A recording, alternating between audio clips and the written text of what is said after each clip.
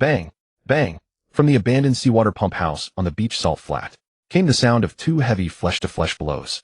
Stutterer, you fucking lighten up, we're here for money, not to kill. Bah! Bah! Bao good, this dumbass hasn't sobered up all night, I'm helping you. Wake him up. A hunchbacked big man with a sycophantic grin stammered while a thin roguish man with long hair twirled a flick knife. Bao good, this guy's been passed out since last night, don't you think? The thin man's voice was sharp.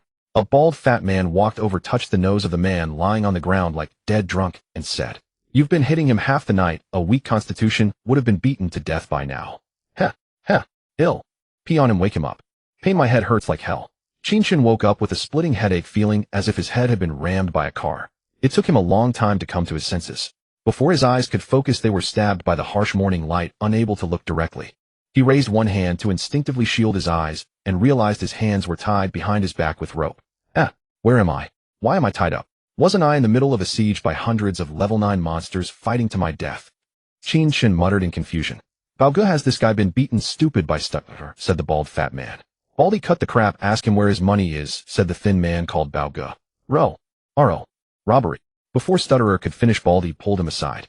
Slap, slap. With his left hand he pulled Qin Chen up to a sitting position, and with his right hand he slapped the side of his face twice with a cleaver to wake him, asking, "Qin Chen, be smart and tell us your bank password. We only want money, not your life." Qin Chen slowly focused his eyes, looked at the bald man in front of him, then at the thin man and Stutterer in the distance, and around the room. Memory slowly retreated 20 years. These three scumbags, having somehow learned that Qin Chen used to be wealthy, took advantage of his drunkenness on his way home to kidnap and extort money.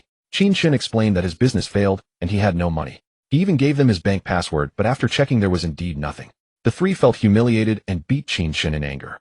Taking advantage of their fatigue and relaxation, Qin Chen turned and plunged into the pump house's seawater outlet, thus surviving. This scene was repeating itself, proving he had been reborn to this exact moment.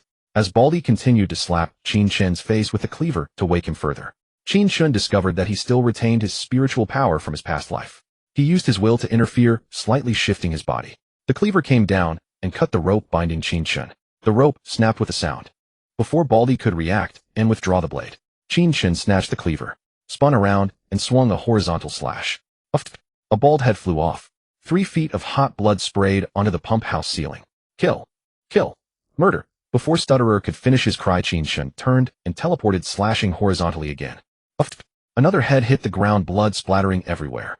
The thin man saw the situation was wrong, turned and ran.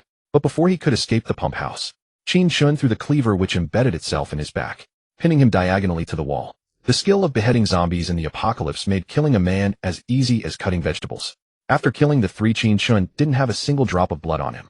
He found his own cracked screen phone on the thin man's body, then threw the 3 corpses into the seawater outlet, cleaned up the scene a bit, and left. Qin Chen did not return to the affordable housing left to him and his younger brother Qin Tao by their parents.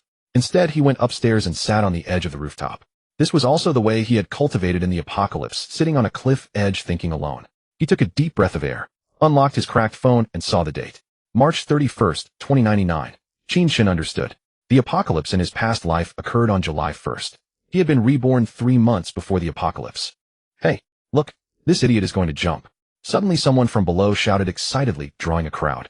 Qin Chen ignored the bastard, but soon a lot of people gathered to watch the excitement.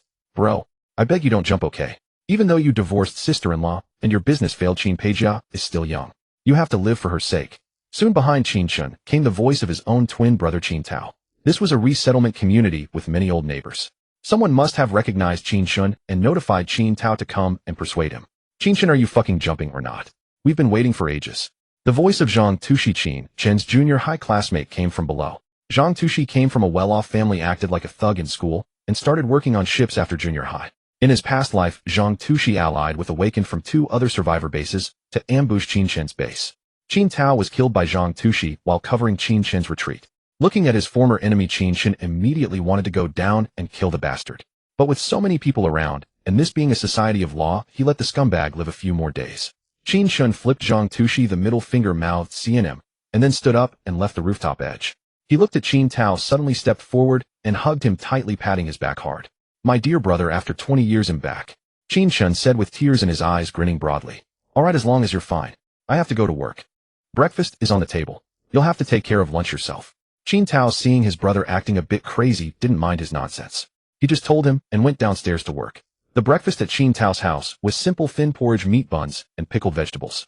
In the apocalypse, survivors would kill for a single sausage. Such a simple breakfast in the middle of the apocalypse could trigger a war among thousands of awakened. After finishing the breakfast in a few bites, Qin Chen went to the balcony and watched the hurried office workers below.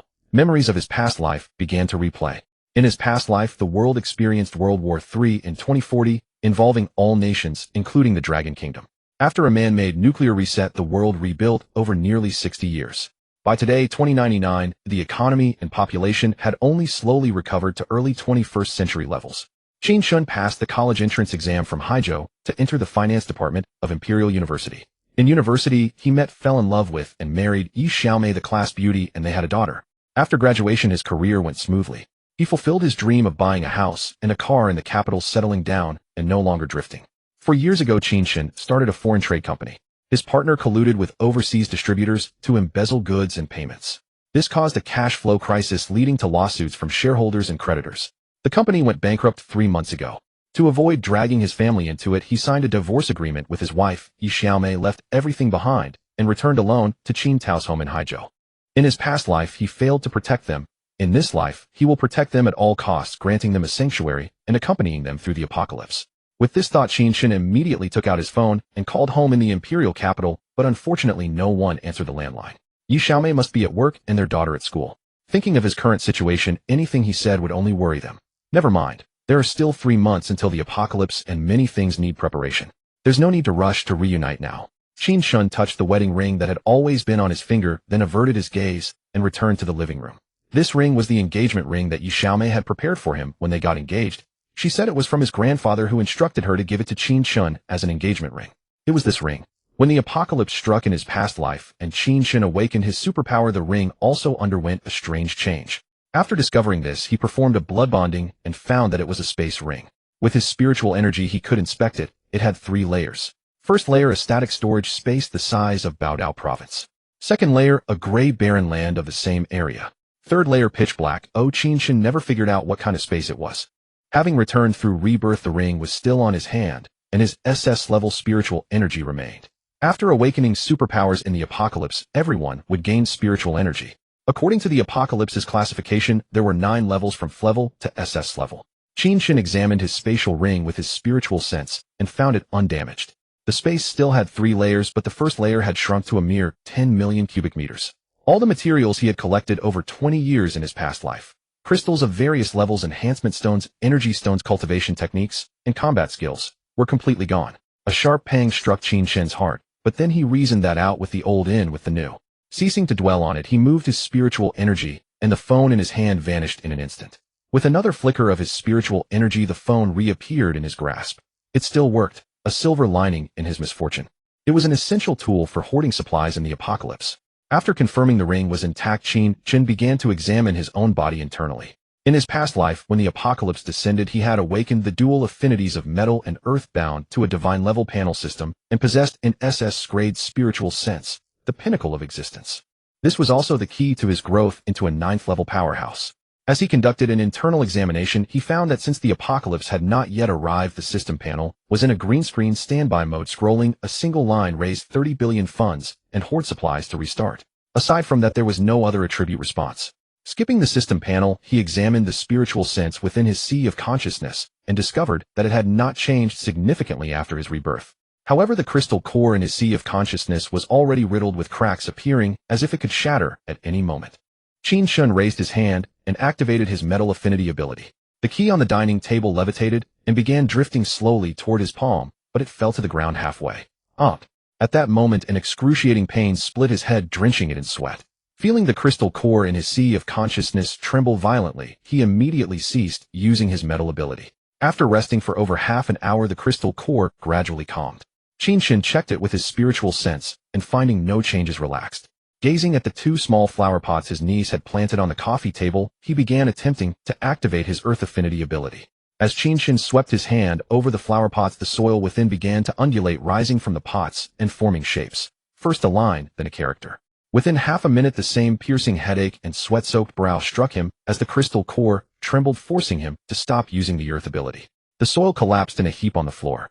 Before his niece returned, Qin Chen hastily restored the flower pots to their original state and began contemplating.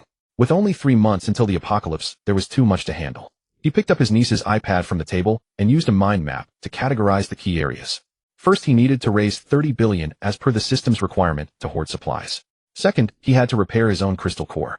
Third, he needed to build a primary bunker. Fourth, he had to gather and prepare his closest family, trusted allies, and divine pets for awakening. After the apocalypse began, survivors could awaken abilities, forming an ability crystal core in their brains. Those who failed to awaken would naturally degenerate into zombies, and their brains would also generate crystal cores. Awakened individuals could kill zombies to obtain crystal cores for evolution and advancement. Awakened beings, zombies, and mutated creatures were all hard to kill unless their brains or hearts were shattered or their crystal cores were completely destroyed. If an awakened person's crystal core fractured, it could be repaired using enhancement stones or primary energy stones. Enhancement stones could only be obtained after the apocalypse began, with a certain chance of being found in the brains of high-level zombies. Energy stones were new resources born from the world's transformation after the apocalypse. They were classified as primary, intermediate, advanced, and supreme. Qin Chen dismissed the idea of enhancement stones. As for primary energy stones, there was still a chance to find them in certain life-forbidden zones after the nuclear holocaust. About 10 primary stones should suffice to repair his current crystal core. Additionally, primary energy stones could aid in awakening. To survive in the apocalypse, he needed to establish a survivor base. Qin Chen planned to construct his primary bunker in the imperial capital, but he could only start excavating and building once his crystal core was repaired using his abilities, and money was still needed for materials. Logically, after the nuclear war, nations should have ramped up shelter construction. However, the economic foundations of all countries were so devastated that they nearly regressed to primitive societies lacking the funds for large-scale projects. Moreover, after this massive nuclear experience, nuclear weapons had disappeared from every nation's military arsenal. On the surface, no one was likely to manufacture such items again to intimidate others. This led to a shortage of large shelters. Consequently, when the apocalypse arrived, the lack of shelters caused massive early deaths among survivors. Hoarding supplies and building the primary bunker required trusted people from start to finish, especially in the early stages. Qin Chen already had a plan for his closest and most reliable allies. After all, during his rise in the apocalypse in his past life, he had learned whom he could trust and whom he could not. In this life, the trustworthy were easy to convince, and the untrustworthy were even easier to exploit. However, Qin Chen found the task of gathering 9th-level divine pets somewhat troublesome. In his past life, all 9th-level divine pets had their own pride and territories scattered across the Dragon Kingdom. These pets all had owners before the apocalypse, making collection difficult. Though perhaps with enough money the trouble would cease to be trouble. Qin Chen swiped his fingers across the iPad deep in thought. The most urgent matter was to hoard 30 billion worth of supplies, as the system demanded. With those supplies, after the apocalypse descended, he could comfortably hide in his bunker, leveling up and fighting monsters for 500 years. Qin Chen continuously added various categories to the supply list on the iPad, terrified of missing anything. Staples, 8 billion meat, 5 billion fruits, 0. 5 billion seafood and dry goods, 1 billion snacks, 0. 2 billion beverages and alcohol, 2 billion condiments, 0. 1 billion daily necessities, 0. 2 billion home appliances, 0. 3 billion clothing and accessories, 0. 2 billion medical equipment and medicine, 0. 5 billion base construction steel and cement, 8 billion base living support facilities, 2 billion combat cold and firearms equipment, 0. 8 billion transportation vehicles, 0. 5 billion basic energy, 1 billion various plant seeds, animal seedlings, films, and cultural books, 0. 5 billion various machinery and equipment, 0. 2 billion. A rough estimate already exceeded 30 billion dragon coins, but it exactly met the system's requirement. To hoard such a massive volume of supplies, he first needed 300 small targets, and what he lacked most right now was money. After his company went bankrupt and he cleared all debts, he had almost nothing left. Otherwise, he wouldn't have returned from the imperial capital to his hometown Haizhou to live off Qingtao. Qin Chen wished he were like the apocalypse rebirth big shots in tomato novels. Either the son of a rich second generation or a third generation selling off a family business or company shares for billions in hoarding funds. Or failing that, learning emergency avoidance from teacher Zhang San and resorting to a zero-cost shopping spree. After the nuclear war, all resource depots in the Dragon Kingdom were heavily guarded, leaving virtually no chance for zero-cost shopping sprees under normal circumstances.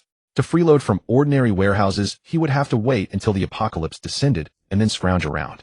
To get money quickly, normally, and conveniently, given the current global economic situation, the stock market was the only option. After the global nuclear war, the world's economy had started from scratch. The Dragon Kingdom stock market had also aligned with international standards, abolishing T1 and the 10, 20, and 30 price limit systems, adopting a T0 trading method instead. A decade ago, global economic organizations had begun preparing to establish a global stock exchange. They had promised to complete the merger of global stock exchanges and the listing of global enterprises by the beginning of the 22nd century, that is, early 2099. Institutions and individuals worldwide could trade any stock from anywhere at any time. Currently, the global stock exchange was set to ring the opening bell on April 1st.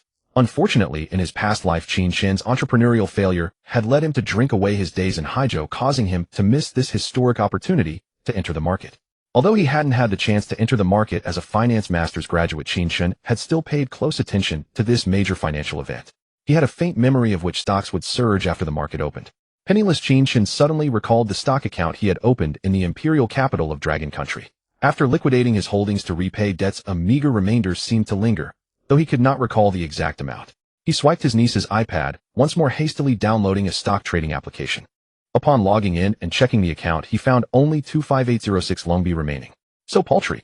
To amass the 30 billion in resources, he would need to multiply this sum over a millionfold.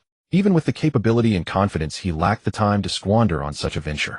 Though the market would open at dawn tomorrow, without capital, one could only stare helplessly at the gambling table. A sigh escaped him. Truly, 30 billion could humble even a 9th-level apocalypse powerhouse. While 20,000 was still money, he could transfer these securities to his bank account and at least purchase 10,000 jean of rice. Qin Chen ceased his musings. Regular folks had already gone to work. The body he had been reborn into, corroded by alcohol, was far too dissipated. He needed to strengthen it through exercise. With that thought, he slipped on his sneakers and set out for a run up the mountain. Qin Chen's home was also Qin Tao's home. It was located in Hosher Town at the foot of Hosher Mountain in Haijiu City. Both of Qin Chen's parents had passed away early.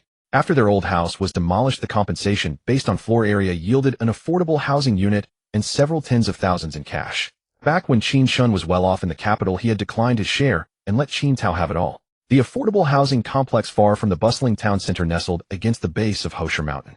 In his past life, he had awakened here and built his foundation from this very spot. He had gathered a band of loyal survivors, waging campaigns far and wide until they grew into the Shenzhou base, a haven for tens of millions. Qin Chen stepped out of his home and within a few paces was beyond the housing complex. After a dozen minutes, he reached the foot of Hosher Mountain and ascended the mountain trail at a run. The path, long neglected, was rugged and broken, but it did not hinder his stride. In another 10 minutes or so, he arrived at the Wangho Pavilion halfway up the mountain. Wangho Pavilion, as its name suggests, was a place to view the monkey, though not a real monkey. Instead, one looked up to see a massive stone about 50 meters tall, standing upright on the cliff's edge. This monkey stone seemed as though it had been cleaved from the precipice by a celestial axe. The monkey stone bore a majestic expression, facing due east, gazing far into the yellow sea, looking down upon the Qinglong River, welcoming the auspicious purple mist from the east. The monkey stone's introduction in the first chapter of Journey to the West. After the apocalypse descended in his past life, this place was overrun by powerful mutated creatures. Qin Chen had never ventured to investigate, even after breaking through to the 9th level. But now a casual glance caught a faint white light flickering in the stone's embrace. He activated his mental energy, conducting a full-spectrum scan of the monkey stone. To his delight, he discovered a basketball-sized primary energy stone cradled within the rock, equivalent to 10 fist-sized primary energy stones. Truly, one might search far and wide only to find the treasure within the monkey stone itself. This could perfectly repair his crystal core. In his past life, a mere wave of his hand would have stored it in his space ring, or he could have used a powerful earth ability to extract the energy stone directly. But not now. At the foot of the mountain ran a highway connecting the city to the Yellow Sea port, and from a distance travelers could clearly see the monkey stone standing on the eastern cliff, gazing eastward at the sea. It was a landmark of the city. Tourist buses passing by would inevitably narrate its story to the passengers. If Qin Chen took it away in broad daylight, someone would surely report him. Without his crystal core restored, he could not sustain his ability long enough to extract the energy stone. He would have to wait until nightfall bore a hole in the monkey stone, reach inside, and absorb the energy from the stone. Standing on Wangho Pavilion, gazing east at the Yellow Sea, he noticed a sudden flash of pink light near the distant islands. This indicated a treasure had appeared there. Such light was visible only to awakened individuals like Qin Chen. With his crystal core unrepaired and his ability not yet advanced to high levels, he could not fly. He had to hurry down the mountain and take a taxi. Half an hour later, at the seaside of Lian Island, a deep-sea fishing boat had returned. The boat captain was unloading baskets of seafood, preparing for on-site trading. Qin Chen caught a glimpse of pink light flickering briefly in one of the baskets. How much for this basket of seafood? Qin Chen stopped the boat captain, pointing at the basket. 5,000 Longbi per basket, regardless of size or type, the captain replied without looking up. Done. He'll take this basket. Qin Chen immediately took out his phone and scanned the payment code. After paying, he carried the basket away as elated as if he had stolen a landmine. Once in a blind spot with no people or surveillance, he waved his hand and stored it in his space ring. The first layer of the ring could not store living things, but these deep-sea catches were packed with crushed ice to keep them chilled. Inside the space ring, he used his mental energy to search through the basket. At the very bottom lay a queen conch. The pearls produced by the queen conch were the Rolls-Royce of the pearl world, the most expensive in the world. With a flicker of his mental power, the queen conch appeared in his hand. Foregoing the use of his ability, he brute-forced open the shell. From within the queen conch, he retrieved a pink pearl the size of a pigeon egg shimmering with a pink glow. Heaven rewards the diligent. Now he had half the capital needed for stock trading. Qin Chen took a taxi directly to the Crystal Pearl Trading Market, a hallmark of Haizhou City. He went straight to the VIP area on the second floor, approached the person in charge, and got down to business. No one looked down on him, no melodrama ensued. The person in charge was knowledgeable. He had never seen such a large pink queen conch pearl before. He offered to buy it at the highest price of this year's market auction center, 5 million. Qin Chen agreed without hesitation, completing the transaction, with one hand exchanging the pearl and the other receiving the payment. He transferred the 5 million which had been in his account for barely 2 minutes into his securities account. After the deal, it was not yet lunchtime. Instead of leaving in a hurry, Qin Chen strolled through the market. Besides trading crystal pearls and other local specialties, the market also gathered antiques and rough stone gambling. As for antiques, after years of slaughter in the apocalypse, Qin Chen had long forgotten the concept of prosperous times collectibles. However, he was quite interested in rough stone gambling. In the end times, treasure hunting relied heavily on earth ability discernment. He stopped at a rough stone stall, using his earth ability to carefully examine the stones.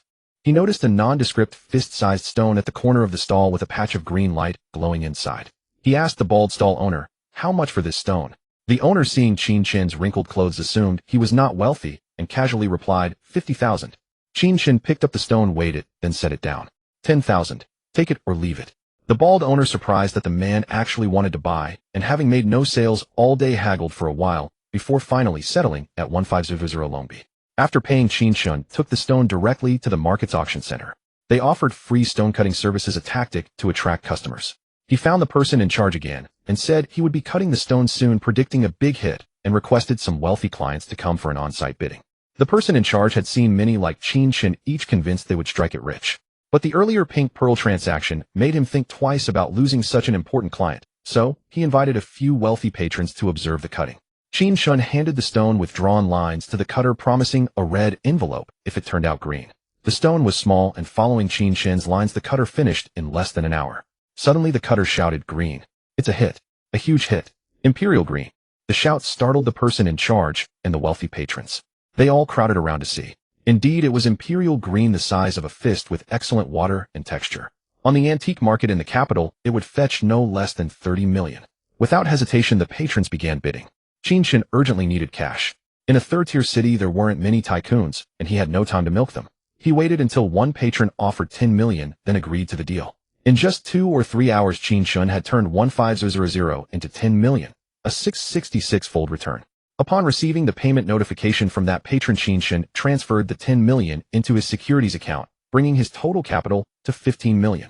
When the stock market opens tomorrow, multiplying it by 2 or 3,000 times would cover all his resource stockpiling. He scanned a red envelope of 288 Longbi to the stone cutter, then left the market and returned to Hosher Town. Chicken head, 8 p.m., a widow's barbecue stall, beer and skewers. Fish head, 8 p.m., a widow's barbecue stall, beer and skewers. Fatty, 8 p.m., a widow's barbecue stall, beer and skewers. And bring along those female classmates who are about to get divorced.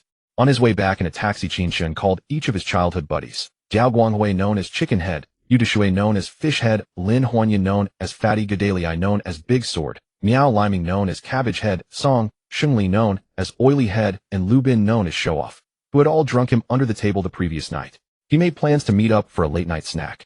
These childhood friends had grown up together, earning themselves a bunch of nicknames. Qin Chen, due to his exceptional talent, was also given the elegant nickname Donkey Head. It had stuck for over 30 years, rolling off the tongue naturally.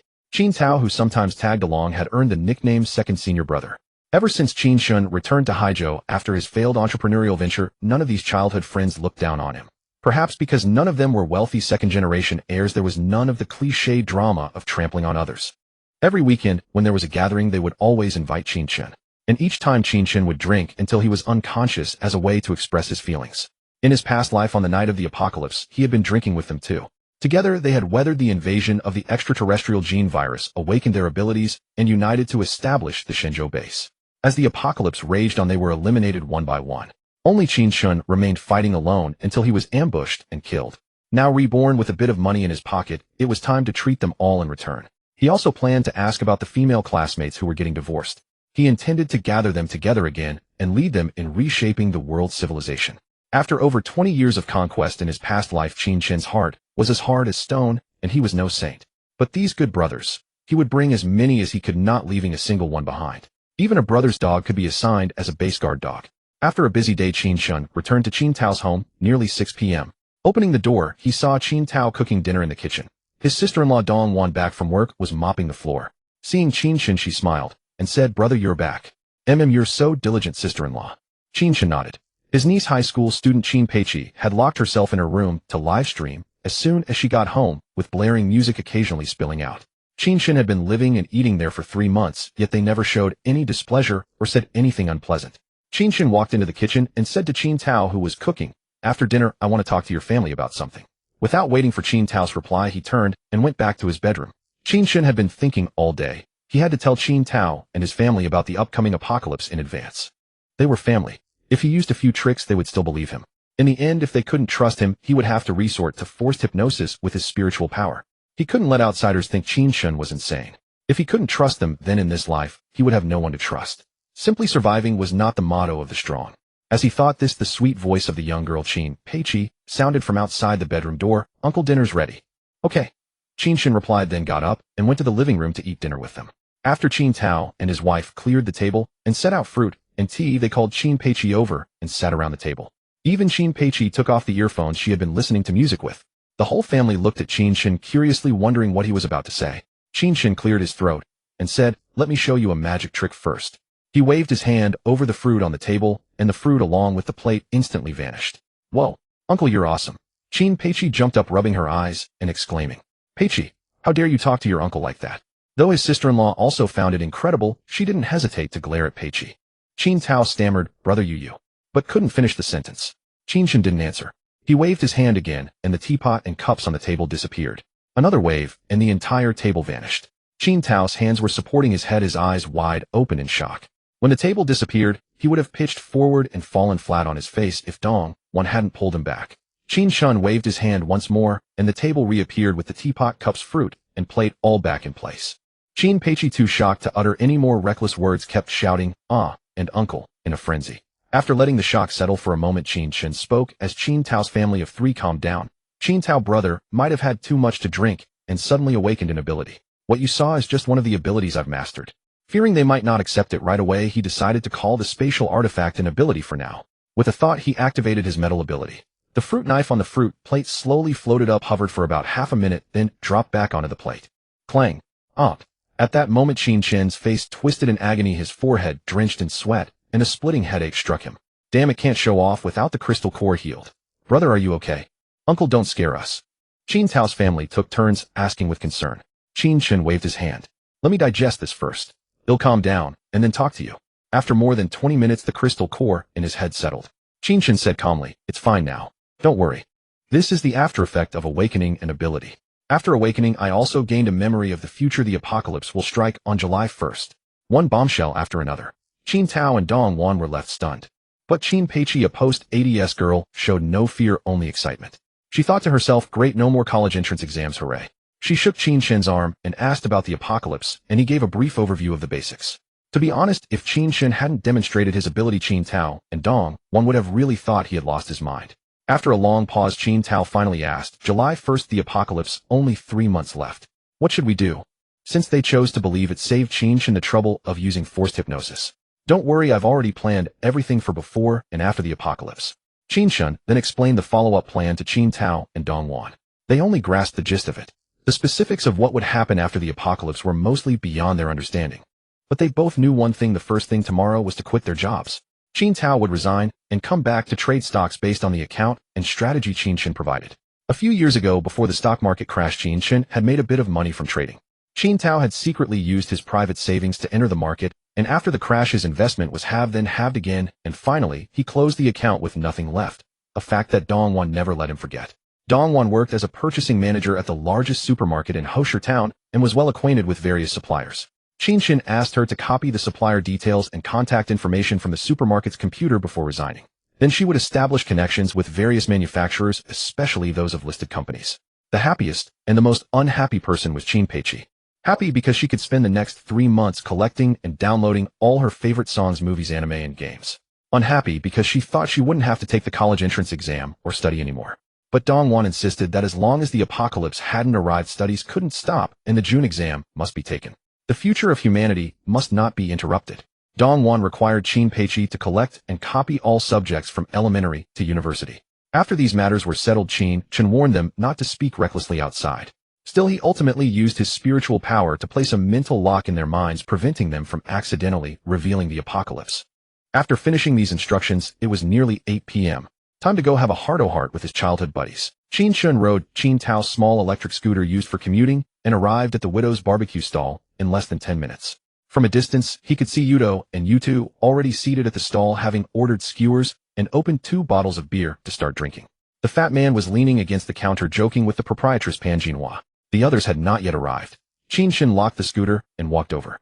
He pulled up a chair, sat down, opened a bottle of beer, and clinked it directly with the bottles of Yudo and Yutu. Good brothers, no words needed, let's down this first one, Qin Chen said, then chugged the entire bottle in one go. I've never been afraid of drinking. Cheers. Yudo and Yutu also picked up their bottles and chugged. Within a few minutes, Jitu Keitu Saobao and Dabiojin also arrived on their electric scooters. If you drink, don't drive, just ride an electric scooter. Once everyone had arrived, the proprietress brought out all the skewers they had ordered. After several bottles of beer, everyone began to talk nonsense. Qin Chen cleared his throat and said, "Brothers, I asked you all to gather today to tell you that in this life, I am going to live anew." Holy shit. That's fucking awesome. Congratulations to Lutu for living anew. They cheered, whistled, and each engaged in their own antics. They all thought that Qin Chen, who had returned from a failed venture in the capital, was emerging from his slump to face life anew, and they sincerely congratulated him, never suspecting that Qin Chen had truly been reborn. I plan to go north to the capital and establish an e-commerce trade base there. Qin Chen continued unhurriedly. I wonder if you brothers can come and help me out. As for salary, benefits, and shares, those can be discussed. All the brothers were married with wives, children, and families, while some were divorced. Leaving their homes and families to follow Qin Chen north to start a business was not a decision to be made lightly. Without offering benefits and painting a rosy picture, it wouldn't work. There were only 3 months left, and too many preparations were needed.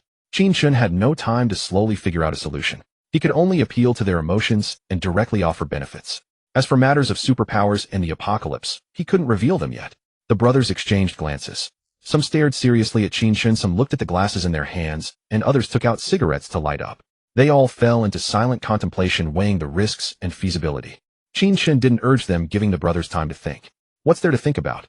I'm single anyway, I want to live anew too. I'll follow Lutu to the capital and make a name for myself. The fat man downed the wine in his glass and shouted. After speaking, he winked proudly at the proprietress, his lewd expression, saying, "Boss lady, come with me to the capital for a life of luxury. Each family that decides to go to the capital will receive 500 yuan as a relocation fee." Qin Chen added fuel to the fire. Haizhou was a third-tier city, and the brothers' incomes weren't high. Working in the factory at Hosher Town Development Zone, they earned only 5,000 or 6,000 yuan a month. 500,000 yuan was what they could earn in 10 years. If he hadn't swindled 15 million yuan today, Qin Chen wouldn't have dared to make such a promise. In the apocalypse, no matter how much money you have, it's just paper. Too rough to even wipe your ass with. Loyalty. Brothers, let's down this. They finished their drinks, agreeing to follow Qin Chen to the capital. This trip to the capital will be long. It's best to bring your families along. They'll rent a few apartments in the neighborhood where I live, so you'll be in the same complex as me. He'll arrange jobs for your families and enroll the kids in new schools. Since no one would call him out for boasting in the apocalypse, Qin Chen continued his spiel. Long live Lutu. Long live Lutu. The brothers cheered joyfully. Before long, Qin Chen had finalized the details of their departure for the capital in the next couple of days. All that remained was to finish their drinks and head home to reassure their families. After the gathering, Qin Chen rode the electric scooter to the foot of Hosher Mountain and locked it up. He took out the steel drill he had prepared earlier, planning to climb Wangho Stone that night to absorb the energy stone and fully repair the crystal core. In less than 10 minutes, Qin Chen arrived at Wangho Pavilion. He climbed up the cliff beside the pavilion, stood on the edge, and lightly leaped forward, landing steadily on the top of the monkey stone. Following the rock face down to the belly of the stone, he secured his body with one hand while pulling out the steel drill with the other. Qin Chen dared only to channel a trace of his earth and metal superpowers to assist the drill in digging. Otherwise, like during the day, the splitting headache would cause him to lose his grip and fall off the cliff, beginning another story. In just a few minutes, he had drilled a hole as wide as an arm and over half a meter deep, revealing the faintly glowing red energy stone inside. It was just big enough to fit his arm inside, yet the effort left him drenched in sweat. Switching hands to secure his grip on the cliff, he positioned himself comfortably and reached his other hand into the hole. The moment his hand touched the energy stone, Qin Chen felt such relief, he wanted to moan. He controlled the energy within the stone, channeling it slowly along his arm toward the crystal core in his brain. The energy enveloped the cracks on the crystal core, gradually beginning to repair them. It wasn't until the first rays of red sunrise appeared on the distant horizon, where sea and sky met, that Qin Chen finished the repair. He withdrew his arm from the hole. The energy stone inside, after a night of absorption, had turned into a pile of stone dust. Qin Chen used his spiritual sense to inspect the crystal core in his mind, and found it perfectly restored. The core shimmered with the light of two superpowers, gray and red. Overjoyed, Qin Chen let out a refreshing long howl that startled the wild birds in the mountains into chaotic flight. Only then did he notice that the pores of this past life body had exuded a large amount of black sticky substance, clinging unpleasantly to his skin. He needed to go back and wash it off quickly. Qin Chen released his grip on the rock and executed a backflip, landing as softly as a fallen leaf on the roof of Wangho Pavilion. Looking at the steel drill in his hand, he activated his metal superpower, causing the drill to slowly soften and condense. In a moment, it turned into a walnut-sized silver steel ball, then morphed into a miniature version of the monkey stone, complete with a nose and eyes. It then transformed into a triangular military spike. He toyed with it, testing its sharpness and hardness. Finally, it reverted to a silver steel ball, which he casually tossed into his spatial ring. Boom! The scattered rubble beneath the cliff was manipulated by Qin Chen's earth superpower, merging midair into a single massive boulder that crashed to the ground, sending a ring of dust and air waves splashing outward. Qin Chen waved his hand, and his earth superpower swept over the boulder again, causing it to slowly flow like water and turn into a layer of sand and soil. Withdrawing his hand, he gazed at the distant sea and sky and murmured, "Apocalypse tremble. I have arrived." Looking at the sky, Qin Chen, having indulged in enough reflection, jumped down from Wangho Pavilion. He immediately activated his earth superpower, sinking into the ground for a swift earth slide, gliding straight to the foot of the mountain. He rode the electric scooter back to town and bought breakfast along the way. Returning to Qin Tao's home, he prepared the day's agenda. On April 1st, the global stock exchange rang its opening bell at 8 a.m. With a 20-hour trading day and a market closure from 4 a.m. to 8 a.m. It seamlessly encompassed the trading hours of stock exchanges worldwide, synchronizing with the forex, oil, and metal futures markets. Qin Chen entered and set down breakfast. Since the Qin Tao family had not yet risen, he went to the bedroom to fetch a change of clothes, then headed to the bathroom to freshen up. After showering, he dressed and took a few bites of breakfast. He picked up Qin Paiqi's iPad from the table, opened the global stock trading app, and began browsing the over 100 stocks from around the world that were about to be listed. These stocks all operated under a T0 two-way trading model with no price limits, though a suspension of 15 minutes would be triggered if a stock rose too sharply to cool speculative fervor. The trading systems of each country's original stock exchanges had been merged and connected with the global exchanges system, eliminating any interface delays or time zone lags. Retail investors could use whichever trading system they preferred, making it convenient for market makers to harvest them globally at any time. All order book prices were quoted in international currency. 60 years ago, the global nuclear devastation was triggered by the collapse of the world economy, caused by the rampant devaluation of the U.S. dollar, which had become as worthless as paper. After the reconstruction following the nuclear holocaust, world leaders agreed to introduce an international currency to stabilize the global economy and foster development. Retail investors need not worry about the exchange rate between their national currency and the international currency, as the trading system would automatically handle the conversion. On domestic trading software, the prices displayed were already converted from international currency back to the local currency. This had been explained to retail investors worldwide via the internet before the global exchange's listing. Withdrawals after selling stocks were also instantaneous. This was why Qin Chen, after his rebirth, could simply use his original securities account opened in the capital without needing to open a new one. He could withdraw his profits at any time to purchase and stockpile supplies. Qin Chen felt that without his past life memories, picking out the stocks that would surge on the very first day from over 100 options would be no easy feat. With a thought, he summoned his memories from his previous life. From those memories, he retrieved 3 Longwa stocks that would soar on April 1st, stock code 800-000-1766 Longwa Shinch, stock code 800-000-1186 Longwa Taijian, stock code 800-000-83 31 Longhua Zhongtai. The stock codes were no longer the 6-digit numbers of his past life, but 10-digit codes used by the global exchange. In his previous life, Qin Chen had studied at Longhua University's finance department, majoring in international economics and trade. After graduation, he did not enter the financial industry, but instead focused on foreign trade. He had a good understanding of trade with the U.S., Britain, and other countries, but had not deeply studied the stock market, only dabbling in Longhua stocks as a casual investor. Back when he first entered the stock market, he had spent some time researching and understanding Longhua's listed companies. This time around, 500 Longhua stocks were included in the global exchange.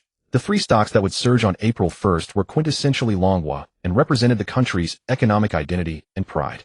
After the global nuclear devastation, Longhua had shouldered the heavy responsibility of global reconstruction.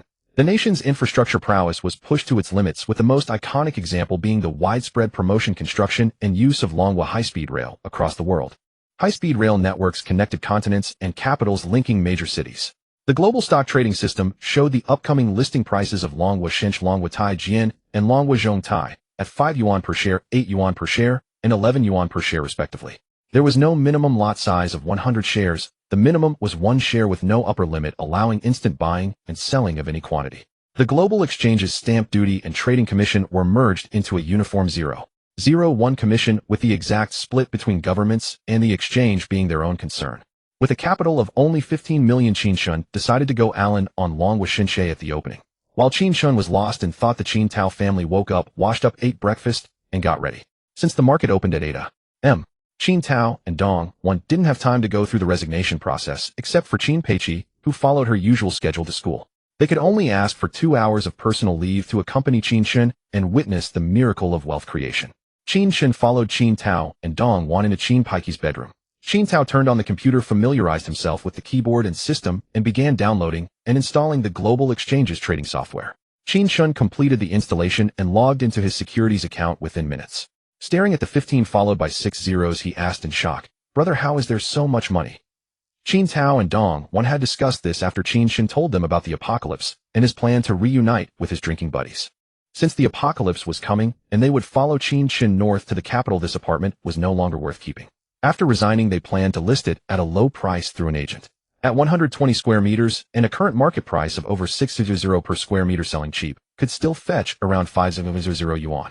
They intended to use that money, max out their credit cards from various banks, and borrow from all available lending platforms. They could scrape together 2 million to stockpile supplies. As for going Allen on stocks, they didn't have the nerve. Qin Chen briefly explained the origin of this stock to Qin Tao and Dong Wan, leaving them stunned for a long while. It was utterly absurd beyond belief. Opening auction bidding was about to start at 755. Qin Chen had no time to let Qin Tao and Dong Wan's minds wander further. He directly told Qin Tao, "I'll command you execute. Don't ask why during the process." Qin Tao nodded, "Okay, understood. Open the market page. Enter stock codes 800 000 1766 Longhua Shinch, 800 000 1186 Longhua Tai Jian, and 800 0008 31 Longhua Zhongtai, and add them to the watch list. Wait for the auction to open." Qin Chen began issuing instructions. Received. Qin Tao replied, his chubby fingers flying across the keyboard. In less than a minute, he had finished, his hands poised over the keyboard, ready for Qin Chen's next command. Qin Tao's mind was average, but his execution was excellent. He always followed his older brother's lead without question. This was why Qin Chen felt comfortable revealing the impending apocalypse to him. At 755, the global exchange's live stream showed the opening auction officially commencing as leaders from multiple countries jointly struck the bell. Over 100 stocks immediately began fluctuating in the market column, their bids constantly changing. The 3 stocks representing Longhua's economic identity, Longhua Shinch, Longhua Tai Jian, and Longhua Zhongtai, led the charge, rising from their issue prices and all gaining 10 within less than a minute. Longhua Tai Jian and Longhua Zhongtai began to consolidate sideways, indicating that the tug-of war between bulls and bears was nearly over. Longhua Shinch, however, continued its snail-like upward crawl, clearly being accumulated by institutions. As a large-cap stock, it wouldn't take off immediately during the auction, but it was already flying quite high. But according to his past life memories, the world had underestimated the market's enthusiasm and the greed of global financial tycoons. Qin Tao waited anxiously, but even as the 5 minutes neared its end, he received no command from Qin Chen. Longhua Shinch's bid was at 6.5 yuan per share, up 30. Longhua Tai Jian was at 8.96 yuan per share, up 20. Longhua Zhongtai was at 12.16 yuan per share, up 10.5. At 800, the 3 stocks officially opened at these prices. Qin Chen had decided from the start to go all-in on long with Qin, but not during the auction. He would wait for a brief 1-minute dip right after the opening to buy the dip at a low price. Qin Tao set a limit order for long with Qin at 6 yuan per share, full position, go long all-in. Qin Chen gave the order urgently. Qin Tao didn't even respond. His chubby hands flew across the keyboard again. Order placed, waiting for execution. All filled. Within a minute too. 5 million shares of long with Qin were completely filled at 6 yuan per share, and it began its upward journey. This was the global stock market with enormous trading volumes.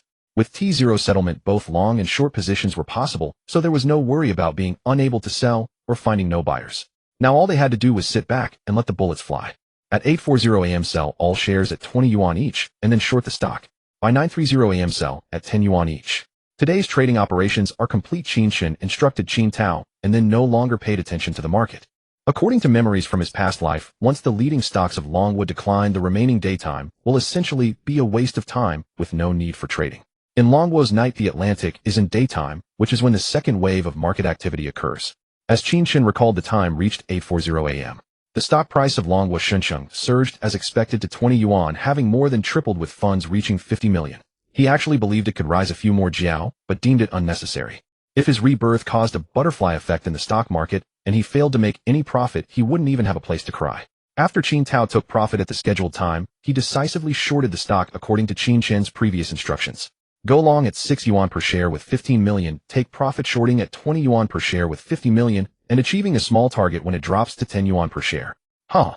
Wow. We've struck it rich. Qin Tao exclaimed while calculating with a calculator. Alright. After achieving a small target, withdraw 20 million and transfer it to the bank. You two should go finish your resignation procedures at the company, and then prepare for the trip north and the evening trading. Qin Chen ignored Qin Tao's excitement and continued, based on memories from my past life, there will only be 2 harvesting opportunities in the global stock market today, one during the day and one at night. Other stocks have no operational viability, and I still have a significant gap to my target of 30 billion in stockpiling. The later market trends are also lukewarm, making it difficult to meet the demand for quickly accumulating funds for stockpiling. Starting tomorrow, I will adopt the trading strategies of the stock market master from my past life to create momentum. Qin Chen's plan to liquidate 30 billion again shattered Qin Tao's proud little heart. 300 billion. So much. Creating momentum. What does that mean? However, this did not stop Qin Tao from looking confused and unable to comprehend. Sister-in-law, it's time for you to showcase your talents in the upcoming momentum creation. Ignoring Qin Tao, Qin Chen spoke to Dongwan. How should I cooperate? Dongwan exclaimed instinctively. Before we talk, you should first look over the 300 billion inventory list to understand it better. Qin Chen said, casually handing the IP80 containing the 300 billion details to Dongwan. Dongwan took the IP80 to review the details, and Qin Tao leaned in to look as well. It took Dongwan a while to finish reviewing. Qin Tao kept gasping beside her, wow, so much. Bye, I love it. This is the purpose of why I had you copy the supplier details when you quit yesterday. Now if the second wave of market activity before midnight can be harvested, the funds will reach 400 million long coins. Withdraw 100 million as a deposit for the procurement contract with the listed companies involved, and use the remaining 300 million to fully buy the stocks of these listed companies, waiting for them to announce major procurement contracts which would drive prices up and allow for profit taking. Finally, we will pay the balance based on the delivery progress. Qin Chen explained slowly. Doesn't this violate the global stock exchange's securities laws? Dongwan asked with concern. It's a gray area difficult to define. Even if it's classified as a violation of global securities laws, we can still appeal, and by the time the appeal period is over, the apocalypse will have arrived. When the apocalypse comes, all laws will cease to exist, and no one will care about this matter anymore. Qin Chen shrugged and said. In his past life, Qin Chen founded an international trade company, and to reduce some troubles, he often watched videos of the lawless Zhang San to learn about legal matters, knowing how to urgently avoid risks. Such a large-scale procurement announced publicly, if the apocalypse really comes, isn't it telling everyone that we have supplies, and they will come to snatch them? Qin Tao said, feeling a bit apprehensive. Haha, just see who dares. As Qin Chen spoke, he touched his spatial ring, and with a mental command, a silver steel ball the size of a duck egg appeared in his hand. With a gentle grip, the steel ball turned into steel powder, spilling from his hand onto the ground. With his ability activated, the steel powder floated up and quickly formed into a 3-edged military dagger. Qin Chen flicked it with a flourish and tossed it into the spatial ring. Although Qin Chen's crystal nucleus had been repaired and his level restored to level 2, this was still before the apocalypse arrived. To be honest, there was truly no one who could fight in the entire world. With the arrival of the apocalypse, he had many advantages over ordinary awakeners, and he believed no one would level up faster than him. Seeing this, Qin Tao exclaimed in surprise, bro, has the after effect of your ability disappeared? Qin Chen fabricated a story that his crystal nucleus repair was cured by an energy stone and briefly explained it to them. Then I'm not afraid we can take bolder steps now. Ah, that's great. Qin Tao chuckled. Meanwhile, Dong-Won was not idle checking on her phone while adding the listed companies she knew to the inventory details on the IP-AD. Bro, I filled in most of the corresponding listed companies, only missing contact details. Among them, there are 2 listed companies corresponding to the supplies. One is Rishing Photovoltaic, which can meet the procurement requirements for photovoltaic facilities. The other is Kong Kong Pharmaceutical, which can meet the needs for antibiotics, cold medicine, fever reducers, burn ointments, frostbite medicines, and all kinds of medical treatment devices, as well as the entire set of medical research equipment. Both companies have a market value just over 10 billion, making them easy targets for price manipulation. A 100 million prepayment corresponds to a 500 million sales contract, accounting for more than 5 of last year's annual revenue, which is a major procurement contract that needs to be announced in a timely manner. I looked at the turnover rate of these 2 stocks today, and it reached 100 in just 1 hour. With 20 hours of trading globally, it could reach a turnover rate of 500, 1000. Preemptively arranging a hidden position of 400,500 million should be manageable in a short time. Hometown Enterprises have acquaintances, and we can finalize the contracts in just 1 day. Dong-Won reported on her responsibilities. Procurement professionals are indeed different. They can clarify everything in no time. Very good, excellent. Qin Chen felt that this procurement was successfully finding the right people, which would greatly save him time and effort. Drop, hurry up, and drop. As Qin Tao prayed while watching the funds on the account slowly approach a small target, the time also reached 9:30 a.m. Bro, it hit 10 yuan, I've taken my profit. As soon as Qin Tao finished speaking, he began frantically clearing his positions, and within 2 minutes, everything was completed. Stock account fund balance, 100 million. Qin Tao looked at the solid small target in this fund column, feeling a bit dreamy. In just an hour and a half, he achieved a wealth dream that ordinary people could not realize in a lifetime. Qin Tao, feeling delighted, thought at this rate of increase reaching 30 billion would only require 5 or 6 stocks, which is just a matter of a week. It's not that difficult. I've also been busy, he said. Bro, I've withdrawn 20 million and transferred it to my bank card. Now, let's head to the company to process our resignations. After saying this, Qin Tao closed the computer and prepared to leave. Wait a few minutes and bring over your bank cards, Qin Chen said. After receiving the bank cards from the 2, Qin Chen transferred 5 million to each of them. I've transferred 5 million to each of you. Qin Tao, once you resign, go straight to the city and rent a few high displacement SUVs. Make sure they can really go off-road, not just any SUV. Dong-Won, after you resign and copy the data, go with Qin Tao to the car rental place and rent a luxury car of your choice for negotiating the procurement contracts. The contract will be under my international trade company in the capital. Although the company entity has closed down, it hasn't been deregistered yet. A business license, official seal, and contract seal are all in my suitcase. Just take them for now. The delivery address for the supplies shall be filled in as Tongtian Prefecture in the capital. The contract must stipulate that our side's information cannot be disclosed during the announcement. It must also stipulate a breach penalty of 10 times the contract amount in the contract. Qin Chen continued to explain a few details to Qin Tao and Dong-Won. Concealing information to avoid unnecessary trouble is crucial. If possible, it's best to stay low-key. Don't ask why we are renting cars. The answer is emergency risk avoidance. When the apocalypse arrives, it is considered force majeure. Who am I supposed to find to fulfill the contract? After Qin Tao and Dong-Won left, Qin Chen began contacting the brothers he had tricked yesterday. He called them one by one, saying they would gather again at Widow Pan's barbecue stall at noon. Taking advantage of the remaining time, Qin Chen organized the various matters that needed preparation. The funds for stockpiling supplies should be manageable through Qin Tao's stock market operations if nothing unexpected happens. The procurement of ordinary goods by Dong-Won would also not be a problem. After the apocalypse begins, during the low-level stage of ability awakening, conventional firearms can still play a significant role, and equipping the base personnel will greatly increase survival rates. The Dragon Kingdom prohibits the sale of firearms, so it's impossible to obtain them domestically. They would have to go overseas. He wasn't sure if he had time to reach the eastern coast of the Pacific Ocean, or otherwise he could only visit the American base on the small island nation and engage in a bit of looting. Ordinary cold weapons, such as Tongdao choppers, horse-slaying blades, axes, saws, crossbows, military bayonets, and daggers, could be procured from domestic enterprises by offering higher prices. However, the large quantity might cause trouble and raise suspicion. At worst, he could buy some special steel reserves and, using his ability, painstakingly forge each weapon himself. The critical issue of oil and gas could be solved by taking a trip to international waters. After the apocalypse, the 9th-level powerhouses in major survivor bases were all proud and difficult to tame. Even if he revealed the apocalypse information in advance, it might not be enough to convince and recruit them. Qin Chen decided to give them certain material support during the early stages of the apocalypse to fatten them up, then harvest them all at once later. As for the powerful mutant creatures that could enhance ability, talent, and upgrade after the apocalypse, it would be better to gather them in advance and search for them after the apocalypse begins. He was afraid he wouldn't have the time and energy. The Jade Maiden Peach of Huawa Mountain, the Blood Ginseng Fruit of Tai Mountain, the Phoenix Tree Fruit of Taiying Mountain, and the Munjushri Walnut of Wutai Mountain. These were all fruits borne by powerful, 9th-level mutant creatures after their mutation. They were priceless treasures for upgrading, comprehending the Tao, and showing off to impress others. It would be wise to gather the few divine beasts of Shinjo before the apocalypse. Raising them as pets for his daughter Qin Peijiao would be nice. The turtle released in Daming Lake of Dongshan Jibei would become the mysterious turtle of the apocalypse. A pair of fire turkeys from a wild game restaurant next to the wild park in Bianzhou would become the celestial fire red phoenix, and the earth fire black phoenix of the apocalypse. The slim dog from the underground racing at Nankai City would become the three-headed hellhound. The fortune-bringing Persian white cat on the front desk of the Diyun Crosstalk Theater at Daida Tianqiao would become the wind and thunder white tiger. The red koi in a well of a farmhouse by Jinhai Lake in Daidu would become the abyss candle dragon of the apocalypse. These were not secrets in the apocalypse, and Qin Chen was well aware of them. Except for Huawa Mountain and Haizhou, the others could be collected along the way north to Daidu by taking a slight detour, spending some time, and paying enough money. In his past life, the underground base was built and Haizhou established through careful survival. Having been reborn in this life with the goal of reshaping the hope of human civilization, he must develop rapidly and conspicuously rather than starting from Haizhou and grinding through novice villages one by one. This decided that Qin Chen would build the base in Daidu. He would start making arrangements upon arriving in Daidu.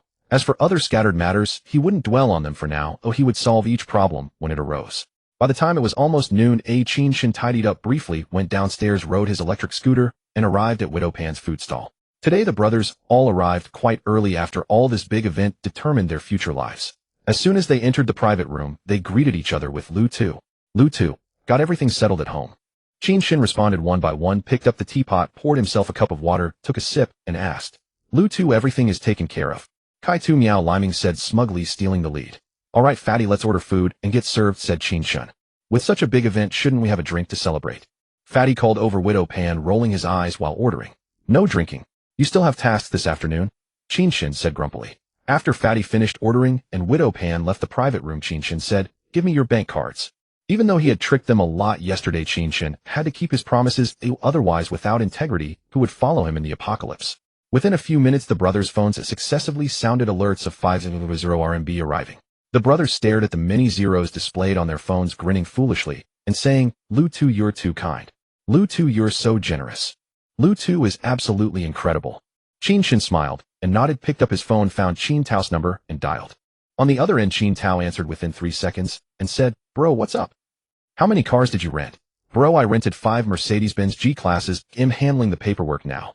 Alright, add 3 more. Fatty and the others are having lunch with me. After we finish, you'll send them to you to drive the cars back. That way each of you can have one.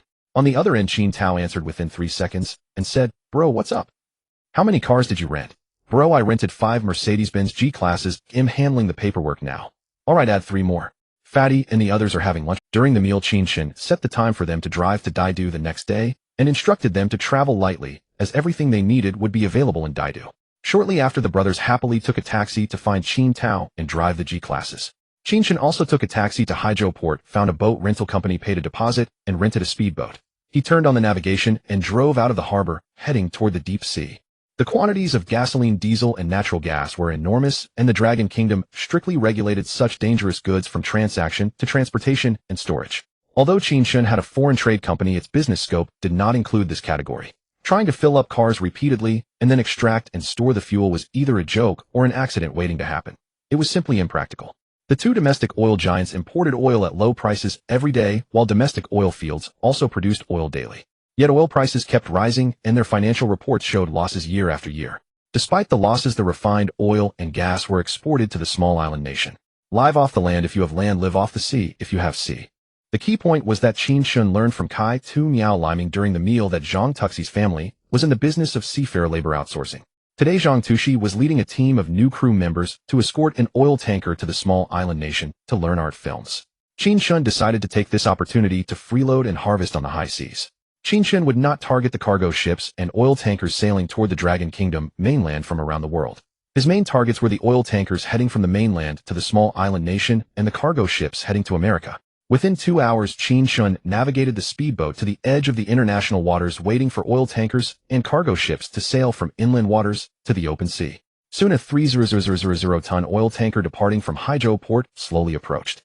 Qin Chen's spiritual energy stirred. A triangular military bayonet appeared in the air. Qin Chen lightly leaped onto the bayonet, activated his metal element ability, and flew on the sword to hover above the oil tanker. Scanning the tanker with his spiritual sense, he found over 30 crew members. Qin Chen was very lucky. In the crew quarters, he spotted Zhang Tushi lying on the bed, watching a small island movie. With a slight tremor of his SS-level spiritual power, he instantly knocked unconscious all 30-plus crew members, including Zhang Tushi. Only then did Qin Chen land on the tanker and lower the lifeboat. He found each crew member one by one and threw them into the lifeboat. He also fetched some water and dry food from the tanker and placed them in the lifeboat just in case. After finishing all this, he waved his hand, and the 3,000-ton oil tanker vanished from the sea surface. Carrying the unconscious Zhang Tushi, he landed on the speedboat and nudged him awake with his foot. The awakened Zhang Tushi looked around dazedly at the environment and Qin Chen. "How is it you? How did I end up here?" "Awake. Our grudges from past and present lives will be wiped clean after I send you off." Without waiting for Zhang Tuxi's reply, Qin Chen activated his metal element ability to control the triangular bayonet, which pierced directly through Zhang Tuxi's terrified, gaping mouth from the forehead, exiting through the back of his head, spraying a mist of blood. Before the blood mist could spread and Zhang Tushi could fall, Qin Chen stored him in the second layer space, dug a pit, and buried him. "I, Qin Chen, am a man of integrity. I kill and I bury." Over the next 3+ hours, Qin Chen acquired 2 more 3,000-ton gasoline tankers, 2 2,000-ton diesel tankers, 1 2,000-ton LNG carrier, and 5 1,000-ton container ships. The container ships were all bound for the USA, carrying mostly seasonal footwear and apparel, daily necessities, small appliances, furniture, mobile phones, computers, and decoration materials, covering almost every aspect of daily life. For a 5,000 by 500 by 400 spatial ring with a 1 billion cubic meter capacity, per layer storing a dozen 333 by 60 by 50 ton oil tankers was a piece of cake.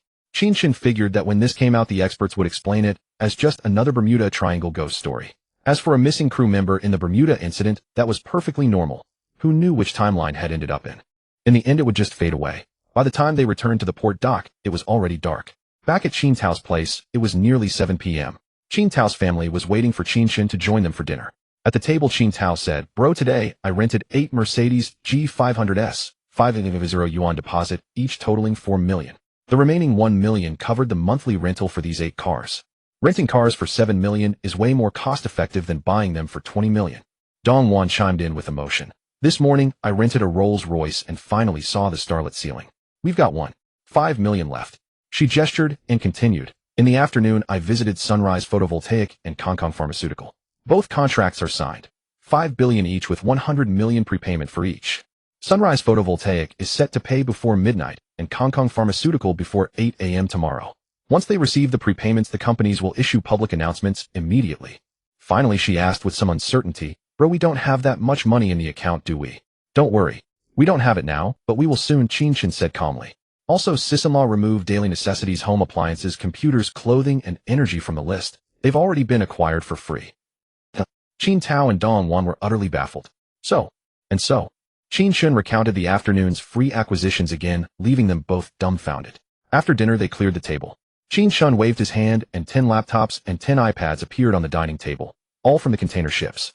Keeping 2 of each, he let Qin Peiqi take the rest to complete her task of collecting and downloading. In the post-apocalyptic base, no one was idle. Even the police dogs brought from the village had to catch rats. Qin Chen quickly set up 2 computers, installing the operating system and trading software. By the time he finished, it was 9 p.m. From this moment on, the real carnival of global stock markets began. Although Qin Chen hadn't studied listed companies in other countries extensively, he knew the global financial titan Goldman Sachs International. The biggest beneficiaries of this new global stock exchange were these financial brokerage oligarchs. It was an absolute boon for them. Goldman Sachs International had been lukewarm since daytime, not because it wasn't rising, but because international hot money was still accumulating shares. Only with enough chips could it take off.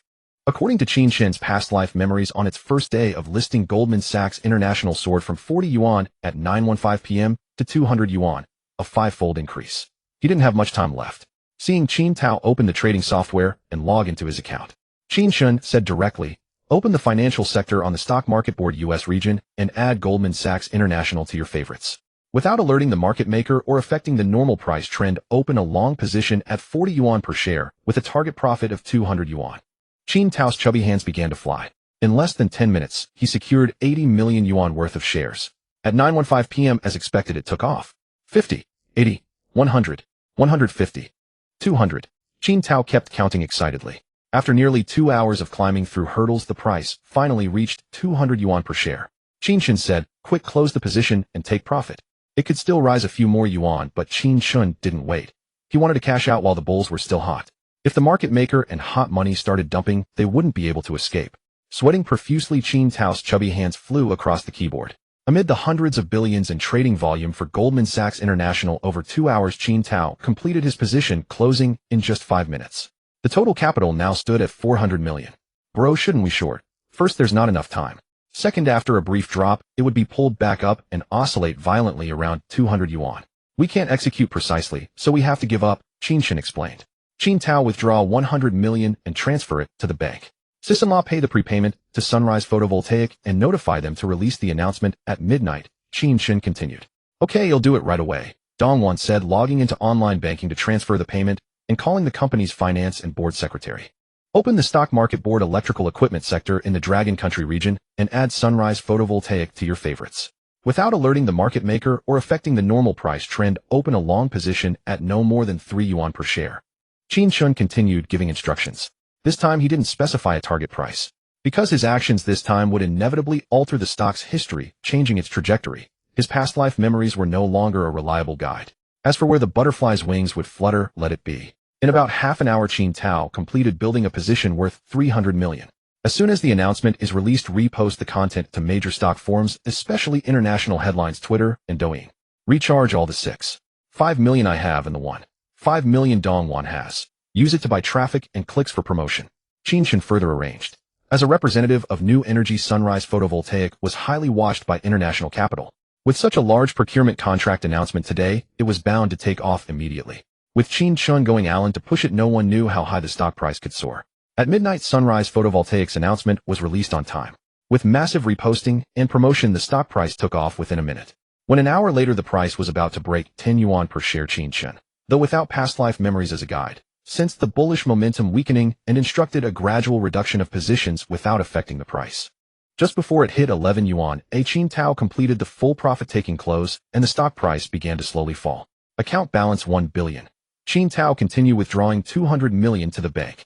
SSS-level pay the 100 million prepayment to Kong Pharmaceutical before the market opens at 8 a.m. Qin Tao used the remaining 800 million to build a long position in Kong Pharmaceutical at no more than 5 yuan per share before the market closes at 4 a.m. 500 million for the layout, 300 million as a reserve. After receiving their confirmations, Qin Chen took out his phone and transferred 25 million yuan to each of their personal bank accounts. He told them to use it flexibly, keeping 50 million for himself. Qin Tao completed the position building in an hour. With his SS-level spiritual power, Qin Chen could stay awake for days. But Qin Tao and Dongwan were still ordinary people. It was nearly 3 a.m., and they couldn't hold on any longer. So he told them to set alarms and rest.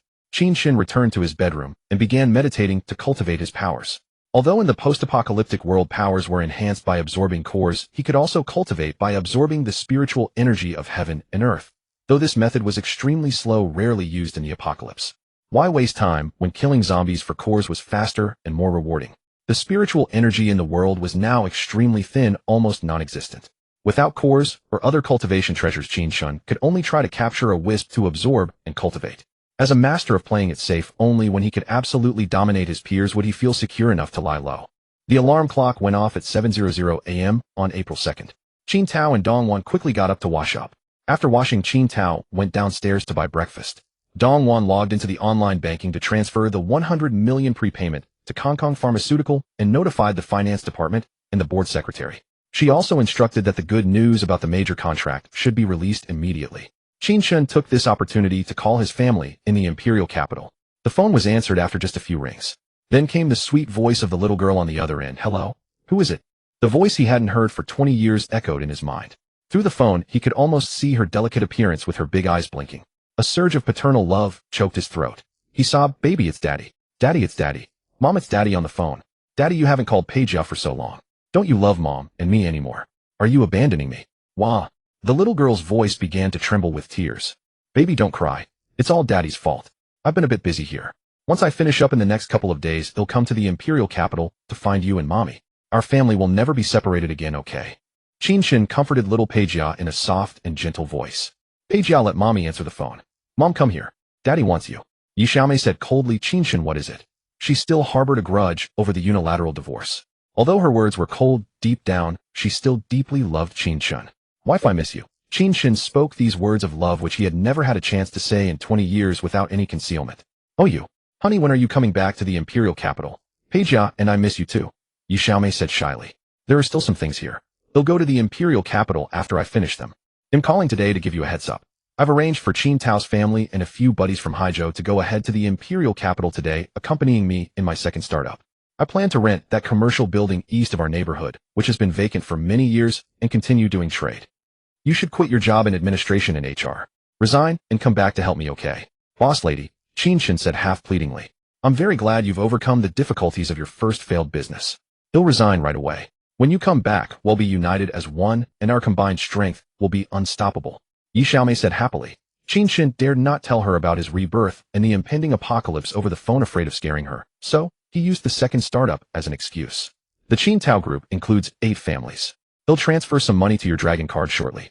Today, find a real estate agent and rent 8 apartments in our neighborhood. Buy some daily necessities for each apartment. When they arrive, arrange for them to stay first. He'll follow shortly, Qin Chen continued. As for the commercial building east of the neighborhood, after Qin Tao and Dong want to arrive, you and them negotiate and try to lease it fully in a short time. If any problems arise in the meantime, contact me anytime. As for the arrangements of other people and matters, after I finish meeting with them, I'll send you a list, and you can arrange according to the list. Okay, I'll listen to you. Yi Xiaomei agreed obediently. As Qin Tao called for breakfast, Qin Chen ended the call. He casually transferred 1 million dragon coins to Yi Xiaomei, afraid that if he transferred too much she would call and ask all sorts of questions. Qin Chen and the other two finished breakfast, and it was now 7:55. It was the second trading day opening call auction for global stock markets. Looking at the computer, Hong Kong Pharmaceutical opened with a gap at 6.5 yuan, and after the call auction it opened at 8 yuan. After the opening it surged upward, irresistibly breaking through the 10 yuan mark within 5 minutes. In the next half hour it stood at 15 yuan. Qin Chen, seeing the upward curve slowing, said, steadily take profits when it exceeds 17 yuan. Qin Tao then began placing orders in batches to take profits, and all were executed within a little over 10 minutes. Stock fund balance 2 billion. Procurement completed 1 billion, prepaid 200 million, balance due 800 million. Through these 2 days of stock trading, you two should be familiar with the essence of this harvest. As a couple you also cooperated perfectly. Let's stop today's trading here. You go to the Imperial capital with Fatty and the others. I've already briefed your sister-in-law on the Imperial capital side. When you arrive she will take care of the arrangements. Here is the list for the next harvest. Take a look at it first. Execute it as soon as you arrive in the Imperial capital. Pay special attention to arranging the delivery schedule properly. Qin Chen added. Ordinary steel, special steel, Digong Co. Ltd. Cement, Didong Cement. Bulletproof, glass, Dihua Glass. Power generation equipment, and other series, Dickey Industry. Pork is the leading Muyuan meat. Halal beef and mutton, Fuyuan Agriculture and Animal Husbandry. Chicken eggs, Dandan Xiang. Duck eggs, roast duck, Dequanju. Seafood and dried aquatic products, Zhangzai Island. Add a penalty clause to the contract if the scallops run away, 10 times compensation. Rice, Jinshin Rice Industry. Flour, Kemming Flour Industry. Various seasonings, Tian Weiya. All seasonings require 0 additives. Cooking oil, Fulanju non-GMO. Mineral water, Weilil Nongfu Spring. Dabaojin Good Daily Eye, in charge of building security. Jitu Jiao Guanghui, in charge of building warehouse. Fatty Lin Huanyan, collection of cooked food, specialty cuisines, and snacks. Kaitu Miao, liming, wholesale of snacks, beverages, alcohol, fruits, and vegetables from the largest wholesale market in the Imperial capital. Yudo Yu Dashue, building renovation and decoration. Yutu Song Xingli, have him contact the Academy of Agricultural Sciences to collect various seeds and breeding stock for poultry and livestock. Sabao Lu Bin, in charge of collecting various items that are embarrassing and unspeakable. If there's nothing else to add, you should pack up quickly. Qin Tao, when Fatty and the others arrive, you'll drive the Rolls Royce and head to the Imperial capital with them. Leave the G-Wagon for me. Brother, aren't you coming with us? Qin Tao asked. You go together. I still need to make detours to several places to collect some special materials. They'll go a few days later. You must not disclose the news about the apocalypse to anyone, including your sister-in-law, for now. They'll find time to tell them when I return to the Imperial capital, Qin Chen said. Before long, Fatty's arrogant G-Wagon convoy arrived and joined up with Qin Tao's family for the collective northward journey. He took one last look at the only affordable housing left by his parents, the compensation for demolition, which was about to disappear in the historical flood of the apocalypse. This house wouldn't sell for much anyway, so after discussing they decided to keep it. In case the apocalypse didn't come, they could still return to live here. Keeping it was like preserving a memory of their hometown. No more sighs. Qin Chen picked up the car keys and went downstairs without looking back, driving away. The apocalypse, making more people survive alongside him, was his future mission. Huaihua Mountain in Haizhou. It is the prototype of the Ally Kingdom's Huaihua Mountain described in Wu Qinzhen's Journey to the West, and its Yinu Peak is also the highest peak in Jiangsu Province. Huangshan has its welcoming pine. Wui Mountain has its Dahongpo tea, and Huaihua Mountain, being abundant in monkeys, naturally has the flat peaches that monkeys love. The peach forest of Huaihua Mountain stretches from the foot of the mountain all the way to Yinu Peak. On the eastern side of Yinu Peak, there is a 1,000-year-old peach tree with lush foliage rooted in the cold and hard cliff. Legend has it that Sun Wukong, when he was the protector of the horses in the heavenly court and guarded the peach garden, stole it and brought it back to Huaihua Mountain, planting it on a whim. Named the Yinu Peach Tree after Yinu Peak, the peaches it bears each year are auctioned at high prices by the scenic area to attract customers. Ordinary people could hardly afford them. With the apocalypse, all things mutated. This 1,000-year-old peach tree, which had daily welcomed the purple mist from the East Sea and absorbed the essence of the sun and moon, grew even larger, its canopy blotting out the sky like a giant umbrella. In the apocalypse, the 1,000-year-old peach tree bore 72 ninth-grade spirit peaches capable of helping awaken individuals, wash their marrow, and strengthen their bones, enhancing their physical bodies and increasing the absorption rate of crystal cores. In his past life, when the peaches ripened, a melee broke out among numerous awakened ones, mutated beasts, and zombie kings. Qin Chen, who was hiding in the Haizhou base, barely managed to seize one, which helped him successfully break through to a high rank. In the apocalypse, levels 1 to 3 of supernatural abilities are low rank, 4 to 6 are mid rank, and 7 to 9 are high rank. Above high rank are the King, Emperor, and Divine levels, each with 9 grades. Today Qin Chen came to take them away in advance. The first layer of Qin Chen's spatial ring is a vacuum with time frozen, so it cannot store goods. The second layer is not a vacuum, but it is extremely barren and sunless, like a life-forbidden zone after a nuclear strike. Although living things can be placed inside, they cannot survive long, and plants can last only about 3 days. Qin Chen had not found any method in his past life to repair or change the second layer space. He tried to have it absorb heavenly treasures, but the change was minimal. After his rebirth, it seemed to have worsened. The third layer was pitch black and bottomless, like a hellish abyss. Anything placed inside would be completely corroded. Fearing that the peach tree might not adapt after transplantation, Qin Chen, while climbing the mountain, used his earth-based ability when no one was around to absorb a large amount of mountain soil from the hillside and stored it in the second layer. Passing by the scenic water curtain cave, he also collected a considerable amount of Huaihua Mountain spring water into the second layer. Rubbing his nose, Qin Chen arrived outside the protective fence of the peach tree and observed the tourists around. The problem was how to take it. It was impossible to openly use his earth-based ability to dig it up in front of so many tourists. If someone filmed it and posted it on Douyin, the special department of the Dragon Kingdom would come to take him away for dissection and research. Qin Chen deduced that he could use his earth-based ability, which had only been restored to a low level, to separate the root soil of the peach tree from the surrounding earth and rocks in advance. He would then cause vibrations in the shallow surface soil and rocks, creating the illusion of an earthquake, making tourists panic and flee in all directions, and in the chaos, he would store the peach tree into the second layer space. Afterward, the blame for the missing peach tree would be shifted to the earthquake, creating the illusion that the earthquake had caused the tree to fall off the cliff. Earthquake! Run! As tourists around the peach tree screamed and fled in panic, Qin Chen used his metal-based ability to cut all the surveillance lines in the vicinity. Only then did he step over the protective fence of the peach tree, wave his hand, and store it into the second layer space. Inside the second layer space, Qin Chen used his mental power to dig a large pit, buried the peach tree with its root soil in the pit, and then poured the 82-year Huaihua Mountain water curtain cave spring water.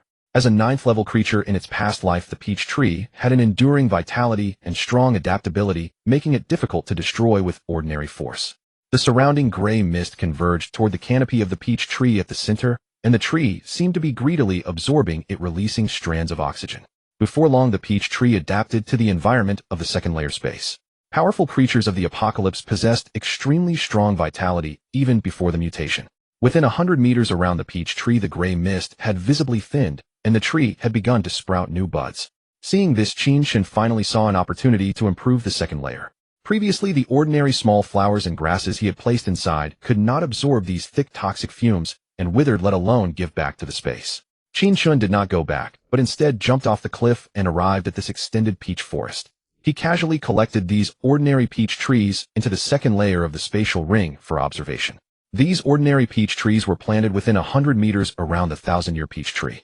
As the 1,000-year tree continuously absorbed and exhaled, the gray mist thinned out.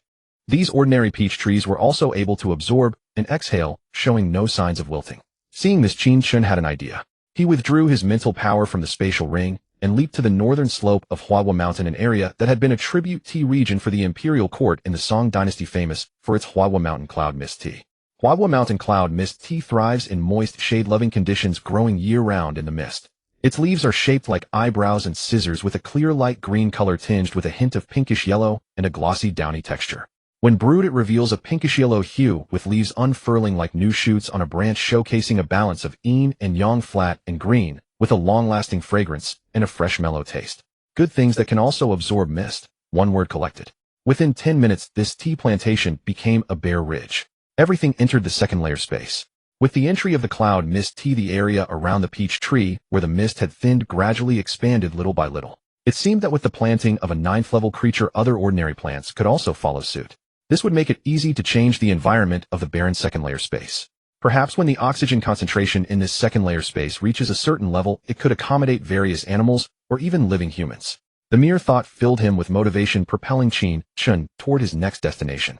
He drove his big G down the mountain, left Haizhou, and sped westward on the highway for 500 kilometers to Bianzhou, the ancient capital of 8 dynasties. Qin Chen didn't care about speeding violations anymore.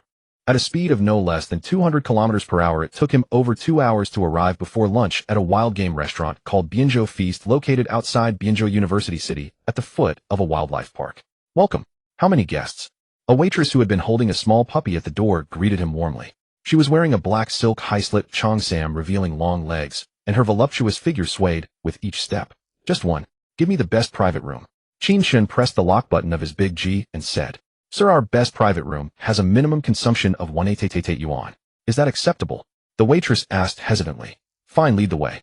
For Qin Chen, who now had 50 million yuan in pocket money, spending money to solve problems was no big deal. Certainly. VIP 888 on the second floor, this way please.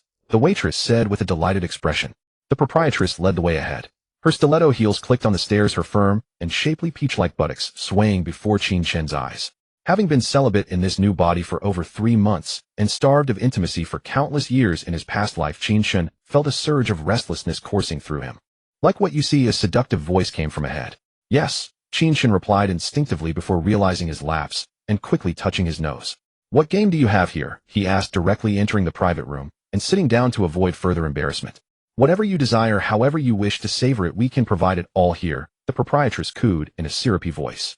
All right, let's start with 2 turkeys today. 2 birds 2 ways. I saw a trend on Douyin where a guy named Baishui checks out live turkeys first. Can I do the same? Qin Chen didn't flirt back. Fine. We happen to have 2 turkeys here. They'll have the kitchen bring them up for your inspection.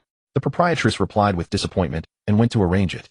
Soon she returned with 2 burly kitchen staff, each holding a turkey in one hand and a butcher knife in the other, entering the room for Qin Chen's perusal.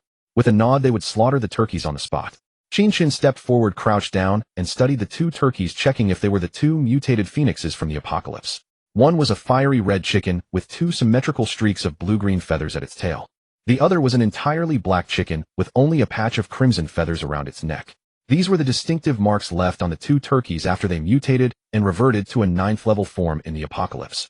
Though bound and awaiting slaughter, Qin Chen saw no trembling or fear in their eyes, unlike typical animals facing death. Without a strong mindset, one cannot grow powerful, be it human or beast. In his past life, it was precisely because of such audacious creatures that they escaped the kitchen, hid in the mountains, and mutated 3 months later, shaking the entire nation. All right, these 2. How much? Without a strong mindset, one cannot grow powerful, be it human or beast. In his past life, it was precisely because of such audacious creatures that they escaped the kitchen, hid in the mountains, and mutated 3 months later, shaking the entire nation. All right, these 2. How much? They'll take them back to eat raw, Qin Chen said excitedly. Huh, eat them raw at home. You don't want us to cook them? Well, fine. 5,000 each, 10,000 for both, the proprietress replied. Though puzzled by the gleam in Qin Chen's eyes, she still demanded an exorbitant price. In business, as long as the price is right, one must do everything to satisfy the customer's needs. Especially the wealthy and spoiled second generation. They have even more outrageous requests. For instance, this handsome man's demand today, who knows how he plans to eat them raw. At that thought, a blush crept onto the proprietor's face. Alright, add 1 order of braised bear palm millet, sea cucumber donkey tiger double whip hot pot dragon and phoenix stir-fried lamb testicles, and a serving of roasted tiger loin. That should be about it. So nourishing. No, I get it. With so many dishes, can you finish them all? The proprietress asked with a knowing smirk. No problem, bring them on. Also find me an iron cage. I needed to carry the turkeys, Qin Chen replied, touching his nose with a helpless expression. Awakened beings in the apocalypse had enormous appetites. This meal would barely satisfy him. He hadn't yet finished experimenting with the second layer of his spatial ring, unsure if it could store living creatures. For now, Head used the iron cage for the turkeys and put them in the trunk. Qin Chen untied the 2 turkeys and placed them into the cage brought by the kitchen staff. Once freed, the turkeys stood up in the cage, flapped their wings to relax, and stared at Qin Chen with haughty expressions. Their look seemed to say, "Not bad, kid. You're on the right track. Hey, race a reward." A heavenly fire red phoenix that spewed celestial flames, and an earthly fire black phoenix that breathed dark fire. 2 9th-level working phoenixes from the apocalypse, bought for just 10,000 yuan. What a steal. You 2 are with me now? The red one will be called Little Red, and the black one Little Black. Easy to remember, right? Qin Chen said, not bothered by their looks, rubbing his hands with a sly grin. Ooh, the 2 chickens called out in succession. Alright, I'll take that as agreement. Since Qin Chen couldn't understand bird language anyway, he unilaterally confirmed it. Came 2 more calls, but before Qin Chen could respond, the chickens tucked their heads under their wings and ignored him. Soon the dishes arrived, and Qin Chen wolfed them down. He then went to the kitchen to stock up on 3 months' worth of chicken feed. In 3 months, when the apocalypse struck, these 2 chickens would no longer eat feed, but crystals and energy stones to enhance their abilities. Stocking too much would be useless. After settling the bill, he carried the cage to the trunk and prepared to head to the next spot for more gains. The phoenix sings on the high ridge. The parasol tree grows in the morning sun. The parasol tree beckons the golden phoenix, Qin Chen sang, tapping the steering wheel on the expressway northwest of Bianzhou. Now that he had the phoenixes, he planned to dig up a parasol tree to serve as a nest for Little Red and Little Black. The Tongtian Gorge deep in the Taiyang Mountains was breathtakingly beautiful. Mild winters, cool summers, rain and heat in the same season, fresh air and pleasant weather year-round. In summer, the valley was serene with flowing springs and waterfalls. In autumn, the mountains blazed with vibrant colors. In winter, white snow and hanging ice falls created another enchanting scene. Its beauty lay in the forest, lush greenery covering the mountains, a vast expanse of verdure. This mutated parasol tree from the apocalypse was rooted deep within Tongtian Gorge. Ordinary parasol trees typically grow 16-20 meters tall, but this one stood nearly 4,050 meters, piercing the sky as if it could reach the heavens. Its girth required 3 or 4 adults linking arms to encircle. The crown measured an estimated 6,070 meters wide. How old this tree was, no one knew. According to a centenarian from a nearby village, it was casually planted by the foolish old man when he moved the mountains. After the apocalypse, the mutated parasol tree became a treasure trove. Its branches were materials for crafting holy weapons, and its fruits were sacred remedies capable of curing all poisons and healing wounds. Rare and elusive. In his past life, Qin Chen had only heard legends about it. He arrived at the Tongtian Gorge in the Taiyang Mountains at 5 p.m., just as the scenic area closed, which made his task easier. Qin Chen parked his car in a spot within the scenic area. Following the perimeter wall, he slipped into the dense woods. Seeing no one around, he lightly leaped and vanished into the thicket. 10 minutes later, he stood beneath the giant parasol tree. It was truly immense and robust. But compared to its post-apocalyptic form, 500 meters tall, this was but a shadow. Using the same old trick, he employed metal-based psionic power to disable nearby surveillance, then used earth-based power to cut through the soil within a 100-meter radius around the tree, separating it from the ground. With a mental command, the tree vanished, leaving behind a 100-meter-wide crater.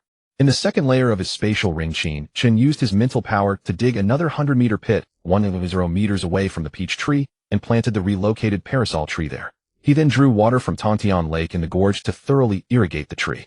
Just like with the peach tree, the surrounding gray mist converged toward the crown of the parasol tree, which greedily absorbed it while releasing wisps of oxygen. Before long, the tree's robust vitality adapted to the second layer's spatial environment. The gray mist within a 100-meter radius around the tree thinned, the triangular leaves rustled, and the fruits on the branches visibly grew larger. Qin Chen observed everything, seeing it mirrored the process without issue. Not one to leave empty-handed, he continued relocating parts of the surrounding deep forests and lush mountains regardless of species into the second layer. He planted them within 100 meters of the parasol tree to help transform the environment. The thinning mist around the peach tree had already expanded to a 200-meter diameter. Over time, it would soon merge with the area around the parasol tree. Back in the car, the 2 turkeys, perhaps catching the scent of the parasol tree on Qin Chen, cooed ingratiatingly twice. My nest, my nest. Qin Chen tossed them a handful of feed and ignored them. The cage was full of droppings, making the car stink so badly it was almost unbreathable. He planned to find a hotel for the night, unwilling to drive through the night, breathing foul chicken air. Tomorrow he would head east to the hospitable Dongshan, where 2 more opportunities awaited him. He also arranged with Qin Tao to communicate every evening to plan the stock market harvesting strategy. After descending the mountain, Qin Chen casually found a hotel in a small town at the foot of Tying Mountain and checked in. After a light meal, he returned to his room, and with a flicker of thought, he took a laptop out of his spatial storage. Haizhou was nearly 1,000 kilometers from the capital. Driving at normal speed without exceeding the limit would take about 9 hours. Qin Chen glanced at his phone. It was already past 7 in the evening. Qin Tao and the others had set out at 9 in the morning, and more than 10 hours had passed. They should have reached the capital by now. Fishhead, are you nursing that drink? Finish it now.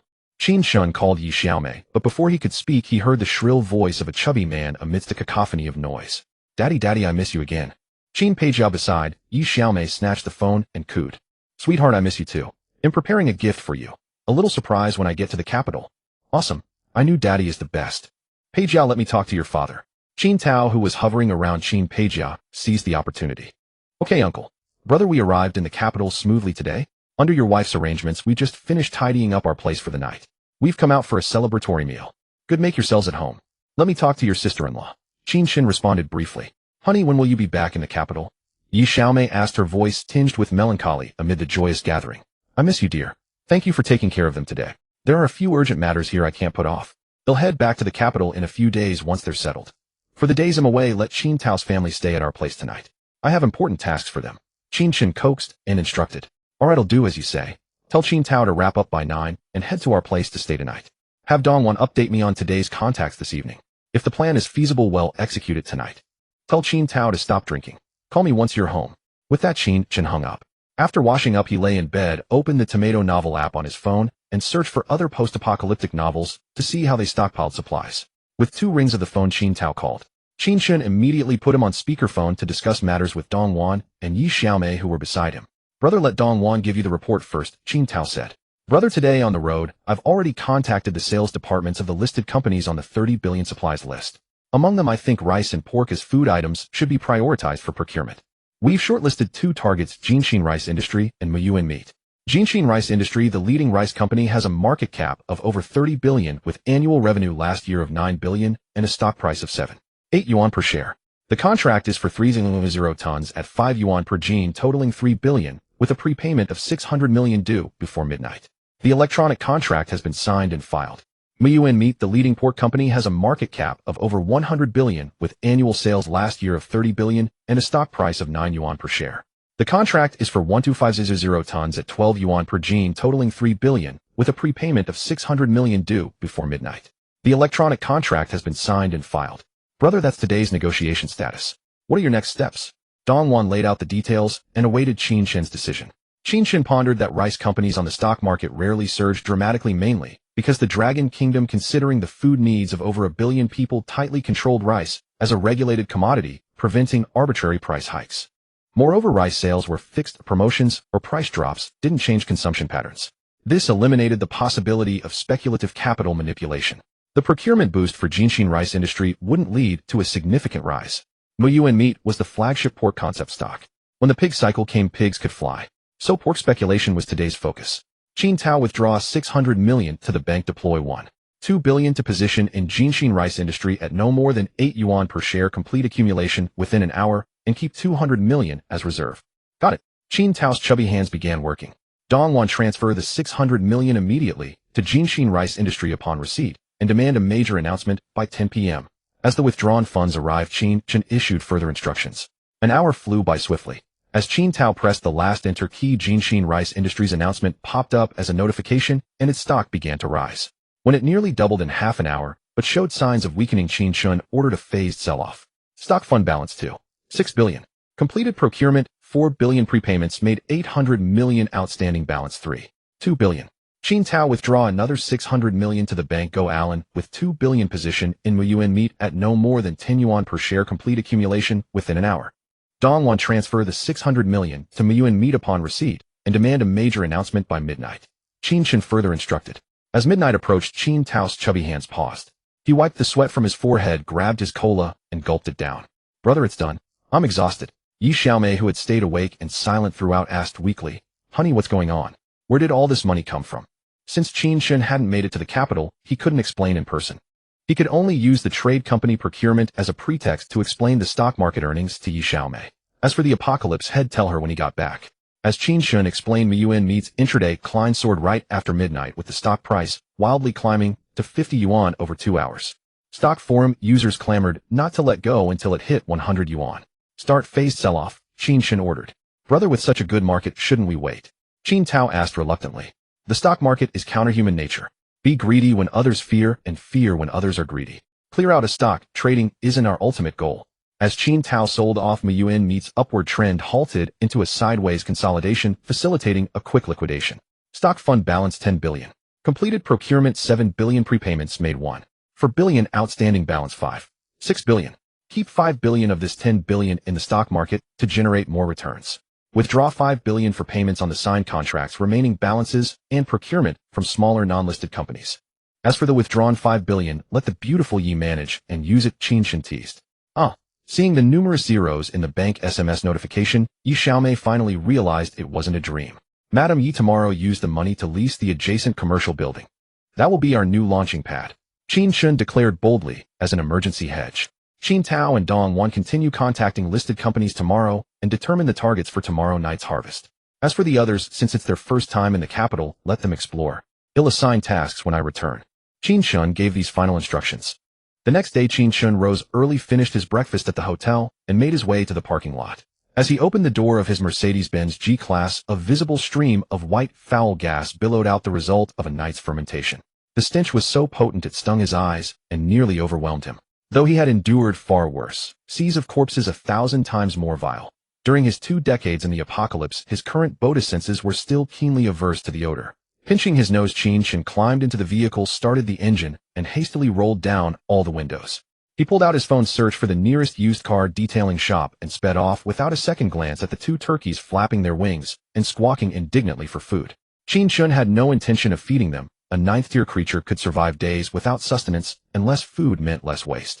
At the detailing shop, he spent a full hour scrubbing the car and spraying it with some unknown deodorizing agent until the interior was finally free of any offensive smell. As they say when it comes to car cleaning, used car dealers truly know their craft. He then hosed down the 2 turkeys in their cage multiple times, ensuring not a speck of droppings remained. In the trunk, he laid 2 layers of plastic sheeting beneath the cage. After a trip to a nearby pet store, he bought wood shavings, rice husks, and a bacterial yeast for waste decomposition, mixing them together to line the cage floor. This way the droppings would be broken down biologically, emitting only a faint fermented scent like that of distiller's grains. Only then did he place the 2 cleaned turkeys back into the cage. Dusting off his hands, Qin Chen felt a sense of satisfaction. As long as there was no illness and they could live comfortably, why would anyone torment themselves for no reason? He locked the trunk, turned, and got back into the driver's seat. His destination lay due east Mount Tai, less than 400 kilometers away in the Dongshan province, for the blood ginseng fruit.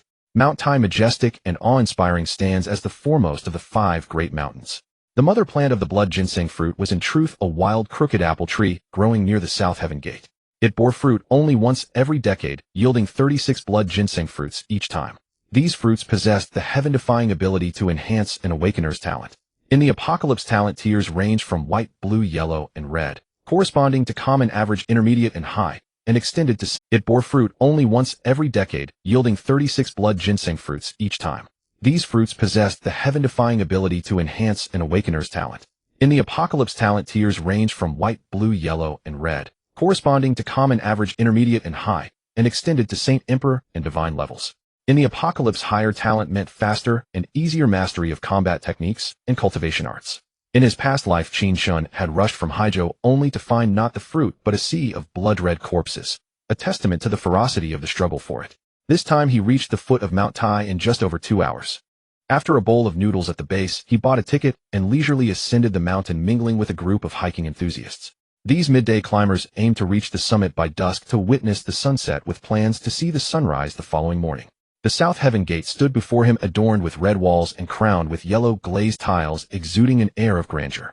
Perched at the end of the 18 bends of Mount Tai, it soared into the sky, flanked by towering peaks.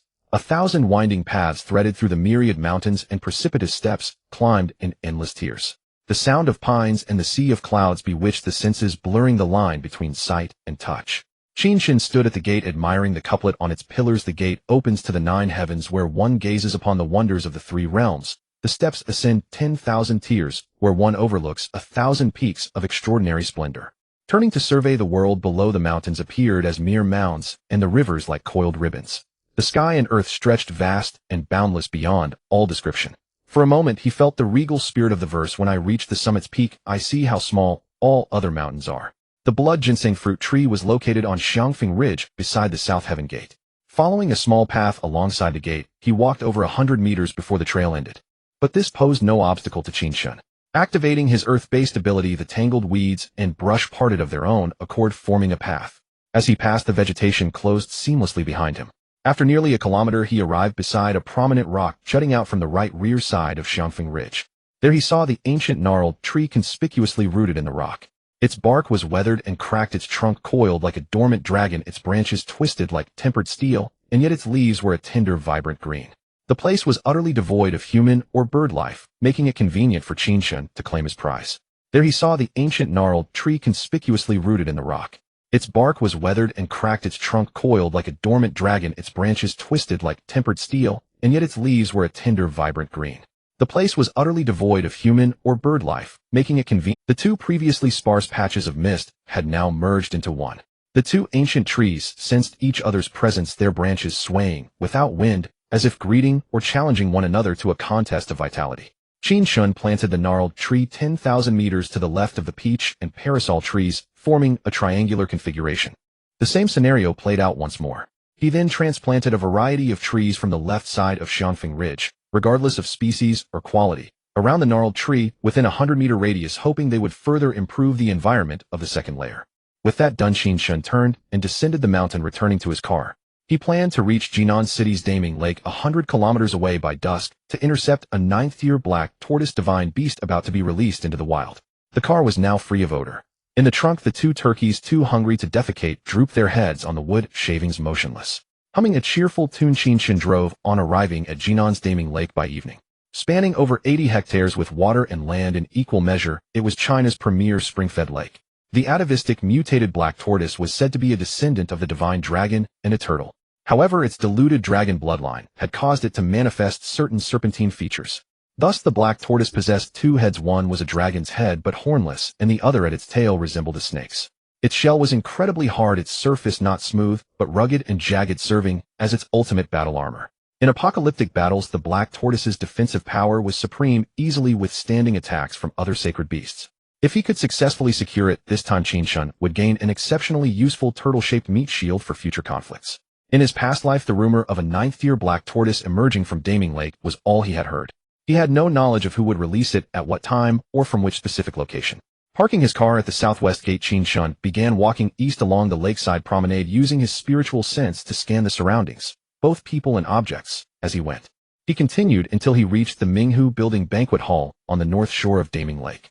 There he spotted an urban woman, tall and slender, carrying a bag.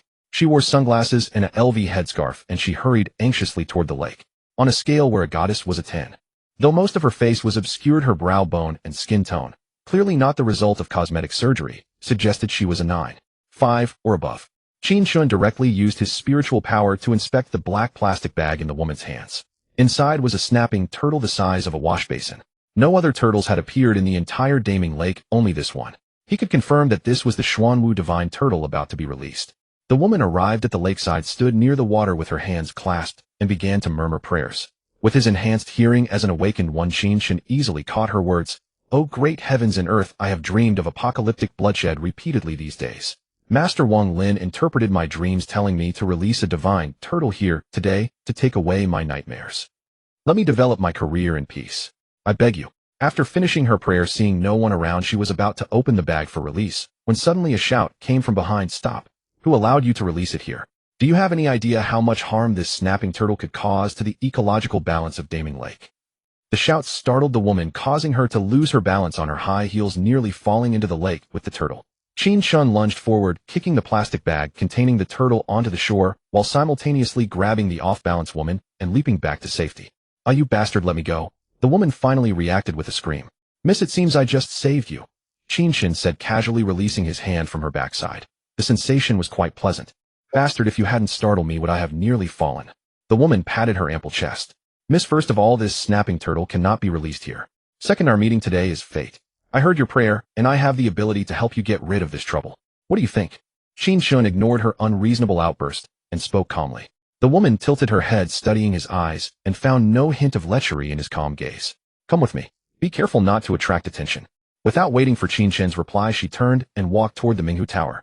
Qin Chen picked up the turtle from the ground and followed. The woman entered the tower, ignored the front desk, went straight up to the second floor, and pushed open the door to an office. Once inside, she removed her headscarf and sunglasses, then sat behind a large desk.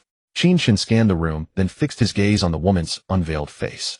Her beauty surpassed his expectations, reaching a rating of over 9.7.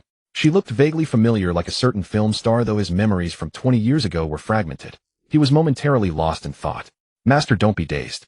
This is my private lounge. No surveillance here. Please have a seat. My name is Mu Yun. May I ask your esteemed surname? Mu Yun was a shrewd woman, adept at understanding human nature. Otherwise, she couldn't have thrived in the cutthroat entertainment industry. Qin Chen's words by the lake had proven he was a man of ability. His calm gaze indicated he was a master of emotional control, and his unconscious movement upon entering showed he was extremely cautious. Such a person was worth befriending and recruiting. That's why Mu Yun addressed him as master, neither overly ingratiating nor distant. When Mu Yun introduced herself, Qin Chen realized she was no ordinary person. After the apocalypse descended, she awakened wind element abilities. With her formidable skills, she gathered thousands of followers and established a base called Daming, wielding ruthless decisiveness in the wasteland. She advanced faster than Qin Chen, reaching the high-level 7th rank, but was later annihilated by 2 other bases in the same city. If she had continued, she might have broken through the 9th rank before him. Qin Chen hadn't planned to collect powerful individuals, but encountering a female powerhouse of her caliber today, he decided to recruit her to avoid future regret. So you're the future Mu Tianho. A pleasure. I'm Qin Chen. You can call me Brother Qin or simply Qin Chen. Don't call me Master. That's usually a title for charlatans. Just like when a hero saves a beauty, if the hero is handsome, the beauty says, I can only repay you with my body. But if the hero is ugly, she gives him a friend card, you're a good man, and I can only repay you in my next life as a beast of burden. Qin Chen gave a faint sardonic smile. Haha, Brother Qin, that analogy is hilarious. I'm dying of laughter. Mu Yun laughed heartily, her body relaxing from tension. Then, acting the drama queen, she giggled. So, Brother Qin, do you prefer the body repayment or the beast of burden offer? Qin Chen didn't take the bait and returned to the main topic. Why don't you tell me about your nightmare? Mu Yun stopped teasing him, regaining her cold, queenly demeanor. What I said at the lake was true. 3 days ago, during a period drama shoot at the film base, I fell from a wire onto a large boulder. At the time, I only felt dizzy for a moment and nothing else. But when I returned to the hotel and slept, bizarre dreams began, like scenes from an apocalypse movie repeating endlessly. Every time I sleep, those images appear in my mind, and I haven't dared to sleep for days. That's why I contacted Master Wang Lin. He told me to release a turtle to temporarily ward off bad luck, then come to him for a ritual to remove the misfortune from my body. That's what you saw just now. It seemed Master Wang's turtle release was a pretext. The real goal was to exploit the situation. Such matters were between consenting parties, and Qin Chen had no interest in meddling. Let me examine your body, Qin Chen said. You won't ask me to undress like Wang Lin, will you? Mu Yun said with a feigned look of vulnerability. She knew exactly what kind of person Wang Lin was, yet she still shared her private troubles with him, risking both her wealth and body. Those who thrived in the entertainment industry were no fools, and many flocked to Wang Lin not for his supposed abilities, but for the extensive connections he had across the country. Ahem, that won't be necessary. Just extend your hand, and he'll take your pulse. Qin Chen said helplessly. He knew nothing of medicine. Taking the pulse was merely a pretext. Using his spiritual sense, he scanned her mind, and found no crystal core confirming she wasn't a reincarnated person. The reason she had such dreams was that her head injury had momentarily boosted her spiritual power beyond normal limits. The apocalypse would descend in 3 months, and minor anomalies in the space-time continuum were not unusual. Coincidentally, the spot where she fell was an unstable node of space-time force, allowing her spiritual power to capture fragments of apocalyptic scenes from the future. Since he was going to help her, he needed to adopt the persona of a true master, complete with a background and an aura of authority akin to Wang Lin's. Qin Chen took 10 minutes to finish taking her pulse, primarily because Mu Yun's arm was exceptionally fair and smooth, causing him to linger involuntarily. He relayed the results of his earlier spiritual scan analysis to Mu Yun, then added, "This time, after 20 years of mastering my art in the mountains, I have descended to vanquish evil and uphold the Tao. After descending, I calculated by divination that a destined mortal entanglement awaits me at Daming Lake. Thus I came to Daming Lake, unintentionally witnessed your prayer, and release of creatures intervened to stop it. and nearly met with an accident. This may very well be my destined mortal entanglement. This stirred my resolve to resolve this karmic bond, hoping to dispel the inner demon within you. Qin Chen could not reveal himself as a reincarnator, but with his extraordinary abilities posing as a transcendent sage was effortless. He also polished the sequence of cause and effect to avoid complications in future explanations. The apocalyptic scene you saw in your dreams is not a nightmare. It will truly occur 3 months from now. I wasted 10 years of my lifespan divining this celestial secret in the mountains, which is also the purpose of my descent, to vanquish evil and uphold the Tao. Qin Chen dropped this thunderous revelation. He then described parts of the post-apocalyptic scenario as evidence. What did you say? How is that possible? It does sound plausible. Mu Yun's expression shifted through shock, doubt, self-doubt, and finally self-affirmation. It shifted like Stephen Chow's The Self-Cultivation of an Actor. I've laid everything out for you. I can erase your apocalyptic memories or nightmares anytime, but you must agree to one condition. Qin Chen finished looking at Mu Yun. Erasing or sealing a memory with SS-level spiritual power was trivial. Master Qin, you wouldn't demand my body in exchange for saving me, would you? Mu Yun teased. No need for that. I have a wife and child. Just come find me in the imperial capital 3 months from now when the apocalypse descends and join my base. Join your base and you'll support me. Mu Yun's mind took a peculiar turn, automatically ignoring the first part. Of course he'll support you. Once the apocalypse comes with zombies and mutated creatures everywhere, you can only live comfortably in my base, Qin Chen joked. Alright, I agree. If the apocalypse doesn't happen, the promise is void, Mu Yun said, dropping her playfulness and speaking earnestly. As she finished, Qin Chen gently placed his hand on her forehead. Mu Yun felt a slight prickling pain in her head like a needle's sting, then Qin Chen withdrew his hand. I've sealed the memory to unlock automatically in 3 months. When the apocalypse comes and you see the real scene, you won't be afraid anymore, Qin Chen explained. This alligator turtle on the ground is fated to be with me, so I'll take it as your consultation fee.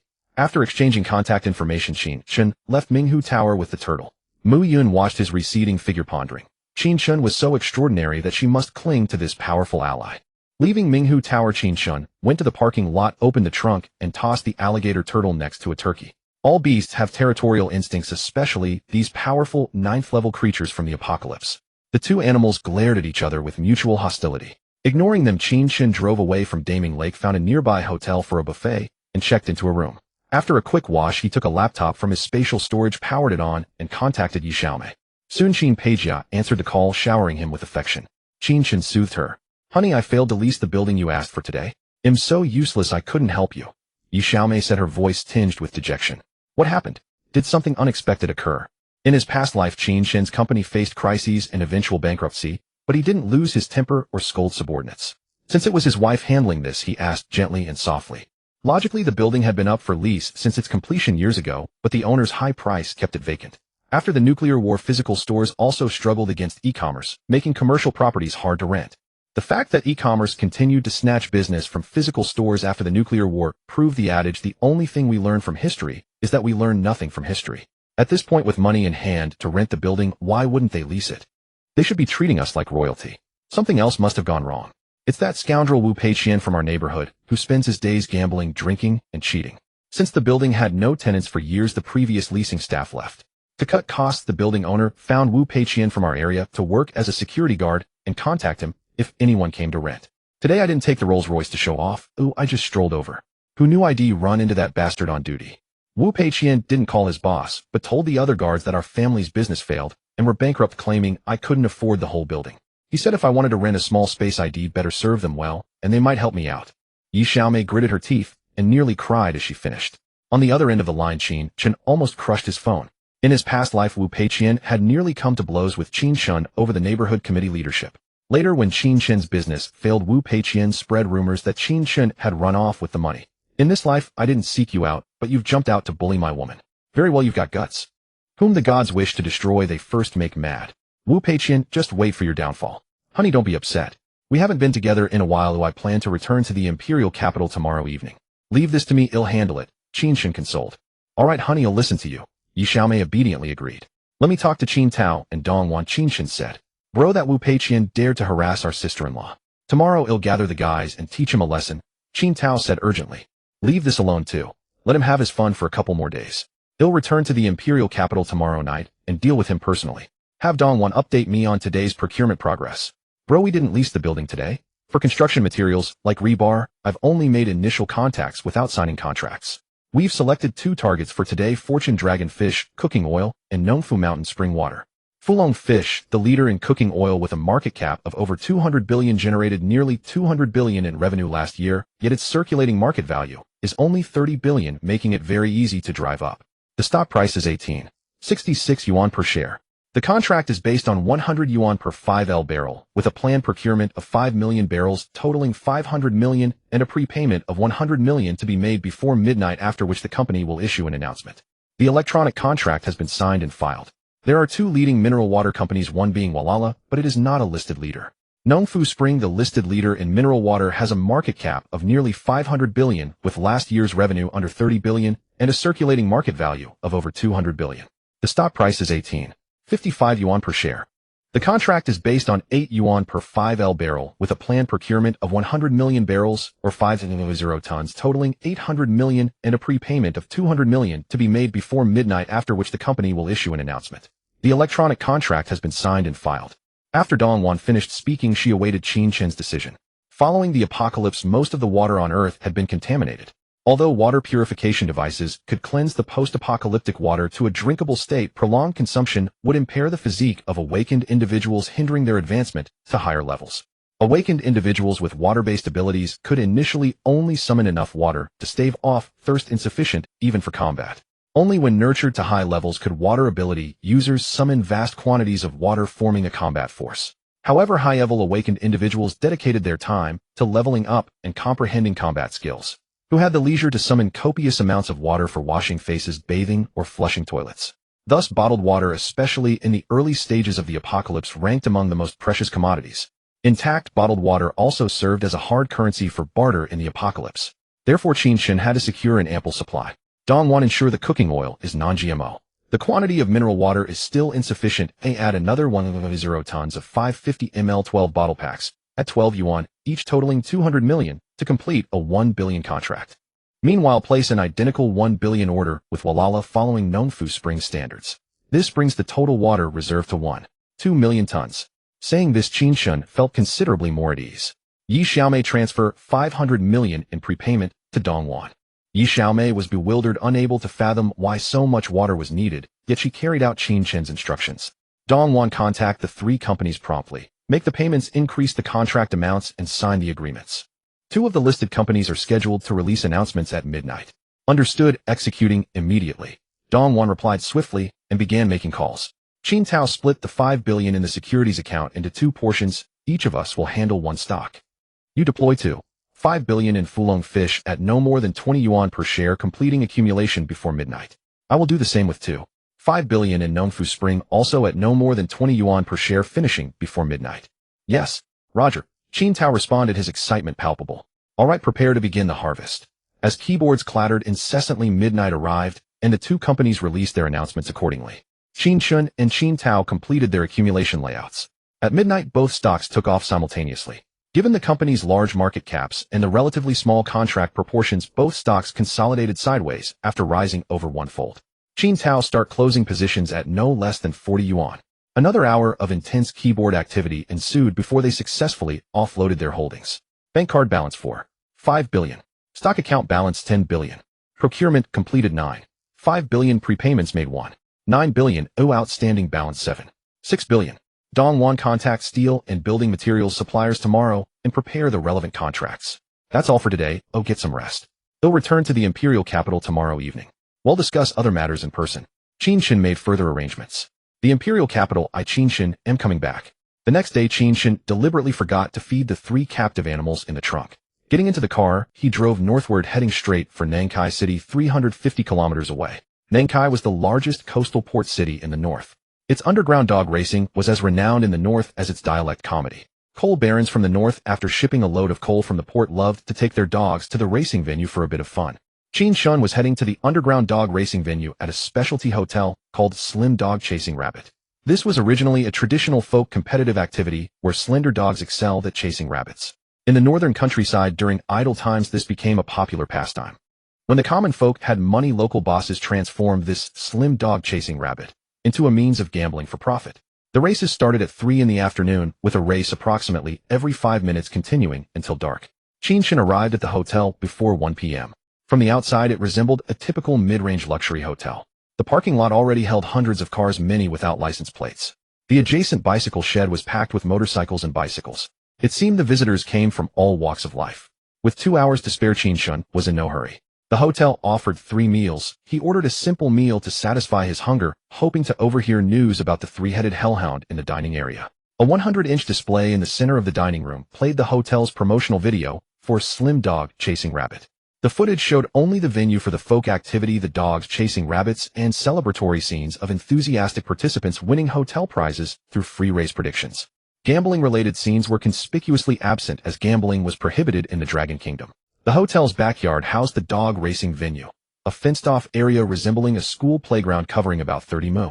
The racecourse was in the center, flanked by a blue canopied viewing area for regular spectators and a red canopied section for gamblers. Inside the oval track, a 600-meter-long elliptical rail was installed, carrying a small 4-wheeled cart powered by a gasoline engine. Controlled remotely, the cart had an electrically operated iron rod with a dead rabbit attached to lure the dogs. There were 3 types of betting rules, one similar to Hong Kong's horse racing. 9 dogs raced in the same direction, each with detailed textual and visual information and cumulative race data for bettors to reference.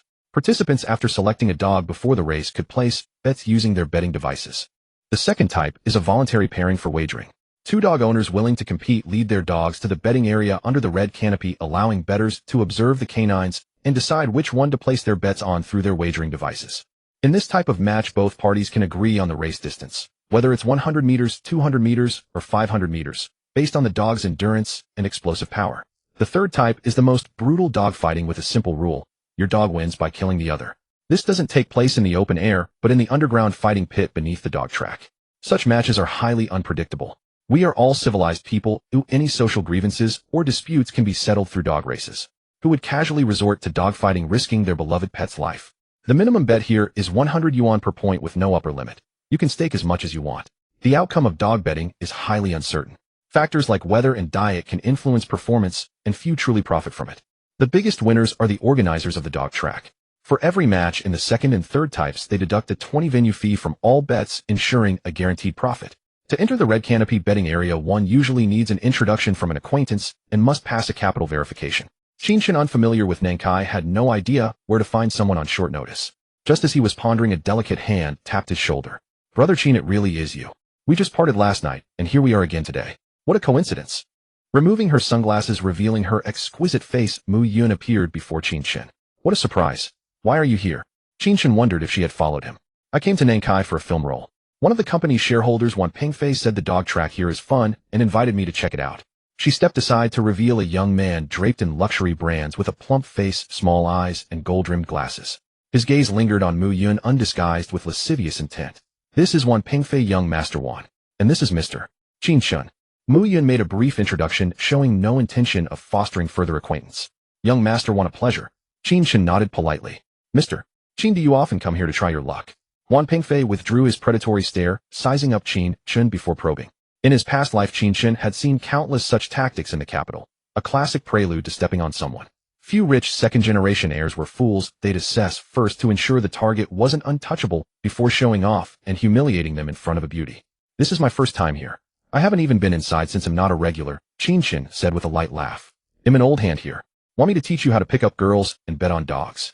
Wan Pengfei boasted, arrogantly flaunting his youth and wealth. "Sure, I'll follow, young Master. Want to broaden my horizons." Qin Chen ignored his attitude, needing someone to get him inside. He followed Wan Pengfei through the hotel lobby to the back courtyard. The dog track had 2 security checkpoints, one for the general viewing area. The other was for the VIP zone, the actual betting area. Wan Pengfei led the way into the VIP security gate, flashing his exclusive membership card as the guard moved to stop them. Glancing back, he saw Mu Yun attentively accompanying Qin Chen, and envy burned in his eyes. As a shareholder of the film company, had never received such treatment, yet this guy had stolen the spotlight. Still, he told the guard, "There with me." Qin Chen and Mu Yun entered smoothly. Walking down the corridor for over 100 meters, they arrived at the betting area under the red canopy, the starting point for the area was packed with bettors, some holding dogs. A large screen on the wall scrolled through race information and odds. Wan Pengfei approached the counter, flashing his card. "Shall he deposit 10 million for me? Today I'm going to dominate." He glanced triumphantly at Mu Yun. "Young Master Wan's so generous. You'll surely crush them all." The receptionist flattered as she processed the transaction. Mr. Qin, won't you deposit some? Try a few rounds. Wan Pengfei challenged. Alright, since it's my first time, set me up with a card. He'll deposit 10 million too to play a few rounds with young Master Wan. Qin Chen handed over his 50 million yuan bank card. Wan Pengfei then led them to a private VIP room on the second floor reserved for clients with a minimum deposit of 10 million. Shall we start with a few rounds of 9-dog races? Wan Pengfei asked, gazing at the distant track through the glass. Fine by me. Qin Chen picked up the iPad to browse the dog profiles. The Cerberus, a 3-headed hound, was said to guard the gates of hell. With 3 heads, each bearing a fanged maw, it was ferocious and capable of devouring all. In his past life, the slim dog, competing in Nankai's underground track after a post-apocalyptic mutation into a 3-headed hellhound, was truly cunning. It avoided fights whenever possible, fleeing at the first sign of danger. It never actively sought resources through combat, but secretly devoured treasures collected by humans to cultivate and survive. Several bases had united multiple times, but failed to eradicate it. Qin Chen had come early to claim this 3-headed hellhound. Not only was it powerful, but it could also predict risks within a certain time frame. Most importantly, it was the perfect companion for treasure hunting, stealing, and looting. The dog track had only 9 dogs per race, but over 100 in total. The slim dog Qin Chen sought was among them. After reviewing all the data, one caught his attention.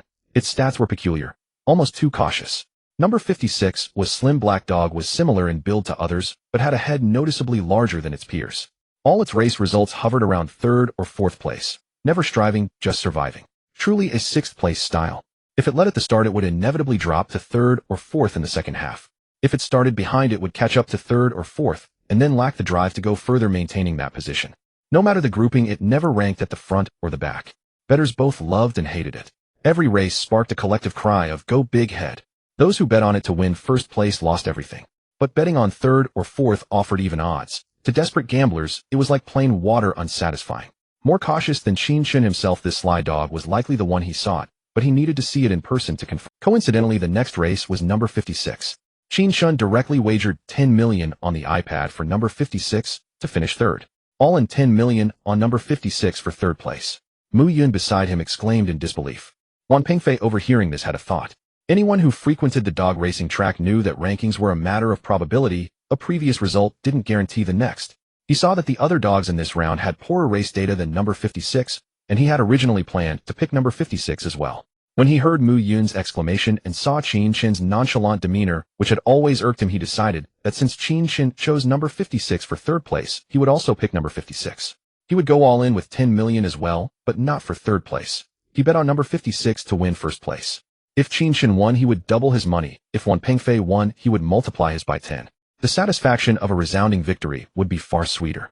Qin Chen glanced at Wan Pengfei, pursed his lips, and said nothing. At this moment, all words were futile. Everything depended on the result. As the race whistle blew, 9 sleek dogs burst forth like cheetahs from a cage, chasing the enticing rabbit ahead. Downstairs in the hall, the cacophony of human voices and dog barks erupted. Wan Pengfei, now like a frenzied gambler, his eyes bloodshot, in expression ferocious, roared, "Go number 56. Go big head." Mu Yun was swept up and joined in the shouting. The race ended in less than a minute. Number 56 remained the eternal 3rd, neither striving for 1st nor 2nd, content to just survive. Bang! Bang! In that brief minute, Wan Pengfei's 10 million went down the drain, enraging him so much that he pounded the glass wall of the private box overlooking the track until it rattled. "Qin Chen, do you dare to have a head-to-head bet with me? This time, I'll wager another 10 million. Are you game?" Wan Pengfei tore off his glasses, shedding all pretense, his voice sharp with desperation. Since number 56 was a sly underdog, he sought to win back his lost 10 million from Qin Chen. "I just won 10 million, so I'm fine with it. Whatever you want, let's play." With the notification of 20 million arriving in his account, Qin Chen replied calmly. Once Qin Chen agreed, Wan Pengfei used the intercom to summon the head of the second type of head-to-head dog betting at the track. This manager was a true schemer of the gambling den, looking like a wizened old monkey, but with a cunning gleam in his eyes. Having spent most of his life in the casino, he knew that head-to-head betting in the main hall was for money, while in the private boxes on the second floor, it was either for women or business, either to coerce or to humiliate. Either way, it involved people with money and a penchant for trouble.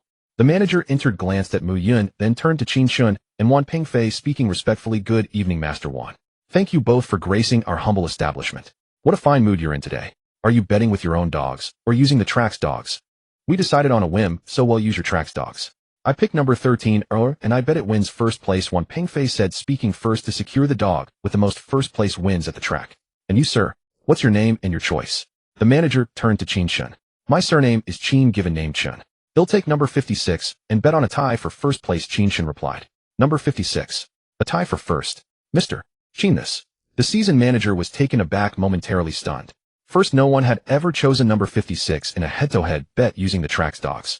Second, in such a bet, there were usually only two outcomes, first or second place. Was there a third? Of course there was a third, but it was an outcome so unlikely it had never occurred. A tie for first. Since the track opened, this had never happened, so no betting line had ever been set for it. Damn, that's a bold move. This head-to-head bet is going to be huge. The manager mused to himself.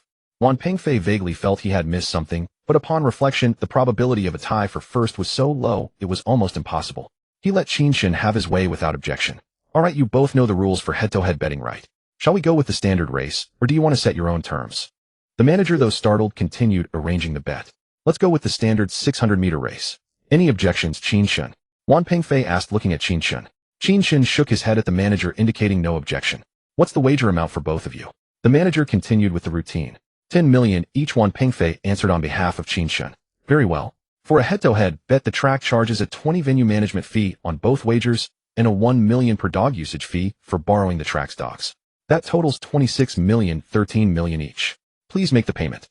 The manager finished speaking, pulled out a card machine, and stepped forward with a sly grin. Damn, they might as well be robbing us, but at least they're giving us a taste of the action. Neither Wan Pengfei nor Qin Chen said a word. They each handed over their cards for the manager to swipe. The 10 million wager had to be transferred to the track's dedicated account in advance to prevent the loser from defaulting. After the successful payment, the manager arranged for the dogs to be selected and a head-to-head betting line to be posted. Time and the track itself were the casino's profit. Inside, the betting would proceed as usual. Outside, for those not participating in the head-to-head bet, the track would also set up a line to give them a chance to wager and earn a little. The track had to go through its standard procedures. The manager asked, our track operates with integrity. Both dogs have been selected, their physical data are excellent, and they're at the starting line awaiting the race. You can verify via video or go to the starting point for an on-site inspection. They'll confirm via video, Wan Pengfei said, not wanting to waste his energy. They'll go to the starting point for an on-site inspection, Qin Chen replied, seizing the opportunity to get closer to the sly dog. Alright then, follow me, the manager said, puzzled. In head-to-head betting with the track's dogs, everyone was trying to maintain their cool. No one had ever been foolish enough to go for an on-site inspection. Qin Chen followed the manager downstairs to the starting point, passing through the main hall, which was already in an uproar. What the hell is going on? Number 56 versus number 13 in a head-to-head bet. Isn't that just asking for a beating? I've been watching number 56. This time, it's definitely going to explode and crush number 13. Damn, there's even a third betting option for a tie for first. You don't know anything. Number 56 is a classic underdog, always ending in a draw or a narrow loss. This time I'm betting on a tie for first. The scene was chaotic, but it didn't stop them from placing their bets. Qin Chen crossed the hall and arrived at the starting point, walking toward number 56. In lane 2, he saw that this sly dog wasn't like number 13 in lane 1, which was crouched with its tongue out ready to pounce at any moment. Instead, number 56 was lying down, eyes closed in contemplation, occasionally shaking its head or nodding as if analyzing the pros and cons of the outcome. Seeing this, Qin Chen confirmed that this was indeed the sly dog he was looking for. A dog that could undergo atavistic mutation into a 9th-level creature after the apocalypse must have possessed considerable intelligence before its transformation. A dog of low intelligence would never have been chosen by fate. The competition among dogs in the gambling ring was also fierce. If a dog too often came first or dropped from first to second too many times, it risked being drugged by certain humans for unknown reasons. But a dog that repeatedly finished last might end up in a hot pot. Old Six, a clever canine, had figured this out after being sold to the gambling ring. He neither wanted to be first and risk being drugged nor last and become a meal. His desire was simply to survive quietly. Today, however, was his first paired race, and he knew he could no longer play it safe as before. Neither first place nor last place was what he wanted. Both conflicted with his cautious nature. Number 56 felt someone's gaze upon him. He opened his eyes and looked suspiciously at the young man who had rented him for the race. What did he intend to do? Number 56, Old Six, I am your future master. I have come to save you. In the upcoming race, I demand that you and number 13 cross the finish line together as joint first place. Qin Chen stared into the dog's eyes, implanting a hypnotic suggestion through his powerful spiritual energy. Woof woof.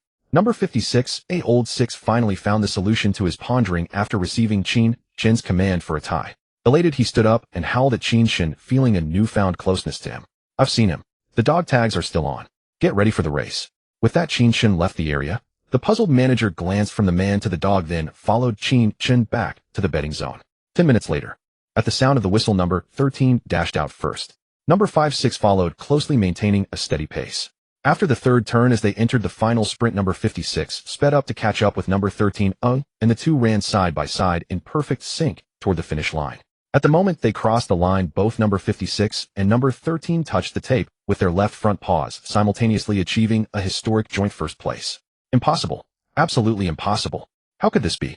In the private room, Wan Pengfei, whose expensive hairstyle had been tousled into a bird's nest, repeatedly reviewed the slow-motion replay of number 56 and number 13 crossing the finish line on his iPad, desperately seeking evidence to refute the result.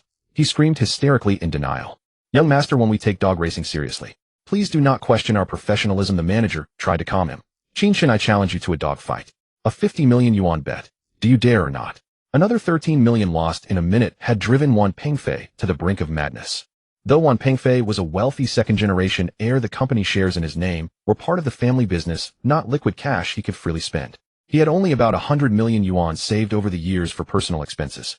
Having lost nearly 30 million in an instant, anyone would be reluctant to let it go. "Young Master Wan, if you want a dogfight, our casino does not rent out fighting dogs. If we rented one to you and it got killed or crippled, the loss would be ours. You can either use your own fighting dog or buy one outright from us at a high price." Before Qin Chen could respond, the manager interjected with his opinion. "I'll take that undefeated champion of your underground dogfighting ring, the pit bull known as Dog Saint. Name your price." Wan Pengfei was now completely obsessed and determined to drag Qin Chen into the fight. Under normal circumstances, an ordinary person would find it hard to get in or out of such a situation. The best move would be to concede to Wan Pengfei, save his face, and let the matter end. Wan Pengfei might have lost money, but he would gain face, which in his naive rich kid logic meant he hadn't lost at all. Moreover, standing nearby was a beautiful movie queen who had remained silent throughout. If he couldn't salvage his pride today, he would never be able to show his face in social circles again. 50 million. The manager quoted a simple, blunt price. "That expensive?" Wan Pengfei gasped at the price. "It's not expensive at all. Dog Saint earns tens of millions in betting revenue per match. We've turned down high offers before.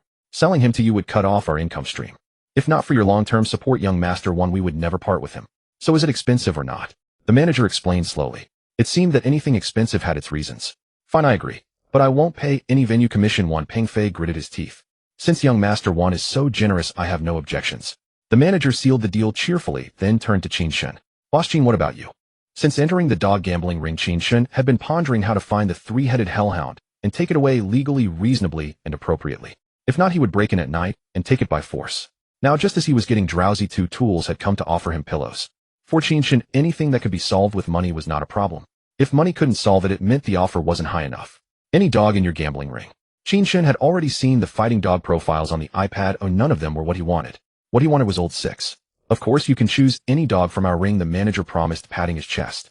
"Then I'll pick number 56, Qin Chen said, after pretending to think. "Number 56 again. Number 56 is a racing dog, not a fighting dog." "Are you sure?" The manager was shocked, sitting up with a bewildered expression. Had Qin Chen not explained himself, or had he misheard? "You heard me right. It's number 56. Name your price," Qin Chen said firmly. The manager glanced at Qin Chen, then at Wan Pengfei. Seeing Wan Pengfei's barely concealed smug nod, he grinned. "Boss Qin, you're truly extraordinary, capable of the impossible. I'll give you number 56 for a friendly price of 50 million. Qin Chen ignored the manager's blatant price gouging. "Then transfer the money and bring the dog." He swiped his card and waited for the dog to be brought over. A 9th-level divine beast. Did they think it was an inflatable doll? Even if it hadn't mutated, Qin Chen could inject a sliver of metal-based energy into old 6's body, making him invulnerable to the bites of even the so-called Dog Saint pit bull. He would remain perfectly safe. Then, by coating old 6's fangs with the same metal energy, even if Dog Saint were made of iron, it would take only a couple of bites to kill it. The money he spent now would be recouped in a single bet, and he'd gain a dog in the process. What a great deal. The manager used the intercom to instruct the staff at the dog track to bring number 56 to Qin Chen. Meanwhile, he opened the betting pool for the dog fight. Such a golden opportunity to make money could not be missed. He then led Wan Pengfei and the actress Mu Yun to the underground dogfighting ring to confirm the sale of Dog Saint and arrange the venue for the fight. The betting information and odds for today's underground dogfight at the gambling arena were posted. Dog Saint 1-1, dog number 56, 1-5. As soon as the odds were set, the betting area exploded into chaos. What the hell? Are you kidding me? Who in their right mind would pit a skinny dog against a pit bull? Is this the funniest joke in the dogfighting world of 2099? Betting on Dog Saint is a guaranteed, easy win. Number 56 is pulling off a huge upset this time. I made a killing on number 56 last match, so I'm betting on him again. Bro, wake up. That was a racing competition for skinny dogs. This is a dogfight. Only one dog can leave alive. Dog Saint the Pit Bull is the undefeated legend of the gambling arena, a canine killer. What does number 56 have to fight with? Is he going to seduce him by spreading his legs? You're right, but I'm still betting on number 56. There's just something eerie about him. He's no ordinary dog. Charge. To the underground dogfighting arena. Win, and its clubs and models will lose, and its manual labor on a construction site. Qin Chen had no time to pay attention to the commotion downstairs. After handing over number 56 to the staff and waiting for them to leave the private room, he checked the room again to ensure there were no surveillance devices, then sat back on the sofa and beckoned number 56, the sly dog, over. The dog knew he now belonged to his new master, so he lowered his head, picked up the leash, and wagged his tail ingratiatingly. Sit. Stay. Woof. The dog sat down and responded obediently. I bought you, and soon you'll be fighting Dog Saint in the underground arena. Qin Chen stared at the dog, beginning his brainwashing session.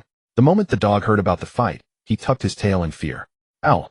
He cowered, looking at Qin Chen with pleading eyes that said, I can't do this. I'm just a cowardly messenger. You want me to box? Is that something a decent person would ask? From now on, you only need to acknowledge me as your sole master and promise that everything about you belongs to me. Then I can help you easily defeat Dog Saint. As he spoke, a golden glow of metal elemental power appeared in Qin Chen's hand, and he wiped it across his own teeth. He picked up the extra-thick glass ashtray from the coffee table and bit off a corner with a crunch, spitting it out in front of the dog. The dog's eyes rolled wildly as he questioned his very existence. This master before him was truly a force to be reckoned with. Still, this was real power. Following him might lead to a decent canine future. Having made up his mind, the dog prostrated himself and licked Qin Chen's shoe to show submission. Since you've submitted, I bestow upon you the name Lao Lu and grant you a stroke of fortune. Qin Chen once again gathered the golden light of his metal elemental power, smearing some on the dog's teeth and channeling the rest into the dog's body. Instantly, Lao Lu grew larger, his head seeming even bigger. He shook his fur and felt strength surging through him. Now, even facing a fierce tiger, he had the confidence to play the hero. Crunch. Lao Lu's cowardly nature took over as he bit down on the glass ashtray. Confirming he could break off a piece, he wagged his tail and put on a fawning fake smile. This damn dog was truly sly. Lao Lu, let's go. I'm taking you to crush the opposition. Lao Lu strutted with an arrogant swagger as he followed Qin Chen to the underground dogfighting arena. Begin. Unleash the protein power. Unleash the protein power. Dog Saint bite number 56 to death. They'll help you sire puppies. Go Lao Lu. Wear him out, and he'll pay for your protein supplements. The impatient gamblers in the underground arena had already started raising a din. But what the hell were they even shouting?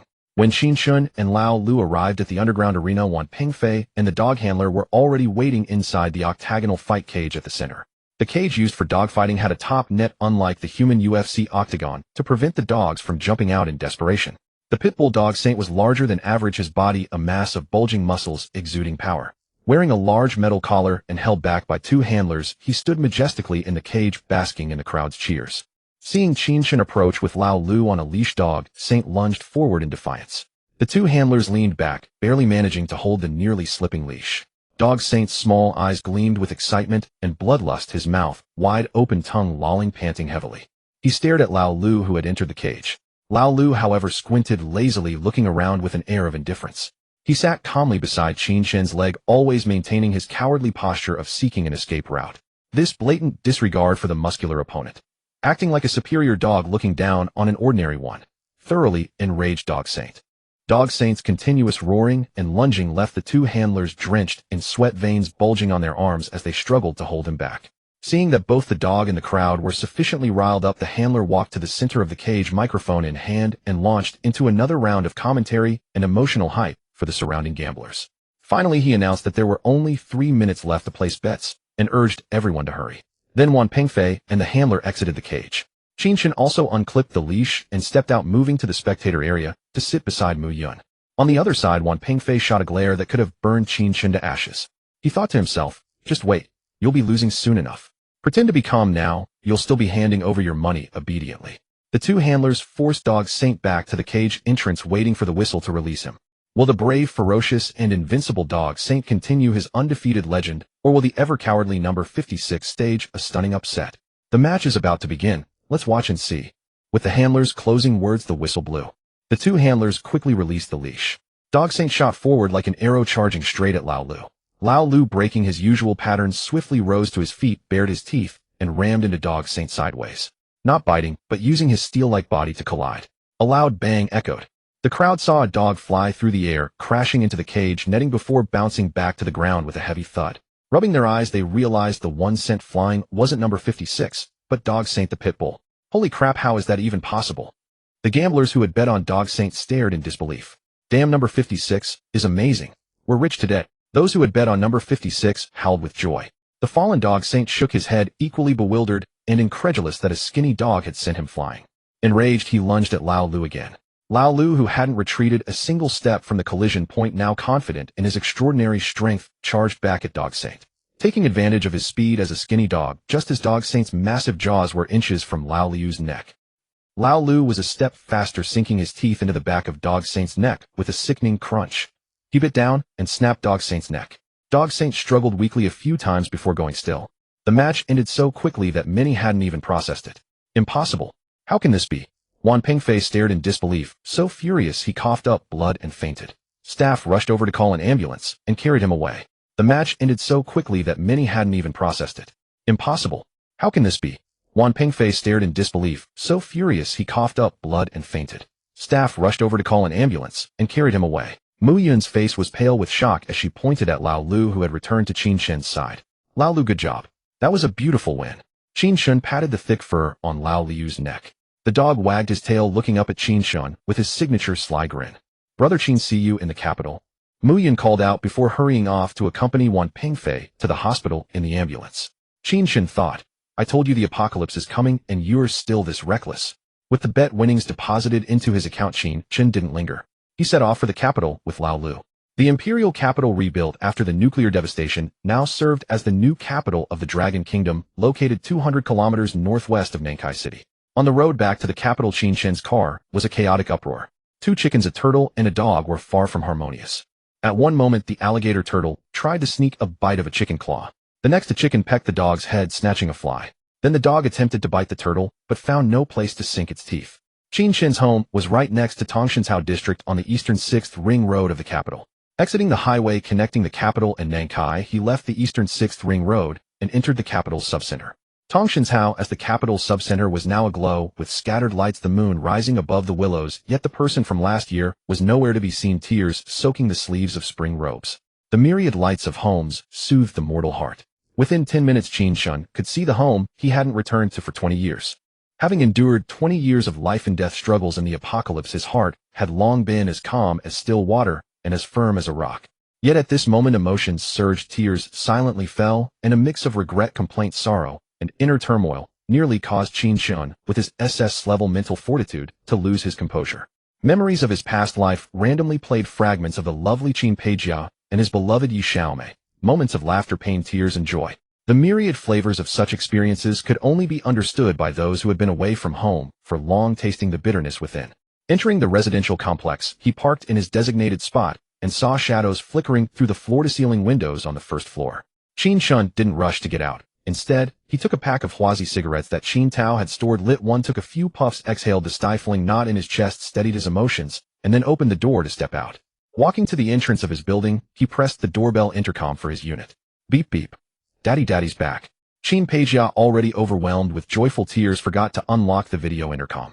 She flung open the security door, rushed to the unit gate, slapped the intercom switch, and leaped into Qin Chen's arms. Daddy, you're finally back. I missed you so much. Wah wah, she cried loudly in his arms, asking fervently. At that moment, Qin Chen, who had just steadied his emotions, instantly broke down. Tears streamed from his eyes as he hugged the little one tightly. Choking with emotion, he said, Baby, Daddy's back. He'll never leave you again. Hearing the commotion, Yi Xiaomei stood at the doorway, silently weeping as she watched him, and Peijia not interrupting the tender moment between father and daughter. Qin Chen gazed at the beautiful and moving Yi Xiaomei, whom he hadn't seen for 20 years, tears mingling with his own. Carrying Qin Peijia, he stepped up the stairs. At the door, he freed one arm and pulled Yi Xiaomei tightly into an embrace. Honey, I'm home. Husband, it's good that you're back. Yi Xiaomei stretched out her arms, embracing both Qin Chen and Qin Peijia. They stood there at the doorway, holding each other, crying together, comforting one another. Bro, let's not stand at the door. Come inside. A few minutes later, Qin Tao's exasperated voice rang out from inside. Aunt. Yi Xiaomei shyly released Qin Chen and turned to go inside, thinking that since she hadn't signed the divorce papers, Qin Chen was still her husband, and no one could take him away. Qin Chen didn't put down Qin Peijia, who was clinging to his neck, but continued carrying her as he followed into the living room and sat on the sofa. In this life, Qin Chen had been away for 3 months, but the house hadn't changed just as it was 20 years before. Dongwon then brought over tea and fruit saying, "Bro, why are you back so late? We've already eaten. What should I make for you?" Something delayed me. I'm a bit too excited, so we'll skip eating for now, Qin Chen replied with little interest. Husband, let me cook some noodles for you. Yi Xiaomei gently urged. Honey, I love your noodles the most. After 20 years, Qin Chen still craved Yi Xiaomei's noodle-making skill. Great. He'll make noodles for you right away, Yi Xiaomei said happily, rising to head to the kitchen. Qin Tao, call Fatty and the others in half an hour to come here. I need to tell them about the apocalypse. Qin Chen continued, bro, okay. After you finish your noodles, I'll contact them. They're all in the same complex, just minutes away, said Qin Tao. Peijia, Daddy brought you a mysterious gift. Taking a moment, Qin Chen remembered the few creatures in the car. Qin Chen continued, bro, okay. After you finish your noodles, I'll contact them. They're all in the same complex, just minutes away, said Qin Tao. Peijia, Daddy brought you a mysterious gift. Taking a moment, Qin Chen remembered the few creatures. The two followed Qin Chen to the car. As soon as he opened the trunk, woof woof, cluck cluck, the big head of the sly dog eagerly leaned in while 2 turkeys pecked at their cage, making it rattle. Ah, such a cheeky big dog. Wow, such beautiful big chickens. Hey, there's an ugly turtle too. The 2 little girls exclaimed with surprise and delight. Daddy, is this the gift you brought me? I love it. This is just part of it. There are 2 more, Bill, get them for you in a couple of days. These are the divine pets I've prepared for you, he said. The black chicken is called Xiao Hei, the red one Xiao Hong. The big-head skinny dog is Lao Lu. The alligator turtle playing dead, he'll call goodbye Lao Wang for now. They'll tell you their stories once we're inside. Puffed puffed. Uncle, the names you picked are way too half-hearted. Peichi laughed and teased. Sister, Daddy is being elegantly rustic, Peijia defended him. Come on, let's set up a home for them in the yard. Qin Chen affectionately patted the 2 girls' heads. With one hand he carried the iron cage with the 2 big turkeys, and in the other the turkey feed. Peijia led the big-head dog Lao Lu by its leash. Peichi carried the alligator turtle, its head retracted. In front of the garden was a green landscape belt connecting to the confluence of 5 rivers. Qin Chen's residential complex was built against the Yanshan Mountains to the north, and faced the 5-river confluence to the south. In the entire city subcenter, it was a livable community. In front of the garden was a green landscape belt connecting to the confluence of 5 rivers. Qin Chen's residential complex was built against the Yanshan Mountains to the north, and faced the 5-river confluence to the south. In the entire city subcenter, it was a livable community with favorable feng shui and a beautiful environment. Qin Chen tied the dog to a wooden pillar under the grapevine pergola at the yard's entrance. He told Lao Lu that the 3 hellhounds head bought for 50 million weren't for show, they were to guard the house and step up when needed. Otherwise, if problems arose, it would be dog stew. He tossed the alligator turtle into the ornamental fish tank, which had been empty for ages, and had Peijia turn on the yard faucet to add some water. The creature could survive with just a bit. He placed the chicken cage in the northeast corner of the garden, not letting the chickens out. Afraid the 2 voracious creatures would defecate everywhere, leaving no room to step. Qin Chen clapped his hands and said to the 4 creatures, "This is your new home now. The little beauty beside me, my daughter Qin Peijia, is your new master from now on." Qin Chen watched as Lao Lu submissively wagged its tail at Qin Peijia. Gu by Lao Wang slapped the water with its tail, and Xiao Hong and Xiao Hei clucked at the feet outside the cage, all indicating understanding. The creatures all knew Qin Chen wasn't one to play nice. Qin Peijia, a little girl, would be easy to deal with. Just keep her happy, and they'd get food and drink, and even find a scapegoat if they messed up. He said to Peijia, "These creatures haven't been fed for days. As their new master, you'll take care of them from today." "Mission guaranteed," Peijia replied, playfully saluting. She then pulled Peichi to feed them. Watching them frolic joyfully, he wished the apocalypse was just his own lie. Before long, Yi Xiaomei finished cooking the noodles and set them on the dining table, calling Qin Chen inside to eat. Qin Chen stared at the tomato greens and beef noodles, still the same taste from 20 years ago. His eyes misted over. A man's tears are not lightly shed, but only when sorrow strikes. Sipping the familiar broth and chewing the savory noodles, a surge of bliss washed over him. Within minutes, the bowl was empty. The sensation of rebirth wasn't so bad. Many regrets from his past life could now be redeemed in this one. Qin Tao, seeing Qin Chen finish the noodles, called the brothers to inform them that Qin Chen had returned to the imperial capital, urging them to come over. Soon the doorbell rang, and the portly man and the others gathered in Qin Chen's living room. "Lu Tu, the imperial capital is just too vast. We've roamed for days and still haven't covered it all," the flashy Lu Bin said gleefully. "Lu Tu, since you're back in the capital, when do we start our company?" the oily Song Shengli asked worriedly. "Lu Tu, are we about to make a big move?" the broadsword-wielding Gedaliai asked eagerly, rubbing his hands. "Qin Tao, go to the yard and call your sister-in-law Peijia and Peichi in. They'll tell you all together." Qin Chen spoke in a low, grave, and cautious tone. Once Yi Xiaomei, Qin Peijia, and Qin Peichi entered and sat beside Qin Chen. Qin Chen fixed his gaze on everyone, and they all stared back. "Ahem, Wife brothers, today, I have something important to share with you. Everyone present is the closest and most trusted to me Qin Chen in this world. What I'm about to say or demonstrate may be quite shocking. Don't be too frightened or scared. This opening made Yi Xiaomai's heart chill and her palms sweat as she edged closer to Qin Chen. The others also showed puzzled expressions, wondering what trick Qin Chen had up his sleeve.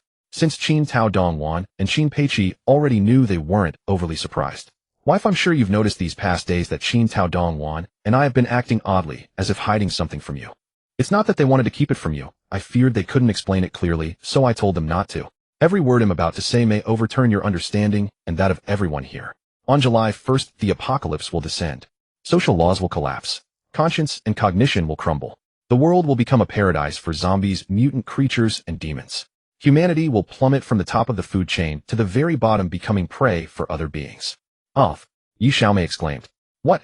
You too, you Desui scratched his ear, thinking he misheard. Holy crap, the portly Lin Huanyin said with a hint of excitement. No way. Ji2 Jiao Guanghui stared in disbelief. Lu Tu, this joke of yours isn't funny. Kai Tu Miao Liming forced a wry smile, his face creased with wrinkles. Qin Chen ignored their astonishment and questions. He picked up the spoon from the empty noodle bowl. He gently activated his metal-based supernatural ability. The steel spoon gradually softened, collapsing onto the coffee table into a puddle of cold molten steel. In an instant it transformed into a small heap of fine steel slag. The slag particles slowly rose, floating before everyone's eyes, then reformed into a steel ball. With a sharp clang it crashed to the floor, cracking the ceramic tiles beneath. Proof that what had just happened was no illusion. Everyone's gaze darted between the steel ball on the floor and Qin Chen's face, unsure how to even ask. Qin Chen swept his hand, and the coffee table along with the soup bowl and tissue box vanished into thin air. The flashy Lu Bin grabbed the rug under the table, lifted it, shook it, and stomped the floor to check for tricks before plopping back down. With a mere thought, Qin Chen made the coffee table slowly reappear before their eyes. Dad, that magic trick was amazing, Qin Peijia exclaimed excitedly. To a child whose worldview was still forming, such a marvel seemed like a live magic show. Yi Xiaomai, realizing something, turned pale and pointed at Qin Chen. You? Wife, don't be afraid. I'm still Qin Chen, your husband. I've just awakened my ability early and gained memories of the coming apocalypse. Qin Chen steadied her trembling shoulders, looking into her eyes earnestly. In your future memories, did we die in the apocalypse?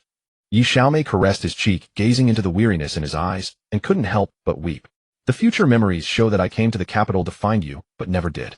You and Peijia were everything to me, my faith driving me to survive. In the end, I became a 9th-rank powerhouse in Shenzhou, Qin Chen said succinctly. Don't cry. Heaven granted me foreknowledge and early awakening. Perhaps it's another me from the future making amends for what I owe you too. You should be happy. Yes, you can foresee the future and reunite with us. I should be glad. With that, Yi Xiaomai broke into a blissful smile. Lu Tu's sister-in-law, stop feeding us dog food, or we'll be stuffed to death before the apocalypse even hits. The portly bachelor complained, so tormented that he chose to believe in the coming doom. Blushing, Yi Xiaomai quickly sat back on the sofa. Brothers, I convinced Dongwan and myself the same way on the night my brother awakened his ability. The luxury car and relocation money you have now, my brother earned them through his precognitive memories in the stock market. Dongwan and I have already made billions in global markets under his lead, stockpiling supplies for the coming apocalypse. Because you're all my brother's childhood confidants, he told you, hoping we'd walk through the apocalypse together. Qin Tao finished and awaited their response. After brief thought, the brothers understood Qin Chen wasn't selfish. After awakening, he didn't abandon them. Instead, had immediately gathered them and their families to follow him to the capital. In the apocalypse, only by clinging to Qin Chen's coattails could they and their families survive. The brothers exchanged glances and declared with fervor, brothers for life, true bonds in adversity. Lu Tu, we're with you. Even if the sky falls, we'll patch it up with you. Sister-in-law, bring out the wine. Let's swear an oath and celebrate, the portly man shouted. Since everyone had chosen to believe it saved Qin Chen the trouble of using mental hypnosis on them all. To avoid loose lips, Qin Chen still placed a mental lock in each person's consciousness. However, he stopped the foolhardy act. It wasn't yet time, and not everyone was worthy of that oath wine. The oath wine. Only those who drank Qin Chen's serum-laced wine altered by apocalypse crystals could endure the cataclysm and awaken abilities. Those who couldn't withstand the viral invasion would turn into zombies. Qin Chen explained to everyone the impending cataclysms, the undead, hordes, the mutations of flora and fauna, and the awakening of supernatural abilities that would follow the apocalypse. As he spoke, the fat man could only mutter beside him, holy shit, that's fucking insane. This is too goddamn unbelievable. The other brothers were just as stunned and bewildered as Qin Tao and Dong Wan had been initially. The most crucial matter is the construction of the base. In my past life, I established the Shinjo coastal base in Haijo, which housed tens of millions. I am clear about the sequence of events on the timeline. This time, choosing to build the base in the imperial capital is a bit of a risk. Back in Haijo, it was a fresh start. Now I have returned with my awakened abilities. As the saying goes, high risk brings high reward. I plan to select the base at the 6th Ring Mansion, just across the road from our compound wall. Under the guise of leasing it for a commercial plaza, we will construct a steel bunker base according to the highest survival standards for an apocalyptic survivor base. Yesterday, your sister-in-law went to negotiate and was humiliated. Tomorrow, you all drive over with me. We'll take the building. He got it. The brothers smirked, rubbing their hands together eagerly. Qin Chen called for Qin Tao to report to everyone on the plan and capital for harvesting the global stock markets. He then had Dongwan communicate the progress of current procurement and the details of materials yet to be acquired. Relying solely on Dongwan for the 30 billion in supplies procurement was impossible. The brothers would need to work together from now on to accomplish this. Finally, Qin Chen arranged the tasks for everyone to assist Dongwan with procurement and related work. Big Sword Good Daily Eye and Chicken Head Jiao Guanghui were responsible for building security. Fatty Lin Huayan was in charge of collecting cooked food, specialty dishes, and snacks. Kai Tu Miao Liming was tasked with procuring snacks, drinks, alcohol, fruits, and vegetables in bulk from the imperial capital's largest wholesale market. Yu Tu Yu Deshui, who understood design, was to oversee the building's renovation and decoration per Qin Chen's requirements. Oilhead Song Shengli was responsible for contacting the Agricultural Academy to collect various seeds and breeding stock for poultry and livestock. Saucy Lu Bin was in charge of collecting all sorts of items that were too embarrassing to mention. This particular task earned him a glare and looks of disdain from the two women in the room. I've assigned you all your tasks. Now it's up to you to deliver. Moving forward, when you procure supplies, you must remember one crucial point: stay low-key, extremely low-key. Low-key development is the only way forward. After all, this isn't some small place, it's the imperial capital. Any trouble under the emperor's very nose won't be easy to smooth over.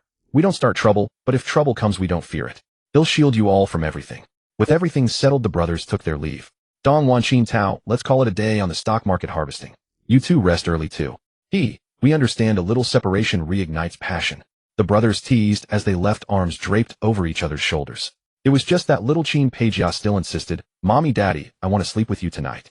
Qin Peichi, being the older girl, was very sensible and said, Peijia, from today you sleep with me. They'll teach you how to take care of the pets. Thus she was tricked away. Dongwan and Qin Tao exchanged a glance, unconsciously let out an their eyes brimming with undisguised joy. Their remarriage seemed promising. Yi Xiaomei, unable to bear the teasing, shyly returned to her room. Once everyone had either left or retired to their rooms, Qin Chen checked and locked all the doors and windows, a bedtime habit forged in the apocalypse.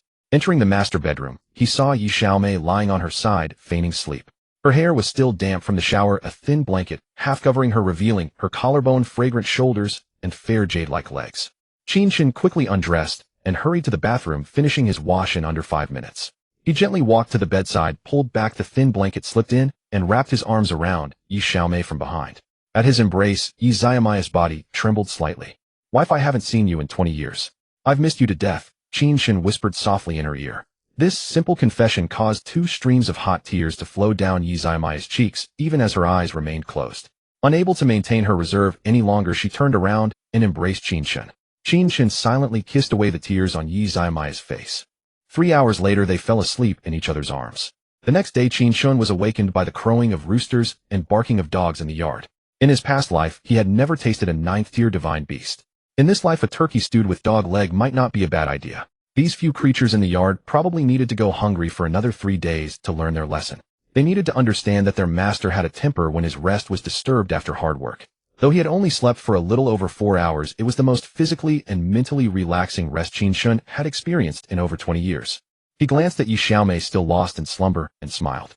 Time to get up and make you all a love-filled breakfast. It was his first time cooking since his return. He simply prepared sea cucumber millet porridge, heart-shaped fried eggs, scallion egg pancakes, golden fried dough sticks, cream flour rolls, beef buns, steamed grouper, stir-fried shredded potatoes, with green peppers, sweet and sour cucumber slices, and a dish of Sichuan-style pickled vegetables. Qin Tao and Dongwan emerged from their room, looking like pandas with dark circles under their eyes. Dongwan glanced at the closed master bedroom door and asked with concern, Sister-in-law, still not up? Brother, you two were a bit too loud last night. We couldn't sleep well. We're moving out today. Qin Tao blurted out without thinking. Hurry up and wash up for breakfast. We have important business later. Qin Chen interrupted, pretending to be stern. Daddy's love breakfast is amazing. Uncle, this is a first for you, making so much food. The two little girls who had been up early feeding the creatures exclaimed upon entering the house and seeing the table full of delicious breakfast. Why isn't mommy up yet? How can such a big girl sleep in? Eat your breakfast. Your mom went to bed late. Let her sleep a little longer. Qin Chen mumbled evasively. I want to go with you all, Yi Xiaomei said, pushing open the door and coming out of the bedroom at that moment. Her eyes held a spring-like allure, but she still shot Qin Chen a look, silently complaining that he had shown no tenderness the night before. After Yi Xiaomei and the others finished breakfast and put down their chopsticks, Qin Tao had already positioned the Rolls-Royce as the lead car. The brothers' Mercedes-Benz G-Wagons were lined up in front of the building one after another. Anyone seeing them would think a wedding was taking place today. Qin Chen's home was right next to the east side of the compound, separated from the sixth-ring mansion by just one road. It was only 250 meters to go around from the main gate of the compound, a walk of just a few minutes. Today's grand display was twofold: first, to show off, and second, to demonstrate strength and intimidate any petty troublemakers, preventing any oblivious fools from causing issues during the future renovation of the compound or the base. The Six Rings building stood east of the Qin Chen residential quarter, like a bastion guarding the eastern bridgehead of the Tongzhou subcenter of the imperial capital. Its 6 above-ground floors were designated for commercial offices, the basement for a commercial plaza, and the second basement for parking. Each floor spanned 400 square meters, with a total commercial usable area of 200 square meters. The parking area was not included in the planned floor space. As the imperial capital entered the rush hour for clocking in, Qin Chen led his motorcade in a grand procession to the building's plaza. The security guard at the plaza entrance, seeing such a luxurious fleet, immediately knew a wealthy boss had come to lease the building. He quickly notified the team leader Wu Peiqian and also called their own boss with good news. Upon receiving the notice, Wu Peiqian organized the security team and came to the plaza to welcome the Rolls-Royce. As the rear door of the car opened, the first thing to catch his eye was a pair of straight, shapely legs clad in black stockings and high heels. Wu Peiqian thought to himself, such sexy legs. Whose pig got lucky this time? He looked up. Aunt, what, it's you, this woman? Still puzzled, he recalled harassing her just yesterday. Now she was showing up in such a high-profile manner, likely having found some backer after a night's sleep. But then he saw Qin Chen step out from the other side of the Rolls-Royce. He knew trouble was brewing today. Cold sweat trickled down his forehead involuntarily. How could they suddenly have money? No, this car must be rented. They were just putting on airs to scam the building. At this thought, Wu Peiqian straightened his back, no longer nervous or afraid. Oh, isn't this our neighborhood's Mr. Qin, the big boss who went bankrupt and ran off after his company folded? What wind blows you here today? Wu Peiqian said with a sneer. I'm here to discuss leasing the entire building with your boss. Qin Chen said calmly. Is that so? Just let your woman handle it, ha. With that, he looked at Yi Xiaomei and burst into laughter. You're asking for death. Qin Chen kicked out, sending Wu Peiqian flying 5 or 6 meters. Good Daily Eye, the big sword-wielding man who had been in the passenger seat of Qin Chen's car, was momentarily stunned, but quickly recovered and rushed over to add more kicks, cursing. Who the hell do you think you are? We're giving you face, and this is how you act. Wu Peiqian, sprawled on the ground, howled and shouted. Are you all dead? Grab your weapons and fight. Beat them to death. They'll take the blame. The security guard at the plaza entrance thought to himself, first, Wu Peiqian was always a sly and foolish character. Today, with a big boss coming to discuss business, his words and actions were way out of line. Second, Qin Chen had brought quite a few people today, and they looked formidable. Not an easy bunch to mess with. Better let the boss handle this. The underworld of the imperial capital wasn't about fighting and killing, it was about human connections and worldly wisdom. He stopped the other security guards who were about to step forward. The boss will be here soon. We'll settle everything when he arrives. Ignoring Wu Peiqian's continuing wails, he invited Qin Chen and his group into the building to sip tea and wait for their boss. Before long, the screech of brakes was heard outside. A boss even fatter than a pig walked in. From a distance, he smiled and cupped his hands, saying, I didn't know such an honored guest was coming. I apologize for not welcoming you. My name is Zhang Fucai. May I ask your surname, boss? I'm hardly an honored guest. I nearly got beaten out of here. Your watchdog here is too fierce, lecherous, and ready to bite anyone in sight. People who know you think you're in legitimate business. Those who don't might think you're running a gang, Qin Chen said, not bothering to hide his displeasure. Like master, like dog. Hearing this, boss Zhang's face turned ashen. He turned and asked the security guard who had been receiving them, Fu, what happened just now? Fu was the guard who had stopped the others at the plaza. Fu then recounted everything that had happened yesterday and today, including Wu Peiqian's previous corrupt practices in tenant recruitment, without adding or omitting a single detail. The more boss Zhang listened, the darker his face grew. After Fu finished, boss Zhang slammed his chubby hand on the table and said to Wu Peiqian, who was cowering in the corner, Good. Wu Peiqian, you're quite something. No compensation, my ass. Since you showed up, all you've done is make me lose money. Fu, take this bastard next door and help me count the cash, boss Zhang said through gritted teeth. Boss, I'll never do it again. Please let me off. Wu Peiqian begged in terror. But A Fu paid no heed. He directly led several guards to drag him into the next room. Soon the sound of Wu Peiqian being beaten echoed from within. Mr. Qin, are you satisfied? Has this little lady cooled down? Boss Zhang asked, his face suddenly turning ingratiating. Beating Wu Peiqian was just Qin Chen's way of soothing Yi Xiaomei. In his past life, he would have simply killed such a man outright. But now with the apocalypse yet to come and the rule of law still in place, he would let the wretch keep breathing for a few more days. You're too kind, Boss Zhang. How do you plan to lease out the entire building? Qin Chen asked calmly. To be honest, Mr. Qin, this building cost me over 500 million yuan in land and construction. I'm not in real estate development. Oh, I just had some spare cash back then and went with my whim. I didn't know much about planning, so I followed a third-party recommendation and positioned it for commercial offices. But when it was finished and I tried to attract tenants, I realized the surrounding area only had a few residential quarters, completely unsuitable for offices. It would have been better as a small shopping mall, but the zoning didn't match, and now brick-and-mortar stores are impossible. Rent offers were too low, and I couldn't bear to let it go cheap. So it's been sitting here until now. Mr. Qin, I can see you're a man of big ambitions. As long as your offer isn't below market rate, I'll lease it to you. Boss Zhang rambled on. Ahem, boss lady, leasing the building is your task. You handle the negotiation. Qin Chen, intending to let his wife gain experience, preferred to be a hands-off boss, but lying down was far more comfortable than standing. Yi Xiaomei shot him a glare and picked up the thread. Since you're being so straightforward, Boss Zhang, let me do the math for you. Your total investment in land and construction was 2800-550-330-150, 574 million yuan. Within a 3-kilometer radius, the rent for a 100 square meter street-level shop is less than 5 yuan per square meter per day, and for whole-floor commercial leases, it's about 3.5 yuan per square meter per day. This rent price corresponds to a 15-year return on investment. We can offer you a rent that yields an 8-year return. After saying this, Yi Xiaomei paused to give Boss Zhang time to think. No boss is a fool. Boss Zhang quickly calculated in his head an 8-year return meant a rent of 7 yuan per square meter per day with an annual rent of 56 million yuan, far above the market rate. Boss Zhang was tempted by the price. But such a generous offer must come with strings attached. Ms. Yi, such a high price must have conditions, right? Correct. We're proposing a rent-to-own arrangement. Yi Xiaomei revealed the result of the discussion she and Qin Chen had had after their cultivation practice.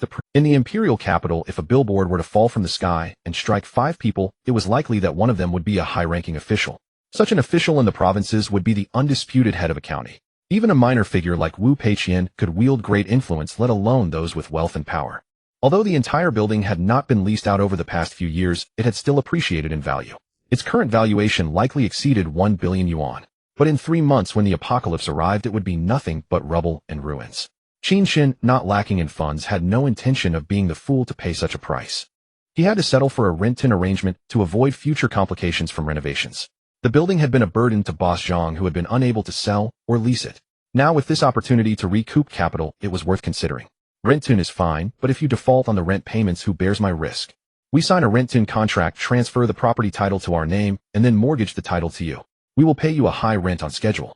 Nowadays, developers employed all sorts of unconventional marketing tactics to sell houses to young people pressured by their mothers-in-law, such as paying the down payment with watermelons or potatoes, or even zero down payment. As long as these youngsters took out bank mortgages and worked for the bank, the developers could pocket the full amount up front. What Qin Chen and his team did was simply replace the bank with Boss Zhang paying the property price in installments. In this way, you remain the sole mortgage holder. If we fail to pay the rent, you can reclaim the property at any time. Also, considering the potential appreciation, we can extend the contract by 2 years and pay an additional 2 years' rent. Yi Xiaomei added more fuel to the fire. Good, how refreshing. Boss Yi, you are truly a woman who outshines men. This deal is worth signing. Boss Zhang slapped his thigh in excitement. In the end, Yi Xiaomei and Boss Zhang signed a contract with a monthly rent of 5.88 million yuan, requiring 3 months deposit and 3 months payment upfront, totaling 35.28 million yuan for the first payment. After signing, Yi Xiaomei transferred the money to Boss Zhang and went with him to the property center to complete the transfer and mortgage procedures. When the apocalypse arrived, if Boss Zhang was still alive, money would be useless. 100 bottles of mineral water could settle the rent. Getting a 10 billion yuan building for over 30 million was a great deal. The money saved could be better used to stockpile supplies. Boss Zhang entrusted his security guard Afu to hand over the property to Qin Chen. Qin Chen made a symbolic tour of the building. Since 60% of it would be demolished anyway, there was no need for a detailed inspection, and completed the handover. Donkey head, this building belongs to us from today. Good day. Li, who had accompanied Qin Chen through the entire handover process, exclaimed excitedly. From now on, the building's security is in your hands.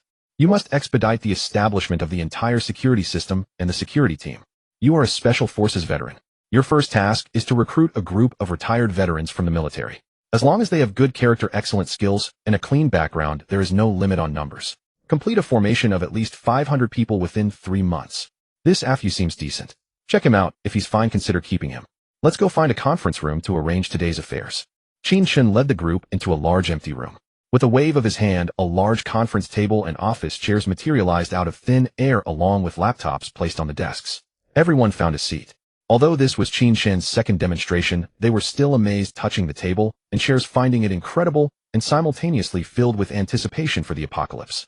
Fishhead Yu Shui, from today you are the chief engineer of the building renovation. Find your own engineering team, get the money from Yi Xiaomei and the construction materials from Dongwan. The project deadline is only 60 days. Let me outline the main plan for the building. The basement level will be transformed into the base kitchen and water room. It will also house physical training, swimming, and leisure entertainment facilities. The second underground level parking will be converted into categorized storage for basic living supplies, air conditioning equipment, and generator rooms. The third underground level parking will be turned into freezers and cold storage for food, and I need a special room reserved. The first floor will be remodeled into combat training grounds, combat study rooms, combat supply storage, and cultivation chambers. The second and third floors will be converted into barrack-style dormitories following military standards. The fourth floor will become office areas, conference centers, and apocalypse-era alchemy and artifact refining laboratories. The fifth and sixth floors will be renovated into hotel standard rooms for senior base personnel. The rooftop will be fully covered with solar panels with a helipad reserved. All glass curtain walls will be removed, the concrete exterior walls thickened and reinforced with an additional 20 centimeters of special steel. Only small windows for natural light will remain, all fitted with double-layer bulletproof glass. All support beams and columns in the building will be wrapped and reinforced with special steel. All greenery on the ground floor plaza will be cleared to prevent mutated plants from damaging the structure. A thick high concrete wall with high-voltage electric fencing will be erected around the plaza. The walls and foundation below ground level will be further thickened with no less than 50 centimeters of special steel isolation. As for Qin Chen's plan to excavate an underground fortress 100 meters deep, he would have to do it secretly, not yet revealing it to too many people. Yu Shui, you will also assist Godalii, who is in charge of security, in establishing the security and information systems. Godalii, our renovations will be massive. You must prevent any information leaks and thwart anyone trying to sabotage or interfere with the building's transformation. Dongwan, arrange for previously purchased supplies to be delivered and installed in the imperial capital progressively. Jiao Guanghui, the total volume of supplies Dongwan procures far exceeds the capacity of the underground storage. As supplies arrive in the capital, you must coordinate their orderly entry and handle external relations. Notify me promptly when each warehouse is filled, and I will come to clear it out. For other details, if you have suggestions or ideas, discuss them with Yu Desui. If there are no objections, follow the procurement plans assigned to each of you last night, and start your respective tasks. After a round of discussion, everyone raised some minor requests, and Qin Chen waved his hand to approve them all. When the others left to attend to their duties, he called over Qin Tao and Dongwan. Let's discuss today's stock market ambush and harvest plan. Dongwan, which targets do you think are suitable for our position building today? Brother, since we've leased the building today, let's target steel, cement, bulletproof glass, and similar materials for our procurement and harvesting. Good, I was thinking the same. Prepare the relevant agreement documents during the day, and we'll start the harvest tonight. Everyone was busy. Qin Peiqi and Qin Peijia had also gone to school. It was time to go home and dig a hole. Qin Chen wandered back to his home in the community. He drew the curtains in the living room and moved the coffee table aside, also shifting the carpet. Qin Chen activated his earth-based abilities, shattering the 480 by 80 ceramic tiles on the floor where the coffee table was. His abilities activated again, decomposing the 6 by 6 square area of tiles and the cement and soil beneath 1 meter deep, causing them to float into the air. With a wave of his hand, the construction debris directly entered the third layer of his spatial ring and was corroded away. Not a speck of dust appeared in the living room. Qin Chen stood in the circular pit and continued to activate his powers, sinking deeper to a depth of 20 meters. During the descent, all the soil was compressed and filled into the well walls, enhancing their solidity. Although the reinforced walls were as hard as cement to prevent collapse, they could not stop the destructive forces of underground creatures in this apocalyptic world. In the future, when steel materials arrived, this place would need to be reinforced again. At the position of the vertical well, which was 20 meters deep, Qin Chen began to push southward, creating a passageway that was 2 meters high, 6 meters wide, and 20 meters deep, extending outside the main building of the community. At the end of the passageway, he expanded it horizontally and vertically in 3 directions: southeast, southwest, and northwest. Before the steel reinforcement materials arrived, the expansion area should not be too large. He managed to create a square underground space of 100 square meters with a height of 3 meters, sufficient for a temporary base. Continuing to expand eastward in the northeast corner of the underground space for 50 meters, the surface above passed through the community's wall and a road reaching the third underground level of the Liuhuan building, where Yu Desui had reserved a special room for Qin Chen. 2 meters above was the ground of the third underground level, equal to the reinforced bottom of the building that Yu Desui was working on. To keep the supply space safe and discreet, Qin Chen inspected the area and was quite satisfied with his work, then headed back up to the living room. He needed to visit the hardware store in the community to buy some materials for simple decoration. Before long, Qin Chen returned with a large pile of hardware materials. Using his metal-based abilities, he refined the steel to wrap and thicken several layers of tempered glass, creating a safety door that could be lifted and opened from the ground, which was equipped with an electronic anti-theft lock. He constructed a spiral staircase vertically down along the well wall. On the corresponding wall of the spiral staircase, he carved out wine holes large enough to store a bottle of wine. With lighting installed, standing on the glass door and looking down, a very deceptive underground wine cellar had been created. Qin Chen also set up lighting, surveillance, and air ventilation in the horizontal passage and the underground base space. The base was furnished with office furniture, and a laptop and a network cable was connected along with wireless Wi-Fi. This place could serve as a temporary command center at any time.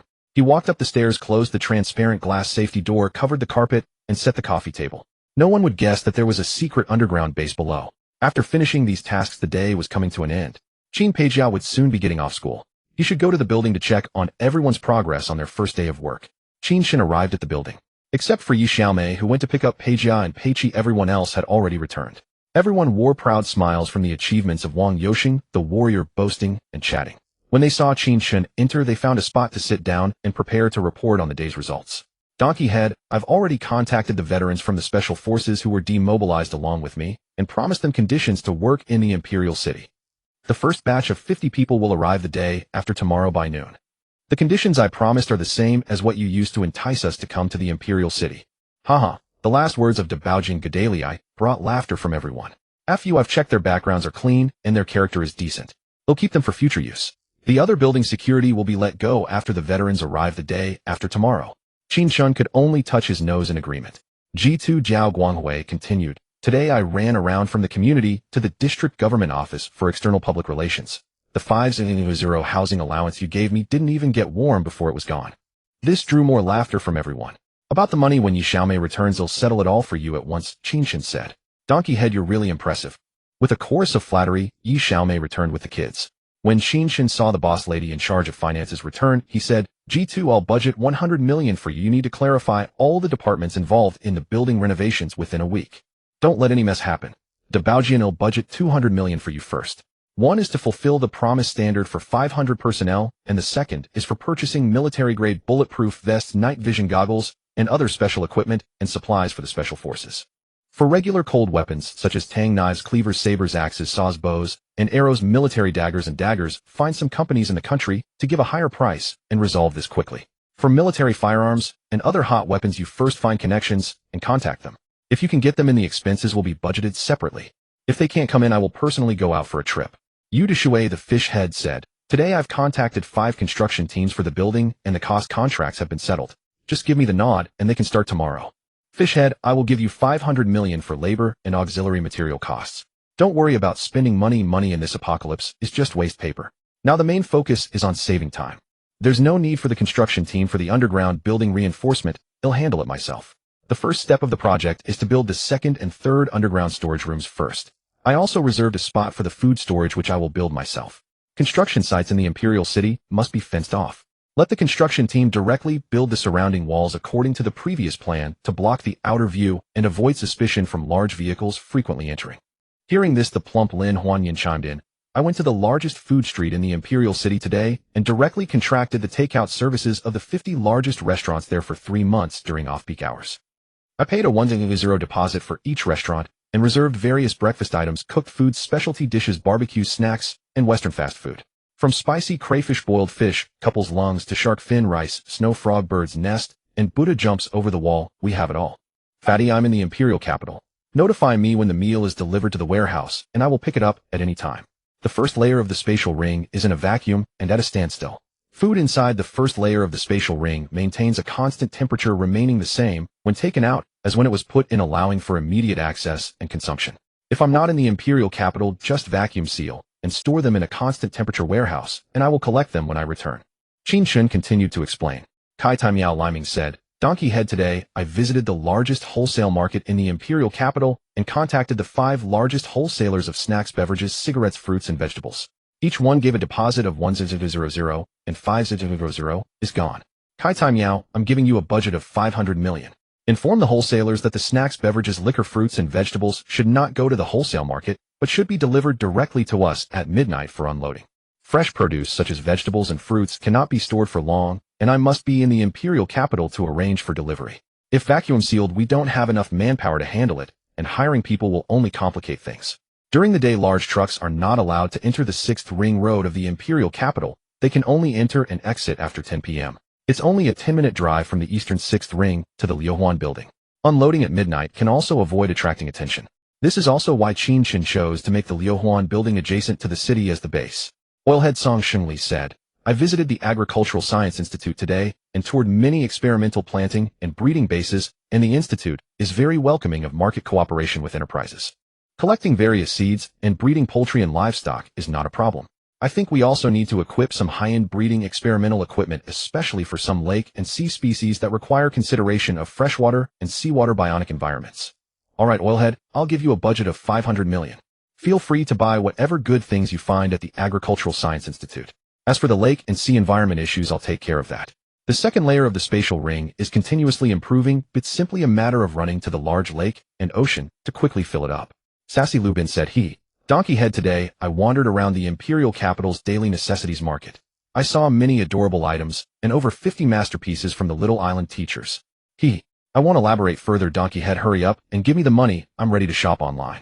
Damn, although I disdain your actions, I still admire your style.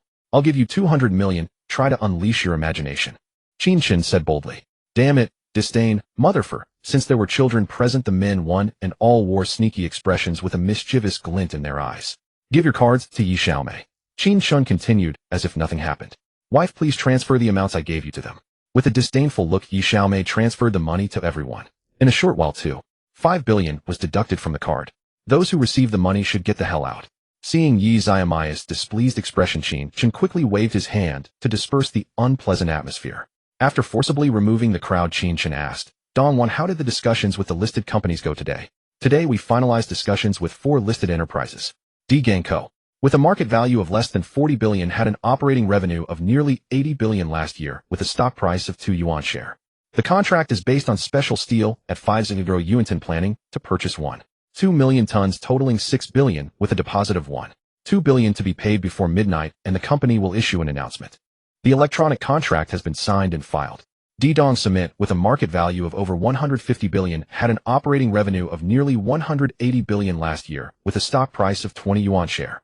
The contract for high-strength quick-setting cement is priced at 500 yuan planning to purchase 4 million tons totaling 2 billion with a deposit of 400 million to be paid before midnight, and the company will issue an announcement. The electronic contract has been signed and filed. Dihua Glass, with a market value of over 90 billion, had an operating revenue of nearly 10 billion last year with a stock price of 25 yuan share. The contract for bulletproof glass is priced at 10 yuan square meter planning to purchase 1 million square meters totaling 1 billion with a deposit of 200 million to be paid before midnight, and the company will issue an announcement. The electronic contract has been signed and filed. Dichi Industry, with a market value of over 30 billion, had an operating revenue of nearly 8 billion last year with a stock price of 50 yuan share.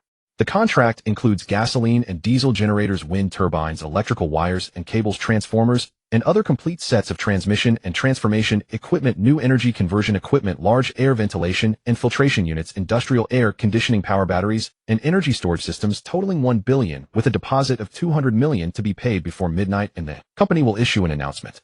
The electronic contract has been signed and filed. Dongwan slowly finished speaking, waiting for Qin Chen's next instructions. Qin Chen felt at ease with Dongwan, who had already undergone multiple procurements. The quantities and contracts were all solid. The main point was to coordinate the capital operations in the stock market, otherwise maximizing profits would be difficult. Gang Co. has a market value slightly above average with a low stock price, making it easier to raise, but the funds it can absorb are limited, making it difficult to unload. Dedong Cement has a large market value and can absorb more funds, though raising it is challenging. Fit is one of the main forces in the Dragon Kingdom's infrastructure and is currently favored by foreign capital. Dihua Glass has a relatively large market value, and its performance fluctuates with the new energy sector, allowing for some space for beneficial raising. Dichi Industry has a medium market value suitable for raising, but its stock price is too high. Exceeding 100 yuan makes it challenging to continue. Qin Chen contemplated for a full 10 minutes, and then simulated for another 10 minutes before saying, Yi Xiao may transfer the remaining 2 billion from the card to Dong Wan, so she can pay the companies their deposits. Yi Xiaomei felt like a maid holding a key. What kind of boss lady is that? In no time 5 billion was gone, and the card was cleared. Dong Wan make the payments to the 4 companies as soon as possible. Gang Co. and Dichi Industries announcements are scheduled for 9 p.m. Dedong Cement and Dihua Glass's announcements are scheduled for midnight. Alright, executing immediately. After Dong Wan received the transfer notification, she quickly responded and began making calls. Qin Tao, you are responsible for the stocks of Dihua Glass and Dichi Industry today. I will handle the stocks of Gang Co. and Dedong Cement. The 10 billion in the securities account will be divided into 4 parts. Qin Tao, you will lay out 1 billion in Dichi Industry at no more than 50 yuan share and complete the accumulation before 9 p.m. I will lay out 2 billion in Gang Co. at no more than 2 yuan share, also completing the accumulation before 9 p.m. At the same time, Qin Tao, you will lay out 1 billion in Dihua Glass at no more than 25 yuan share and complete the accumulation before midnight. I will lay out 6 billion in Dedong Cement at no more than 20 yuan share, also completing the accumulation before midnight. Tonight's target is 20 billion. Yes, I guarantee the task will be completed. Qin Tao, who hadn't traded stocks for 2 days, was now directly involved with 2 stocks and was already excitedly getting into the groove. No rush, it's not suitable for trading here at night. It's also dinner time, let's order takeout and eat at home before getting back to work. After saying that, he took Yi Xiaomei and Qin Peijia's hands and led them home. On the way, they each ordered their favorite takeout. After arriving home, Qin Chen drew the curtains again, invited Yi Xiaomei, Qin Tao, and the others to sit on the sofa, and said mischievously, it's time to witness the miracle again. Hooray, Daddy is going to perform magic again. Qin Peijia clapped happily. Qin Chen winked at Qin Peijia. With a wave of his hand, the coffee table and carpet were collected into his spatial ring. The embedded tempered glass security door leading to the underground space appeared before them. He pressed his hand on the electronic lock, and the lift slide tempered glass door gently folded upward, revealing a spiral staircase leading underground. Qin Chen casually turned on all the underground lights on the door wall. That's so cool, a scream exclaimed. Qin Peiqi grabbed Qin Peijia and jumped up from the sofa, rushing toward the underground. The others followed down the stairs to take a look. Everyone marveled that Qin Chen had created an underground base space in just one day, and they all found it quite interesting. Qin Chen stood at the conference table in the underground base space and said, Qin Tao, Dong Wan, from now on we will use this underground space for stock trading and office work at home. It's safe, concealed, and free from disturbance. Let's tentatively call this underground base No. 1. This was just a temporary appearance, who later it would be reinforced with special steel and extended further underground. Qin Chen went on about various plans, leaving everyone confused. Ding-ling-ling. The external video on the wall of underground base No. 1 showed the delivery guy ringing the doorbell. Everyone went back upstairs to eat first. After more than 10 minutes, they finished eating and cleaned up. With Qin Chen's help, each person's fingerprint was registered, making it convenient for everyone to access the underground at any time. Alright, get ready to start the harvest. As the sound of keyboard tapping echoed from underground base No. 1, Qin Chen and Qin Tao completed the accumulation layout for D-Gang Stock and Dichi Industry. By 9 p.m., the 2 companies D-Gang Stock and Dichi Industry had released their corresponding announcements. At 9 p.m., both D-Gang Stock and Dichi Industry skyrocketed simultaneously. Since both companies had relatively small market capitalizations but high contract values, they were striving upward. Qin Chen asked Yi Xiaomei and Dong Wan to temporarily monitor 1 stock each and notify him if there were significant fluctuations. Qin Chen and Qin Tao simultaneously used another computer each to continue laying out Dihua Glass and Dedong Cement stocks. D-Gang Stock and Dichi Industry soared for nearly an hour. After Dichi Industry's stock price exceeded 100 yuan, it began to stall and trade sideways. Although D-Gang Stock's price had passed 5 yuan, it was still slowly climbing. Qin Tao, Dichi Industry can't rise anymore. Start taking profit and closing the position at no less than 100 yuan. After more than an hour of intermittent keyboard tapping, Qin Tao finally completed the sell-off. As D-Gang Stock's price crossed 6 yuan, Qin Chen also began a tense and intensive sell-off. With low prices, many buyers and many sellers, Qin Chen, relying on his superhuman speed, took nearly an hour to complete the liquidation. This stock account showed available balance 7 billion yuan. This computer account was fully liquidated. The other computer's position building was still short of 3 billion yuan of ammunition. Another hour of keyboard tapping. Nearing midnight, Dong Cement and Dihua Glass also completed a total accumulation of 7 billion yuan. At midnight, Dong Cement and Dihua Glass also released their corresponding announcements. Both stocks gapped up. The 1-minute and 5-minute candlestick charts both showed consecutive gap openings after the rise. After an hour and a half, Dihua Glass price reached 50 yuan. Qin Chen told Qin Tao to start taking profit and closing the position. 2 hours later, Dong Cement's price reached 60 yuan. Qin Chen also began to take profit and closed the position, completing the liquidation just before the market closed at 4 a.m. Due to the later fluctuations of Dihua Glass, Qin Tao also finished closing his position around the same time as Qin Chen. Qin Chen no longer instructed Qin Tao. He operated the account to transfer 12 billion yuan from stock funds to the bank card for subsequent procurement payment. Bank card balance, 12 billion yuan. Stock account balance, 8 billion yuan. Procurement completed 22 billion yuan, a prepayment already made 4 billion yuan, outstanding balance 6 billion yuan. The remaining 8 billion yuan in the stock account would be harvested once or twice more, and the stock market peach-picking work would be almost over. Wife Qin Tao Dong won. This trip back to the capital has come to an end. I need to leave for a few days. Before the apocalypse arrives, there are still a few things to prepare. Qin Chen leaving again. Is there no danger this time? Yi Xiaomei asked with affectionate concern. It's fine. This time I'm mainly going to collect the 9th level divine beast Zhulong from my past life, the 9th level being Munjushri walnut tree and other special resources. Also, I need to collect some directly drinkable water resources in advance. Directly drinkable water resources will be contaminated in the future. We've stored a lot of mineral water, but we still need to collect some water for washing and daily use. Some water resources in the south like Qiandao Lake have been bought out by several mineral water companies, so it's not easy to get involved.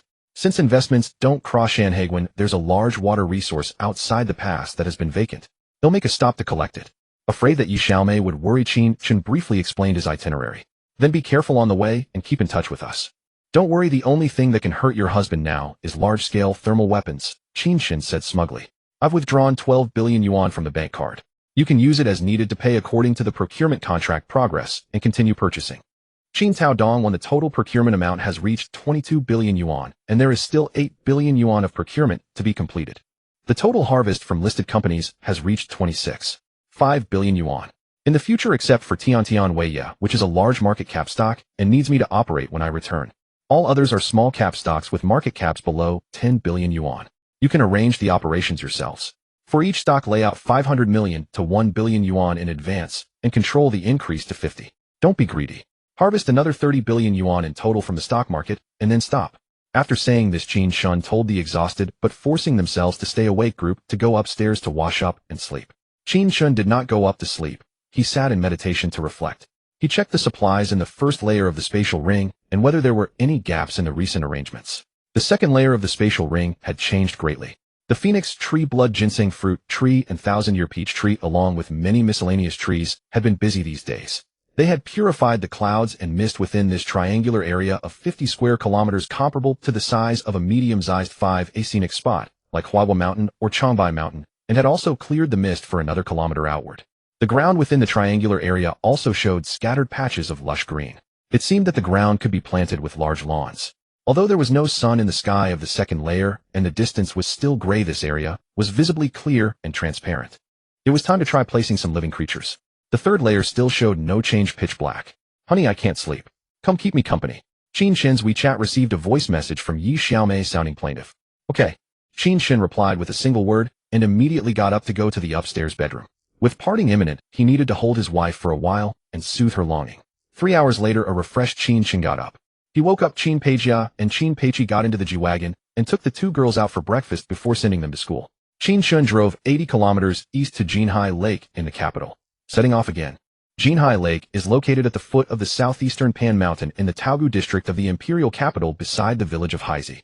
It is said to have originated as a gorge formed during a major earthquake in 1679, or later transformed through numerous renovations into the third largest reservoir of the imperial capital. Its waters are expansive, spanning nearly 10,000 mo. Surrounded by verdant peaks and fragrant wildflowers, the lake mirrors clouds and ripples in a picturesque scene. Over centuries, despite repeated droughts, the reservoir has never dried up, with legends claiming the gorge's bottom connects directly to the eastern sea. Haizi village lies on the western shore of Jinhai Lake. The western side, where the lake's dam is located, was long ago contracted by developers for water amusement projects. The lakeside villagers were relocated long ago. Those with a keen eye for wealth built farmhouse inns along the northern ring road, some nestled against the hills. The villagers rely on the lake and mountains for their livelihood, leveraging the Jinhai Lake scenic area to attract business. Qin Chen first drove around Haizi village, scanning with his spiritual sense several times. Every household had running water, and he found none still using well water. Qin Chen then headed north along the Jinhai Lake Ring Road using his spiritual sense to inspect each lakeside farmhouse, and he passed. Midway he noticed something amiss at a popular inn called Wanghu Yuzhuang, which boasted well-water live fish. By the kitchen in the lakeside backyard was a deep well. Beside it were two large tanks filled with flowing well water, housing various enormous freshwater fish. These were available for guests to order and have slaughtered on the spot. The fish raised in clean flowing deep well water lacked the muddy taste of river or recirculated water, farming offering tender delicious meat and flavorful broth. It was mealtime and business was thriving with vehicles from all over parked out front. Qin Chen found a spot parked and decided to have lunch there while investigating the scene. As he entered the courtyard, a Baijid cute waitress approached. Sir, welcome. How many in your party? Do you have a reservation? Just one, no reservation. Passing by and saw the crowd, thought I'd give it a try. We serve fish in large iron pots, whole fish not sold by portion.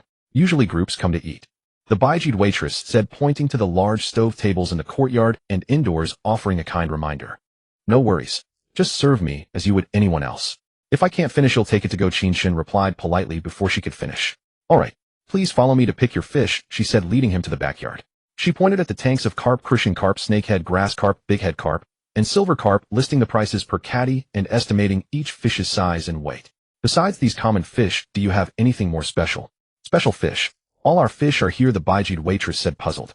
Like golden arowana, silver arowana, Yangtze river knife, fish, Songjiang perch, or red koi, Qin Chen hinted. I haven't seen those, but I once saw a huge red koi bought by our boss. Unfortunately, it got away. Got away? Where to? Qin Chen asked curiously. 3 years ago when I first started as a waitress. This big red koi was a meter long. On its first day, everyone crowded around to see it, probably startling it. The big red koi leaped out of the tank, flapping its fins midair, and dove headfirst into the nearby well. By the time we tried to catch it, it had vanished into the deep well. Since the well was extremely deep, the boss tried fishing nets several times, but couldn't retrieve it. He sealed the well to prevent other fish from falling in.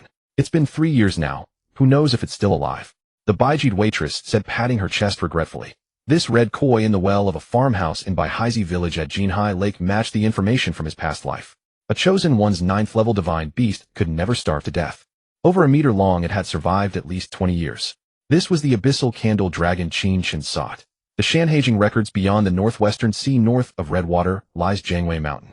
A deity dwells there with a human face and a serpentine body, red-skinned with upright eyes. Its closing brings darkness, its opening brings light. It neither eats nor sleeps, summoning wind and rain. It is Zhulong, the candle dragon. In his past life, the candle dragon grew to 9 levels, towering 100 zhang, and a single spout of black dragon saliva could scorch 3,000 li. Pick whatever fish you think is good and place my order. Find me a stove table and call your boss. I have a big deal to discuss with him, Qin Chen said cheerfully. Huh. Okay. This way, please. Wait here, you'll get the boss. The Baijid waitress was a bit confused, but followed the handsome man's instructions. She found him an empty stove table, ordered a large snakehead, and went to notify the boss. Soon a chef brought a large basin of prepared broth and poured it into the iron pot. He added firewood to the stove and lit it to boil the broth. The broth had already been heated in the kitchen, so it boiled within 2 minutes. The chef then displayed the whole snakehead sliced thinly before adding it to the pot, covering it, and starting to stew. Within 10 minutes, a rich fishy aroma filled the air. The returning Baijid waitress said the boss was busy but would come shortly. She lifted the lid, ladled the first bowl of fish soup, and set it before Qin Chen, promoting, "We always drink the soup before the fish. Snakehead is my favorite. Try it." Qin Chen took a sip. It was truly excellent, with no muddy taste, rich and savory. He tried the fish, finding the meat tender and smooth. The business thrived for a reason, not just online hype. By the time he was full, little of the whole fish remained. Then the Baijid waitress brought over a bespectacled, slightly dark-skinned man in his 30s. "This is Mr. Qin, and this is my boss." "Greetings, Boss Qin. I'm Wang Chuanxi, the owner of this establishment. May I ask what matter you wish to discuss?" "While ordering, I had an interesting chat with your waitress. She mentioned a big red koi that once fell into your backyard well. It piqued my curiosity. I'd like to buy that fish to keep. Would you consider parting with it? 3 years ago, I paid a high price of 50,000 dragon coins for it, hoping to keep it in the tank as a charm for good fortune. But it dove into the well on its first day. In these 3 years, no carcass has surfaced, so the fish must still be alive. My business here is booming, proof that the red koi has been guarding my fortune from the well. Now you want to buy it away? That would cut off my luck. Boss Wang said, taking off his glasses and wiping them with a theatrical show of reluctance. Wang Chuanxi, by leveraging the scenic area of Jinhai Lake, managed to thrive on its periphery, proving that the owner was no fool. He surely offered premium quality at good prices to high-end repeat local customers. Those who traveled from afar out of admiration were all first-time visitors, a one-off transaction. The art of overcharging tourists is a survival prerequisite for scenic spots. He particularly relished those wealthy, second-generation troublemakers who loved to show off and made excessive demands. Faced with such a fat sheep delivered to his doorstep today, there was no reason not to fleece him ruthlessly. Name your price. Qin Chen was too weary to haggle with such a stubborn rogue.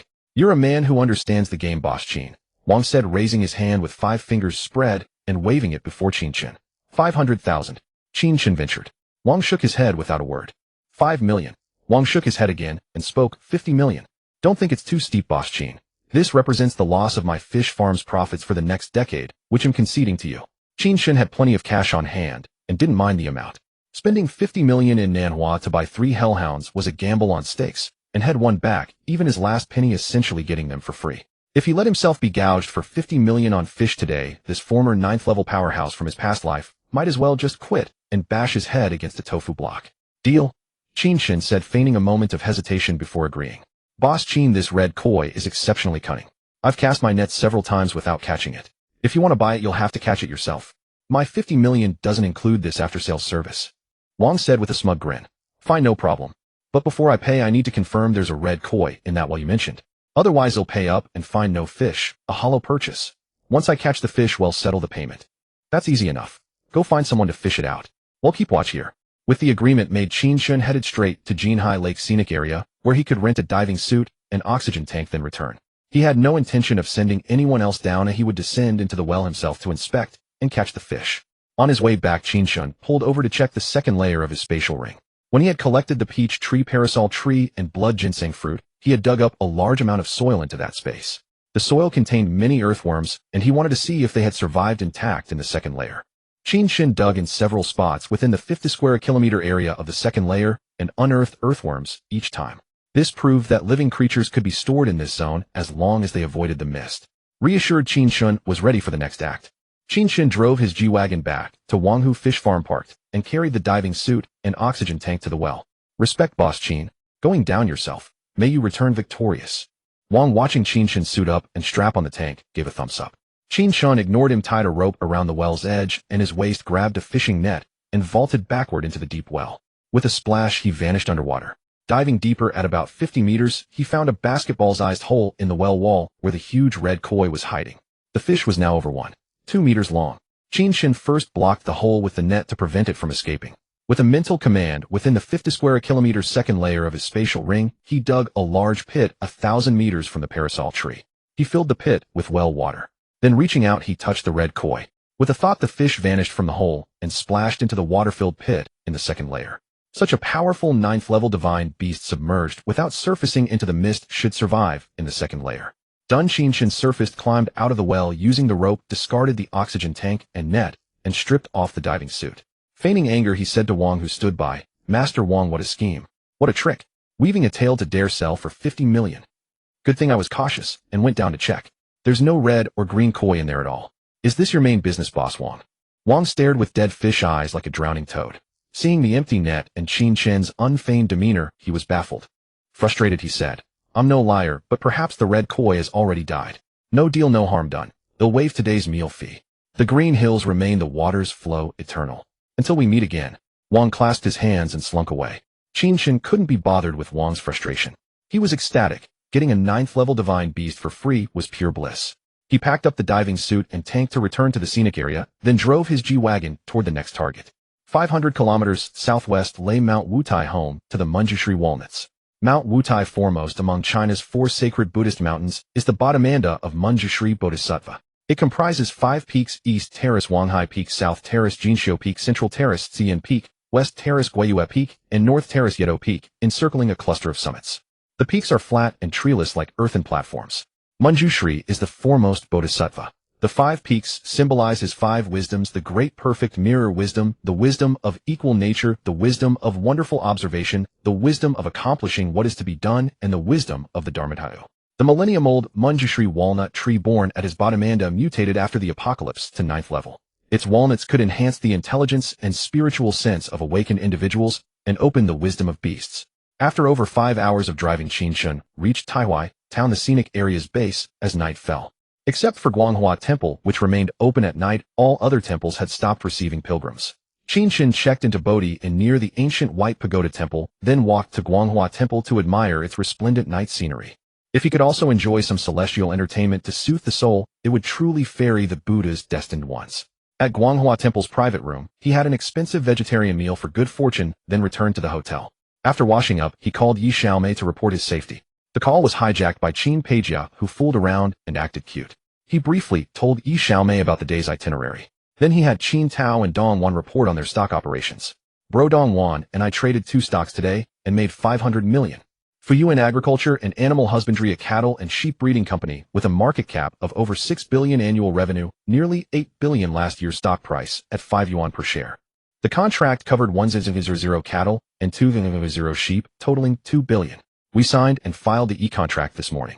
We paid a 400 million deposit before noon, and the company announced it at 1 p.m. It's a small cap stock. We invested 500 million in Fuyuan this afternoon and cashed out after a 50 gain. Qin Tao eagerly reported, like showing off a treasure. Fuyuan farming cattle and sheep breeding with a market value of over 6 billion last year's revenue, nearly 8 billion stock price at 5 yuan per share. The contract covering 1,000 cattle and 2,000 sheep totals 2 billion. The electronic contract was signed and filed this morning. By noon, a 400 million down payment was made.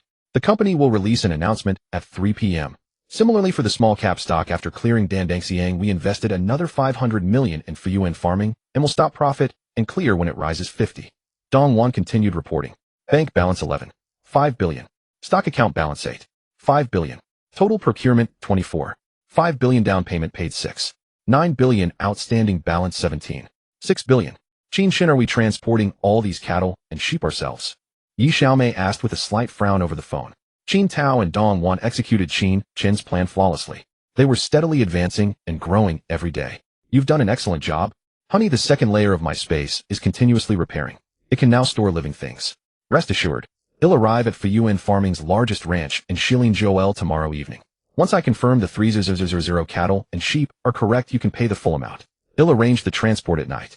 After saying this, Qin Chen hung up with satisfaction. Time to go collect walnuts. Everyone who visits Mount Wutai will surely meet Manjushri Bodhisattva. This is the great vow Manjushri once made. He said, as long as you come to Mount Wutai, I guarantee I will meet you. But in what form we will meet, we do not know. Perhaps as a beautiful little flower or a stranger passing by. Both could be manifestations of Manjushri Bodhisattva. What a wonderful encounter this is. All phenomena are illusory. If one sees all forms as non-forms, one sees the Tathagata. This 1,000-year-old walnut tree might be a manifestation of Manjushri, fated to meet Qin Chen. He approached with a shovel full of sincerity to seek this connection. Bodhisattva Peak, located on the Vulture Peak behind Xiantong Temple, means in Manchu the place where Manjushri Bodhisattva resides, where he once revealed his true form. This walnut tree stands outside the wall of the west courtyard of Bodhisattva Peak. The west courtyard is closed to the public, said to be the temporary imperial palace where Emperors Kangxi and Qianlong of the Qing dynasty stayed during their pilgrimages to Mount Wutai. During the day, pilgrims thronged to burn incense and worship. It was nearly impossible to remove the walnut tree unnoticed in broad daylight. Qin Chen waited until after 2 a.m., when everyone was deep asleep. He opened the hotel window dressed in black and slid gently down the wall to the ground. In a few swift movements, he vanished into the night. Within minutes, he reached the ticket office of Bodhisattva Peak, avoided the surveillance cameras, and climbed over the wall. He ascended the 108 stone steps in front of the temple. Buddhists believe humans have 108 afflictions. Each step before the temple symbolizes one affliction. Stepping onto a step means freeing oneself from that affliction. Qin Chen dashed up the steps to the end where a 4-pillar, 7-eaved mountain gate, inscribed with the words Lingfeng, Shengjing, splendid scenery of the Spirit Peak, greeted him. Crossing the mountain gate, he entered the temple grounds. To the left was the west courtyard where Kangxi and Qianlong once stayed during their visits to Mount Wutai. It was locked and closed to the public. Qin Chen leaped onto the roof of the west courtyard, stepping on the glazed tiles, and made his way to the western wall. Jumping down from the wall, he saw the walnut tree bathed in 1,000 years of incense and offerings, yet largely overlooked. Without further ado, he activated his earth-type ability, cutting through a 50-meter radius of soil, and with a wave of his hand stored it in the second layer of his space. He planted the walnut tree 1.0 meters east of the peach and parasol trees, facing the blood ginseng fruit tree from afar. He took some soil from the second layer to fill the pit, and casually planted a few trees to conceal the spot. Unless someone came specifically to inspect, it would be hard to notice anything had been disturbed. After finishing, Qin Chen left the scene the same way. Passing the Mahavira Hall, he saw 2,000-year-old pine trees planted during the reign of Empress Wu Zetian.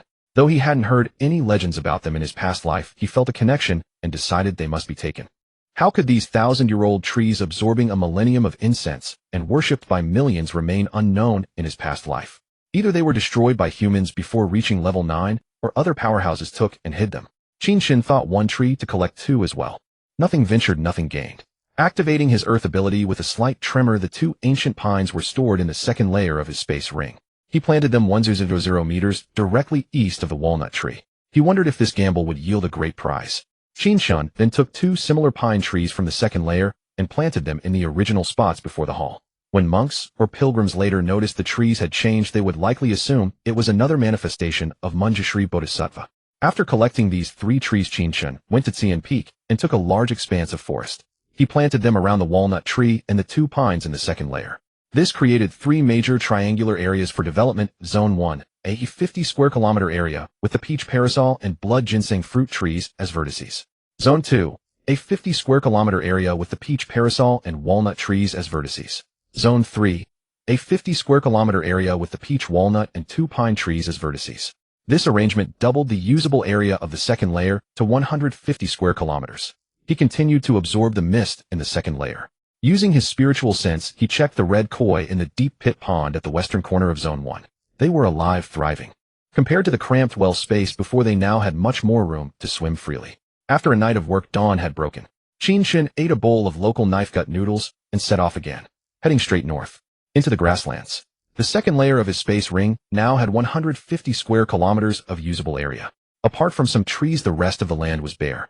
This time, heading to Wudalianki for water passing through the grasslands and the greater Xing'an range, he planned to strip some turf and pull up some primeval forest to cover the land with grass and trees.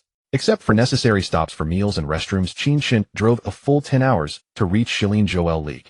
The sunset spread over the grasslands, wind bending the grass to reveal cattle and sheep.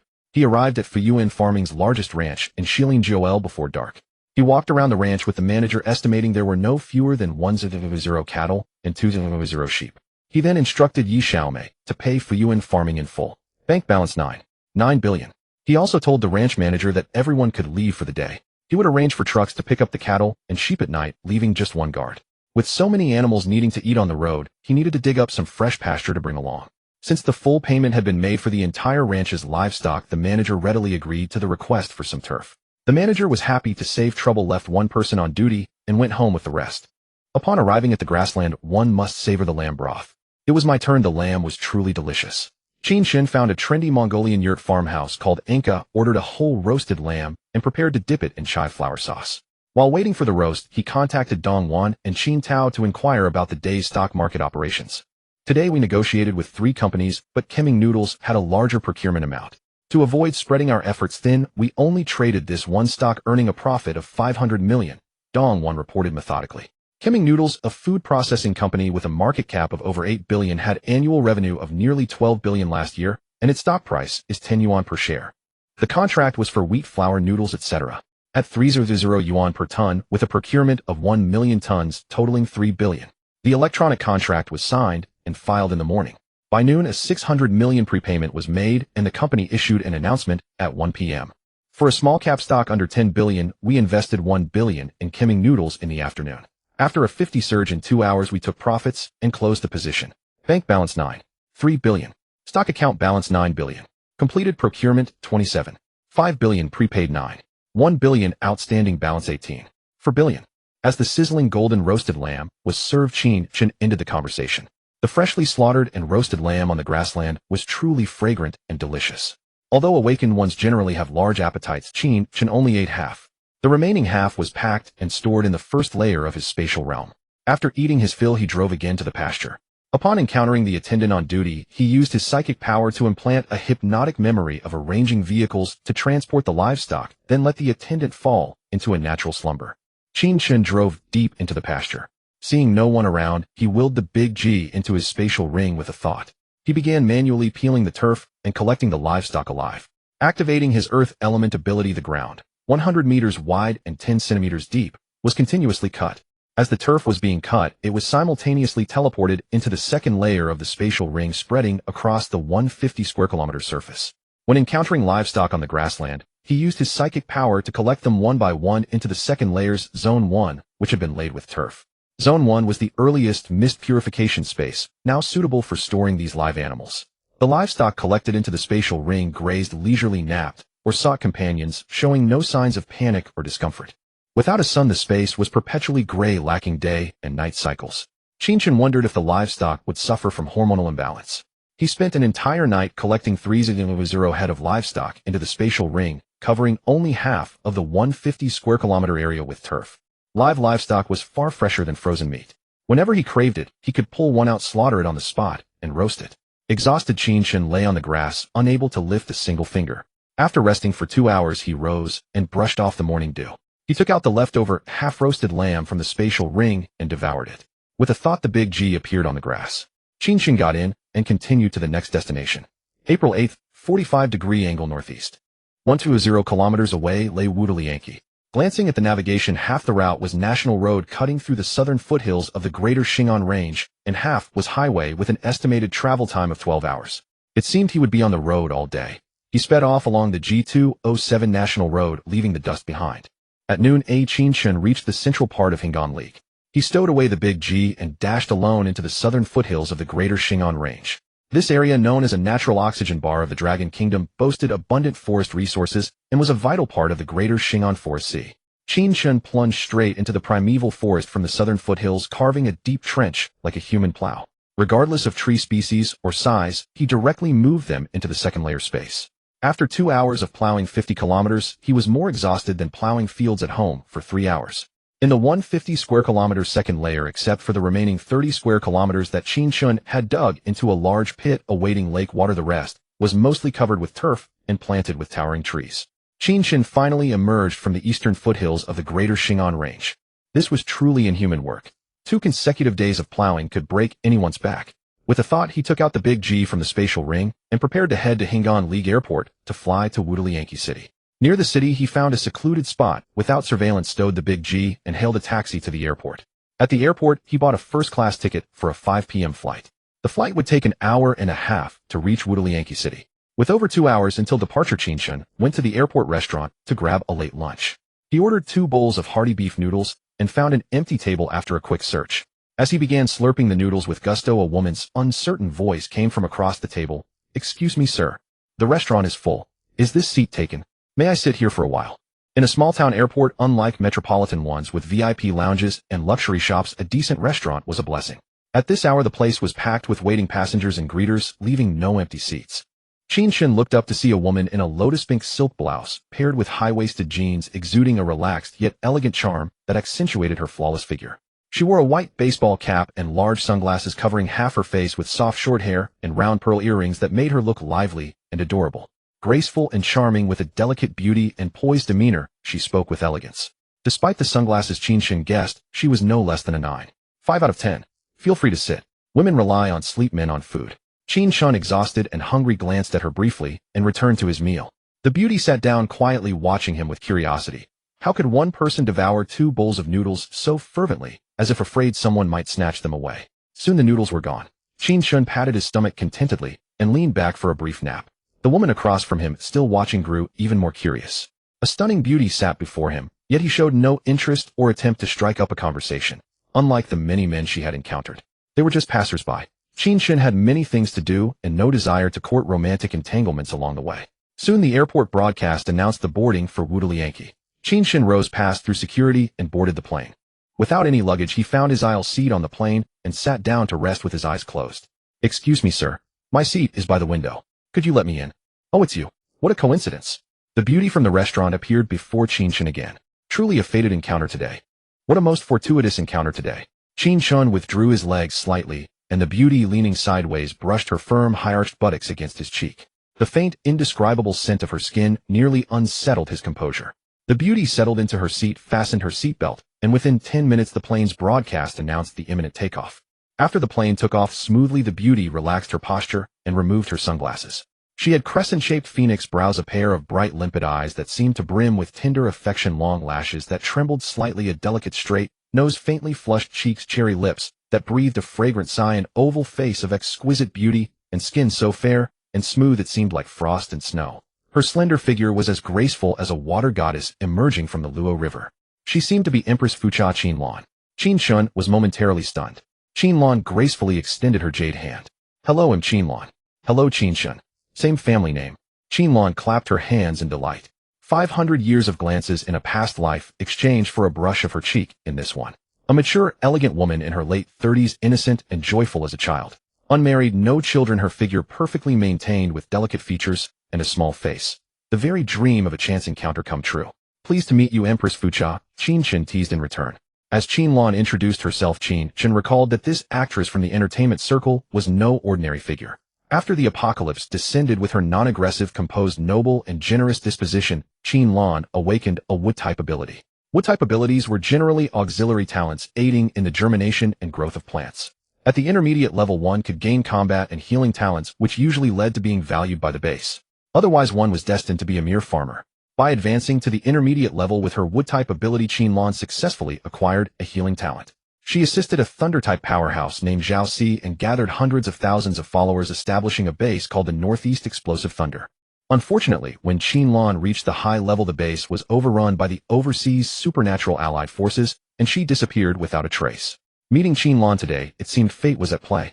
It would be convenient to take her along. May I ask, Mr. Qin, are you visiting Wudalianki for tourism or to see relatives? Qin Lan, not seeing any lecherous or despicable demeanor in Qin Chen's eyes, asked with a hint of disappointment. Don't call me Mr. It's too distant. Let's just call each other by our names. I'm here for a Onati trip to Wudalianki. Tomorrow morning, I plan to watch the renowned sunrise over the 5 lakes, snap a few photos of white cranes and red-crowned cranes, and then leave. Qin Chen made up an excuse. Oh, I took a break from filming to come visit my grandmother in Wudalianki, Qin Lan said as Qin Chen didn't ask further. I grew up with my grandmother, we're very close. But she's always worried about my marriage. I'm still single, and when I go she'll start nagging me to get married. She turned to look at Qin Chen, finding him handsome with a decent face and a demeanor that didn't seem perverted. Perhaps he could pretend to be her boyfriend to pacify her grandmother. Having thought of this, she asked with nervous urgency, Qin Chen, could you temporarily act as my boyfriend and accompany me to visit my grandmother? Lying to an elder? That doesn't seem right. Besides, I'm already married. Qin Lan automatically filtered out the first sentence. Hearing the second, she felt a tiny pang of disappointment. I came alone without my agent.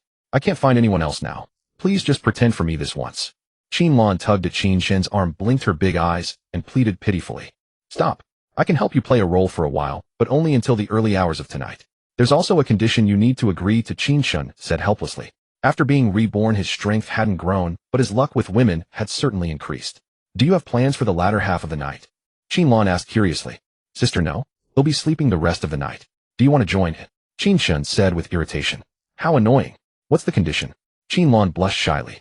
By June 30th, you must come to the 6th Ring building in the capital to find me. They'll give you 50 million to endorse my advertisement.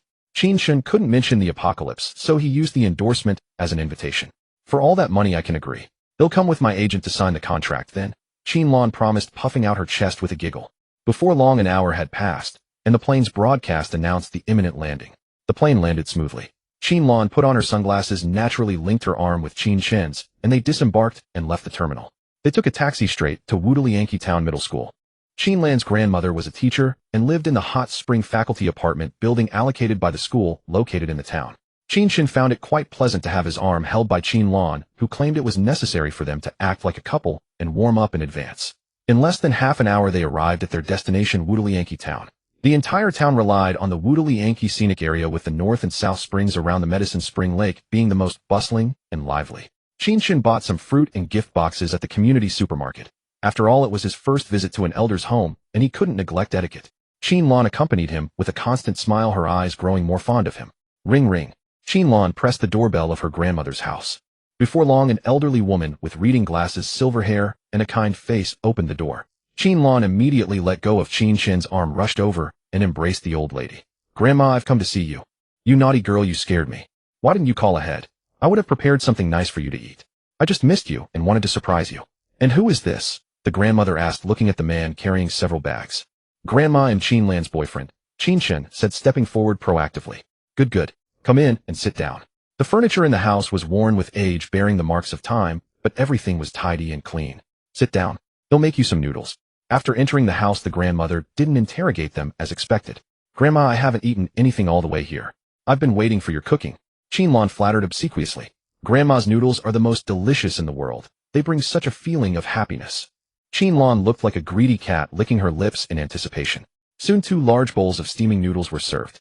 The rich broth was scattered with diced beef brisket topped with a fried egg, a few floating green vegetable leaves, and a sprinkle of chopped scallions. It was appetizing just to look at. Qin Chen and Qin Lan didn't stand on ceremony. They ate heartily. The noodles, cooked in cold spring water, tasted exceptional, delicious beyond words. In the end, Qin Chen even drank the soup to the last drop. The grandmother watched them with a constant smile. After the meal, as she cleared the table, the grandmother said, Qin Chen, I've been observing you since you came in. I've spent my life teaching and have seen countless people. You don't carry the arrogance of ordinary people, nor the superficiality of the mundane world. You are quite good. Qin Lan has had a hard life. She grew up by my side. Even in the entertainment circle, she kept herself pure. She's over 30 now, and you're the first boyfriend she's ever brought home for my approval. I hope you'll treat her well in the future. Qin Chen gave an ambiguous nod. The evening clouds over Daming Lake had yet to confess to Yi Xiaomei, and now there was Qin Lan of Wudalianki to deal with. Just thinking about it gave him a headache. After sitting with Grandma for a while, Qin Lan said, Grandma, we won't stay at home tonight. Well, find a hotel. Go on then. Her grandmother, no old Stakinthamud, was eager for great-grandchildren and urged them to leave. Qin Chen and Qin Lan left Grandma's house and booked 2 rooms at a 4-star hotel near the 2nd and 3rd pools in the town, agreeing to wake early for the sunrise.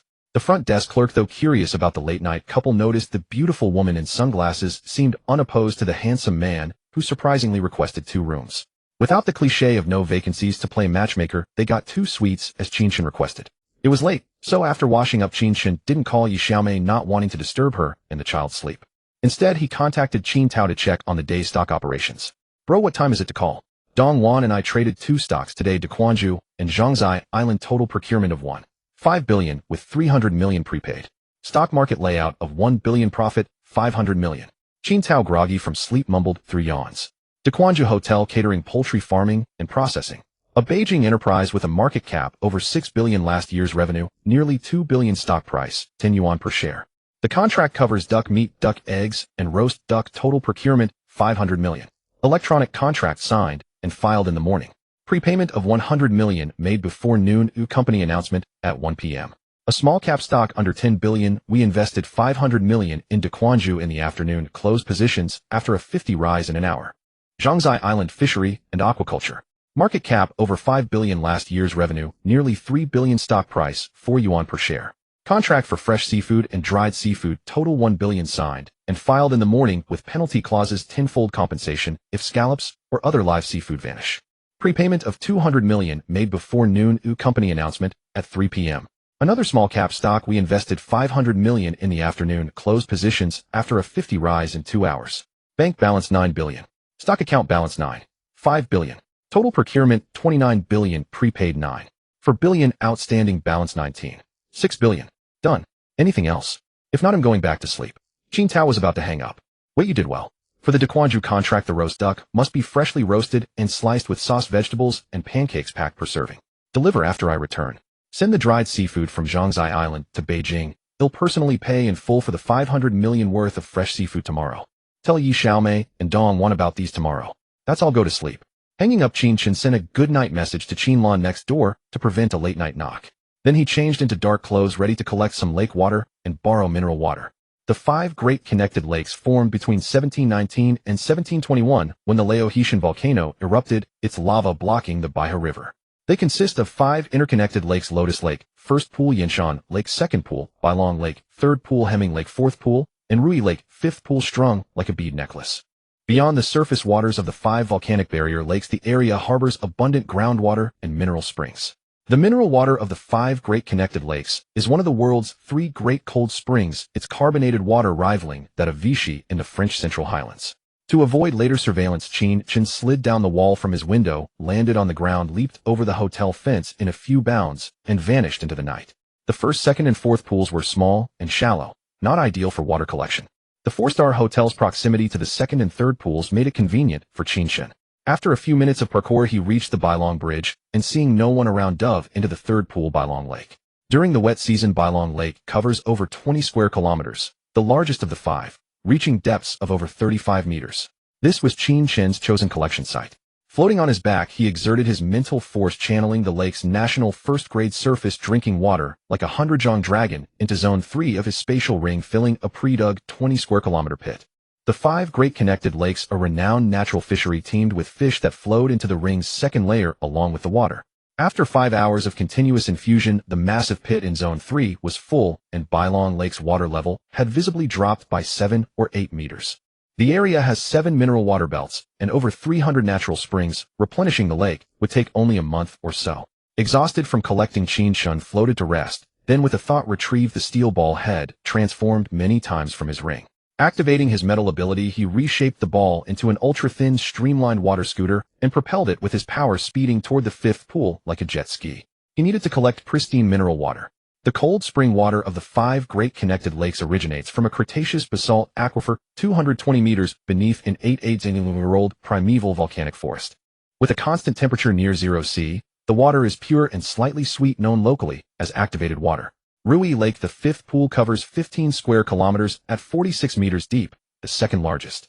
It's the source of the entire water system, yet has no inflowing rivers or visible springs, a mysterious wonder. 16 volcanoes surround the 5 lakes in a bagua pattern, with Rui Lake at the life gate position. Qin Chen deduced the entire water dragon vein lay beneath the 5th pool. After 10 minutes, he followed the connecting channels to a dried-up spring on Rui Lake's north shore. Marked as former Wulong Spring on late Qing maps, this site was linked to the local legend of the Black Dragon and White Dragon, where the little black dragon drank. The spring head had long dried up and been abandoned. Using his earth ability, Qin Chen burrowed down along the ancient springs channel until reaching the Cretaceous basalt aquifer 220 meters deep, where he discovered a vast volcanic karst cave filled with pristine cold spring mineral water. Overjoyed, he channeled the water like a dragon into his spatial ring. To avoid contamination from the gray mist in the second layer, he excavated a huge underground storage space beneath Zone 2, injecting the pristine water directly without air contact. It took 3 full hours to fill the underground space. He left only a small spring on the surface which gushed water until pressure equalized, forming a small spring-fed lake. This solved both storage and easy access. The native cold spring mineral water in the massive cavern was completely absorbed, revealing a dragon-shaped stone formation at the bottom. The surface of the stone dragon was covered in cracks, as if it could shatter at any moment. Qin Chen walked over, placed his hand on the stone dragon, and activated his earth-based psychic ability to probe. Inside the stone dragon, he discovered an infant-sized water elemental spirit. I've seen such things in my past life, but the water elemental spirit shouldn't have emerged this early, Qin Chen mused in confusion. The existence of the 5 elemental spirits was exceedingly rare, and even with his vast experience, he couldn't fathom how this came to be. Just as he was about to examine it closely, the cracks on the stone dragon's surface suddenly split open, and a 1-year-old infant-like energy entity leaped out. Babbling, it blinked its big dark eyes, scanning Qin Chen back and forth, clearly puzzled about who he was. Where am I? Where am I going? Upon seeing Qin Chen, a trace of joy flickered across the elemental spirit's face. It then trotted over on its tiny legs, rubbing its head against his pant leg. This elemental spirit's body was brimming with immense energy. If he absorbed it, Qin Chen felt he could leap 3 levels straight to mid-tier high stage. However, Qin Chen decided it was best to wait until the high tier to absorb it. Killing the goose for the egg now would be premature. For now, he would just nurture it. He patted its fluffy little head, then cradled it in his arms. Checking it over. This little one has a little dick. Like a big bad wolf, he coaxed, from today on your name is Qin Shaoquan. Babbling, the elemental spirit happily did a backflip and chirped with delight. I'm your daddy now. Daddy. Poop scooper. The elemental spirit blinked its big eyes in confusion and nodded. Then it jumped down from Qin Chen, hopped over to the stone dragon, clenched its tiny fist, and punched the stone dragon to pieces, revealing a hole leading underground. Babbling, Qin Shaoquan waved and crawled in first. Qin Chen pondered for a moment, then leaped into the hole.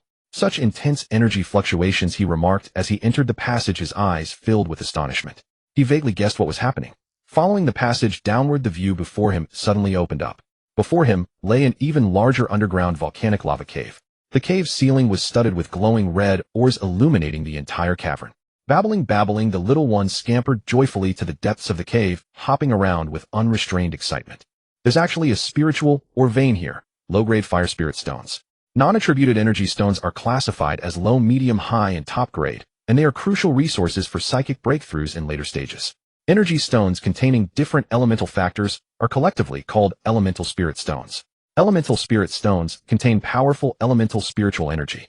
As humans grow stronger, the number of zombies and mutant creatures will gradually dwindle, making it hundreds or thousands of times harder to obtain cores. Over time, these core-like energy stones and elemental spirit stones will completely replace cores as the mainstream cultivation material. No wonder this place could nurture an elemental spirit. It's because of this spiritual or vein. Qin Chen couldn't contain his excitement. He extended his spiritual sense and found that the vein spanned only a few dozen miles. Yet even so, he felt both thrilled and astonished. Logically, a vein of this scale couldn't have formed before the apocalypse. In his past life, awakened individuals first discovered spirit stones in the 5th year after the apocalypse began. That year, various factions fought fiercely over the ore resources, suffering heavy losses in the conflict. Crunch, crunch. Qin Shaoquan gnawed on the fire spirit stones on the ground, the crisp sound snapping Qin Chen out of his memories.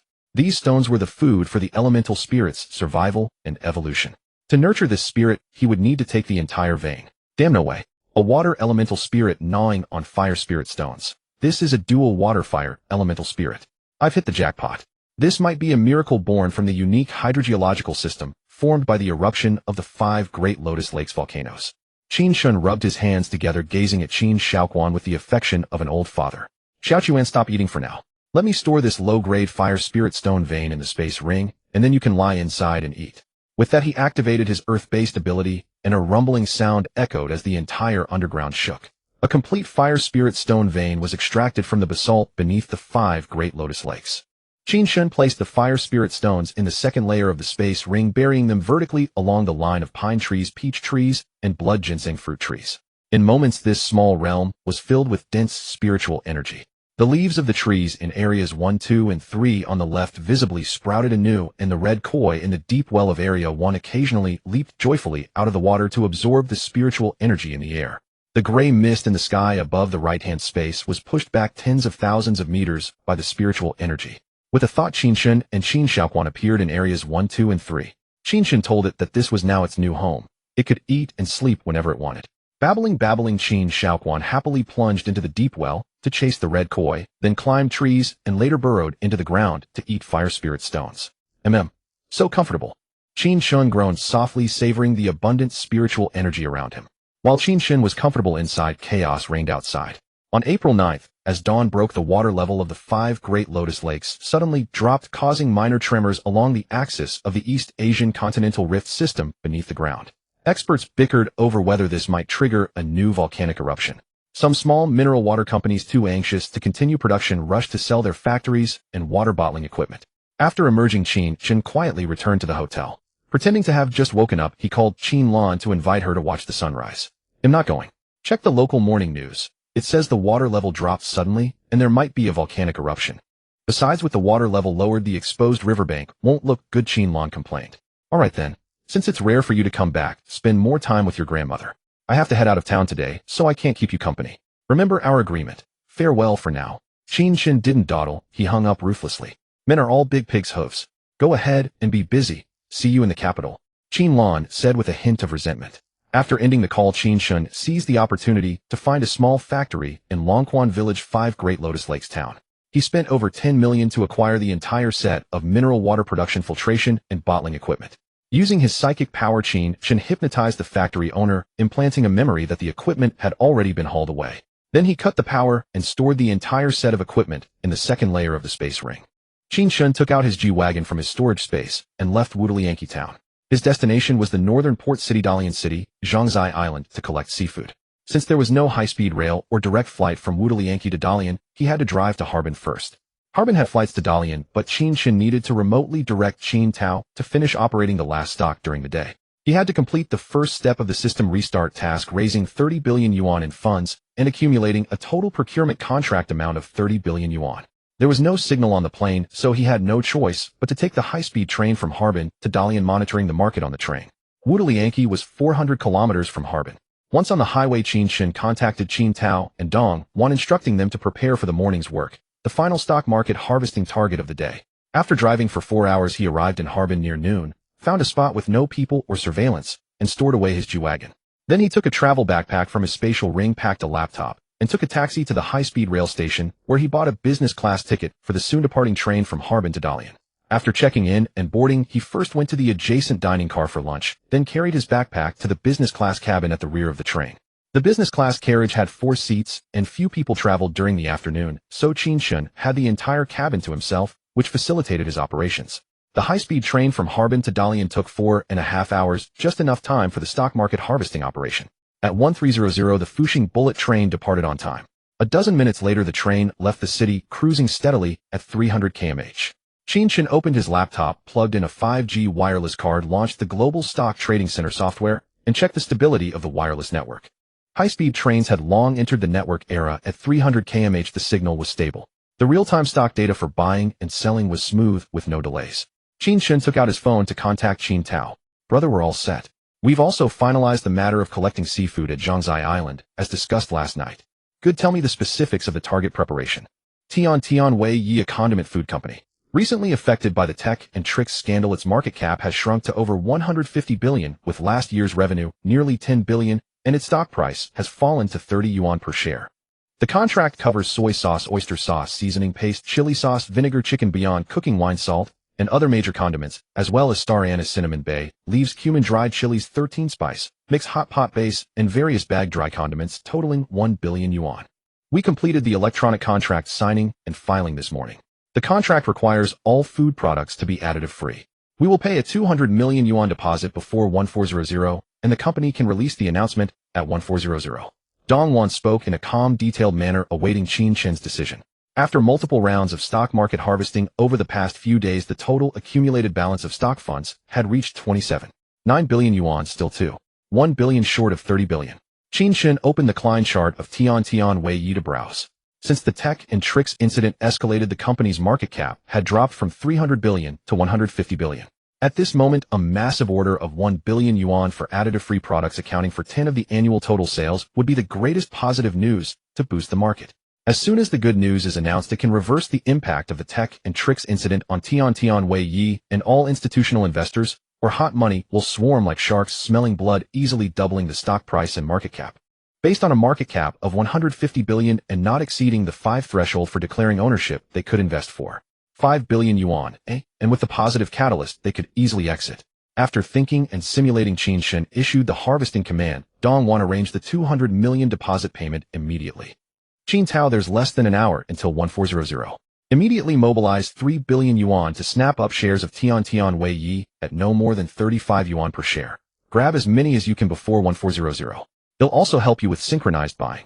We must achieve the 30 billion fund accumulation today. Come on, let's work together. Qin Tao waved his chubby hands wildly, instantly entering a state of stock market godhood, pumped up like a shot of adrenaline. Time quickly arrived at 1400, and Tian Wei Yi's announcement was released accordingly. At 1400, with the intraday announcement, Tian Wei Yi's stock price gapped up and soared. Only then did Qin Chen and Qin Tao stop their frantic typing. They had been so focused on the buy and sell orders that they hadn't even looked at the stock value in their accounts. Now stopping to check, Qin Chen had bought 2.05 billion worth, and Qin Tao had bought 1.95 billion, exceeding the budgeted amount with total shares nearly 4 billion. It's fine if they bought more and more meant more profit. Tian Wei Yi's stock price started a massive takeoff from 35 yuan, soaring for nearly 2 hours. After the stock price of Tian Wei Yi passed 75 yuan, buy orders began to decrease and selling pressure increased. On the forums, the frantic cries of retail investors cheering for 100 yuan resurfaced. "Brother, the stock price has doubled. The 30 billion plan has been exceeded. Take profit and close positions." Okay, harvesting ends. Start taking profit and closing positions at no less than 75 yuan. In T0 mode, although the stock price was high, buying and selling intensified the volatility. Qin Chen worked with Qin Tao for another hour of continuous keyboard tapping, finally completing the intensive sell-off. Bank balance 8 billion yuan. Stock account balance 13.5 billion yuan. Completed procurement 30 billion, prepaid 9.6 billion, outstanding balance 20.4 billion. At this moment, Qin Chen looked at the results of the harvest and revealed a sense of relief and fulfillment. He directly withdrew all 13.5 billion yuan from the stock account to his bank card and simultaneously closed the stock account online. Bank balance 22.3 billion yuan. Completed procurement 30 billion, prepaid 9.6 billion, outstanding balance 20.4 billion. Combining the bank balance and the prepaid amount, Qin Chen had harvested a total of 31 9 billion yuan from the stock market exceeding the system's minimum requirement of 30 billion. The total procurement of materials reached 30 billion with the exception of a few items paid upon delivery, there was still 24 billion in unpaid balance and most of the goods were still awaiting shipment. Qin Chen checked the system restart page. Aside from the color fading, there was no other change. It seemed that only when the 30 billion worth of materials were actually stored in place would the system acknowledge the completion of the initial task. Qin Chen stopped thinking and continued arranging subsequent matters. He had left on the 6th, and with today it had been almost 4 days, so he had to ask about the situation of the 6-ring building in the capital. Yudo, how is the underground warehouse construction going? Qin Chen called Yu Desui to inquire about the renovation progress of the 6-ring building. Wolfie, you haven't contacted us for days.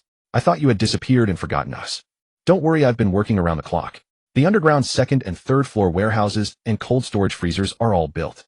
We'll start refrigeration debugging tonight. If there's no problem, we can store goods tomorrow. Good, you've worked hard, Qin Chen said with relief. Serving everyone.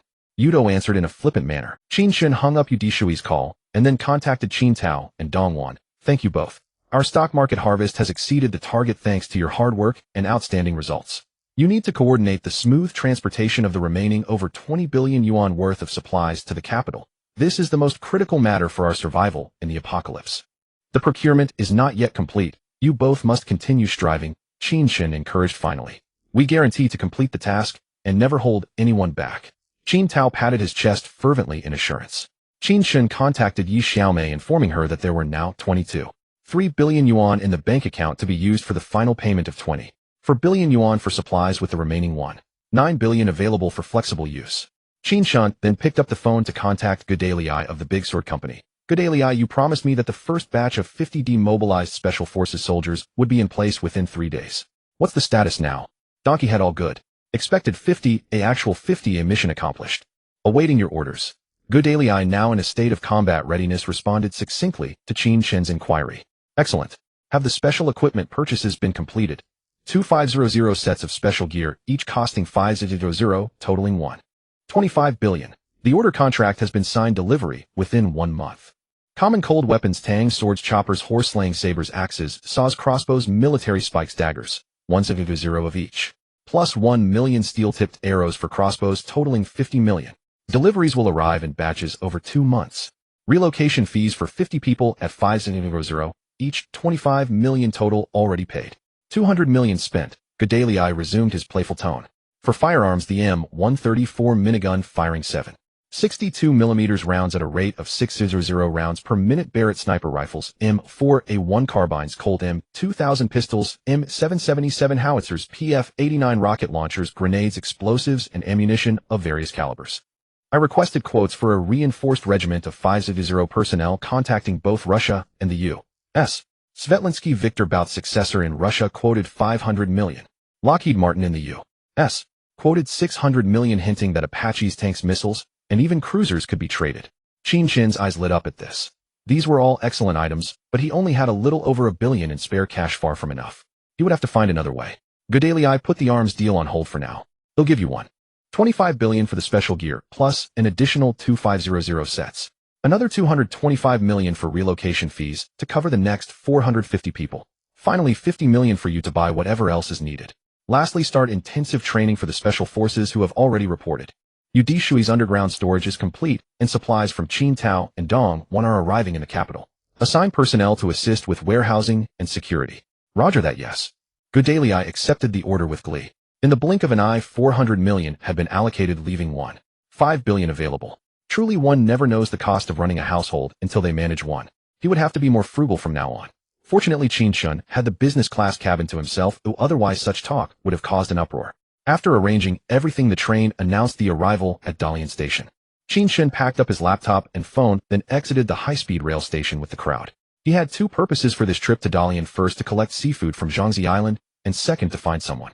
Qi Feier had been his secretary when he founded his trading company in the capital. She had joined right after college and supported him silently for 3 years during the startup. When the business failed and the company closed, Qi Feier refused the final 3 months' wages Qin Chen had offered after liquidation and returned to her hometown of Dalian. This time, Qin Chen planned to settle that debt. Stepping out of the station, Qin Chen called Qi Feier. The phone rang twice before she answered. Hello, President Qin, why are you calling me? Came her soft, sweet voice. Qi Feier lacked the boisterousness typical of northeastern women, possessing instead the gentle elegance of a Jiangnan beauty. This was a quality Qin Chen had appreciated during their 3 years together. Qi Feier, hello. Nothing major. I'm on a business trip to Dalian. Since you left the capital and returned home, I thought I'd take this chance to catch up and settle the 3 months' wages I owe you. Would that be convenient? Qin Chen asked cautiously. Oh, sure. President Qin, where are you now? I just got out of Dalian North Station. I'm working at the Golden Horse Mall on Jinma Road in Jinzhou District. It's about a 20-minute cab ride. Call me when you arrive and I'll treat you to Korean barbecue. Qi Feier said happily. Great, see you soon. Qin Chen hung up and hailed a taxi. Having dinner with Qi Feier meant he would miss the last ferry to Zhangzi Island. In the car, he searched for yacht rental companies in Jinzhou District, planning to charter a boat to collect seafood from Zhangzi Island. After contacting a yacht company and transferring the deposit via mobile, the taxi arrived at the Golden Horse Mall. As he got out and was about to call Qi Feier, he heard her voice from behind. President Qin, I'm over here. Qin Chen turned to see Qi Feier, tall and slender in a beige trench coat, running toward him in high heels, breathless. She was as graceful and radiant as ever. Without hesitation, she threw herself into his arms like a butterfly, her eyes misty, and said coquettishly, President Qin, I've missed you so much. Qin Chen, caught off guard, awkwardly comforted her with one arm. Where should we go for the barbecue? He asked, embarrassed. To the barbecue place in that alley. Authentic, fragrant, and delicious. Led by Qi Feier, they walked for over 10 minutes to reach the barbecue spot in the alley. Along the way, Qin Chen briefly told her about his second startup in the capital, and Qi Feier shared her life and work since returning to Dalian. The restaurant was packed. Luckily, Qi Feier had reserved a table, or they would have had to wait in line. Inside, she ordered all the delicious dishes Qin Chen loved. 3 years together had made her very familiar with his tastes. Soon, various marinated meats arrived. As they sizzled over the charcoal fire, releasing fragrant oil, Qin Chen, genuinely hungry, ate heartily, without restraint. Qi Feier grilled, placed meat on his plate, and gazed at him with adoration as he devoured the meal. Qin Chen recalled from the high-speed train that his present life memories had been dominant all along, and it was only until he kept staring at Qi Feier that he remembered whether to take her to the imperial capital. In her past life, Qi Feier was no ordinary person either. She returned to Dalian, and with her passion for swimming and skating, she awakened as a water-type ability user. She had established a base alongside several local powerhouses, and since it was also built by the sea, Qin Chen kept an eye on her. Unfortunately, just as she advanced to high-level 7th grade, she was fatally wounded by the Sea clan during a fierce battle. Since he had encountered her again this time, he decided to take her in and bring her back to the imperial capital. After finishing his meal, Qin Chen looked at Qi Feier and asked, "Are you still willing to come with me to the imperial capital to start a business?" "Is this a confession?" she asked instinctively. "I'm married with a wife and daughter," Qin Chen replied, honestly, touching his nose. "I'm just kidding. I'm willing to follow you always," Qi Feier agreed awkwardly. "I almost forgot to tell you that bastard Decisive who ruined your company is thriving lately. His WeChat moments show he went to Seoul in Appa country today for a trade fair," Qi Feier said through gritted teeth. Decisive, Qin Chen's college classmate and partner in their trading company in his past life. He had embezzled company goods and funds, causing a cash flow crisis, and gradually brought the company to ruin. News of Decisive had come unexpectedly. It seemed this sea venture would be a big one. "Consider your 3 months back wages settled," Qin Chen said, putting down his phone after transferring the money. 1 million. Is that too much? Is this a sugar daddy arrangement? Qi Feier exclaimed, staring at the many zeros on her phone. "Just think of it as selling yourself to me. Follow me to the imperial capital later. There are better opportunities there," Qin Chen teased relaxedly. "I'm done eating. Let me take you back." "Great. Appa, do you need to stay at my place tonight?" Qi Feier tempted him with a playful tone. "No, I have other things to do tonight. They'll take you back to the imperial capital once I'm done," Qin Chen replied calmly, keeping his eyes downcast. After seeing Qi Feier home, he headed to a private marina called Ocean Hoard in Jinzhou District. Money truly brought excellent service. The yacht company's staff had already docked a 15.8-meter-long, silver-white SV-52 high-speed speedboat at the pier. Qin Chen went through a brief handover. He checked 2 sets of deep-sea diving equipment, found them intact, and stored them in his spatial ring. After confirming the fuel tank was full, he activated the GPS chart plotter and sped toward the open sea. The SV-52 lived up to its reputation as one of the fastest speedboats. This sleek beauty could easily cruise at 60 knots, 120 km/h, even in rough seas. After over 40 minutes, Qin Chen arrived at Zhangzi Island.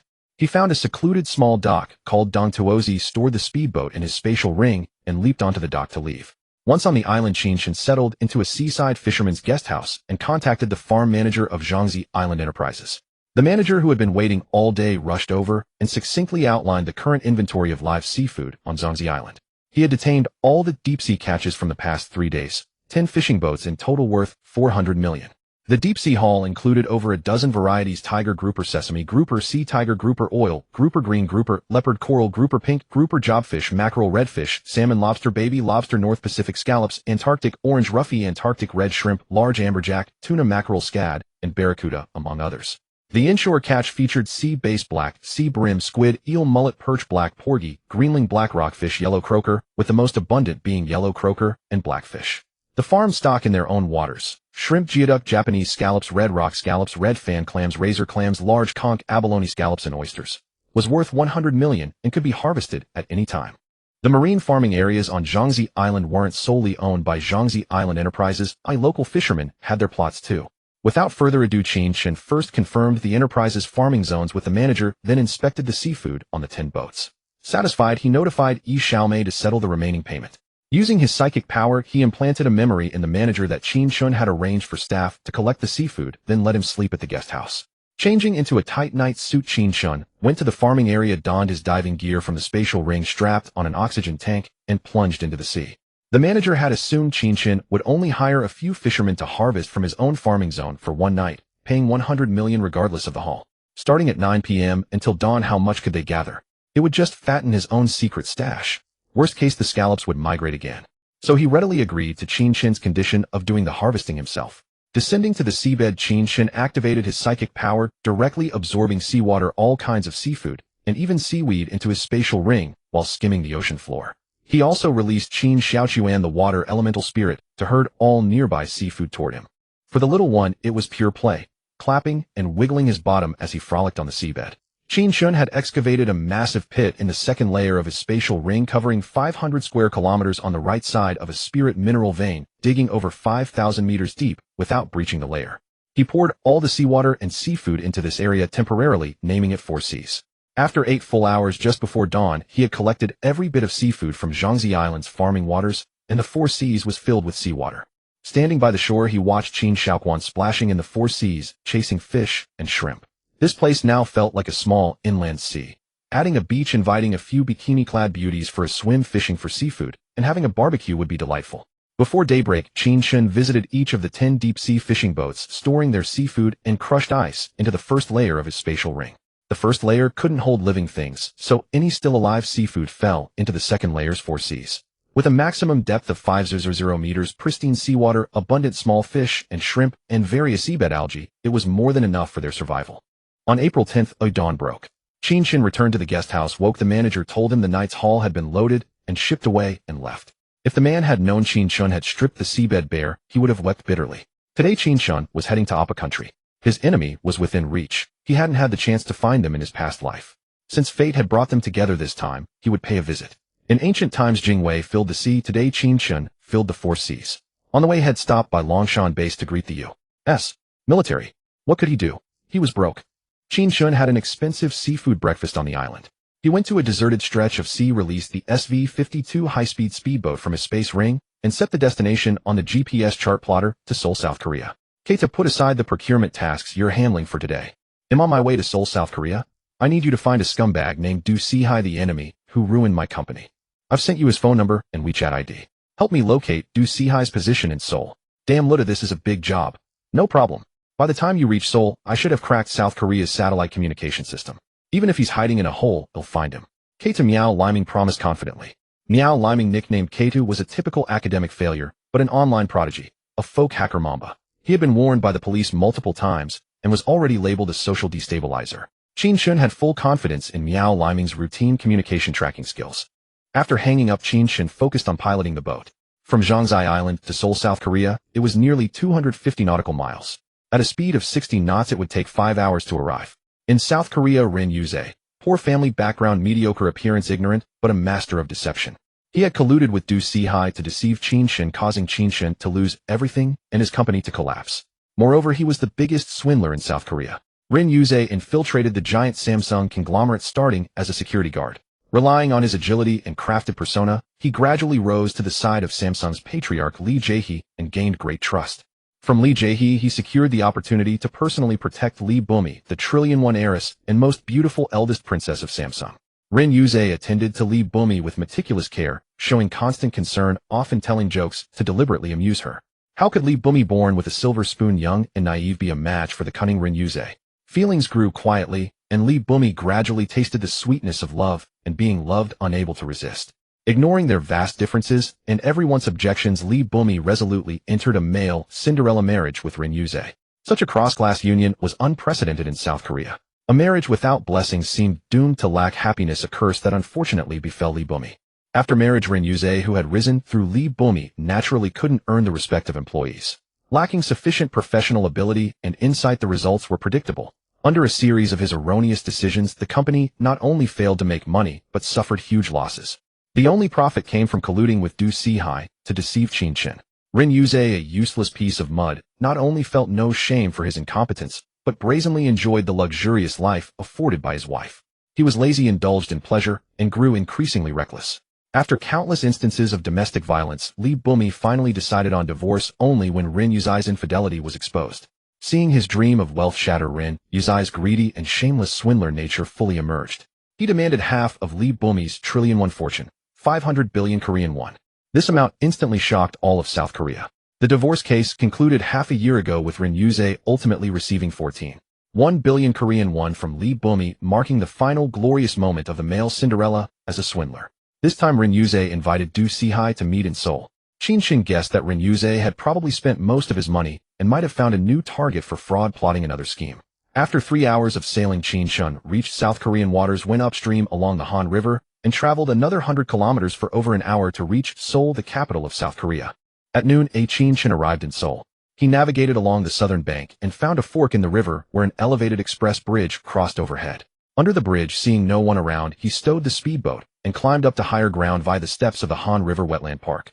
The phone rang. It was Kata Miao Liming. "Lydia, you've made it to Seoul. I've successfully located Decisive. I've embedded his position into your satellite phone map. You can check his movements anytime. Good, I just arrived in Seoul. You go ahead with your work. They'll contact you if anything comes up."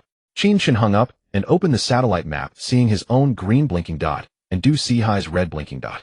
Qin Chen saw that Decisive's red dot was at a steakhouse called Just Steak in a Gyeojong, Gangnam District, Seoul, stationary for several minutes. He hailed a taxi and headed straight to a Gyeojong, the famous high-end fashion district referenced in PSY's Gangnam Style. Gangnam District was Seoul's wealthy enclave, home to many upper-class rich and socialites. Over 20 minutes later, Qin Chen, wearing a hat and sunglasses, appeared at Just Steak. With his powerful spiritual sense, he easily sensed Decisive's location.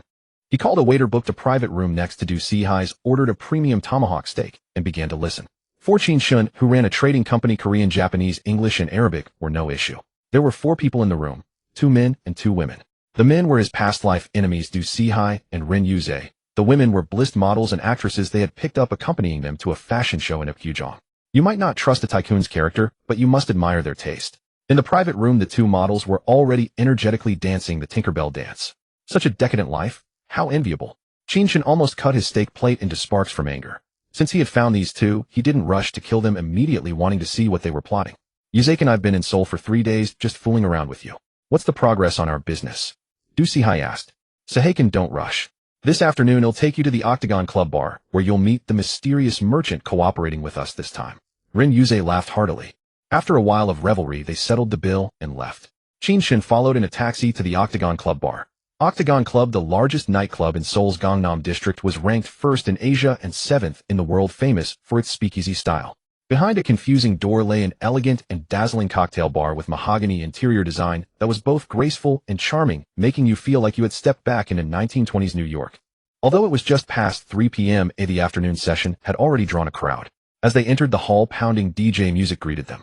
Led by a waiter, Decisive and Ren Yuze, each with an arm around a model, crossed the massive 300-person dance floor on the ground floor, past the middle-level booth area, without stopping, and went straight to a private VIP room on the 3rd floor, where prices were highest. Qin Chen also booked a 3rd-floor room from the bar girl at the front desk. On the 3rd floor, each room had a minimum spending requirement. After all the drinks were served and the waiter left, Qin Chen began to eavesdrop on the next room. After Decisive and Ren Yuze's 2 models put on another passionate performance, a masked Westerner entered the private room. "Welcome, Mr. George, Chief Representative of Lockheed Martin Corporation in Oba Country," Ren Yuze said, rising to greet him. "Good evening, gentlemen," George replied with gentlemanly grace. "Lockheed Martin Corporation. Isn't that the arms contractor for the THAAD system?" "Yuze, can you flatter me? Do you really think I'd dare dabble in arms dealing?" Decisive spoke with some nervousness. "Mr. Decisive, please don't rush. Our collaboration this time does not involve arms dealing. I am merely interested in your extensive networks across various countries and wish to hire you both for public relations and advocacy. If you both agree, these 2 bank cards, each with a prepaid amount of $50 million, will be yours. Mr. Ren Yuze, the U.S. base in Yongsan is to be returned to your country by the end of the year, but we cannot transport all the weaponry away in time. You only need to use your connections with the Samsung conglomerate to assist Lotte Group in stalling negotiations with your government. $50 million is yours. Mr. Decisive, the U.S. is relocating all THAAD systems from Yongsan base to Pyeongtaek for deployment. After you return to your country, please ask your elders to coordinate with the diplomatic department to minimize public statements or delays. $50 million is yours. Back then, Qin Chen had partnered with Decisive to start a company precisely because of his family's high-level connections in the capital. Now in Qin Chen's eyes, these 2 were nothing but swindlers who took money without delivering results, yet in the eyes of some, they were still useful pawns. The THAAD system had been shelved for years after the nuclear event, and its redeployment would inevitably face opposition from many quarters. But in Qin Chen's eyes, all of this was just a pile of cash. He had been worrying about lacking funds, weapons, and ammunition, and now the enemy was delivering them on a silver platter. Truly, the old proverb never deceives the honest man. A single THAAD system includes a command vehicle fire control radar, 6 8-cell launchers, and 48 interceptor missiles, with 24 such systems worth over $10 billion. This time, Old Lee is striking it rich. It's a bumper harvest for the campaign to pacify Peace County. Qin Chen sensed George heading to the restroom, so he followed behind. Just as George finished relieving himself and felt refreshed, Qin Chen suddenly placed him under deep hypnosis, implanting a memory of collaborating with Qin Chen to transport weapons from Yongsan to Pyeongtaek, along with a spiritual coordinate marker before letting him leave. The implanted spiritual coordinate allowed Qin Chen to easily detect his location within a certain range. After leaving the restroom, Qin Chen activated his metal-based ability, cutting off all surveillance on the 3rd floor, and then kicked open the door to Decisive and Ren Yuze's private room. Bang! The sudden kick startled Ren Yuze, who was in the middle of his revelry, causing him to tremble involuntarily. Without even seeing who it was, he cursed, "What the hell? Are you blind? Don't you see I'm busy here? Ren Yuze, don't you recognize me?" Qin Chen entered with a hearty laugh. "Qin Chen, how the hell did you end up here?" exclaimed Decisive beside him. Qin Chen glared coldly at Decisive and said, "In my past life, I didn't find you, and you managed to escape in Seoul. Today I've come to see you off." Ren Yuze immediately drew a pistol and aimed it at Qin Chen. "Qin Chen, for the sake of old times, how about I see you off today?" Qin Chen activated his metal-based ability, and before Ren Yuze could pull the trigger, the entire pistol slipped from his grasp and floated before Qin Chen. Qin Chen caught it lightly, watching as the pistol slowly softened and merged in his hand, transforming into 2 slender steel needles suspended in midair. This display, like a magic trick, terrified Decisive and Ren Yuze. Thud! Without a word, Decisive knelt before Qin Chen, blubbering with snot and tears. "Qin Chen, it's all my fault. I was blinded by greed. It was that bastard Ren Yuze who put me up to it. For the sake of our 4 years as college classmates, please let me off like a fart." At this, Ren Yuze refused to take it lying down. He lunged at Decisive, grappling with him while cursing, "You son of a bitch. Did you take a cent less? Or did you miss a single step? From start to finish, it was you who betrayed and deceived Qin Chen, wasn't it?" Qin Chen watched the dog-eat-dog spectacle for a while, finding it tiresome. He gave the 2 no further chance to speak. With a surge of his ability, 2 whoosh sounds rang out as the steel needles pierced through their foreheads, exiting the back of their skulls in a spray of blood. The 2 fell flat to the ground, their eyes wide with disbelief. "Aunt! Aunt!" The 2 models screamed in terror. In the local language they pleaded, "Appa, please don't kill us." "Well, do whatever you say, Qin Chen." As they spoke, they began to undress. Qin Chen, having spent 20 years in slaughter in his past life, had seen it all, and was as steadfast as a rock. Only the dead could keep secrets. Blame your own misfortune today. If you have grievances, go seek out Decisive and Ren Yuze in the underworld. With 2 more whoosh sounds, the steel needles pierced the foreheads of the 2 women. Before they hit the ground, Qin Chen activated his spiritual power, and the bodies of the 2 women, along with Decisive and Ren Yuze, were swept into the second layer of his spatial ring, buried beneath the blood ginseng fruit tree as fertilizer. As the saying goes, I, Qin Chen, am a good man. I take care of both the killing and the burying. After cleaning up the scene and pocketing the bank card with $100 million, Qin Chen left the bar, got into George's car in the parking lot, and drove off. George drove Qin Chen across the Bampo Bridge straight to the U.S. Yongsan Base in Oba Country, located in Seoul's Yongsan District. Yongsan Base covers approximately 620 acres, divided by the 4-lane Seoul Itaewon Road into the South Camp and the North Camp. The South Camp, centered around the Collier Indoor Sports Complex, features basketball, racquetball, volleyball, baseball, softball, and aerobic and weight training equipment, serving as a venue for community events and public assemblies. Camp Coiner, located in the North Camp of Yongsan Base, is an important new recruit training center for the U.S. Army. The first replacement company under its command handles recruit training, and the camp includes clubs for officers, non-commissioned officers, and enlisted personnel. This was Qin Chen's primary destination. All weapons and equipment from Camp Coiner were to be relocated to Pyeongtaek, 70 kilometers south of Seoul, with Lockheed Martin Corporation as the contractor for the move and deployment. Using the identity card of George Lockheed Martin's chief representative, Qin Chen easily accessed the underground warehouse for weapons and equipment at Camp Coiner.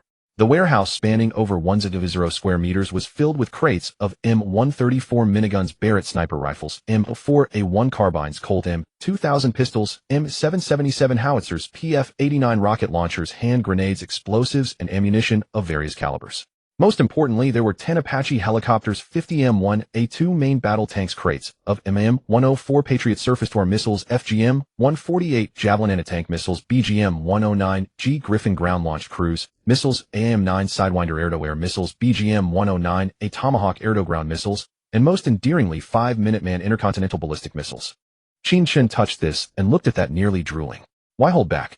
Time to move. In less than 20 minutes, the entire 1.0 square meter warehouse was stripped clean by Qin Chen. All missiles have been collected. Launch vehicles are still needed for firing. Qin Chen and Xiao Ji headed south 70 kilometers to the Wushan Air Force Base in Ping City, Jingjidao. They prepared to collect the launch vehicles, span fire control radar, and 6 8-cell launchers. Wushan Air Force Base, near the northwest side of Songtan Station in Ping City. Qin Chen and Xiao Ji arrived here as night had fallen.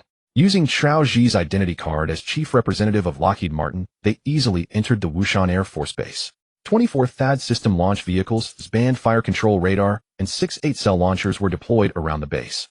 Before the THAAD system was launched, they were nothing but scrap metal in the face of Qin Chen's gold element ability. Qin Chen walked around and collected them all. The main U.S. conventional unit stationed at Wushan Air Force Base was the 51st Fighter Wing. On the airfield, there were 28 10 Thunderbolt II attack aircraft and 30 F-16 Fighting Falcon fighters. Qin Chen did not hesitate and took them all directly. From Xiao Ji, he learned that for this THAAD deployment, the U.S. had also sent the USS Ronald Reagan Carrier Strike Group to Ping's port for deterrence.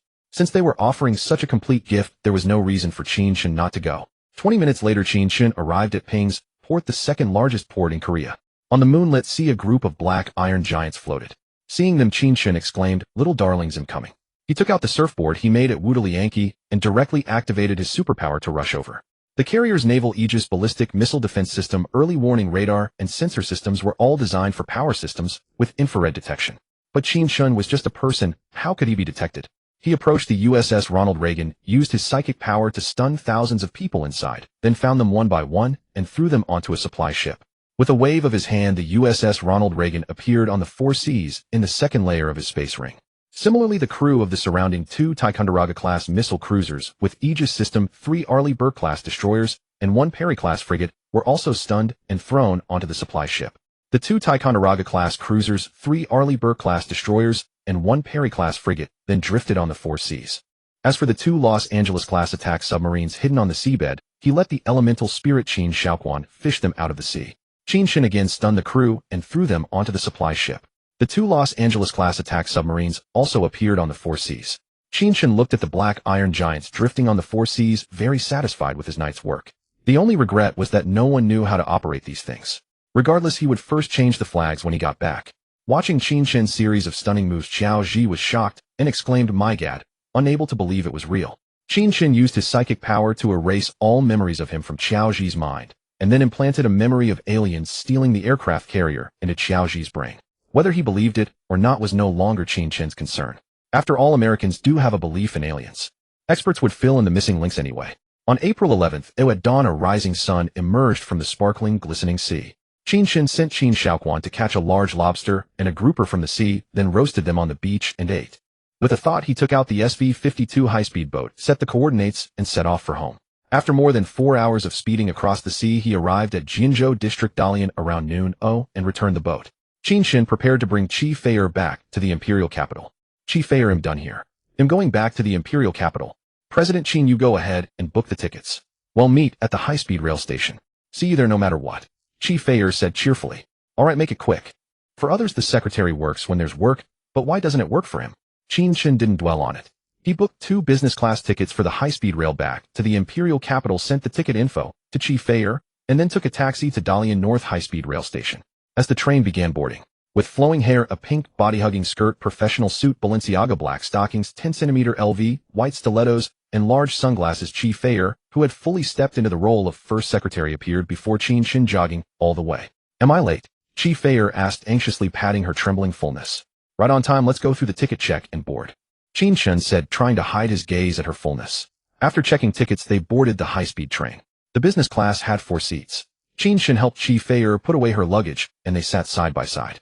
"Fatty, I'm on the high-speed train from Dalian to the imperial capital. He'll arrive at the south station in 4.5 hours. Come pick me up." After saying that, he prepared to recline the business seat and take a nap. "President Qin, I just learned a massage technique when I came back recently. Would you like to try it?" Chief Feier giggled. "When there's work, the secretary works. When there's no work, the secretary also finds something to do." "Okay, I'll give it a try." Chief Feier came over, reclined Qin Chen's business seat to a comfortable angle, and placed her fragrant soft hands on his shoulders, slowly kneading, using this to test a cadre who could withstand it. Qin Chen hadn't slept well for days, and under Chief Feier's massage, he fell asleep before long. "Dear passengers, the next station is the terminal station, Imperial Capital South Station. Please prepare your luggage and don't leave anything behind on the train." It was not until the high-speed train announcement that Qin Chen woke from his sweet sleep, stretched, and got up. "Chief Feier, thank you. This was the best sleep I've had in days. Let's go get off. He'll take you to see our new base. LV2M here at the East Ground parking lot of the South Station." Fatty Lin Wanian's call came in. "Alright, I'll be right out." Qin Chen hung up, took Chief Feier out of the station, and found Fatty driving a big G in the East Underground parking lot. "LV2, is this my little sister-in-law?" Fatty saw Qin Chen leading such a big beauty and winked at Qin Chen, giving a thumbs up with a lewd expression. "Get out of here. This is my secretary from my previous company coming with me to start a business in the imperial capital." "Chief Feier, this Fatty is Lin Huanyan, my childhood friend. He also came from Haizhou to start a business with me in the imperial capital," Qin Chen said irritably. "Got it. I got it. And I totally get it." Fatty still had a lecherous look. Chief Feier, as Qin Chen's secretary, had seen many situations, but today Fatty's little sister-in-law still made her blush bright red. She extended her hand awkwardly and said, "Hello, Fatty. I'm Chief Feier, President Qin's secretary. Please take care of me in the future." Fatty casually shook Chief Feier's hand, took her luggage, put it in the trunk, and muttered, "Such soft hands." This made Qin Chen want to kick Fatty's fat butt. "Stop your bullshit, get in the car, and drive home." Ignoring Fatty, he opened the door for Chief Feier to get in first, then got in himself. On the way back to the 6th Ring building, Qin Chen briefed Chief Feier on the current state of the company and its personnel. Matters of the apocalypse could wait until they returned. Chief Feier meticulously recorded and annotated every name and duty Qin Chen mentioned. The expressway leaving the capital no longer charged tolls, and the evening rush hour traffic was congested all the way to Tongzhou district. Qin Chen did not go home directly. Instead, he told Fatty to drive straight to the 6th Ring building. Donkey Head were at the building. Fatty announced as usual. "Stop at the gate. He'll take a look," Qin Chen said, opening the car door and stepping out. "Boss Qin, you're back," greeted Ah Fu, who was on duty at the entrance. "Good work. He'll look around, you carry on," Qin Chen replied, then walked over and patted the concrete reinforced wall, which was 8 meters high with a base width of 2.5 meters and a top width of 1.8 meters.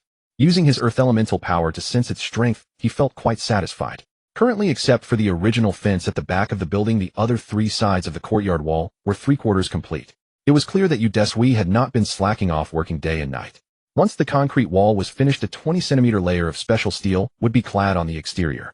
On top of the high wall, a 2-meter-high high-voltage electric fence would further secure the first line of defense. After the apocalypse began, a moat 10 meters wide and 10 meters deep would be dug around the wall, meeting the defensive needs of low-level awakened beings. "Wow, why is the wall so high? It's built like the Great Wall," Chief Feier asked as Qin Chen inspected various spots. Qin Chen turned to her with a grave expression. "Chief Feier, from the moment you stepped through this gate today, everything you see is a secret. You must not breathe a word of it to anyone. Can you do that?" Chief Feier shuddered under his intense gaze, her voice trembling slightly. I can promise. Whatever you ask, I can do. If you see or hear things you don't understand, just note them down, and I'll explain when I have time," Qin Chen said briefly to prevent her from exclaiming in shock later. "Okay, I'll listen to you," Chief Feier replied softly. Qin Chen pushed open the small left door of the massive riveted gate, 5 meters high, 10 meters wide, and 50 centimeters thick, made of special refined steel, and entered the building's plaza. To the left of the plaza were piled steel materials nearly reaching the wall's height, including channel steel, hot-rolled coils, pattern coils, alloy structural steel coils, thick steel plates, hot-rolled steel plates, cold-rolled steel plates, galvanized steel plates, I-beams, angle iron round steel beams, beams, rebar, fine height tensile, wire round, wire seamless steel pipes, welded steel pipes, and galvanized steel pipes. On the other side of the plaza, bags of high-strength, quick-setting cement from Didong were neatly stacked 8 meters high, each weighing a ton. It seemed that the nearby enterprises in the capital had been efficiently transporting goods. Steel from Digong and cement from Didong had been arriving in large quantities over the past few days. He would need to collect them tonight, otherwise there would be no space for the supplies arriving later. At the 6th ring building, all glass curtain walls and hollow brick walls had been removed and concrete pouring was underway. Just then Fatty posted a message in the Apocalypse Survival WeChat group notifying everyone of Qin Chen's return. Fatty, chicken head, fish head, oil head, vegetable head, dandy Qin Tao, and others came out of the building to greet Qin Chen. Donkey head, you're back. If you hadn't returned, the underground floors in the plaza would have been completely packed. Chicken head Diao Guanghui said with a grimace. Don't worry, you'll clear it all out tonight. Qin Chen saw you Desui approaching and patted fish head on the shoulder. Good work on the building renovation. Keep it up. You have 2 hours to cover the plaza with anti-satellite camouflage netting. I need to collect supplies tonight. Qin Chen said, pointing to the sky. Got it. No problem. I won't hold you up. Yu Desui replied without hesitation and immediately began contacting specialized equipment companies. Donkey head, the snacks, drinks, and alcohol I'm in charge of have nearly filled the underground second-floor warehouse. Fruits and vegetables are still waiting. Vegetable head, meow, liming at it. Donkey head, the cooked food, fine dishes, and snacks I'm responsible for have been vacuum sealed and stored in the 3rd floor cold storage. There's barely any room left, Fatty Lin Huanyan said. Donkey head, the seeds I've collected are temporarily stacked on the 1st underground floor. Other land, water, and air species are waiting for you to arrange, Oil head Song Shunli said. Dandy Lu Bin squeezed forward, insisting on dragging Qin Chen to see his masterpiece stored on the 4th floor. Amid everyone's disdainful glances, Qin Chen righteously refused such improper behavior in public, leaving Lu Bin chuckling awkwardly. No rush, no rush. We'll check it out later. Qin Chen turned to Qin Tao and Dong Wan. I've mostly wrapped up matters outside. I won't be leaving the capital for a while. Starting tomorrow, urge all enterprises to ramp up their transport and deliveries. Then he addressed the group. Everyone did an excellent job while I was away. Keep up the good work and strive for even greater success. Clang clanged. At that moment, a squad of 50 Special Forces soldiers led by Gedaliai marched in unison from the building and halted before Qin Chen. Good evening, Boss Qin. Qianlong squad assembled. All 50 present. Awaiting orders. Squad leader Gedaliai. Gedaliai reported loudly. So these are the king of soldiers you bought from me, with 500 each. Damn it, you even named the squad before I got back. Qin Chen cursed inwardly through gritted teeth, looking at Gedaliai. Fallen. Qin Chen ordered helplessly. Yes, sir. At ease. Shoo. The 50 soldiers assumed the at ease stance in unison. After giving the command, Gedaliai jogged to the front, took his position, and stood at ease with a sly grin. When Gedaliai had served in the Southwest Military Region and told Qin Chen after his discharge in Haizhou that his unit was a Special Forces unit with strict secrecy, Qin Chen guessed he had joined the Falcon Commando Special Forces. Gedaliai eventually confirmed the unit's designation after Qin Chen voiced his suspicion. Internationally renowned Special Forces units include the U.S. Delta Force, the U.S. Navy SEALs, the British SAS, and the Russian Alpha Group, all tri-service combat units. Every operative in these teams is a king among soldiers. In terms of skills, they must be proficient in various light weapons, operate multiple types of machinery, and drive all kinds of vehicles, including cars, tanks, armored vehicles, large transport planes, or helicopters. They also possess skills in grappling, hand-to-hand combat, rock climbing, and obstacle crossing. Additionally, each member must have at least one specialty, such as demolition, medical aid, repair, or lockpicking. Moreover, they must pass extremely rigorous psychological evaluations. These 50 Special Forces soldiers were the first and second batches Gedaliai had trained in the Falcon Commando unit. They were eventually discharged due to injuries, illnesses, or age. Judging by their appearances, they seemed to be between 27 and 35 years old. Though nearly a decade had passed for some and 5 or 6 years for others since their discharge, each of them maintained a vigorous and robust physique. Their hearts remained forever devoted to the nation, the people, and their homeland, ever awaiting the call of their country. Such a group is the most beloved and most admirable of all. To make these men abandon their faith in country and people after the apocalypse and loyally protect Qin Chen and his group, transforming their mindset, posed a significant challenge. Despite their disciplined, orderly movements under Gedaliai's command at the moment. Aside from a shred of deference to Gedaliai, they were mostly obeying temporarily for the sake of money. Though none wore expressions of contempt for the wealthy, the indifferent glint in their eyes betrayed their hidden disdain. The elite soldiers of the military were all unruly and thorny. Without formidable combat prowess, one could never subdue them. Only by defeating them in their strongest domain could one earn their genuine respect. Gedaliai, here. Lead the team into the first floor of the building. I want to have a talk with the comrades about life and principles. Yes, sir. All personnel, enter the building. Good Daily Eye led the team inside. Just then Yi Xiaomei, who had picked up Qin Peiqi and Qin Peijia from school, returned and parked the car nearby. A small figure in a princess dress quickly opened the car, door darted out, and threw herself at Qin Chen. Daddy, my daddy, I missed you so much. Let daddy give you a kiss. Daddy missed you too. Qin Chen lifted Qin Peijia and teased her. Prickly, prickly bad daddy. Qin Peijia dodged while clinging to Qin Chen's unshaven neck, acting spoiled. Peijia, that's enough. Get down now. Daddy has things to do. Coaxed Yi Xiaomei from the side. Honey, did you miss me while I was away? Qin Chen turned to Yi Xiaomei with a playful grin. There are so many people here. What nonsense are you talking? Yi Xiaomei's face flushed slightly as she tugged shyly at Qin Chen's sleeve. They're all family. What's there to be shy about? Though Qin Chen's eyes were fixed on Qin Peijia, his peripheral vision remained on Yi Xiaomei. In his past life, Yi Xiaomei had known of Qi Feier's existence, the confidant who had accompanied Qin Chen during his entrepreneurial days. From the moment Yi Xiaomei got out of the car, her gaze had locked with Qi Feier's, and the invisible sparks between them made Qin Chen's heart tremble. By the way, dear Qi Feier came back with me this time. Qin Chen didn't evade, but stated it directly. Some understood, while the fat man who knew the situation secretly enjoyed the drama. Yi Xiaomei didn't react as Qin Chen had feared. Instead, she smiled and extended her jade-like hand. Feier, welcome. From now on, we're one family. Qi Feier, first anxious and then nervous, was now overwhelmed with joy. Weeping with happiness, she eagerly extended her hand to clasp Yi Xiaomei's. Thank you, sister. From now on, we're one family. The two ignored Qin Chen and began whispering to each other. Big sister, you're so magnanimous. Cheered the fat man, eager to add spice to the drama. Thud. Oh. Qin Chen couldn't hold back his kick, sending the fat man flying into a pile of cement. Everyone burst into laughter. Acting as if nothing had happened, Qin Chen turned to the group and said, I forgot to introduce everyone. This is Qi Feier, my former company secretary. She passed by Dalian this time and helped me find my enemy. I invited her to join our team when I returned. She'll still be working as a secretary. Peijia, come on. Daddy will take you inside to watch an action movie. Qin Chen carried Qin Peijia toward the first floor of the building. The others followed into the building. From today onward, the base management would become standardized. Qin Chen intended to seize this opportunity to show off in front of everyone, using the subduing of these arrogant men to demonstrate what true awakened superhumans were capable of. Here Qin Chen would establish his rules for survival in the apocalypse. The first floor of the building was planned to be converted into a combat training ground, a combat study area, a combat supply storage room, and a cultivation chamber. With the arrival of these 50 men, half of the area had already been set up as a preliminary combat training ground. Qin Chen entered the building, handed Qin Peijia to Yi Xiaomei, and walked to the high platform in front of the 50 men, looking down at them. Who are you? What is your purpose here? He asked, infusing a trace of spiritual power into his voice. Security. Protect Boss Qin. Work for you. Boss Qin pays well. Earn money to support the family. The answers from these discharged special forces soldiers, having faced the harsh realities of society for years, were varied. Qianlong warriors. Good Daily Eye gritted his teeth.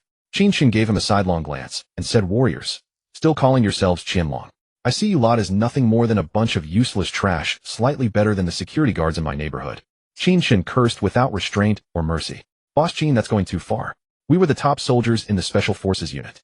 We came to protect you, not to be humiliated. Several unruly troublemakers in the crowd shouted defiantly. Whether you're useless or not isn't proven by yapping like a bunch of women. Qin Chen continued his insults. Good Daily Eye, standing at the front of the formation, felt the situation slipping out of control and quickly stepped forward to counsel Qin Chen. Oxhead, give me some face. If morale falls apart, the team won't be easy to manage. Qin Chen ignored Good Daily Eye and continued, back in the army, you were explosive fighters and dominant kings of the battlefield. But today, since you followed Good Daily Eye to my place, I make all the rules here. If you're a dragon, coil up. If you're a tiger, lie down. Seeing the defiance on your faces, it'll give you a chance to prove you're not useless. All right, all 50 of you attack together. I can take you all down with one hand. Qin Chen extended one hand, striking a classic Ip Man starting pose. The 50 Special Forces soldiers exchanged glances, grinning in mockery, looking at Qin Chen as if he were a madman. They then turned to Good Daily Eye, silently asking with their eyes, are you sure Boss Qin isn't a clown sent here to entertain? Though Good Daily Eye had never seen Qin Chen fight, he had absolute confidence in Qin Chen's supernatural abilities. He glared with his bull-like eyes and barked. Shui Erden stepped forward. A soldier in the front row with a bulging chest and a crew cut around 30 years old stepped out and said, Boss Qin, I'll handle you alone. No offense. With that, he stomped his foot, clenched his steel-like fist, and charged at Qin Chen like an arrow with steady, powerful strength. Shui Erden's attack seemed swift and fierce, but within Qin Chen's spiritual perception, his movements unfolded like a slow-motion reel. Just as Cui Erden's fist was 3 inches from Qin Chen's cheek, Qin Chen shifted his body, slightly sidestepping with ease. He seized Cui Erden's wrist, propelled him forward with a smooth motion, and then turned to deliver a kick to his backside. Whoosh. Thud. Ow. Cui Erden flew 7 or 8 meters, crashing heavily onto the training mat. A mouthful of old blood spewed forth, and he gasped in pain, sucking in cold air. In a single exchange, before anyone could react, Cui Erden, the strongest among the 50, was effortlessly subdued by Qin Chen. Daddy's awesome. Go daddy. Qin Peijia clapped her little hands, cheering for Qin Chen. Qin Chen shot her a smug look as if to say, aren't I impressive? This made Qin Peijia giggle with delight. Damn it, stop staring. This guy's tough. Let's take him down together. Cui Erden, spitting blood, knelt on one knee and roared. Hearing this, the 50 men immediately spread out, forming an attack formation to surround Qin Chen. They watched as he moved among them like a butterfly weaving through flowers. Not a single one could withstand even a single move from Qin Chen. Injured Special Forces soldiers were constantly kicked out of the fray. Qin Chen only intended to teach them a lesson, carefully controlling the force he used. Those who were kicked out suffered no severe bone injuries. They were merely temporarily incapacitated. Within 10 minutes, everyone around Qin Chen, except Gedalii, who stood by without engaging, lay sprawled on the ground, groaning in pain. It wasn't that they didn't want to get up. Whenever someone tried, Qin Chen would knock them back down, each time with a pain that pierced to the bone. Qin Chen shot Gedalii a look, signaling that enough was enough. Gedalii, at a loss, could only play along. Have you all had enough? Yes. Yes. Get up if you're not dead. Gedalii barked. Fall in. The 50 men quickly rubbed their sore backsides and reassembled in formation. Seeing a group of bruised and swollen faces, Qin Chen found the scene rather amusing. He instructed Yi Xiaomei and a few other girls to fetch some bottled water in cups. Qin Chen picked up the travel bag he had been carrying these past days and pretended to pull out a bottle of water. But it wasn't water. It was the elemental toddler's urine he had collected along the way from the water elemental spirit Qin Shaoquan. This elemental urine was a valuable treasure, the residual elemental essence excreted by an elemental being comparable to a miraculous healing elixir. When Yi Xiaomei and the others had prepared 50 paper cups, each filled to 80% with bottled water, Qin Chen opened the bottle containing the elemental essence and dripped a single drop into a 5-liter water jug. After shaking it, he had Yi Xiaomei and the others use the jug to add a spoonful to each of the 50 cups. That was just a friendly spar. As the old saying goes, no fight, no friendship. Now the cups before you contain my reward, a healing holy water. It will heal your injuries in no time and gradually enhance your physical strength. One day you may even reach my level. With that, Qin Chen picked up a training dumbbell from the ground, gently squeezed it with both hands, and instantly flattened it into a metal disc. Holy crap! That's freaking amazing! The 50 men exclaimed in shock, but their hands moved like lightning, grabbing the cups and downing the contents in one gulp. The water felt like a sweet spring, nourishing their taste buds and warming their throats as it slid down, spreading through their bodies. The bruises and swelling on their bodies and faces visibly faded. The remaining essence continued to nourish their bodies without pause. Every warrior felt instantly revived, brimming with newfound strength, their faces reflecting sheer disbelief. They all looked to Gedalii, their eyes screaming, "Boss, that's a treasure. Let's take it." The others around Qin Chen also gazed at him with wonder and envy. But then Qin Chen suddenly unleashed his SS-level mental power like a demon, letting loose the suppressed killing aura he had held back, enveloping the 50 men. These 50 men had undergone rigorous psychological evaluations in the military. Yet under the assault of a cold, dense, almost tangible bloodthirst that pierced their souls, they instantly felt as if they had fallen into an icy abyss. Under Qin Chen's soul-shaking assault, it was as if each of them faced a sea of blood and mountains of corpses alone. Those with weaker mental fortitude doubled over, retching uncontrollably. Daddy's so cool. She trusted her father would never harm her or put her in danger. Qin Chen, Yi Xiaomei called softly, a gentle reminder. Qin Chen withdrew his excess mental power and killing aura to avoid frightening those around him. Chen's slightly fierce Daddy's so cool. She trusted her father would never harm her or put her in danger. Qin Chen, Yi Xiaomei called softly, a gentle reminder. Qin Chen withdrew his excess mental power and killing aura to avoid frightening those around him. Deep. Oh. Phew. Qi Feier felt like she was on a roller coaster, her heart racing as she clutched her chest to calm herself. As for the 50 men, their necks felt as if gripped by an unseen hand. Their souls seemed frozen, while their bodies broke out in cold sweats, trembling like leaves. When Qin Chen judged the time was right, he retracted his mental power and killing aura. The 50 men collapsed again, gasping for air like stranded carp, mouths wide open. After a moment, as their emotions gradually steadied, Qin Chen said, "Everyone, that was merely a small test. If this is the extent of your combat skills and mental fortitude, I can't entrust the safety of those close to me to you." After a moment, as their emotions gradually steadied, Qin Chen said, "Everyone, that was merely a small test. If this is the extent of your combat skills and mental fortitude, I can't entrust the safety of those. How many lives must one take to amass such a dense killing aura?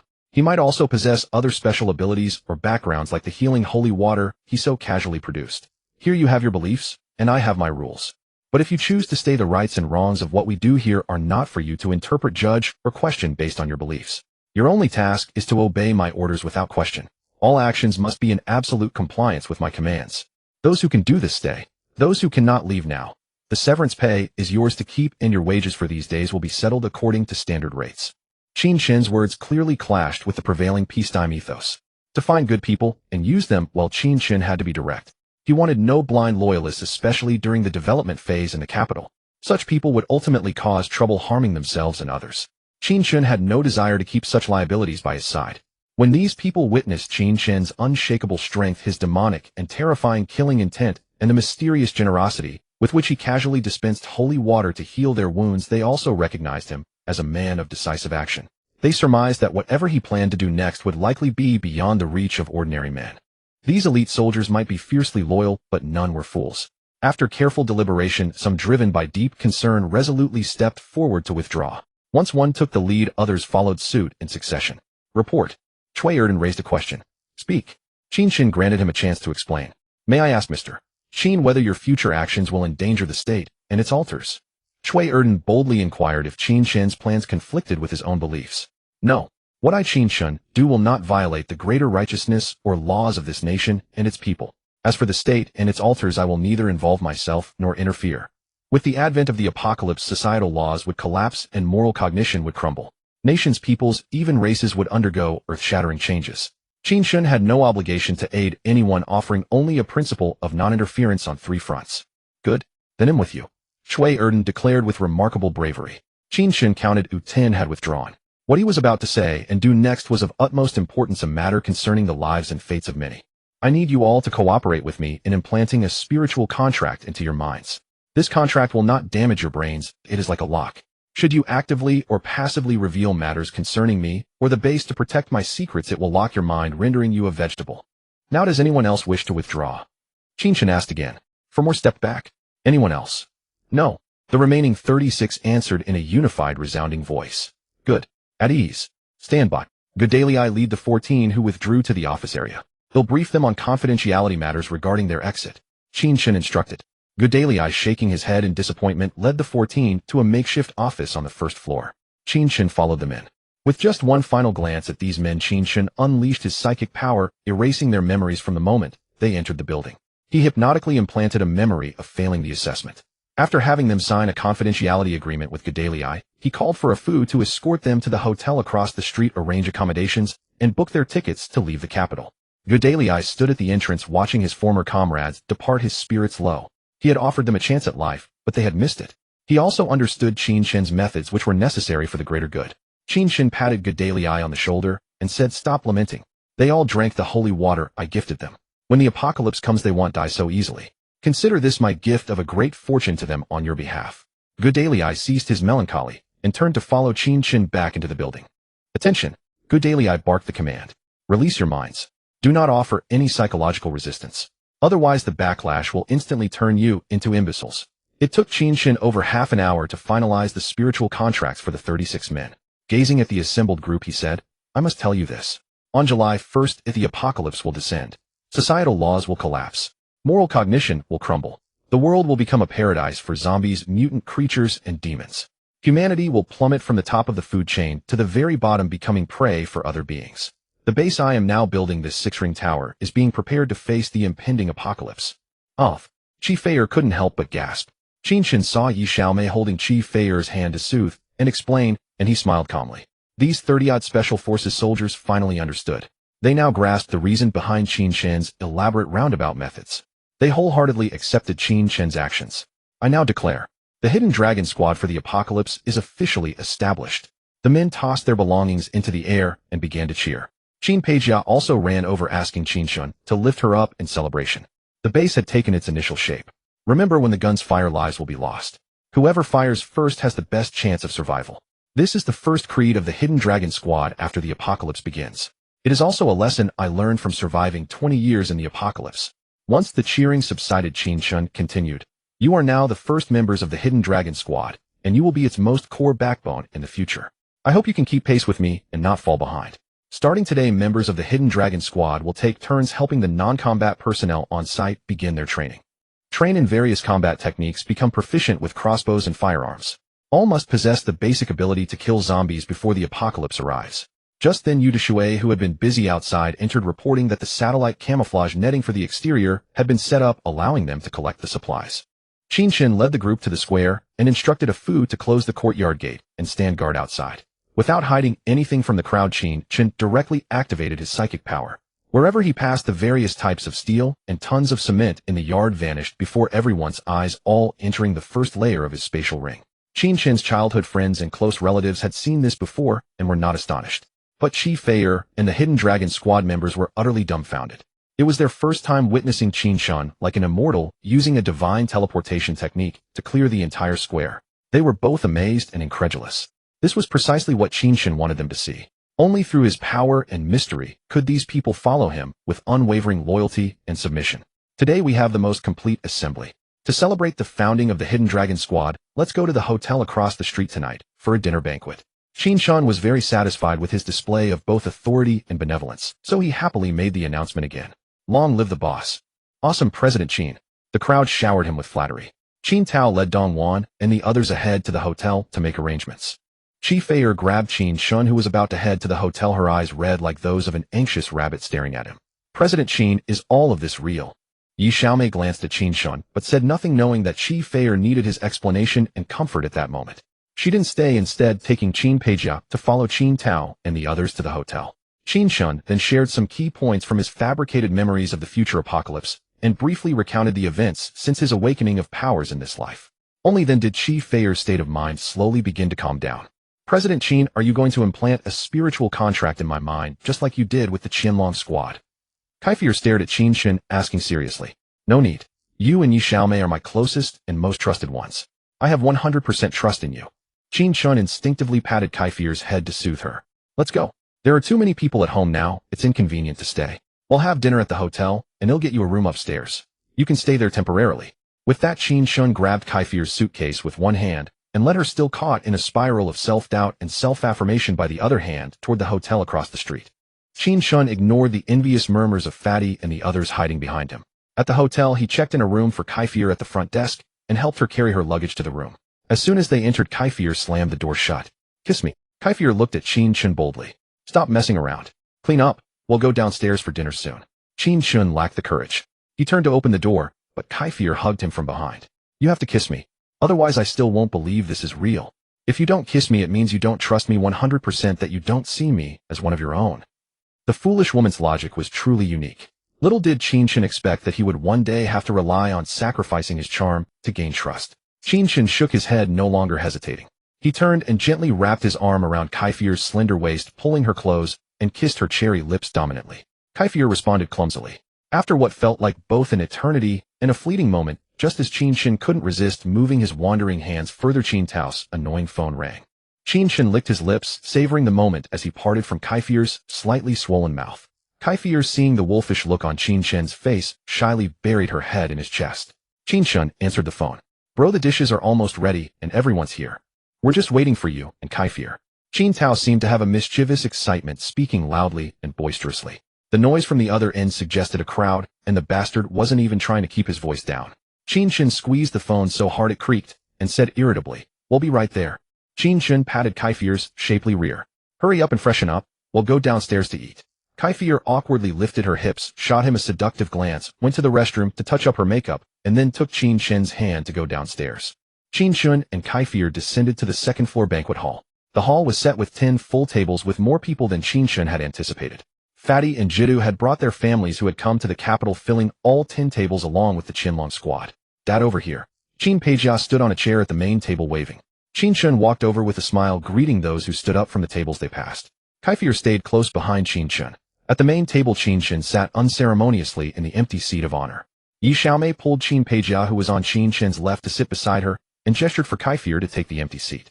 Kai Feier looked at Qin Chen, who nodded slightly, and she sat down nervously. The brothers all loved good liquor, Qin Tao had brought several cases of 53 proof Fétian Matai stored in the warehouse, and the glasses and decanters were already filled. Seeing that the dishes were almost all served, Qin Chen picked up his decanter, stood up, and looked around the room. Today marks our true beginning in the capital. Thank you for your trust and support. I hope you will join me in creating a new era. The men present, seeing Qin Chen rise with his decanter, followed suit. After his speech, Qin Chen raised his decanter in a toast, then downed the 2 ounces of Matai in one gulp.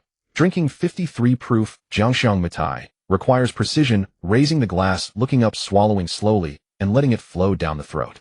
Holy crap! Down the hatch. Bottoms up.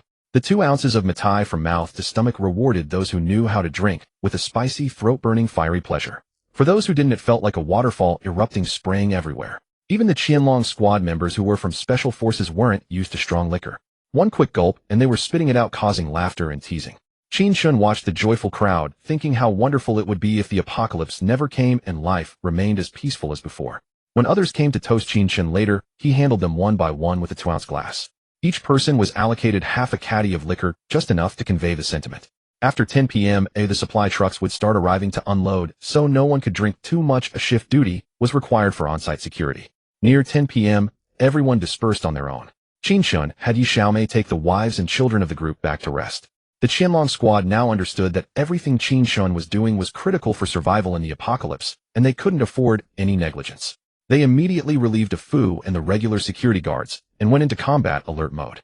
Qin Chen and the brothers went to the basement of the 6th ring building, where Song Shengli, the oily-haired man, had gathered various seeds. Each bag was labeled with the seed type along with basic information on soil, water, and sunlight requirements. Qin Chen stored them all in the 2nd-level space, ready to start farming like a pioneer with a divine hoe. But first he had to solve the problem of sunlight in the 2nd-level space. On the 2nd basement level, Chao Tu Miao Liming had stocked snacks, drinks, and alcohol. Qin Chen stored them all in the 1st-level space within 10 minutes. Finally, on the 3rd basement level, the freezer was packed with the first batch of pork from Mu Yuan's meat supply. In the cold storage, Yu Desui had set up many shelves stocked with vacuum-packed premium dishes and cooked snacks, which Fatty had procured. With a wave of his hand, Qin Chen stored all the items from the freezer and cold storage into the 1st-level space. Qin Chen then went to the 100-square-meter warehouse that Yu Desui had reserved for him. He extracted special steel from the 1st-level space, and using his metal element ability, formed a special alloy door embedded in the warehouse entrance. Pushing the door open, he went to the center of the warehouse. Using his earth element ability, he shook the concrete floor, creating a 3-meter-deep pit. Qin Chen again took out the special steel, and using his metal element ability, formed a foldable embedded special alloy door over the 3-meter pit. He then continued to reinforce the entire warehouse with the special steel, not stopping until every corner was wrapped in a 30-centimeter thick layer of steel. Only then was he satisfied. The brothers who had followed Qin Chen downstairs were utterly confused, watching him work in silence. Qin Chen opened the special alloy door over the 3-meter pit, and said, "I'm going to build an arrow and firearm shooting range 100 meters underground. 100-meter underground shooting range. You've already secured the firearms. LV2, you're incredible." Good Daily Eye, a former Special Forces soldier known as Big Sword, asked with disbelief and excitement. "At most 3 days. They'll give you an arsenal.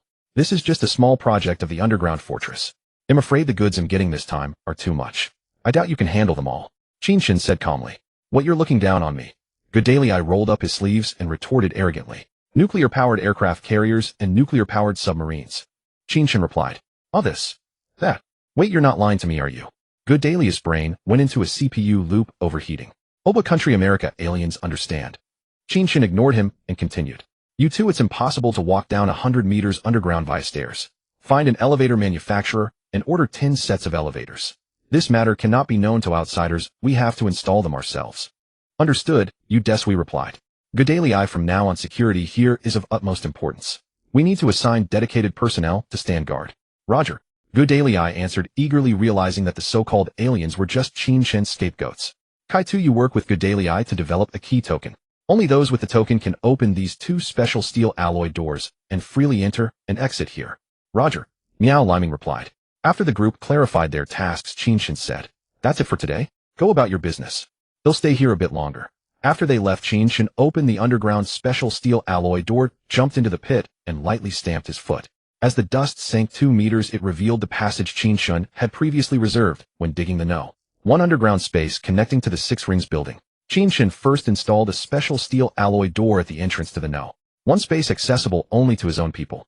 Now that Qin Chen was no longer short of steel and high-strength quick-setting cement, he reinforced the no. 1 space with high-strength quick-setting cement and rebar, then lined the inner walls with 50 centimeters of special steel for peace of mind. It took Qin Chen a full hour to complete the setup. Following the no. 1 space, he ascended the stairs home, and the living room's embedded bulletproof glass alloy door slowly opened. Hearing the noise, Yi Xiaomei, dressed in a silk nightgown with her jade-like thighs exposed, came out of the bedroom to check. Under the dim sleep light, she appeared hazy and beautiful. Having been away from the capital for days, Qin Chen's hormones were already surging.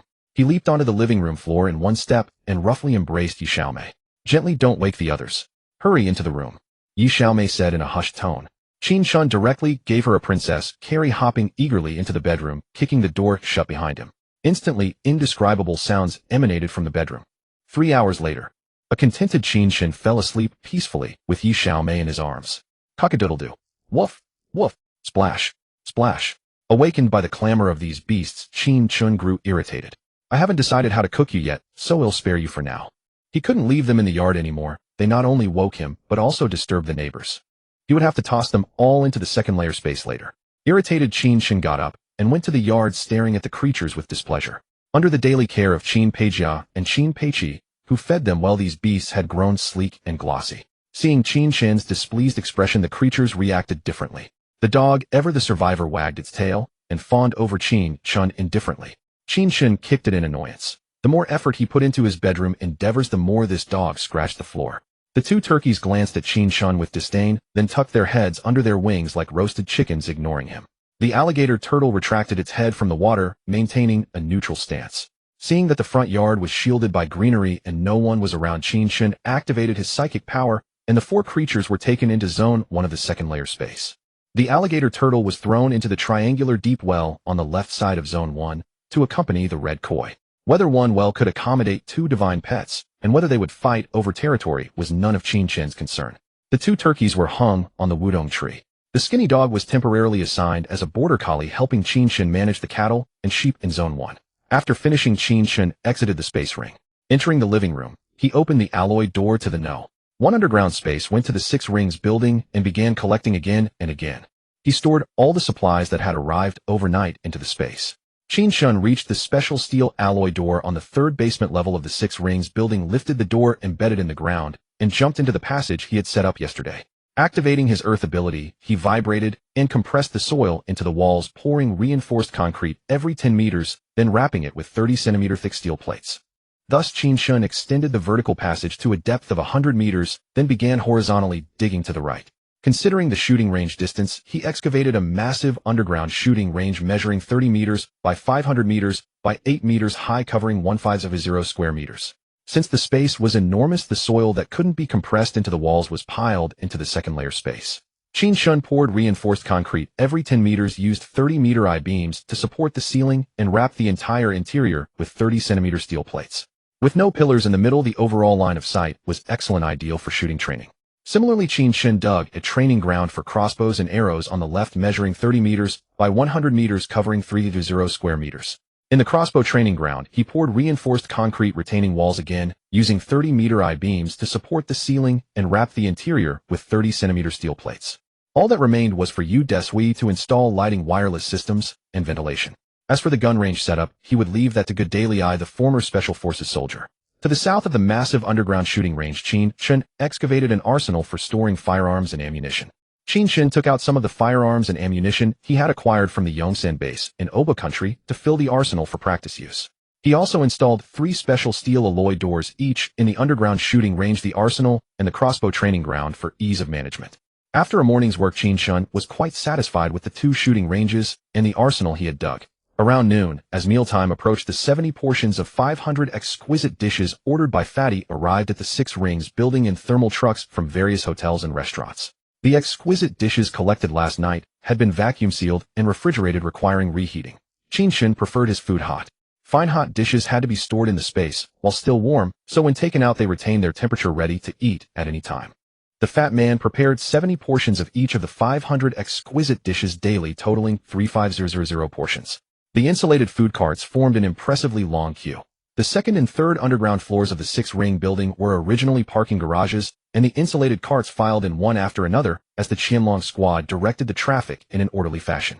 When the second floor was filled, Qin Chen went there to collect and clear it. When the third floor was full, he went to the third floor for the same purpose. He had to run up and down 5 times in total before he finished collecting all 3500 portions of exquisite dishes. A metallic voice reminiscent of a robot echoed in his sea of consciousness. Ding. The system has detected that 10 of the 30 billion materials have been acquired. Damn it, the system finally responded. Qin Chen used his spiritual power to inspect his sea of consciousness. The system's surface, originally a light green, remained unchanged, but a pop-up progress bar appeared. System's acquisition progress for 30 billion materials has reached 10. After repeatedly examining the progress bar, he realized it only represented the materials he had procured using the 30 billion funds he had raised. 10% meant a progress of 3 billion. Qin Chen calculated that the livestock and aquatic products he had collected outside, along with the special steel cement and side dishes he had gathered at home over the past 2 days, amounted to approximately 3 billion. The zero-cost acquisitions on the high seas and the free supplies from the Oba Kingdom's Longshan base were not counted in the progress bar. Qin Chen did not dwell on it. Since the system had provided a progress indicator, he decided to complete the system's requirements as soon as possible. The kitchen on the first underground floor was not yet renovated, so he went to the temporary office area on the first floor. With a wave of his hand, the office desks were covered with steaming roast duck, boiled fish, and chili sauce abalone, and sauce braised beef ribs, scallion braised, sea cucumber, spicy crawfish, and steamed grouper. Everyone eat first. You can continue working after the meal. Long live the donkey head. As we eat, let me say a few words. Our progress is only at 10, so we need everyone to keep pushing for more transportation. In the afternoon, Qin Chen received another batch of vegetables, fruits, rice, flour, mineral water, pork, chicken, duck, cooking oil, and various seasonings. By evening, Qin Chen had cleared the second and third floor warehouses once more. He said to Yi Xiaomei, who had just returned from picking up Qin Peijiao from school, "I have something to do tonight. Don't wait for me." After playing with Qin Peijiao for a while, he got into his big G and drove to the second ring road of the imperial capital. At the Tiandier Digang crosstalk hall on the second ring road of the imperial capital, Qin Chen planned to take away the white Persian cat on the front desk, the legendary Wind Thunder White Tiger of the Apocalypse. When he arrived, the first evening show was about to begin. The surrounding area was fully parked, and Qin Chen had to circle 3 times before finding a spot. In its early days, the Digang crosstalk hall struggled to turn a profit. A single performance rarely drew more than 50 audience members, not even filling the seats with tickets priced between 20 and 50 yuan. Supporting his many disciples was a challenge, which is why Digang once endured being locked in a glass display case for 48 hours for a meager 30 yuan salary. As Digang rose to fame, the hall entered its heyday. Fans flocked to see him, and tickets sold out completely, often becoming scarce. Audiences packed the small theater, filling every seat. When chairs were gone, they sat on small stools in the aisles, and some even stood through the entire performance. The tickets for the Digang crosstalk hall were not particularly expensive, but scalpers changed everything. To get a ticket, audiences had to queue overnight or buy from scalpers at inflated prices. A single ticket could cost at least a few thousand yuan more, with front row seats sometimes being scalped for tens of thousands. After parking, Qin Chen was immediately approached by a scalper offering high-priced tickets. Scalpers loved wealthy second-generation types like Qin Chen, who often bought expensive tickets. "Boss, for tonight's 7 p.m. first show at Digang crosstalk hall, a first-row 8-seat costs 3 dragon coins." The sharp-eared scalper said. Qin Chen initially ignored him and prepared to leave, but then reconsidered. If he didn't sit in the front row, he couldn't get familiar with Digang and the other crosstalk performers, which would make it harder to acquire the Wind Thunder White Tiger. 10000. Without stopping, Qin Chen walked toward the entrance of the hall. "Boss, don't go. We can negotiate the price." After some haggling with the scalper, Qin Chen finally bought the first-row 8-seat ticket for 200 yuan. Toward ordinary people, Qin Chen still adhered to a basic moral bottom line and did not resort to freeloading. Entering the Digang crosstalk hall, Qin Chen approached the front desk. "I'd like a first-row seat for the 7 p.m. first show." "Sir, I'm sorry, but the 7 p.m. first show is about to start. Our tickets are pre-sold, and they were all sold out yesterday." A front desk attendant whose Korean-style fitted white shirt was nearly bursting at the seams said. "Just as I thought," Qin Chen mused. He then turned his attention to the true target of his visit, the white Persian cat. This cat was pure white, without a single stray hair. It had one green eye and one blue eye, symbolizing the future awakening of dual wind and thunder abilities. The Wind Thunder White Tiger represented one of the 4 celestial beasts in ancient Chinese mythology, alongside the azure dragon, vermilion bird, and black tortoise. After Qin Chen teased it for a while, the cat merely stretched lazily and continued lounging on its small bed, ignoring him completely. Legend had it that Digang found this white Persian cat on the street, and his luck turned for the better afterward. To Digang and his disciples, it was a lucky cat. How could he persuade Digang to part with it? Qin Chen couldn't figure it out, but since he had spent 200 on a ticket, he decided to enjoy the crosstalk performance. Qin Chen passed the front desk, had his ticket checked, and entered the small crosstalk theater, taking his seat in the 8th spot of the first row. All 300 seats were filled. Before the show began, various risque and clean jokes were already floating around from the back and sides. At exactly 7 p.m., Yunpeng and Pang Yu took the stage first. They interacted with the fans for a few minutes before performing Hunan Style, a playful narration of famous domestic and international films in the Hunan dialect, which was full of laughs. Throughout the performance, audience interruptions and spoilers were common. This audience interaction was directly encouraged by the performers. Many crosstalk actors in small theaters loved engaging with fans, even deliberately starting conversations and leaving pauses for them to chime in, which delighted the audience and helped the actors build a loyal following. Over time, the audience developed a habit of constantly seeking interaction. Since Qin Chen was in the front row, Yunpeng tried several times to get him to join in with punchlines, but since it was his first time and he hadn't studied the routines online, he could only smile and shake his head. Finally, D Gang and Uncle Qian took the stage, closing the nearly 2-hour performance with a piece from Entrusting Wife and Offering Son, reciting, "In wealth and poverty true friendship is revealed, in life and death true bonds are seen, or bonds so deep that one can enter homes and share wives, a trust that allows entrusting one's wife and son." The gang led the crowd back on stage to express thanks and exit. Quick-eyed fans in the audience were already rushing up to take photos, ask for autographs, and request WeChat contacts. To acquire the Persian white cat, Qin Chen had no choice but to squeeze through and approach the gang, seizing the arm of the man who was a head shorter than him. "Brother De Gang, meeting you today, I feel a deep affinity between us. I have a business proposition to discuss with you. Do you have time?" Caught by Qin Chen's iron-like grip, unable to retreat behind the crowd, De Gang had no choice but to say, "What business does this boss have in mind? Could we find a quiet place to gather? First, let go of my hand. Let's go backstage to my office for a detailed discussion." Qin Chen followed De Gang to the office and both took their seats. "I am Qin Chen, engaged in foreign trade. Now, Brother De Gang, you should not lack money or fame. Have you ever thought about bringing your crosstalk to the Spring Festival Gala of Longhua?" After speaking, Qin Chen waited for the words to sink in with De Gang. On the high-speed train from Dalian back to the imperial capital, Qin Chen happened to watch the carriage news broadcast and learned that the 3,000-year century Spring Festival Gala was a nationwide important event. Thus, he appointed Yu Jinglei as the general director half a year earlier than usual, arranging for her to start program planning and selection in advance. To win someone over, one must identify their current greatest need. Currently, De Gang's greatest obsession was to appear on such a century Spring Festival Gala. During an intermission at the small theater, Qin Chen went to the restroom and called the two divas Mu Yun and Qin Lan, asking if they knew Yu Jinglei, the director of the 3,000-year Spring Festival Gala. Finally, he learned that Qin Lan and Yu Jinglei were schoolmates and close friends. Qin Chen asked Qin Lan to contact Yu Jinglei to see if a crosstalk performance could be added to this year's Spring Festival Gala, with the price negotiable. After contacting Yu Jinglei, Qin Lan informed Qin Chen that getting the program on was fine, but to persuade other parties they would need at least a sponsorship of a small target of 100 million yuan. As long as it was a problem that money could solve, Qin Chen readily agreed. Since Qin Lan was away filming and not in the imperial capital, she gave Qin Chen Yu Jinglei's phone number and told him to contact her himself. De Gang had developed some fame over the years, but his crosstalk followed an unorthodox path, nowhere near the elegance of national media. He had tried several times before, but failed. This time, Qin Chen extended an olive branch, and it was for the Century Spring Festival Gala. It would be false not to be tempted. But he knew that to gain something one must pay a price. "May I ask what conditions you have, Boss Qin?" De Gang asked after his eyes rolled a few times. "Conditions? Very simple. Just that you part with the Persian white cat at your front desk." Qin Chen said slowly. "Just this. Boss Qin, are you sure you're not joking?" Shocked by the huge contrast, De Gang gaped. Who would idle away making such a joke? "It's just that my recent trade volume is quite large, and I heard that this white cat attracts wealth. I was tempted to buy it for that purpose." The white cat attracting wealth was just a drunken remark De Gang made casually back then. Who would have thought someone actually believed it and took an interest? "All right. Since Boss Qin is so sincere, how can you guarantee that I will definitely be on the Century Spring Festival Gala?" "Very simple. I know Yu Jinglei, the director of the 3,000-year Spring Festival Gala, and I sponsored a small target of 100 million yuan in exchange for a crosstalk performance slot." "Holy crap. A small target." De Gang rubbed his shaved head incredulously. He then picked up the phone and called his son Kalinzi's son. Quick, go to the front desk and bring that Persian white cat to my office. Right now? Immediately." Within 5 minutes, Kalinzi ran into the office panting, holding the Persian white cat.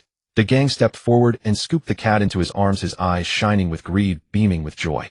Just as he said in his Love Connection, "Take a close look, this girl, this temperament, this expression. Dad, why did you ask me to bring the cat over?" Kalinzi asked doubtfully. Boss Qin has taken a fancy to our Persian white cat and is prepared to buy it at a high price. As your father, I have to reluctantly part with it. De Gang pretended to be as pained as if giving away his daughter. Dad, this is our wealth-attracting cat, how can you sell it? Qin still refused to give up. This cat held a significant place among the disciples of De Gang's crosstalk theater, all believing it to be a wealth-attracting cat. You don't know shit. What Boss Qin gives is more than what it attracts. De Gang finally revealed his true colors and spoke the truth. Boss Qin, how do we complete the transaction? De Gang looked at Qin Chen, his face instantly changing, grinning so wide he could barely close his mouth. He'll take you to meet Yu Jinglei, the director of the 3,000-year Spring Festival Gala. He'll prepay 50 million yuan to her in front of you and transfer the remaining 50 million yuan to you, leaving you to pay according to the progress. As for how to present the program and perform, that's a matter between you professionals. I just take the cat and leave. Qin Chen said calmly. Deal? He'll do as you say, Boss Qin. De Gang was overjoyed inside. If he didn't get on the gala, he'd still pocket 50 million. If he did, he'd earn even more. His face wrinkled like a chrysanthemum. Seeing that De Gang had no objection, Qin Chen called Yu Jinglei. She told him that she was selecting programs at the Chang'an Grand Theater on Chang'an Street, and he could bring De Gang directly to her. Qin Chen hung up and said, let's go now. De Gang held the cat tightly in his arms, told Qin to drive his Rolls-Royce, and called Qiande and Yunpeng to join them. The four of them went with Qin Chen. By then the traffic in the imperial capital was no longer congested, and in less than 20 minutes they arrived at the Chang'an Grand Theater. After parking the car, they entered the Chang'an Grand Theater and felt the strong atmosphere of Peking opera. The theater was decorated in the classical style of the Ming and Qing dynasties, with elegant rosewood tables, comfortable soft chairs, and hand-painted children at play garden tea sets, as well as Qing dynasty palace snacks, making you feel as if you were in a theater of the Ming and Qing periods. Qin Chen and his party went directly to the Milanfang Garden, a VIP box on the second floor, and met Yu Jinglei, the director of the Century Spring Festival Gala. After exchanging pleasantries, they got down to business. Director Yu, I won't waste words. I'm a straightforward person. The bank account on your business card should be the exclusive sponsorship account for this Century Spring Festival Gala event, right? They'll transfer 50 million yuan as a sponsorship deposit first. Why 50 million and not 100 million? It's because Qin Lan considered that if the program I recommended didn't work out, it might ruin your reputation. So we pay half as a deposit. If De Gang's crosstalk fails your program review, this 50 million yuan will be my unconditional sponsorship. If De Gang's crosstalk can pass your program review, you can arrange for him to perform at the Spring Festival Gala. They'll transfer the remaining 50 million to De Gang now, and he'll pay you the final installment.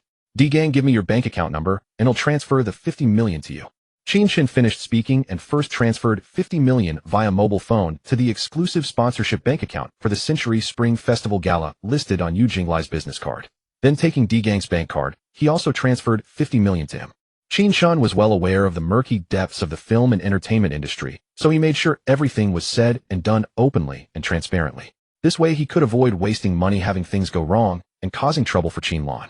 Hearing the bank notification sound from De Gang's phone confirming the receipt of 50 million, Qin Chen walked over to De Gang, without ceremony took the Persian white cat from his arms and began to pet it. Seeing the 50 million credited to his account, De Gang did not stop Qin Chen. Instead, along with his companions, he assured the chief director Yu Jinglei that he would create new crosstalk pieces and definitely perform at the Spring Festival Gala. After Yu Jinglei shared some thoughts on the gala's theme and her personal ideas, they exchanged WeChat contacts, and De Gang left first. Boss Qin, did you spend such a huge price to help De Gang's crosstalk studio just for this cat? Yu Jinglei asked, puzzled. Director, you be more confident. Just remove the word just, Qin Chen replied, teasing while petting the cat. Really? Alright. Ifei. Ill-treat your matter as Qin Lan's and handle it well. Qin Lan said, you are a man who can captivate women. Meeting you today, I can see why. Truly captivating. I'd love to explore your depths. Yu Jinglei teased back. Director, you don't mock me for being impolite. Qin Lan will come to my company at the end of June to sign an endorsement contract. If you have time, you can come along and take a look. A woman in her 40s was as fierce as a tiger or wolf, who despite her youthful collagen-rich face and voluptuous figure, it was unwise to provoke her. Yu Jinglei lacked the overbearing arrogance of a top director, never threatening to slap someone.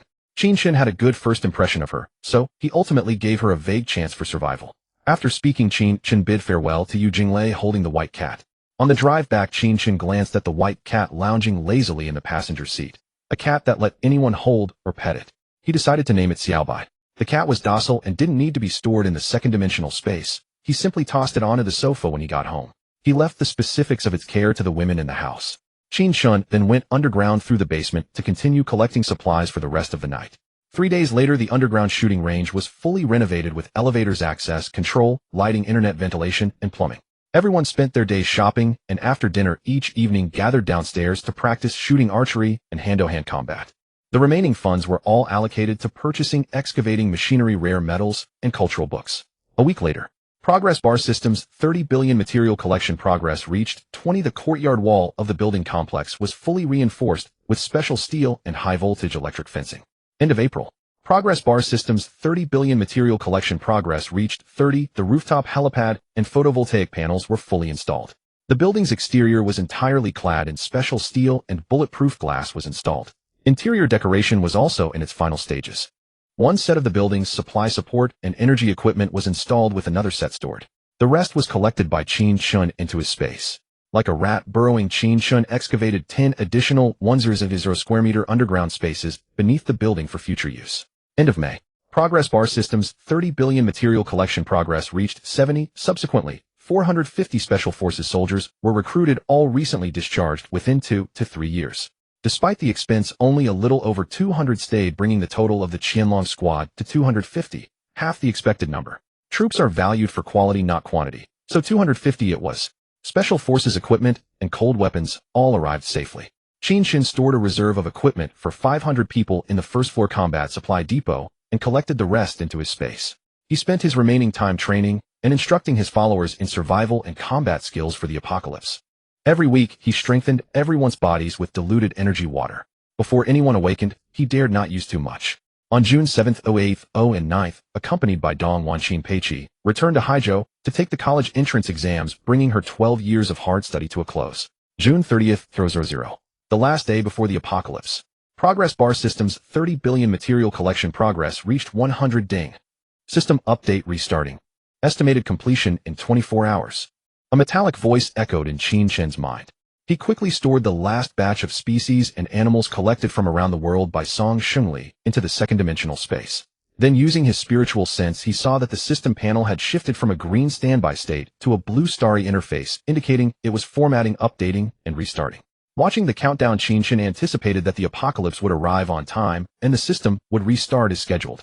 He took the turkeys, greyhounds, red koi, and alligator snapping turtles he had painstakingly collected from the second-dimensional space and placed them in the first-dimensional space, ready to undergo the baptism of the apocalypse. He dug up the peach trees, crooked apple trees, plane trees, walnut trees, and 2 large pine trees that needed to mutate from the second-dimensional space, and under the cover of night planted them along the riverside greenbelt outside the wall of the community in front of Qin Chen's home.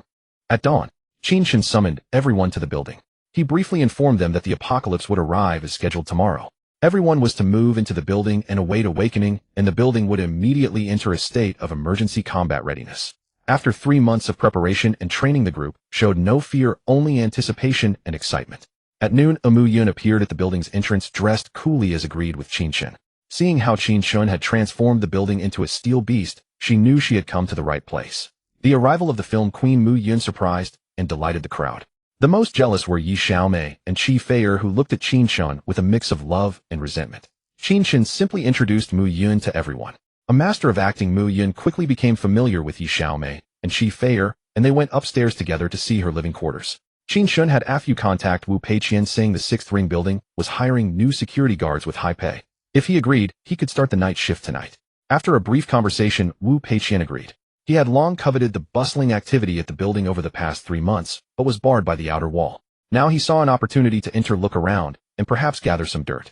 On the most beautiful evening of summer, June 30th, the setting sun blazed like fire, painting the entire sky crimson. On their way home from work, pedestrians and drivers alike pulled out their phones to capture the magnificent moment, which lingered until late into the night before slowly fading. Qin Lan arrived with her grandmother just as the sun was setting, also stunned by the building's exterior. Her arrival drew a crowd, and Qin Chen was once again met with collective eye-rolling.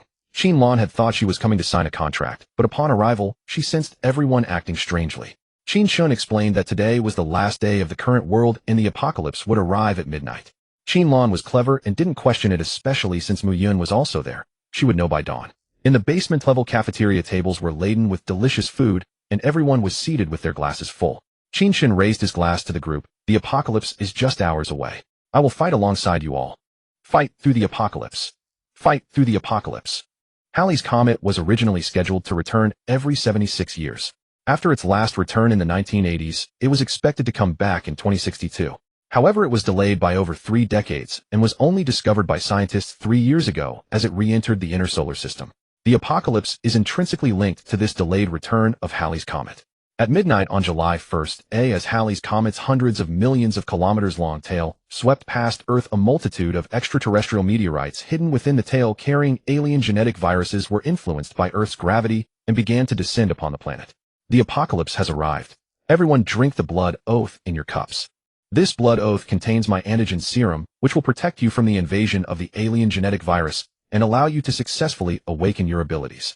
Qin Chen stood before the crowd and spoke solemnly. Uncle, do I have to drink it? Qin Chen asked softly. It's fine if you don't. You'll have to endure 2 waves of the alien genetic virus, one of cold and one of heat. If you survive, you'll awaken your abilities. If not, you'll turn into a zombie. Qin Chen explained briefly and then fell silent, leaving the decision to the others.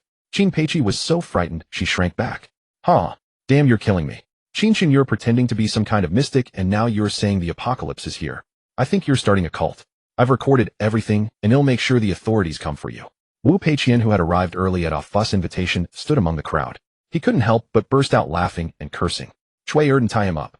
Cui Erden from the Qianlong squad swiftly stepped forward, approached Wu Peiqian in a few strides, and executed a swift shoulder throw. Wu Peiqian was knocked unconscious before he could react. Cui Erden looked at Qin Chen and made a throat-slitting gesture.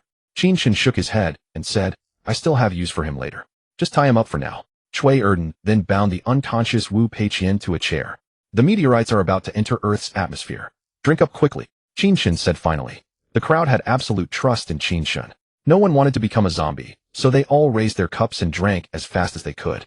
Wow, it's a meteor shower. What a spectacular meteor shower. Come and see the meteor shower. In the imperial capital, in the sweltering depths of a summer night, especially among the first-generation drifters, many were still awake at this hour, scrolling through videos, playing games, or reading novels. Increasing numbers of people were drawn to the meteor shower, rushing into the streets, each holding their phones, filming such a magnificent scene. The sky was lit up by countless shooting stars. Even those who were asleep were awakened by the noise outside. One by one they pressed against their windows, admiring this ancient millennium spectacle. No one noticed that an invisible alien genetic virus was quietly invading their bodies as well as those of their pet cats and dogs. Within just an hour, the night sky and the moon were slowly shrouded in a layer of purple mist. An eerie purple moonlight cast its glow upon the vast land. Amid the crowds watching the meteor shower on the city streets, heart-wrenching screams erupted. Some people's bodies began to rot, some stiffened, some trembled as chunks of flesh fell away, and others simply collapsed silently in droves. Terrified people fled in panic, crying out for their parents. Such scenes were unfolding everywhere and were continuously uploaded to various social media platforms. But on the Earth, a frenzy had only just begun. In the next moment, the plants on Earth's surface began to mutate and grow wildly, exuding a ferocious aura. In the deep mountains and forests, the bodies of various animals mutated to enormous sizes. Mutant beasts hunted and devoured each other, while bizarre flocks of birds dominated the skies. The oceans began to churn unnaturally, stirring up monstrous waves. The creatures in the sea swelled tenfold or 100-fold in size, their blood-red eyes blazing with terrifying ferocity. In the cities, pets all underwent mutations, losing consciousness and beginning to attack and kill humans. For humans targeted by the alien genetic virus, their bodies were either burning with fever or freezing with cold. 6 hours later at dawn, those who survived became survivors. After absorbing the purple mist for 24 hours, they had a chance to awaken their abilities, forming a crystal core in their brains to become initial level 0 awakened ability users. Not all survivors could awaken their abilities. Those who could not endure and survive by dawn would become level 1 zombies with a chance of forming a zombie crystal core in their brains. Emergency hotlines for the police, fire department, and ambulance services could no longer be reached. As long as there was air, there was no escape. As the situation spiraled out of control, countries around the world successively declared a level 1 national emergency. The Liuhuan building was brightly lit. As the meteors landed and the purple mist rose, everyone felt an instant chill. They sensed the alien genetic virus invading their bodies through their respiratory tracts. Their bodies were successively attacked by waves of cold and heat. Although the duration was short, it was still extremely uncomfortable. When the virus encountered the antigen that Qin Chen had given them to drink, which remained in their bodies, these alien genetic viruses slowly transformed into white vortices that converged toward their brains. When the accumulation reached a certain level, it naturally transformed into an ability crystal core. Wu Peiqian, tied to the chair, was startled awake by the virus invasion. Feeling the alternating cold and heat in his body, he tearfully begged Qin Chen, "Boss Qin, no Master Qin, please save me. The meridians all over Wu Paiqian's body writhed like earthworms, growing thicker and thicker. Unable to scratch because his hands were bound, he could only roar continuously, causing the others to tremble. Wu Paiqian enjoyed slowly turning into a zombie. Please. Too noisy. Gag him. After saying this, Qin Chen ignored him and instead looked inward at his own body. The crystal core in his brain was continuously increasing its absorption of purple mist and the convergence of vortices. Besides constantly drawing in these vortices, he also discovered that a large amount of converted vortices were gathering beside the existing crystal core. Could this be the formation of another crystal core? In his past life, he had only heard of dual abilities, never of anyone having a dual crystal core. Having an extra crystal core was like having an extra life. It seemed he was about to make history again. Ding! System activation countdown. 10-9-8. The synthesized electronic voice echoed in his mind once more. The Global Awaken system is now active. Awaken 1 Qin Chen, please bind in view. Qin Chen immediately used his spiritual sense to examine it. The system activated with a dazzling array of scrolling lights and then displayed a golden panel. The panel displayed a prompt, bind. After Qin Chen confirmed, the panel immediately entered the main page. Welcome Awaken 1 Qin Chen to the Global Awaken system. This system is a unknown exclusive binding system, non-transferable. The system will disappear upon the Awakened One's death. This was the synthesized electronic voice's courteous reminder. Global Awakened System, Awakened 1 Qin Chen, Awakened Abilities, Single Core Metal Earth, Awakened Power Metal, Awakened Initial Level 2, 101,999, Earth, Awakened Initial Level 2, 101,999. Physique 245, Spiritual Power 360, Apocalyptic Talent, SS-level Spiritual Power, Saint Grade Cultivation Techniques, Combat Skills none. Can be freely added, requires consumption of Awakening Points. Awakening Points 0. 1 Level 1 Crystal Core equals 1 point, 1 Level 2 Crystal Core equals 10 points, and so on by level. Other treasures can also be exchanged after system evaluation. At the same time, Awakening Points can be added for designated Awakened Ones. This system was evidently an upgraded version of his past life system, which only had the first 3 options and the third lacked point descriptions. It seemed the new system dictated a fresh survival gameplay. Qin Chen possessed dual-element abilities, and upgrading his awakened power in his past life had consumed double the crystal nuclei of others. Awakening points were indeed a novel measure. In his past life, power enhancement could only be achieved through the solid absorption of crystal nuclei one by one. Now with awakening points, one could convert crystal nuclei into points within the system to add and advance. With enough crystal nuclei, even reaching the pinnacle in a single day might not be an impossible feat. Qin Chen roughly grasped the system's usage and exited it. No matter how the system changed, strength would always speak for itself. After everyone took the antigen serum, nothing seemed amiss, but the awakening of abilities would not occur until 24 hours later. Bored, they gathered to watch the harrowing scenes of the apocalypse unfolding across the globe on the large screen. Their gazes toward Qin Chen were filled with admiration and a sense of relief. Qin Chen checked the time and decided it was time to see the mutation progress of those few creatures and trees. "Dad, where are you going?" Dad was now Qin Peijia's everything. Seeing Qin Chen rise to head underground, she immediately asked, "I'm going to see if the divine pet I prepared for you has transformed yet." "Great. I want to see too," Qin Peijia said coquettishly. "I want to go too." Qin Peiji followed immediately. "Anyone who wants to see can come along." Qin Chen, seeing everyone looking at him, had no choice but to generously invite them. These creatures were all 9th-level divine beasts from his past life. Qin Chen had placed them in the first space, not daring to keep them on the surface for fear of causing a commotion that would attract the attention of the authorities. The first space had long been expanded into a 10th centimeter area. When everyone arrived with Qin Chen, it was already filled with these mutated creatures. 2 turkeys, Little Red and Little Black, had mutated and reverted to their ancestral forms. One was a celestial fire red phoenix that breathed heavenly flames, and the other was a nether fire black phoenix that exhaled dark flames. The 2 phoenixes blotted out the sky as they circled at the top of the first space. Divine Beast, Celestial Fire Red Phoenix Battle Skill, Celestial Fire Red Flame Power, Sacred Beast Level 1 Divine Beast Nether Fire Black Phoenix Battle Skill, Nether Fire Black Flame Power, Sacred Beast Level 1. The Divine Beast information automatically appeared on Qin Chen's Global Awakener system. Those of higher rank could view the basic information of those lower, but not vice versa. The alligator turtle had mutated and reverted to the Xuanwu Divine Turtle. The Xuanwu Divine Turtle lay on the ground like a small mountain possessing 2 heads. One was a dragon's head without horns, and the other at the tail was shaped like a snake. Its carapace was extremely hard. The shell's surface was not smooth, but rugged and fearsome. Divine Beast Xuanwu Divine Turtle Battle Skill, Xuanwu Shield Power, Sacred Beast Level 1. The red koi had mutated and reverted to the Abyssal Candle Dragon. The Abyssal Candle Dragon had a human face and a serpent's body as thick as a bucket and over 10 zhang long. In his past life, the candle dragon grew to the 9th level, reaching 100 zhang in size. A single spew of black dragon saliva could scorch the earth for 3,000 li. Divine Beast Abyssal Candle Dragon Battle Skill Scorch Earth, 3000 Power Sacred Beast Level 1. The skinny dog Old 6 had mutated and reverted to the three-headed hellhound. The three-headed hellhound stood several zhang tall, with 3 canine heads, each bearing a bloody maw full of fangs. Fierce and powerful, it could devour all things like a demon from hell. Divine Beast, Three-Headed Hellhound Battle Skill Devour All Things Power Sacred Beast Level 1 Contractable. As Divine Pet, the Persian White Cat had mutated and reverted to the Wind Thunder White Tiger. The Wind Thunder White Tiger stood several zhang tall, its body as white as snow, without a single stray hair. Wind blades flew from its green eyes, and lightning crackled within its blue ones. It bore a pair of wings on its back, enabling it to fly 1,000 li a day. Divine Beast Wind Thunder White Tiger Battle Skill Wind Thunder / Power Sacred Beast Level 1 Contractable. As Divine Pet, due to the rarity of Divine Beasts having just mutated to the first level, their later growth and upgrades were faster than humans, making them difficult for humans to easily capture and kill. When Qin Chen and the others arrived, these 6 creatures had just finished their ancestral reversion mutations. None were willing to submit to the others, and were fiercely battling to determine the leader. Seeing Qin Chen's arrival, the contractable Wind Thunder White Tiger and three-headed hellhound roared a few times, then withdrew from the fray, obediently shrinking their bodies and approaching Qin Chen to curry favor. Qin Chen casually stroked the Wind Thunder White Tiger, which was now the size of a person, and it reveled in the petting with a blissful expression.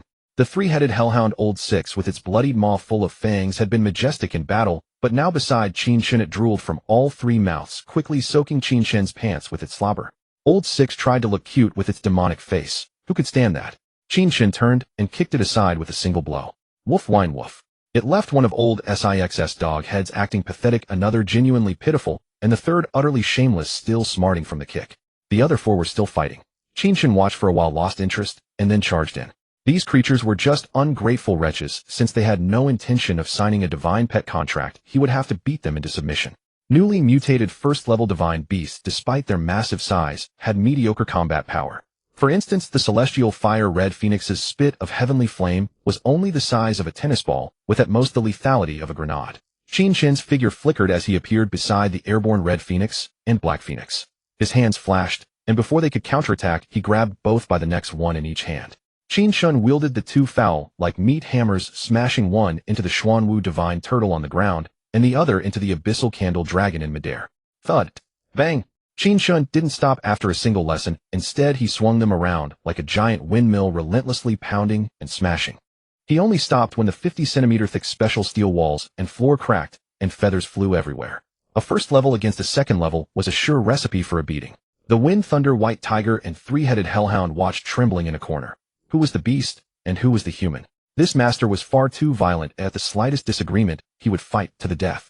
Everyone was first awed by the Divine Beast's imposing presence, then stunned by Qin Chen's brutal assault, their mouths agape, as if they could hold 2 eggs. Qin Chen walked over to the 4 creatures lying together in a heap, kicked each one in turn, his face filled with murderous intent, and asked coldly, "Do you agree to sign the Divine Pet contract?" If they refused, Qin Chen would show no mercy, slaughtering them for soup. There would be no foolish act of letting the tiger return to the mountain. These 4 barely alive looked at the undisguised killing aura in Qin Chen's eyes, and helplessly lowered their proud heads, prostrating on the ground to signify their acceptance of the Divine Pet contract. The remaining hour was spent by Qin Chen using his spiritual power to form and sign the Divine Pet contracts with the 6 Divine Beasts. Having signed the contracts, the Divine Beasts now shrank their bodies and stood obediently before Qin Chen. If they harbored any treachery, Qin Chen could end their lives with a single thought. "From today onward, you shall be the Divine Pet Squad, commanded by Qin Peijia." Qin Chen cast a smug look at Qin Peijia. "Daddy, you're the best." Qin Peijia rushed over, threw her arms around Qin Chen's neck, and showered him with kisses. Woof! Awo! Caught! Roar! Chirp! The Divine Pets, delighted to learn they would follow Qin Peijia, instead of Qin Chen, gathered around her, howling and barking affectionately. After dealing with the Divine Pet, Qin Chen went directly to the ground to check the mutation status of his precious trees. The extraterrestrial gene virus had invaded Blue Star, causing all surface plants to mutate and grow wildly, exuding a ferocious aura. Even the grass in Qin Chen's yard had grown to over a person's height. The Tying Mountain parasol tree, planted over 40 meters high outside the yard, had surged to over 500 meters, towering and blocking out the sky like a giant umbrella shrouding the area. Each parasol fruit shimmered with a purple jade luster, swaying in the air. In the post-apocalyptic world, the mutated parasol tree was entirely a treasure. Its branches were materials for crafting sacred weapons, and its fruits were holy remedies capable of curing all poisons and healing wounds. The Millennium Peach Tree from Huahua Mountain after mutation exuded an ancient and majestic air, its canopy rivaling the heavens, its bark weathered and cracked, its trunk coiled like a dormant dragon, and its branches bent like twisted steel. Among the foliage, 72 spirit peaches with a purple radiance flickered faintly. Once ripe, the purple glowing spirit peaches could help awakened individuals cleanse their marrow and strengthen their bones, enhancing their physical bodies and increasing the quantity and speed of crystal core absorption. The crooked apple tree from Mount Tai mutated into a gnarled blood ginseng fruit tree, swaying in the bizarre morning light. The blood ginseng fruit tree thrived by absorbing various corpses, and in this apocalypse, there was no shortage of human, zombie, and animal remains. Although its fruit only ripened once every 10 years, this first mutation had already yielded 36 blood ginseng fruits. Once mature, these fruits possessed the miraculous effect of enhancing an awakened individual's talent. The Wutai Mountain Manjushri walnut tree, bathed in a purple mist of Buddha light, was enveloped in spiritual energy. The Sanskrit sounds of the Manjushri Sutra transformed into scriptures attached to each walnut, making it a rare and precious item for enlightening wisdom in this apocalypse. The Manjushri walnuts produced could enhance the intelligence and mental strength of awakened individuals, as well as help open the spiritual wisdom of mutated beasts.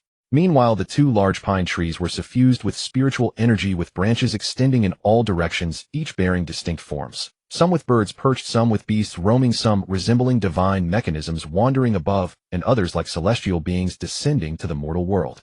At the unreachable summit of the canopy there appeared a multicolored shimmering void, like rippling water. This void was enclosed within the tree's crown, appearing from afar as a massive radiant tree, whole, dazzling, and extraordinary. Even more miraculous was that figures, objects, or auspicious beasts occasionally emerged from this tree, whole, then vanished into the branches, only to reappear on various treetops. This was a fortune, a divine tree of Jinmu, the bridge connecting heaven, earth, humans, and gods, a legendary artifact for enlightenment. As the old saying goes, wealth should not be revealed. Seeing these fully mutated new species, Qin Chen could not afford to wait any longer. To prevent others from discovering them, he quickly collected each one and stored them in the second layer of his space. Roar! Those who could not withstand the 6-hour onslaught of the hot and cold virus began to transform into first-level zombies one after another. From various rooms on different floors of the residential area, the roars of zombies echoed continuously. Some broke out of their homes and wandered around the neighborhood. Qin Chen did not immediately go to kill the zombies and collect crystal cores. Instead, he returned to the 6-ring building. Today the priority was to confirm everyone's awakening. On the first floor of the 6-ring building, Wu Peiqian, bound and already turned into a zombie, lay on the ground. His bulging eyes and bitten-off tongue hung diagonally across his chest. He writhed incessantly, gnawing at the chair legs with his teeth, his mouth covered in blood. If his hands were not tied, he would tear his own flesh into strips or even pull out his internal organs without feeling any pain. Qin Chen felt indifferent, going about his business of eating and drinking as usual. But for the others this was a considerable ordeal. As the 24-hour mark approached at dawn, Qin Chen suddenly felt a familiar burning sensation and a sharp pain in his head, as if something was being generated within. Instead of showing distress, a smile spread across his face. Using his spiritual sense, he observed that beside his original golden crystal core, another core resembling a starry sky had formed.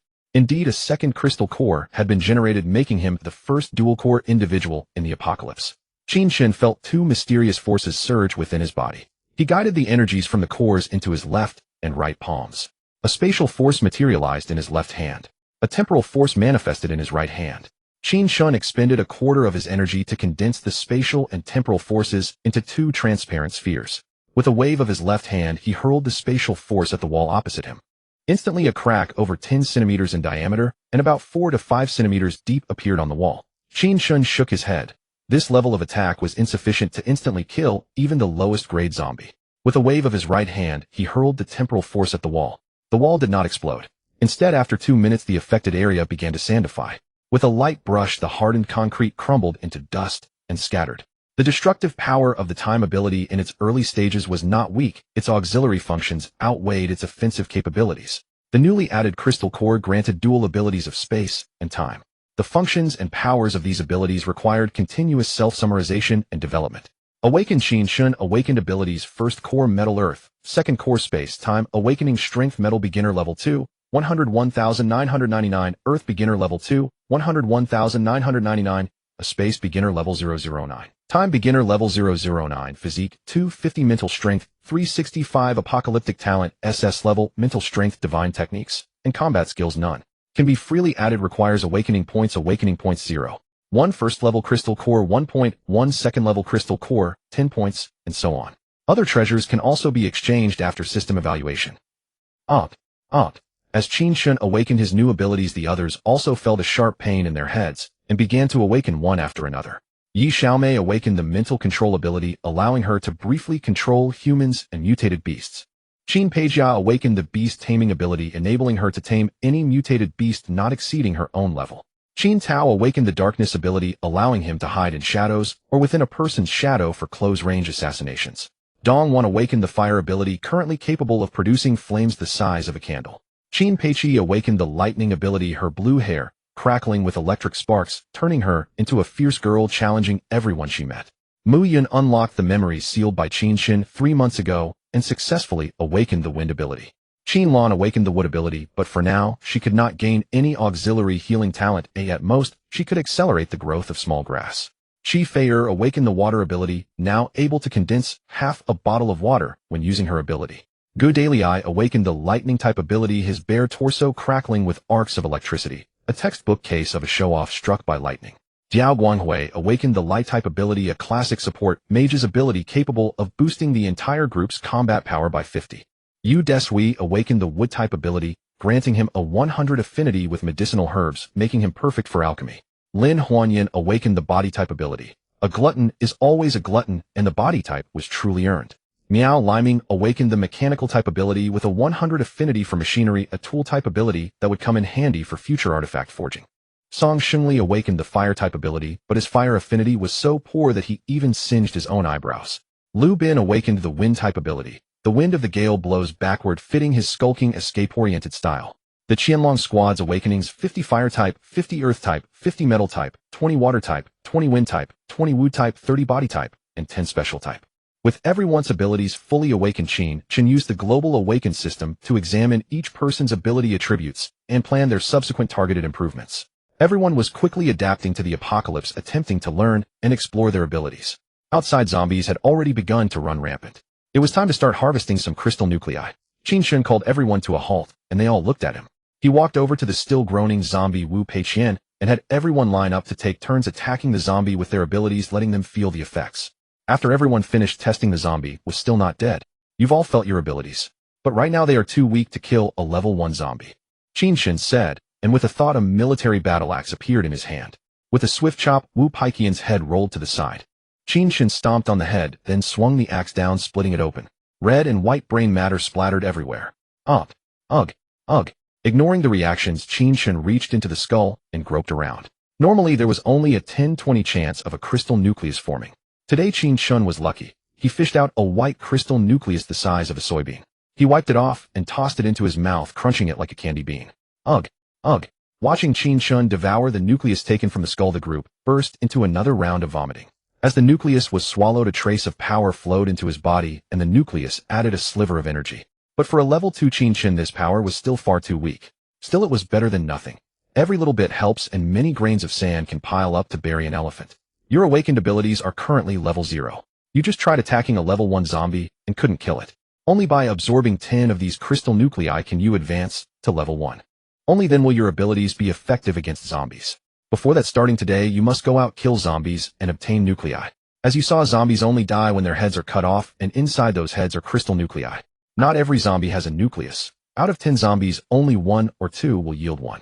But don't worry, level 1 zombies in the early apocalypse are easy to kill. I've already had you practice various methods of dispatching zombies for nearly 3 months. In the underground shooting range, as long as you master firearms and crossbows, you can kill zombies from a distance. But in the early stages, it's best to use cold weapons. This will hone your courage and accumulate survival skills for the apocalypse. Unless it's a siege, use firearms sparingly or not at all, because the loud noise will attract more zombies and put you in danger. Now everyone go to the operations room, pick your preferred weapon, and follow me to face the apocalypse. Face the apocalypse. Face the apocalypse. Through Qin Chen's words and actions, everyone quickly overcame their initial discomfort and got into the mindset. Qin Chen led the group onto the 8-meter-high city wall to observe the streets. Groups of 3 to 5 zombies roamed aimlessly. Today they planned to clear out the zombies around a building. The women can observe from the wall, and use crossbows for long-range shots. All men come with me to kill zombies. The Qianlong squad leaves 20 members for base defense and long-range attacks. 100 will follow me to kill zombies. The remaining 130 will clean up and collect nuclei. Qin Chen opened the gate and charged onto the street using his Tang sword to clang against his battle axe, attracting nearby zombies. Hearing the noise, zombies rushed from all directions, their roars echoing, drawing even more zombies toward them. Soon a horde of over 1,000 surged toward Qin Chen and the others. Awakened ones could level up by killing zombies and absorbing their nuclei, but zombies could also evolve by devouring the flesh and nuclei of the awakened. Seeing the fresh living flesh before them, the zombies charged forward impatiently. Qin Chen, wielding a Tang sword in one hand and a battle axe in the other, charged into the fray like a meat grinder. The first zombie barely had time to lunge before Qin Chen's right-hand axe split its skull, sending red and white brain matter flying, while his left-hand Tang sword smoothly severed its head. Before the corpse hit the ground, Qin Chen stored it in the second layer of his space. He needed to upgrade the several mutated precious trees in that layer as quickly as possible, and zombie corpses were the best fertilizer. Under each mutated tree, he had reserved a huge space to store the corpses for mutation and upgrade catalysis. In just a few minutes, the dozen or so zombies at the front were all slain, their bodies thrown into the tree pits. The severed heads were crushed by the spatial power of the second nucleus in the space layer, filtering out crystal nuclei. Luckily, he harvested 5 nuclei directly. Qin Chen added the 5 nuclei to the global awakened system, and the awakening points jumped to 5. He immediately allocated all 5 points to awakening power. Space-type awakening beginner level 0, 509. Qin Chen felt a subtle change in the second nucleus and a few strands of additional strength in his body. Having a system was great. No need to absorb one by one, and battle his power could steadily increase at any moment. Looking ahead, those weren't zombies rushing toward him, but awakening points boosting his strength. Qin Chen shouted, "Awesome," and charged at the zombies with his blade. Good Daily Eye led the 100-strong Qianlong squad, wielding various weapons, flanking on both sides of Qin Chen. Fatty Yudo and others slipped into the gaps to deliver finishing blows. And so the 100-man team drove into the 1,000-strong zombie horde like a chisel into wood. The vanguard followed Qin Chen in the slaughter, while those trailing behind divided their tasks, beheading, splitting skulls, and searching corpses for crystal cores. Initially, fumbling for crystal cores in the brains made them feel nauseous to the point of vomiting, but as one core after another appeared, the early discomfort was quickly overwhelmed by joy. Fear of the zombies vanished, and just like Qin Chen, they saw them as wolves eyeing lambs, charging forward with fervent howls. Qin Chen led the Qianlong squad in a fierce battle for over an hour before calm was restored, and the first gathering of zombies at the intersection was completely eradicated. Even with his stamina 3 times that of an ordinary man, Qin Chen was utterly drained, his body on the verge of collapse, while the distant roars of zombies continued to echo. Qin Chen did not continue the slaughter. He collected the corpses strewn across the ground into the second-level tree pit, and led the exhausted yet exhilarated group back to the 6th ring building. There he conducted a thorough summary and assessment of their first battle. In the underground restaurant of the 6th ring building, Goodale handed a bag of crystal cores to Qin Chen. Qin Chen examined them with his spiritual sense and found roughly 280 cores. That was enough to give everyone a chance to attempt enhancing their abilities with a single crystal core. Qin Chen handed the bag to Yi Xiaomei and instructed her to distribute 1 core to each person. Upon receiving the cores, some held them up to the light to observe, some clutched them to feel the energy, and others, imitating Qin Chen, wiped them clean and tossed them into their mouths like candy. Yi Xiaomei and the other women, however, took out mineral water to rinse the cores before holding them in their hands to absorb the energy with their abilities. The absorption of crystal cores was tied to talent. Those with higher talent absorbed faster. Some could finish in 5 minutes, while others required half an hour. Moreover, those with higher talent had a greater saturation threshold. Some could only absorb 10 cores in a day, while others might absorb hundreds. As the group absorbed, Qin Chen in the subsequent slaughter had single-handedly gathered nearly 100 more crystal cores. Qin Chen added these 100 cores to the global awakener system, and the system's awakening points directly jumped to 100. He then used the system to upgrade both his space and time attributes under awakening power to level 1. At that moment, Qin Chen felt a burning heat in his body and a sharp pain in his head. Could this be the awakening of a second talent? In the apocalypse, advancing from level 0 to level 1 could awaken an apocalyptic talent. Talent levels ranged from white, blue, yellow, and red, corresponding to common, average, intermediate, and high, followed by Saint Gold, Emperor Purple Gold, and Divine Multicolored. In this new world, the higher one's talent, the faster and easier it was to cultivate combat skills and techniques. Qin Chen quickly checked the global awakener system. Awakener Qin Chen, awakened abilities: Core 1 Metal Earth, Core 2 Space Time, Awakening Power Metal, Awakening Initial Stage Level 2, 101,999 Earth Awakening Initial Stage Level 2, 101,999 Space Awakening Initial Stage Level 11099 Time Awakening Initial Stage Level 11099 Physique 285 Spirit Power 400 Apocalyptic Talent SS-level Spirit Power Saint Gold Spacetime IA Divine Multicolored Techniques and Combat Skills None can be freely added. Requires Awakening Points 85. Incredible. Qin Chen felt that his rebirth had surely been blessed by the goddess of fortune. The second talent he awakened was actually the multicolored divine level spacetime eye. The instructions for the spacetime eye allowed for temporal precognition of the future, the ability to see through all illusions of heaven and earth, the cycles of reincarnation and yin and yang, and immunity to any illusionary realm. This granted Qin Chen another means of survival in the apocalypse. He noted that upgrading the dual spacetime attributes from level 1 to level 2 required 90 points each, but with only 85 points remaining, he exited the system. From today onward, none of you are novices at killing zombies anymore. Each of you has absorbed a crystal core and felt the immense energy within it, as well as the slight enhancement to your physical strength. As you absorb more, you will grow stronger and better equipped to survive in this apocalypse. We'll have a feast for lunch. Eat your fill, rest well, and then continue to fight alongside me in this apocalypse. Feast, feast, fight the apocalypse. With a wave of Qin Chen's hand, an array of exquisite seafood dishes and homestyle meals appeared on the table before everyone, and he handed out a bottle of beer to each person. After a morning of slaughter and absorbing crystal cores, the group was ravenously hungry. Before Qin Chen could finish speaking, they were wolfing down the food. Qin Chen shook his head helplessly and let them eat to their heart's content. The apocalypse had just begun, and there was still food to be had, but in a week awakened individuals might have to risk their lives for a single loaf of bread. After the meal, everyone returned to their rooms to rest before the next battle.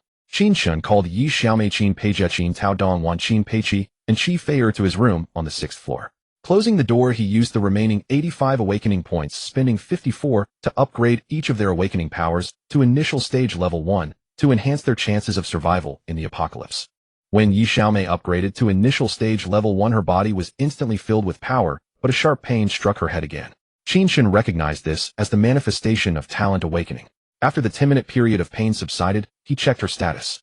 Qin Chen saw that Yi Xiaomei's apocalyptic talent was the gold saint level mind reading. This ability allowed her to discern a person's true thoughts through their expressions, words, gaze, heartbeat, blood flow, and breathing. It perfectly complemented her awakened psychic control ability, forming an optimal combination for judging and controlling people. Qin Chen was surprised to find that Qin Peijia had awakened a divine level copy talent. Regardless of the ability, she could replicate and use it in a short time, making it the most versatile and powerful talent. Qi Feier awakened a red high-level healing talent capable of regenerating severed limbs and organs as long as the person was still breathing. Qin Tao awakened a yellow intermediate level grand gravity technique. Within the area controlled by his dark ability, gravity could reach 10 to 50 times that of Earth, ensuring that anyone he targeted could not escape. Dongwan awakened a yellow intermediate level teleportation talent, which combined with her fire ability made it an essential skill for setting fires and fleeing. Qin Peiqi awakened a gold saint level invisibility talent. Paired with her lightning ability, she could hide in the shadows and strike whoever she wished with electricity. Qin Chen arranged for Yi Xiaomei, Qi Feier, Dongwan, and 10 members of the Qianlong squad to stay and guard the 6th ring building armed with heavy weapons like Gatling guns. He then led Qin Peijia and Qin Peiqi to gather the remaining personnel on the 1st floor of the building, preparing for the day's second wave of zombie clearing and crystal core collection.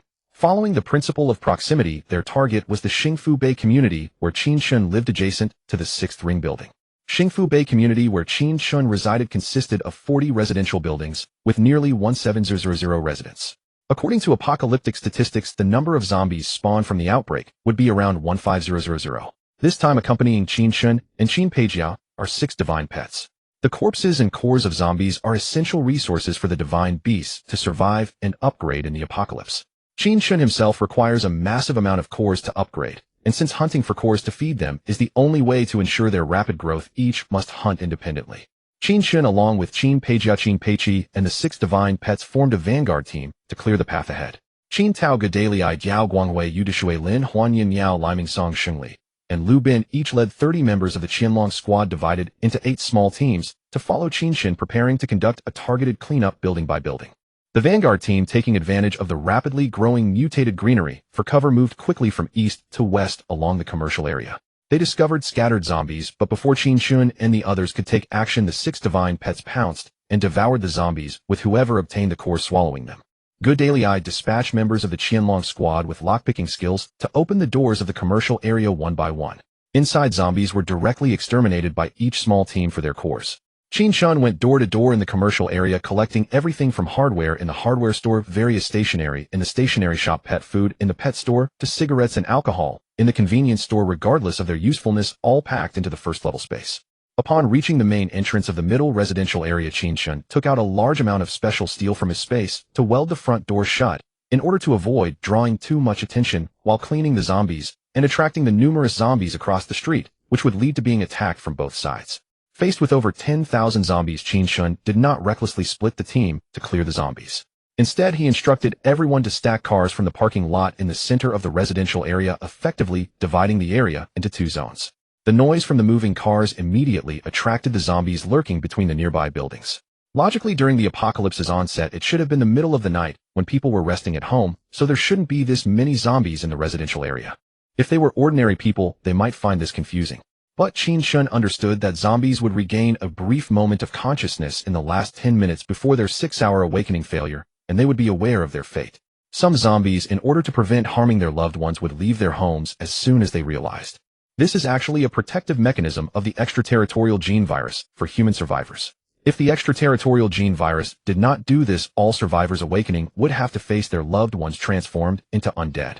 Following the survive-or-town-dead ratio of 1:7, the survivors would have very little chance of survival. Half of the Qianlong squad's members took cover behind the cars while killing zombies, providing cover for the other half stacking the cars.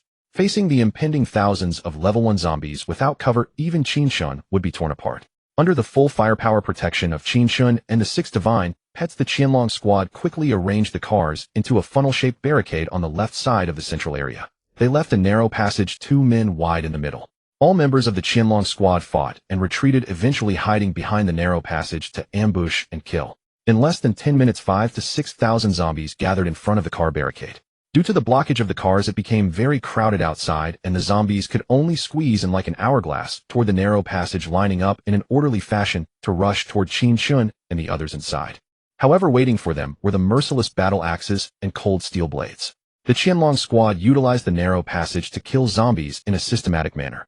The members on the upper level would decapitate them, while those on the lower level would pull the corpses out through the gaps to prevent too many from blocking the passage, and nearby members would step forward to remove the corpses, splitting open their heads in search of cores.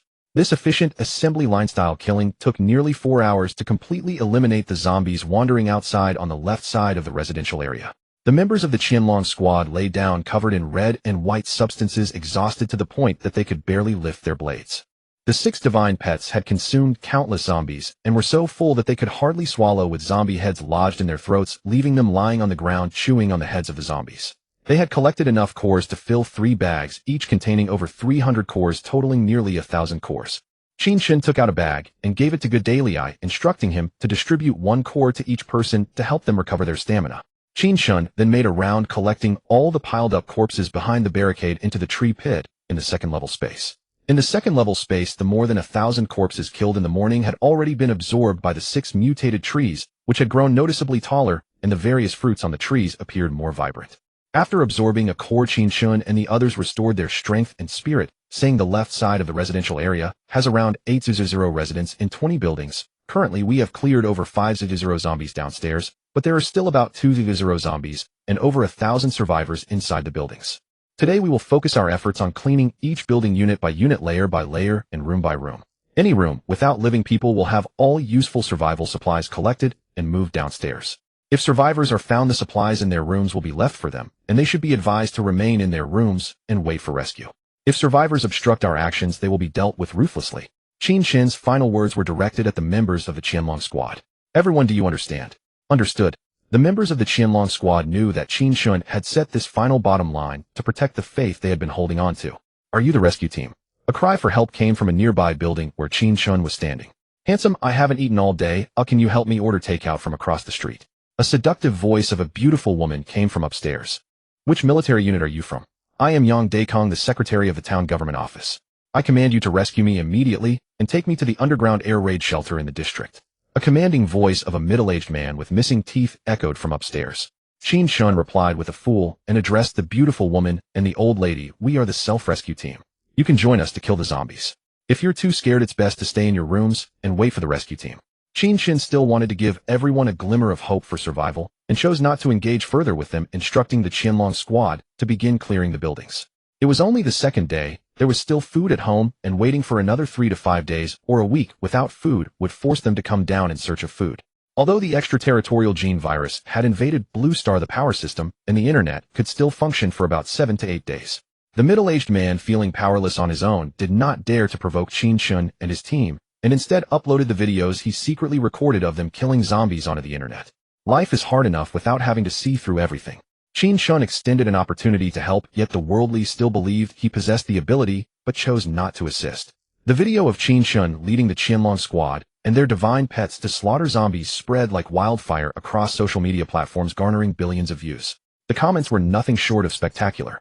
Some exclaimed that Qin Chen was the savior of the apocalypse, others believed he belonged to a mysterious national military unit, and a few aspired to follow his example and slay zombies themselves. 100 people saw 100 different versions of Hamlet. Qi Feier informed Qin Chen about the online exposure through the intercom. Qin Chen merely chuckled. In the early days of the apocalypse, while others wasted time as keyboard warriors instead of building strength, he could only admire their resilience in the face of life's harsh truths. Qin Chen directed the Qianlong squad to advance from the rear buildings, Block 2019, 18, OI, and 17, toward the front. Each building had 6 units, totaling 24 units across 4 buildings. Qin Chen reorganized the team into 24 squads.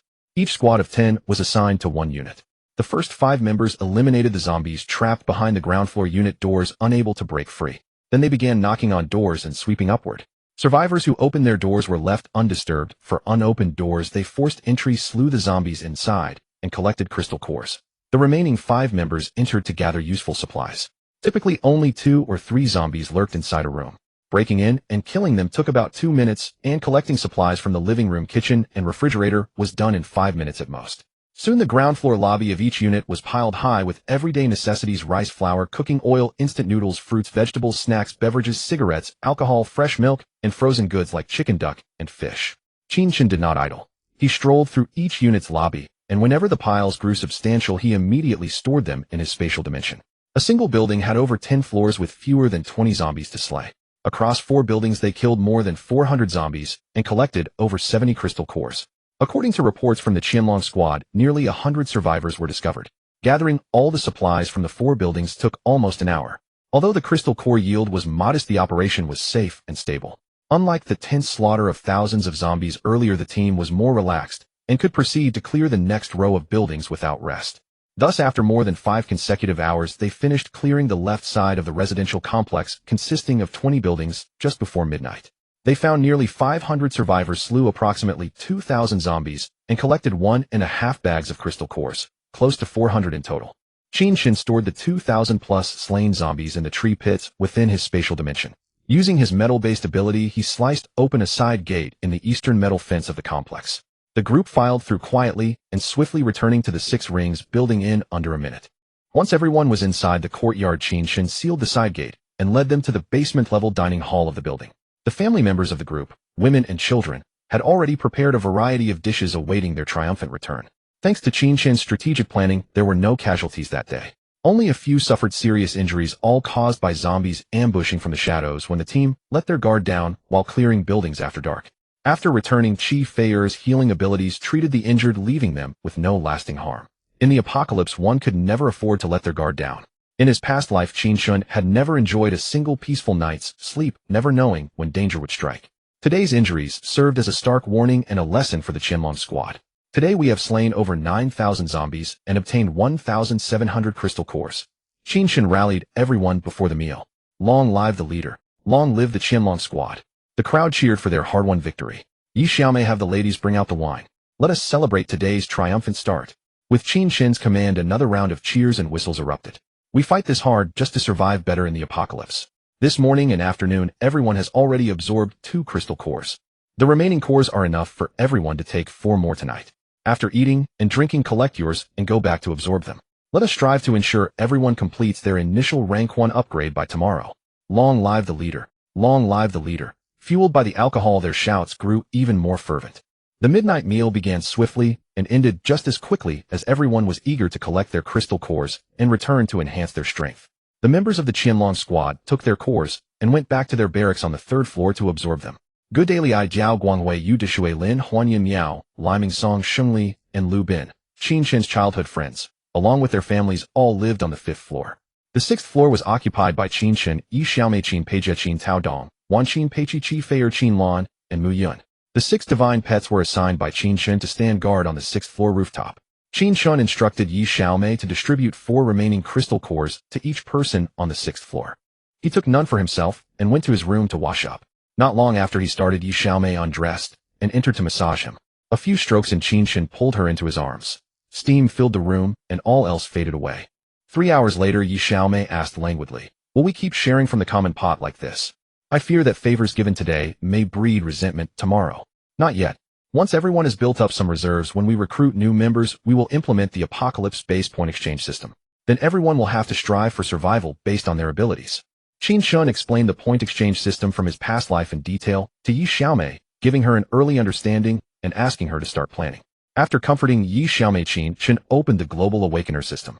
With a mental command, a fist-sized low-grade fire spirit stone from the 2nd layer of his spatial dimension appeared in the system's assessment interface. 10 seconds later, a chime sounded. "Congratulations, Awakener Qin Chen. The low-grade fire spirit stone can be exchanged for 100 awakening points. Do you wish to proceed?" The system's metallic voice echoed in Qin Chen's mind. Qin Chen had not fought for the first-tier zombie crystal cores because when he collected the cold spring at Wudalianki, he had encountered the elemental spirit Qin Shaoquan and discovered an entire vein of low-grade fire spirit stones, which he had stored in the 2nd layer of his spatial dimension. Since awakening points could be assessed in exchange for other treasures, Qin Chen decided to try exchanging low-grade fire spirit stones for points to enhance his strength. If it proved worthwhile, he would exchange in bulk to rapidly improve his power, especially since he possessed multiple abilities, making his advancement several times harder than that of an ordinary awakener. Relying solely on killing zombies for crystal cores would require wiping out all the zombies in the capital. "Exchange." Qin Chen nodded. 90 awakening points credited, the system's synthesized voice announced. "Holy shit. System, are you a lone shark in disguise? You deduct 1 out of 10 when converting awakening points. A 10 handling fee. That's just too damn shady." Qin Chen grumbled at the system. The system is not omnipotent, it also requires energy to sustain itself. Value-added services of the system are not free. Awakeners must explore and understand the system rules on their own. The system retorted. Qin Chen found this explanation as infuriating as certain domestic policies with ambiguous interpretations. Under the system's dominion, he had no choice but to bow his head. Qin Chen then chose to exchange for 99 initial-grade fire spirit stones, bringing his awakening points to 9031. In one breath, he elevated all 4 elemental abilities to the 3rd tier, experiencing only a slight ache in his head, while his physical strength increased considerably. No other special changes occurred. It seemed only upon breaking through to the intermediate 4th tier of ability awakening could he anticipate the awakening of the ability battle skills he longed for. Qin Chen's Global Awakener system displayed. Awakener Qin Chen. Awakened abilities: 1st core metal earth, 2nd core space-time. Awakening strength metal awakening initial 3rd tier, 10009999. Earth awakening initial 3rd tier, 10009999. Space awakening initial 3rd tier, 10009999. Time awakening initial 3rd tier, 10009999. Physique 785. Spirit power 900. Apocalypse talent SS grade spirit power sacred gold, Eye of Time, and Space Divine Rainbow. Combat techniques none. Freely addable consuming awakening points. Awakening points 5251. Qin Chen hurriedly caught some sleep, for at daybreak he would resume clearing the remaining half of the zombies in the residential compound's right section. 3 hours later, refreshed, Qin Chen rose, washed up, and had Yi Xiaomei summon his closest kin, Qin Peijie Qin Tao Dong Wan Qin Peiqi and Qi Feier, to his room. Today he'll help you all break through to the initial 2nd tier of awakening. With that, Qin Chen added 90 awakening points to each person's system awakening strength. The 6 felt only a mild headache before leaping from initial 1st tier to initial 2nd tier, their physical power doubling that of an ordinary person, a warm and soothing sensation enveloping them. "Dad, my body feels all warm and cozy. I want to go back to sleep." Especially Qin Peijia, whose small body, invigorated by the newfound strength, succumbed to drowsiness, sleep being the best way for a child to stabilize their realm. "All right, sleep right here quietly." Qin Chen lovingly lifted Qin Peijia onto the bed, removed her shoes, and covered her with a thin blanket. After the others adapted to their new strength, Qin Chen summoned Gudailai, Jiao Guangwei Yu Dishui Lin Huanyan Miao, Liming Song, Shengli Lu Bin along with Qin Lan, and Mu Yun to the small meeting room on the 6th floor. "We have a big day of battle ahead. Today I'll help you all break through 1 tier. Qin Chen did not stint offering not just the points for a single tier, but 90 points adding 10 to each person's system awakening strength. The 9 suffered intense headaches, but after 10 minutes they all broke through to the initial first tier of awakening. Awesome. Holy shit. How does this even work? Feels great. Donkey Head got more. Give me another boost. The fatty joked slyly. Screw you. Get lost. Everyone get familiar with your power and stabilize your realm. Qin Chen kicked the fatty aside. Elemental abilities like fire and lightning could now conjure fireballs and lightning spheres the size of tennis balls with explosive power akin to grenades, easily killing first-tier zombies. Upon breaking through to the first tier, the brothers also awakened their respective attribute talents, but all were common white or ordinary blue, not even one intermediate yellow. Qin Chen shook his head, realizing he'd have to give them special treatment, using rare celestial treasures later to gradually enhance and transform them. Yet the brothers' bodies brimmed with power more than double that of an ordinary person, and they howled with excitement, eager to tear zombies apart with their bare hands. Qin Lan and Mu Yun, both destined to become high-tier powerhouses in their past lives, awakened advanced red talents. Mu Yun's talent was Gale's Sonic Wave, allowing her to effortlessly break the sound barrier in both attack and retreat. Qin Lan's talent was Gentle Touch of Grass, enabling her to control plant life in battle. Ever since breaking through to the initial first tier, Qin Lan and Mu Yun had not taken their eyes off Qin Chen. They were no fools who, unable to discern the levels of Yi Xiaomei and Qi Feier, they deduced Qin Chen had elevated them higher, revealing his favoritism. It seemed Yi Xiaomei bore no resentment toward Qi Feier's ambiguous relationship with Qin Chen, subtly encouraging them to seize their chance.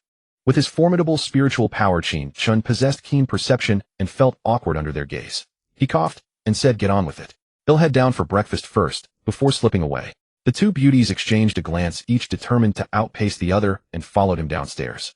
Qi Feier, seeing this, stomped her foot in urgency and chased after them. Yi Xiaomei frowned, shook her head, and silently joined the others for breakfast.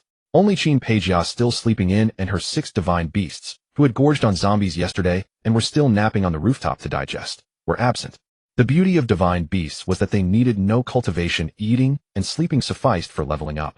After breakfast, the group gathered energetically in the first floor hall. Qin Chen assigned Yi Xiaomei, Qi Feier, and the injured Qianlong squad members to guard the building, while the rest would follow him to clear zombies and collect supplies from the compound. During breakfast, Mu Yun and Qin Lan insisted they wouldn't be mere ornaments and wanted to join the battle. Qin Chen, unable to dissuade them, agreed to let them shoot zombies from a distance with crossbows behind him.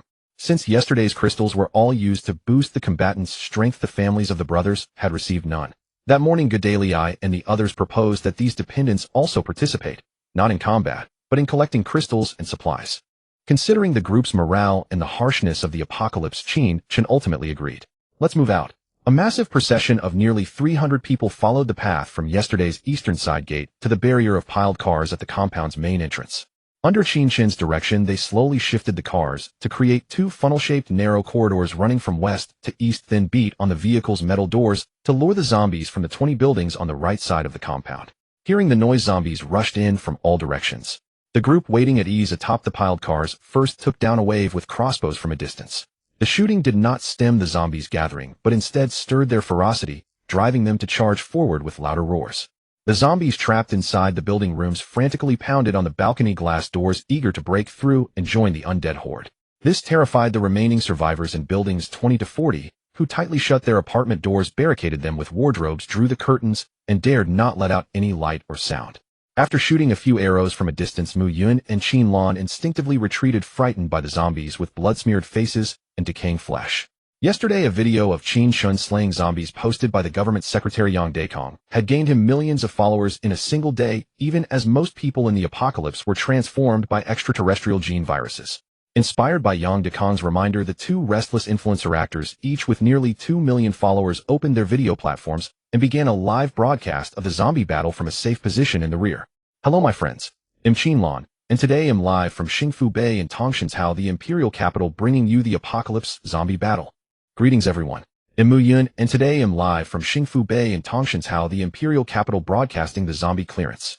As the 2 major influencers streamed from opposite sides, millions of viewers flooded into their live rooms within moments. The platform directed all its traffic to their accounts. My friends, light up the zombie lamp. Everyone click on the 1 cent little zombie and follow the streamer for 666. The hearts in the live room, which the platform had hastily changed to little zombies overnight along with popular gifts like balloons, sports cars, planes, and carnivals, had all been transformed into scarce apocalypse supplies such as mineral water, bread, sausages, chocolate, instant noodles, king crabs, supreme seafood sets, and full-course banquets. The fervent gift-giving in the live room could not stem the gathering of zombies. Survivors of the apocalypse saw from the live stream that dark masses of zombies were converging from all corners of the neighborhood. In less than 10 minutes, 5,000 to 6,000 zombies had gathered outside the barricade of piled cars. The timid viewers before the screen covered their mouths, terrified by the zombies' bloody bodies and ghastly pale faces, afraid that any sound they made would disturb the undead in the video. Blocked by the car barricade, the crowded zombies could only funnel through a horn-like gap set by Qin Chen and his team. Once they reached the narrow passage, they lined up, orderly charging one by one toward Qin Chen and the others inside. Yet what awaited them were the relentless battle axes and cold steel blades of the Qianlong squad. The squad stationed on both sides of the barricade executed the zombies in the narrow passage with the same assembly line efficiency as the day before. The upper-tier squad members beheaded the zombies while the lower-tier members pulled the bodies out through a gap left below to prevent the passage from clogging. The family members then stepped forward to drag away the corpses, split open their heads, and search for crystal cores. To make it easier for viewers to watch from two angles, Mu Yun and Qin Lan connected their streams for a live PK battle. Survivors in the live room watched Qin Chen's Qianlong squad effortlessly slay the zombies, filling them with admiration and envy, prompting another frenzy of gift-giving. By then, the number of survivors watching Mu Yun and Qin Lan's streams had surpassed 50 million. Had the Dragon Kingdom's military not urgently allocated additional servers, the platform would have crashed.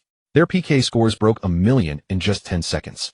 To boost excitement, the two influencers showed off their figures and danced seductively. Holding a zombie's head, they gazed at Qin Chen and sang a heartfelt rendition of One Way Forward, the song from the Qatar World Cup, celebrating Messi's victory. You are the most beautiful star in the night sky, lighting my path forward. You are the most beautiful encounter in my life. If you are well, that's a sunny day. They also promised in the live room that whoever lost the PK would have to personally slay a zombie. In the apocalypse, money was as worthless as paper. No one cared about its actual value, only about venting their fear and clinging to a glimmer of hope. The PK scores then soared past 10 million, setting a historic record. Qin Chen did not oppose the live streams of Qin Lan and Mu Yun behind him. He saw it as a gift to the survivors, a chance for them to grasp what they could. Unbeknownst to him, his zombie-clearing actions had caught the attention of the Dragon Kingdom's military, which had deployed satellites hovering hundreds of kilometers above him to monitor and record in real time. From Qin Chen's efforts to collect crystal cores after slaying zombies, the military deduced that these cores might be a key strategic resource in the apocalypse. Through satellite facial recognition, they identified that the squad members were all elite soldiers from various special forces across the country. The military was also curious how Qin Chen had managed to assemble such a team before the apocalypse, and knew the value of the crystal cores. Some sharp survivors glimpsing the crystal core collection in the live stream also suspected their importance, as the team wouldn't bother gathering them otherwise. How important they were would only be known by those who could slay zombies and extract the cores from their heads. Meanwhile, warlords with local influence across the country and even the world saw in the live stream an opportunity to rise in the chaos. Perhaps tomorrow they too would follow Qin Chen's lead and form their own teams. Most people, however, saw in the brutal scenes the gradual collapse of social order. Without the strength to protect themselves or their families, they feared they would end up as zombie food. The zombie slaying continued, the live stream went on, and some plotted while others grew more demonic. For now, the power grid and communications still functioned, allowing contact and the concept of a nation. But when everything fails, society will truly descend into lawlessness and moral decay. The only way to survive is to grow stronger and keep moving forward. Even with the Qianlong squad's efficient assembly line slaughter, it took nearly 4 hours to eliminate the 5,000 to 6,000 zombies roaming among the 20-plus buildings on the right side of the neighborhood.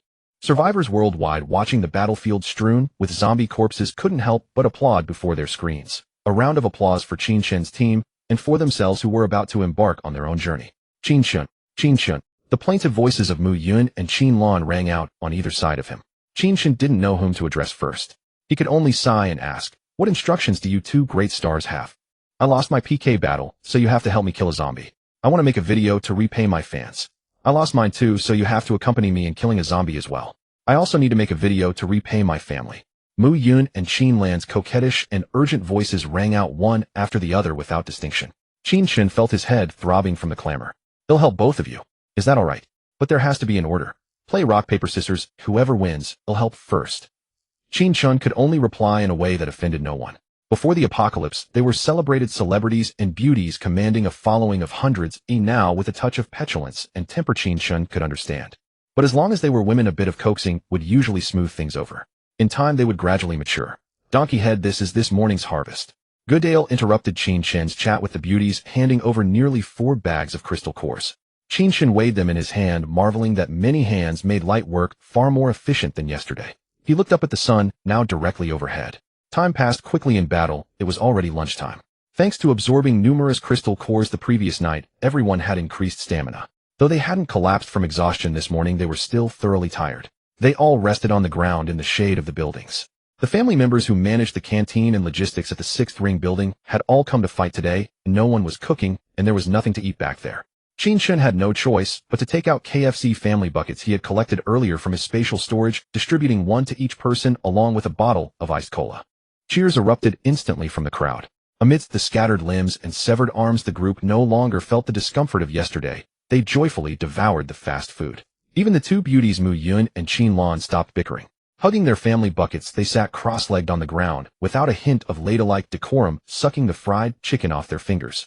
In the scorching midday of a Beijing July summer, zombie corpses left in the open for too long risked causing a plague. While everyone rested, Qin Chen made a round collecting the scattered zombie remains into the tree pits of the 2nd level space.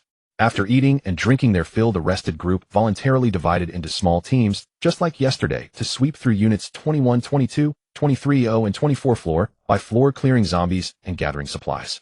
Some survivors in the apartments on the right side of the complex watching from their balconies or via live streams, as Qin Chen's team slaughtered zombies all morning, believed they were a rescue team sent by the nation.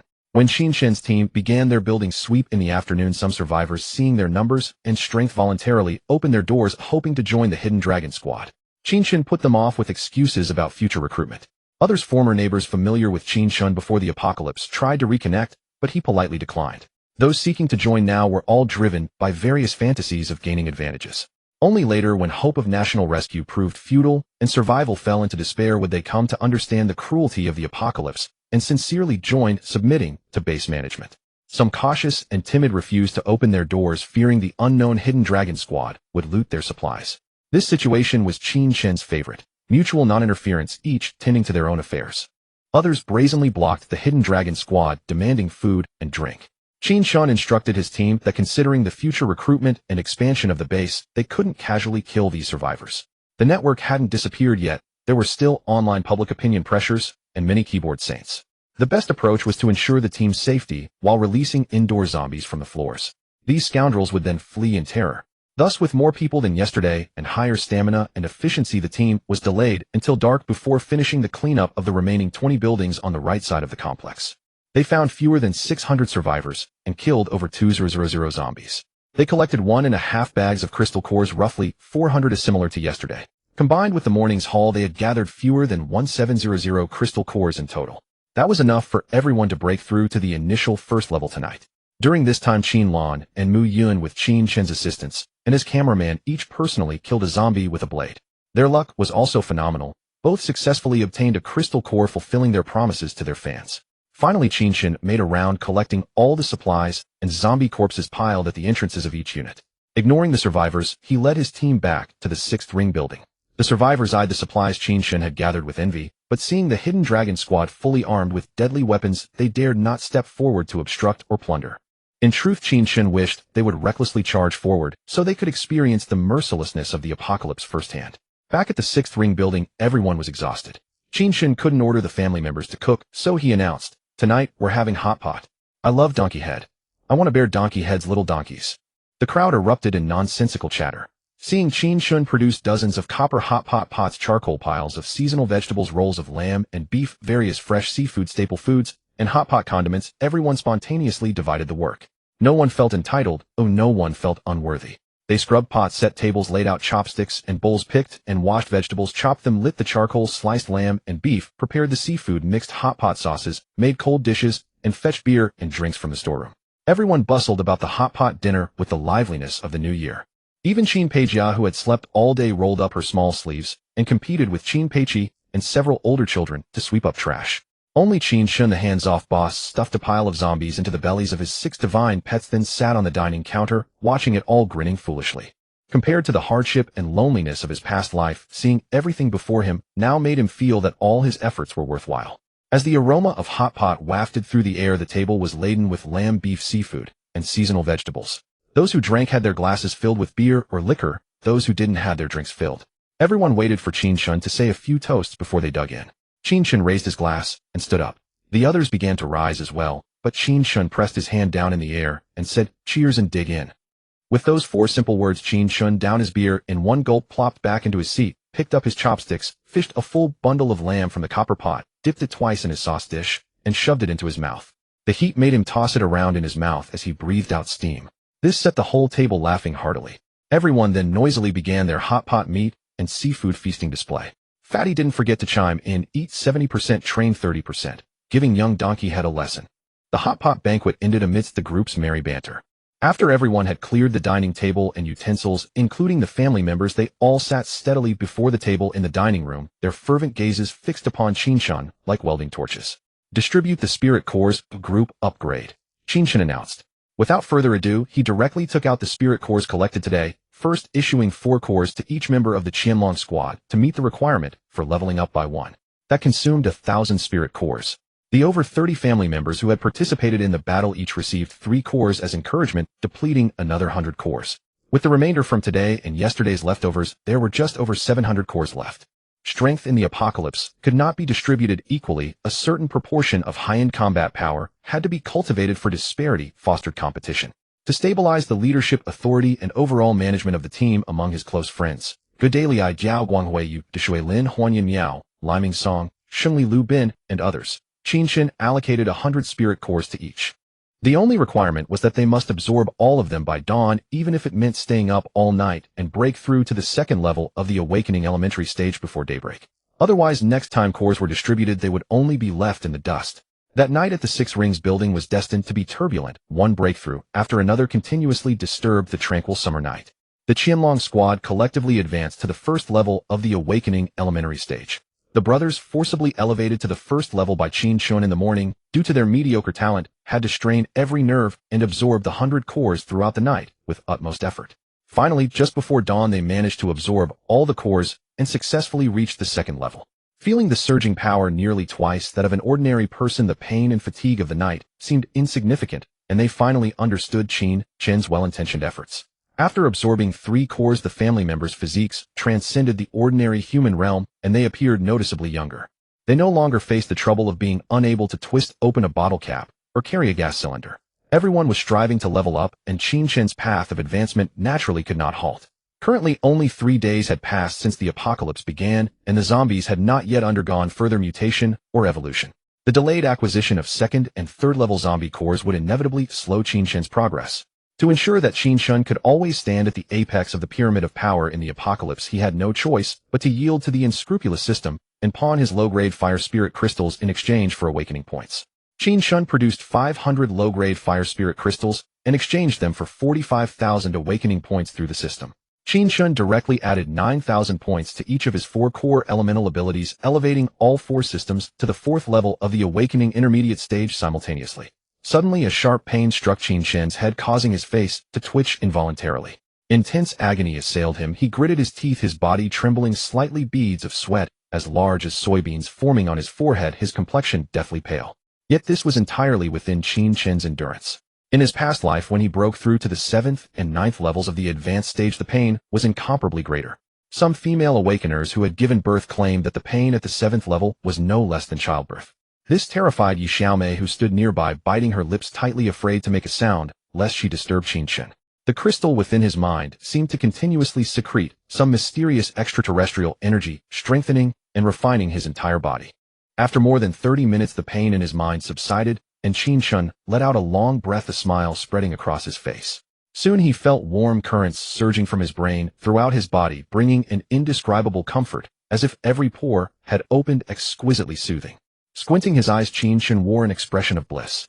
A moment later, he abruptly opened his eyes. A golden light burst forth from the depths of his pupils, illuminating the entire room. Qin Chen's global awakener system displayed Awakener Qin Chen awakening abilities: 1st core metal earth, 2nd core space time, awakening power metal, awakening intermediate level 4, 1000, 099, 9999, earth, awakening intermediate level 4, 1000, 099, 9999, space, awakening intermediate level 4, 1000, 099, 9999. The time awakening intermediate level 4, 1000, 099, 9999, physique 1585 spirit power, 1700 apocalypse talent, SS level spirit power, saint grade gold, eye of time and space.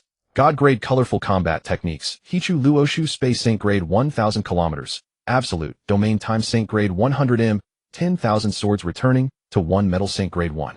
0, pressure mountain, earth saint grade 1. 0. Can be upgraded by consuming awakening points 13621. Holy shit. The system is amazing. Xiaomei, your husband has never been this rich. Qin Chen turned around, picked up Yi Xiaomei, and bounced around shouting loudly to vent his surging emotions. At the 4th, 7th, 9th, and king levels, each breakthrough represented a leap in qualitative transformation. At the 4th level, the physical strength of an elemental awakener was nearly 6 times that of an ordinary person, and their spirit power was 5 times greater. With 4 abilities in his possession, Qin Chen's physique was nearly 20 times that of an ordinary person, and his SS-level spirit power was almost 30 times greater. The key was that upon breaking through to the 4th level, he awakened the ultimate combat techniques for all 4 systems. Hichu Luoshu, Saint grade 1000 kilometers upgradable. The great shift of heaven and earth, also known as the space teleportation art. As long as the awakener had sufficient energy, they could teleport themselves or carry others across 1,000 miles in an instant. Hichu, a formation of black and white dots arranged into a numerical matrix containing infinite mysteries. Its application lies in geography, thus it manifests as celestial phenomena and earthly forms. In the heavens it corresponds to the 3 enclosures and 28 mansions. On earth it takes shape as the azure dragon, white tiger, vermilion bird, black tortoise, and bright hall. The imagery, numbers, and principles of Hichu are at once supremely simple and profoundly infinite. For millennia scholars have failed to comprehend it, but in truth Hichu is a spatial coordinate map. Luoshu is the art of spatial folding and teleportation.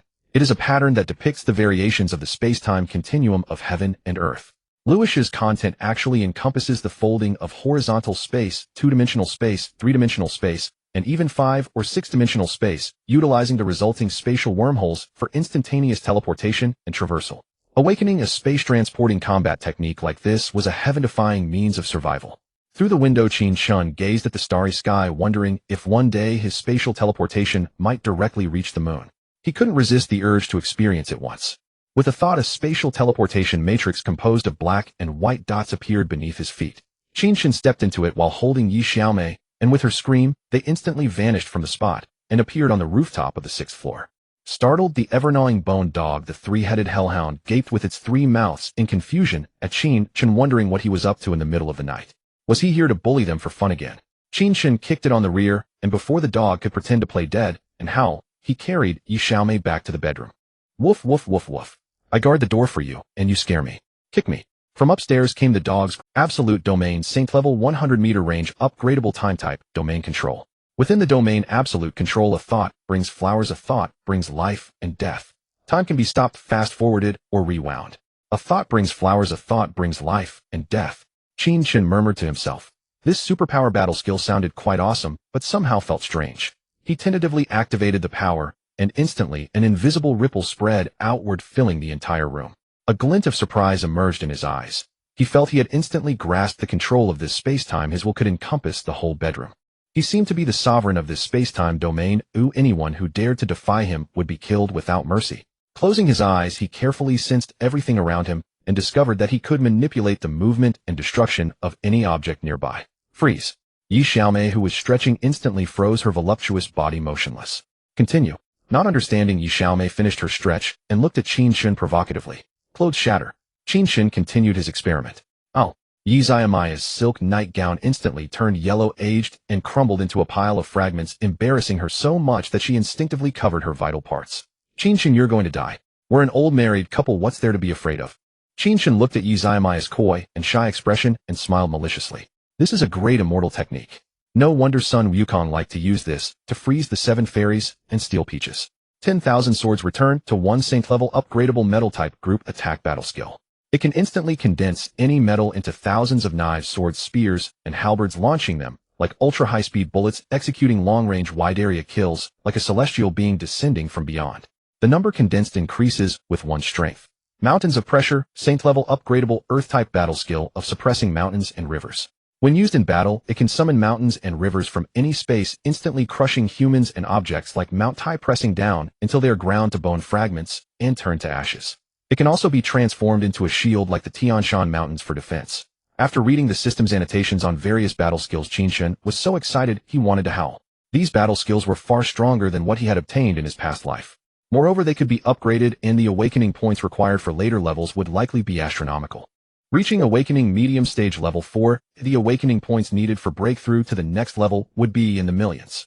Given that one first-level crystal core yields 1 awakening point, he would have to kill all 7 or 8 million zombies in the Tongtian prefecture of the imperial capital to satisfy Qin Chen's breakthrough to level 5 alone. Clearly impossible. In the future, he could only wait for the zombies to quickly upgrade to obtain higher-level crystal cores. A level 4 zombie's crystal core would be worth 10,000 awakening points, but he would still need to collect 100 level 4 zombie crystal cores. By then, ordinary firearms would not be able to inflict fatal damage on level 4 zombies. Qin Chen stopped thinking about it. After all, things would work out when the time came, and he would let fate take its course. Joy shared with others is multiplied joy. He then had Yi Xiaomei dressed properly, and called Qin Peijia, Qin Tao Dong Wan, Qin Peiqi Qi Feier, and a few other close relatives into his room. On each person's system, he added 900 points, and directly raised them to awakening initial stage level 3. Level 3 meant about 10 minutes of pain, after the pain came their screams and excitement. Qin Lan and Mu Yun, who had been awake and heard the commotion, knocked, and came to watch the fun. Qin Chen still had plenty of awakening points left, so he casually raised their ability levels to awakening initial stage level 2. The two excited girls hugged Qin Chen in thanks again, making Qi Feier puff her cheeks and glare at him with resentment. Under Yi Xiaomei's yawning and sleepy dismissal, everyone finally returned to their own rooms to familiarize themselves with their new powers and explore their abilities. When are you going to take Qi Feier? Yi Xiaomei asked in a calm tone. Qin Chen's mind went blank for a moment. Yi Xiaomei had suddenly asked this question so calmly, but he dared not answer such a life-threatening question recklessly. He could only hug Yi Xiaomei and say, "Wife, I'm tired. Come sleep with me." Without caring whether Yi Xiaomei agreed or not, he muddled his way into bed to sleep. While Qin Chen and his group were busy upgrading their strength at the 6th Ring Mansion, the survivors of Xingfuan community were not idle either. Since the network was still functional, the less than Athasan survivors spontaneously organized themselves through the community's owner WeChat group. Under the instigation and manipulation of Yang Daikong the Gaptooth, they discussed and planned to seize the Carrefour supermarket, the French supermarket in the opposite Xingguanshiandi shopping center, early the next morning to occupy the supplies there. Those who seek death cannot live. They only saw others eating meat, but did not see them being beaten. Qin Chen dared to clear tens of thousands of zombies in Xingfuan community only because he had the skills honed from over 20 years of harsh beatings in his past life. They thought they could learn by simply watching a live stream of Qin Chen and his team easily slaughtering zombies. Leaks are leaks like leaks in the stock market, always chasing rises and selling on dips, always destined to be harvested. It's likely that this harvest will completely uproot them and close their accounts. The next day at dawn, the survivors of Xingfuan community gathered at the gate holding kitchen knives or crude weapons they had improvised overnight and marched in a grand procession toward the opposite Xingguanshiandi shopping center. In the apocalypse, not all survivors could awaken abilities. Only survivors who had awakened abilities and absorbed crystal cores could be called true awakened. Those who had not awakened abilities but had absorbed crystal cores were called pseudo-strong. An awakened who had never killed a zombie or absorbed a single crystal core was merely a waste of the apocalypse in the eyes of true awakened. Bang! Bang! Qin Chen's room on the 6th floor was pounded loudly by the hacker Miao Liming, known as Chao Tu. Miao Liming was originally a master hacker among the people, and after awakening the mechanical type ability, he was even more formidable. Currently his ability level was still at the initial stage, and he still needed to rely on traditional programs and silicon-based chips for mechanical control. When Chao Tu reached the medium stage and awakened the skill of carbon-based chip fabrication, he would be able to perform mechanical body modifications on low-level zombies and mutated creatures. When they entered the community to clear zombies 2 days ago, the community's surveillance had already been taken over by Miao Liming. Today he monitored the unusual movements of the Xingfuan community survivors. By lip-reading comparison, he knew that these people were planning something big today, so he quickly came to report to Qin Chen. Qin Chen took the laptop from Kyoto's hands, looked at the multi-angle real-time surveillance footage, and after 2 minutes closed the computer and told Miao Liming to go find Gedaliai, to have breakfast, and gather the team. Good words cannot persuade a damned ghost. Qin Chen would not do such a thankless and stupid job. He patted the firm buttocks of Yi Xiaomei, who was still sleeping her beauty sleep, then unhurriedly washed up and tidied himself. He went down to the basement-level dining hall, took 2 eggs, a few buns, a large bowl of millet porridge, and a plate of pickled vegetables from the family members who were up early cooking. Qin Chen held the bowl, slowly sipping the porridge around the rim, taking a long time to finish. He wiped his mouth, took a toothpick to pick his teeth, and walked to the ground floor hall. He looked at the hidden dragon squad who had already assembled and were anxiously waiting to depart, and shouted, "Are you all so fucking eager to go die?" One sentence stunned everyone in the hidden dragon squad. Good daily eye are soldiers nowadays, all brainless. Qin Chen continued, looking at the bewildered crowd. Report, Chief, those without brains on the battlefield have long since reincarnated. Guda promptly played along. Then tell me, where are you now? Who are you? Qin Chen questioned again. We are the Qianlong squad. We are at the 6th ring tower in the imperial capital, the members of the Qianlong squad shouted in unison. Whose soldiers are you now? Whose rations do you eat? Who are you responsible for? What is your current duty? Qin Chen fired off 4 more questions. What? Nanny. The Qianlong squad fell silent. They understood that Qin Chen had spent a fortune to gather them from across the Dragon Kingdom for training and cultivation before the apocalypse. After the apocalypse descended, they followed Qin Chen to successfully awaken their superpowers and embark on the path of the strong. Even amidst the severe shortage of supplies after the apocalypse, Qin Chen never stinted providing a variety of food and drink in abundance. It could be said that Qin Chen's grace of rebirth was akin to that of a parent. Their rapid growth over the past few days, breaking through to the initial stage of the awakened first level, collectively allowed them to sense a physique and formidable powers far beyond ordinary humans. This made them forget their origins and become somewhat arrogant. They had lined up early today, ready to depart without any consideration for Qin Chen's interests or their duties at the 6th ring tower, only thinking of fighting for their country and the world. Qin Chen believed that the Qianlong squad's pure-hearted patriotism was a good thing and not inherently wrong, but applied in the wrong place, and at the wrong time it became a mistake, a grave one. Have you all come to understand? Qin Chen asked calmly. Yes, the Qianlong squad replied in unison. Good, as long as you understand. Fighting for one's country and the world is the ultimate dream of every passionate man. You have it, and so do I. The concept of country and world after 10 or 15 days of apocalyptic baptism will soon cease to exist. Only the jungle law of survival in the apocalypse remains eternal. But you are my soldiers now. I only have these seeds in the apocalypse. Every one lost is one fewer. I see you as my own. I cannot tolerate, nor do I wish to see each of you dying before my eyes one by one in the apocalypse because of your lack of brains. Qin Chen's heartfelt speech, designed to win loyalty, moved the members of the Qianlong squad to tears instantly.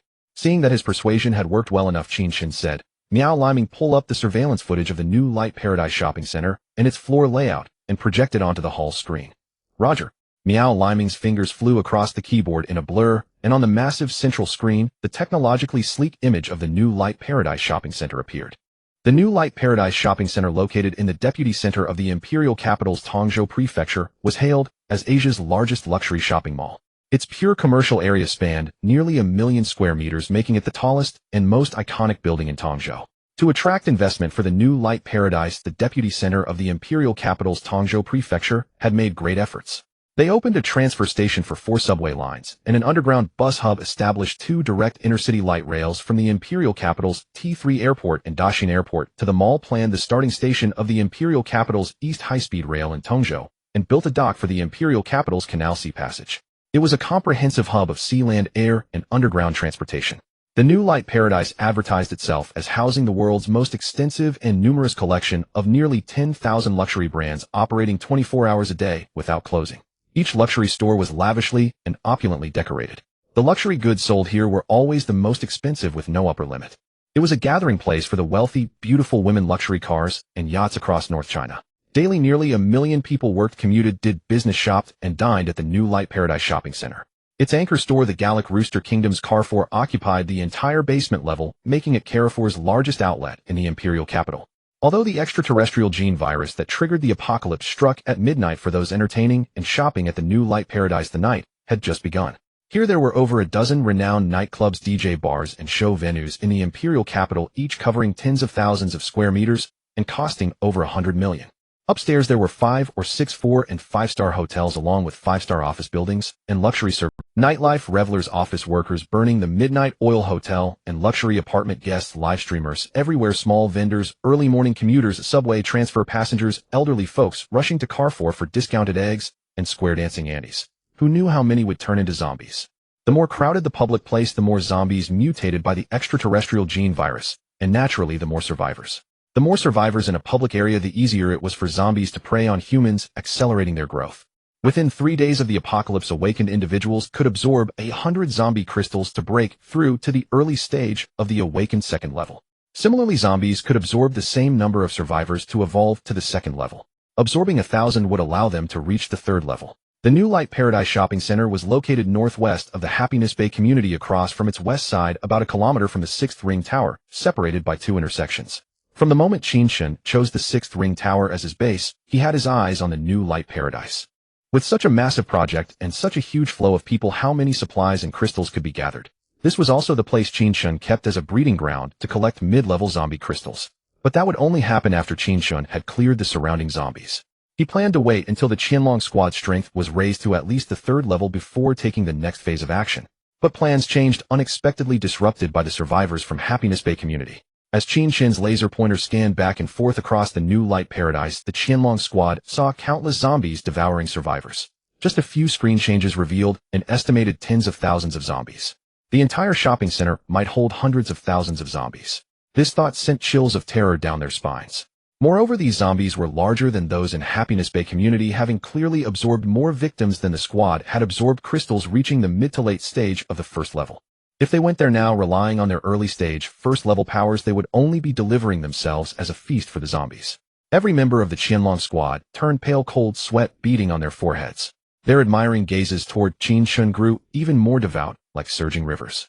The other half of the surveillance screen showed that due to Qin Chen's 3 consecutive days of clearing zombies from the community and roads, and the allure of the many survivors' flesh at the New Light Paradise, the 1,000-strong crowd from Happiness Bay community had made it all the way without encountering a single zombie, smoothly reaching the ground floor entrance of the New Light Paradise shopping center's plaza.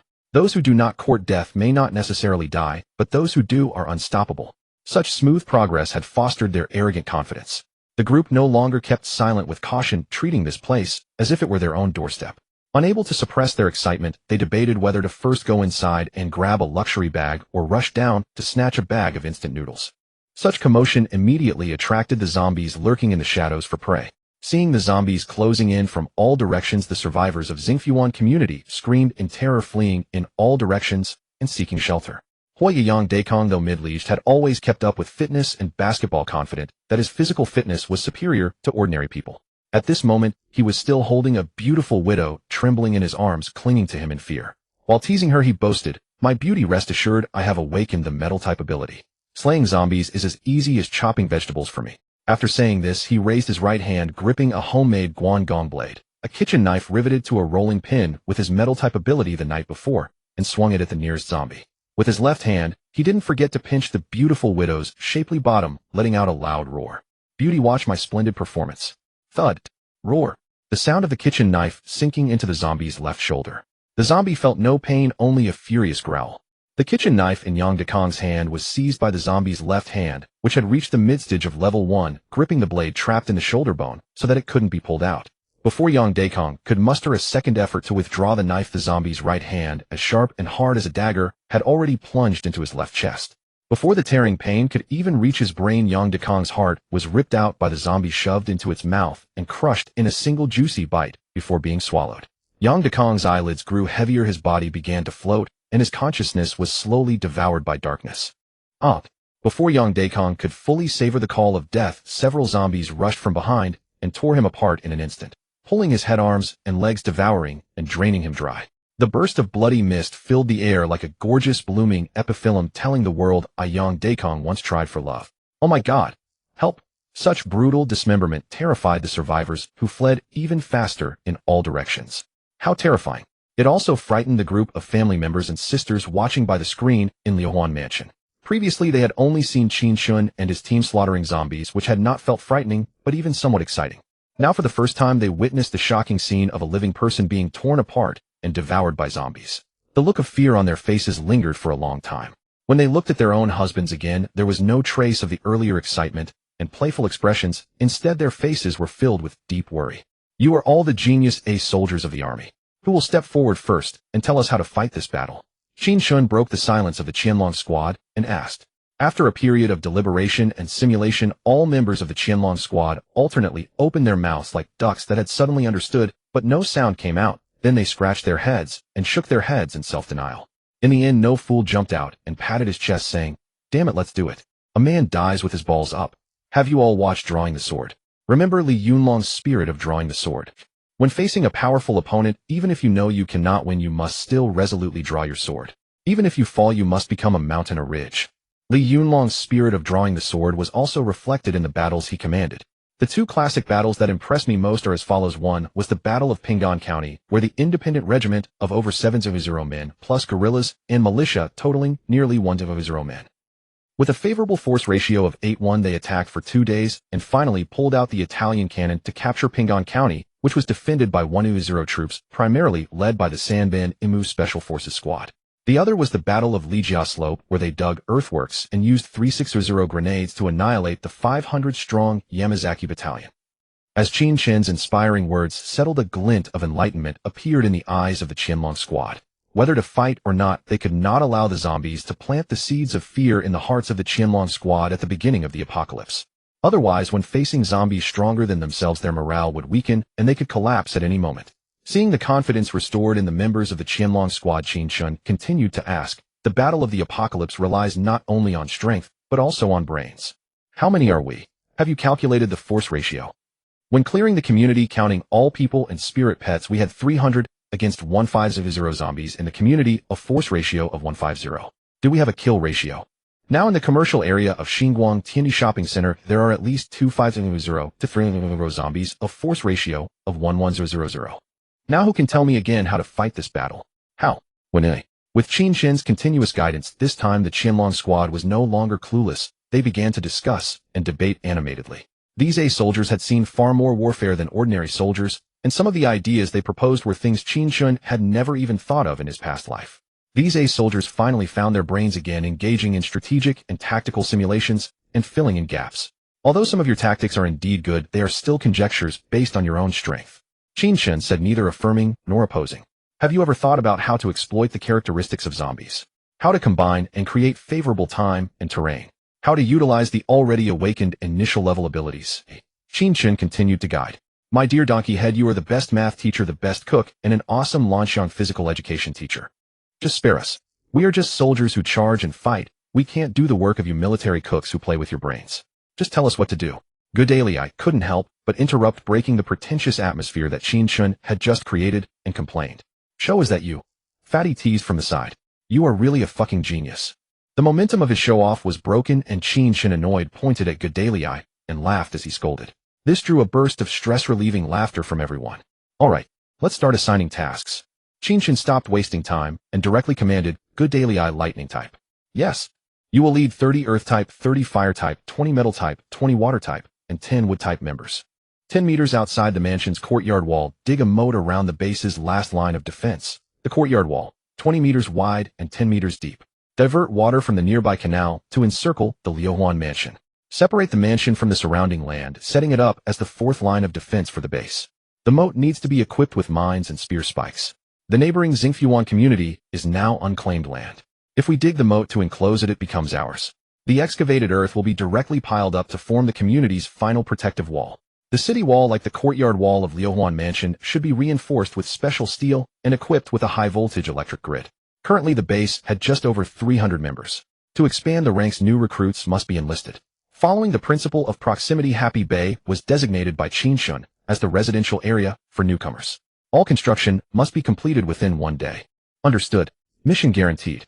The Hidden Dragon Squad had all reached level 1 with several leaders at level 2. Such trivial tasks were no challenge for them now. Wood Element U Desui. Present. Led 10 Wood Element members to swiftly complete surveying, planning, and oversee the implementation of the civil engineering projects I will assign. Understood. Mission guaranteed. Yu Desui was the one who had overseen the renovation of the 6-ring tower. Entrusting the role of civil engineering director for the base's defenses to him was most fitting. Fire Element Song Shengli. Present.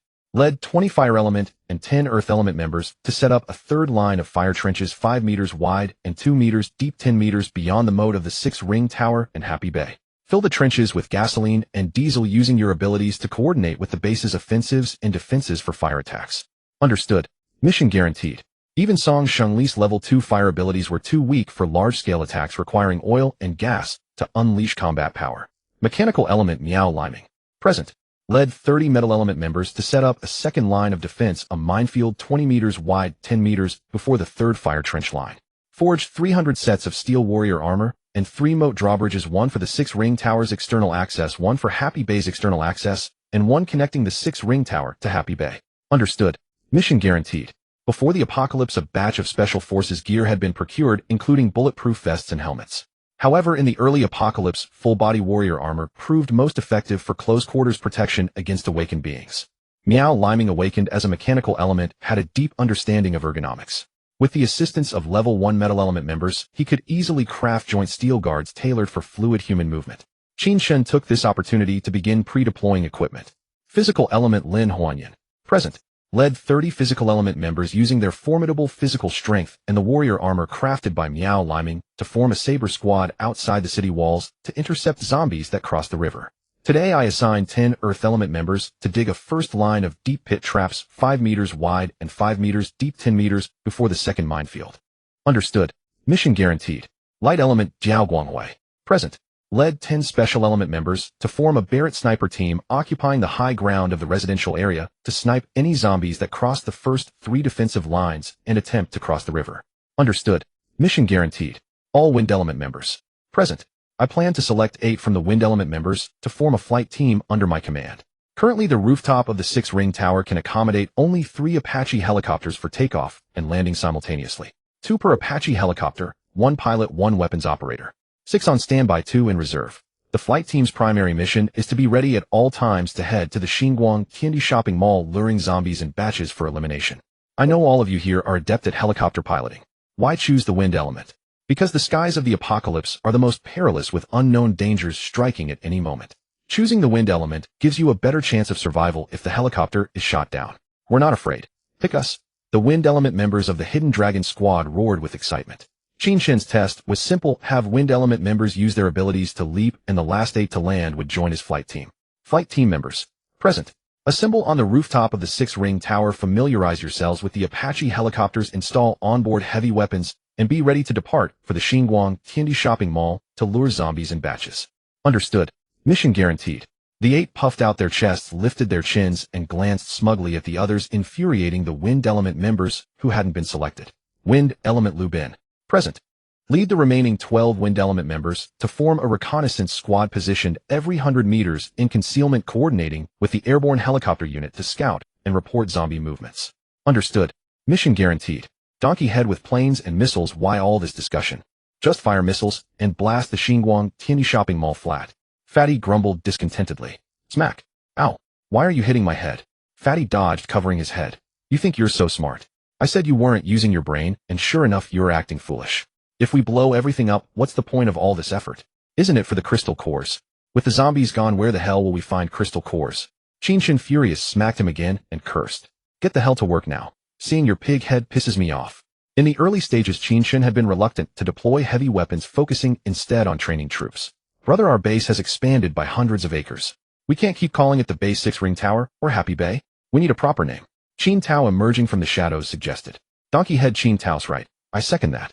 Fatty was the first to flatter. We second that too. Gudalii and the others agreed. Qin Chen, for the base to grow, it must have a rightful name. Yi Xiaomei also urged firmly. The other women looked at Qin Chen with determination. Prompted by Qin Tao, Qin Chen felt it was time to establish a designation. Yet being urged like this felt oddly reminiscent of Zhao Kuangyin being draped in a dragon robe. In his past life, Qin Chen's base in Haizhou was called the Shenzhou Base. He had planned to rename the 6 Ring Tower as Shenzhou Base after the apocalypse. However, the Special Forces team had been named the Hidden Dragon Squad by Gudalii, and Qin Chen hadn't objected. After 3 months of common use, it had subconsciously become the Hidden Dragon Base. Now coming up with a completely new name seemed unfitting. Since a change was needed, why not combine the two? After deep thought, Qin Chen asked everyone, how about Shenzhou Hidden Dragon Base? Shenzhou Hidden Dragon Base. Excellent. Excellent. Excellent. Grand. Great name. A resounding name with profound meaning. Seeing no objections, Qin Chen declared loudly, Shenzhou Hidden Dragon Base is officially established today. Shenzhou Hidden Dragon Base is awesome. Long live Shenzhou Hidden Dragon Base. The crowd cheered. Alright, everyone get to work now. When the Shenzhou Hidden Dragon Base takes shape, by evening we'll celebrate with a whole roasted lamb feast. Qin Chen suppressed the surging excitement of the crowd. At the mention of roasted lamb, the group cheered once more before dispersing to their respective tasks. Though everyone possessed supernatural abilities, they couldn't be expected to dig with bare hands. Qin Chen first rushed to the construction site downstairs, retrieving from his spatial storage dozens of excavators and loaders collected before the apocalypse, scattering them across the worksite. He then pulled out mountains of special steel and high-grade rapid-setting cement, leaving without another glance. Returning upstairs, he led 8 members of the Wind-type Hidden Dragon Squad to the rooftop helipad reserved for helicopters. Yi Xiaomei and several other beauties who hadn't been conscripted as laborers by Qin Chen, spurred on by Qin Peijia, followed to watch the spectacle. Whoosh! With a wave of Qin Chen's hand, a brand-new AH-64 Apache attack helicopter gently materialized on helipad 1. So cool! Qin Peijia shrieked, dragging Qin Peiqi, as the sisters dashed toward the AH-64 Apache attack helicopter. They opened the cockpit door, climbed into the driver's seat, touching everything in sight. The group of beauties curiously gathered around, some peering into the cabin, others examining the wing-mounted weaponry. The 8 men beaten to the punch by the women suppressed their excitement and looked longingly at Qin Chen. Qin Chen could only shake his head with a wry smile as he walked to helipad 2. With a sweep of his hand, another pristine AH-64 Apache attack helicopter appeared on helipad 2. He didn't stop. At helipad 3, he similarly retrieved a third AH-64 Apache attack helicopter from his spatial storage. The 8 Wind-type members then unleashed their abilities, scrambling to rush toward the 2 helicopters. With such prized treasures before them, who would willingly be a reserve pilot? The Apache attack helicopter, the most formidable in the Western world, was also the most expensive, valued at up to $200 million.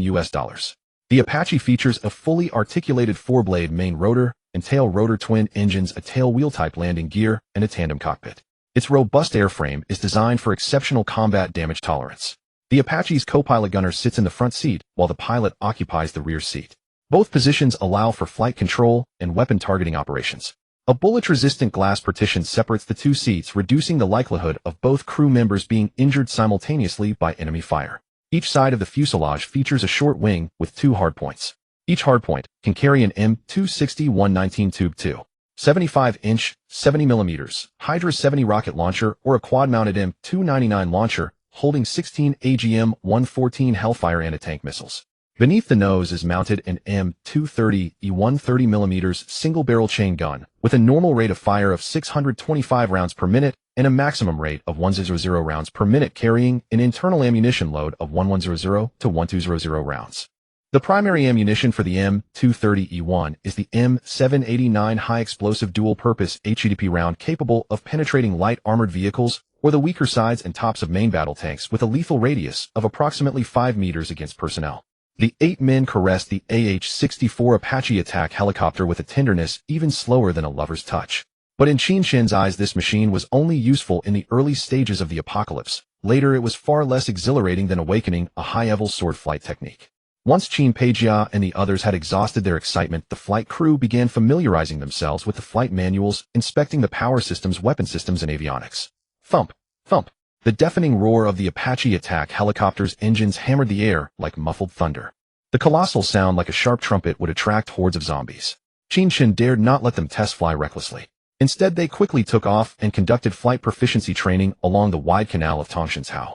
He had each member of the flight crew take a turn piloting a lap before resting. He had no intention of courting death before the few defensive lines were established. By noon, Qin Chen stood on the 6th-floor rooftop observing. Under the fervent efforts of the crowd, the excavation for the several defensive lines around the building and the residential area was complete. In the afternoon, they could proceed with reinforcement waterproofing and the installation of other defensive facilities. Shortly after lunch, a rumbling sound echoed as Gedalii led the water-type personnel, channeling canal water into the moat of the 4th defensive line. They then began reinforcing the 5th wall and installing the high-voltage electric grid. Miao Liming led his team in installing the 3 drawbridges crafted that morning over the moat. Afterward, they started laying the minefield for the 2nd defensive line, marking it to prevent their own people from stepping on them. The stout Lin Huanyin, already clad in full warrior armor, began inserting special steel spikes into the trap pits of the 1st defensive line. Song Xingli at the 3rd defensive line's fire trench began arranging special steel grids of the dimensions Qin Chen had specified, designed to hold oil and gas. Once finished, he called for Qin Chen to retrieve gasoline and diesel. In his spatial storage, Qin Chen had already used his metal-type ability to customize thousands of identical special steel barrels. He divided 1/10 of the gasoline from an oil tanker he had acquired near Haizhou's open sea, filling the special steel barrels equally. Responding to Song Xingli's support call, Qin Chen arrived at the scene. With a wave of his hand, half of the special steel barrels instantly fell into the steel slots. The remaining half was stored in the residential area by Song Shengli for later use. As each project was completed one by one, not only Qin Chen, but everyone's faces lit up with joyful anticipation. On Blue Star, the first true battle between awakened beings and zombies was about to begin. In the lobby of the six-ring building, Qin Chen watched the surveillance footage Miao Liming had pulled from the New Light Plaza shopping center. The 1,000 survivors of Happy Bay residential area were scattering in all directions under the zombie hunt at the shopping center. Most were killed and devoured by the zombies, with less than a third of the survivors taking refuge in an empty luxury diamond brand store within the shopping center. They held off the zombie siege thanks to the store's bulletproof glass doors and walls. Though Qin Chen was decisive in his actions for the sake of humanity's dwindling revival, as long as they bore him no resentment, these people still needed to be saved. Afterwards, if they were willing to join the Shenzhou Hidden Dragon base and abide by its rules, Qin Chen would take them in. Qin Chen ignored the others who were already eager and waiting for his orders, and continued to deliberate. And this battle between zombies and humans, with such a disparity in strength and numbers, was fraught with too many uncontrollable factors. The warrior's current power was still too low, having only just broken through to the initial stage of the first rank today. Due to the premature interference of survivors from Happy Bay community, the zombie siege that Qin Chen had originally planned for half a month later was brought forward. Apart from the facilities temporarily set up today, there were few other contingencies in place. The blood energy of the Hidden Dragon squad members, all at the initial stage of the first rank, was more than double that of ordinary survivors, making them a supreme tonic in the eyes of the zombies. As long as Qin Chen and his team actively provoked the zombies in the New Light Shopping Center, once the battle commenced, it would be a fight to the death. If there were any major mishap, Qin Chen's pre-apocalypse preparations would all be in vain.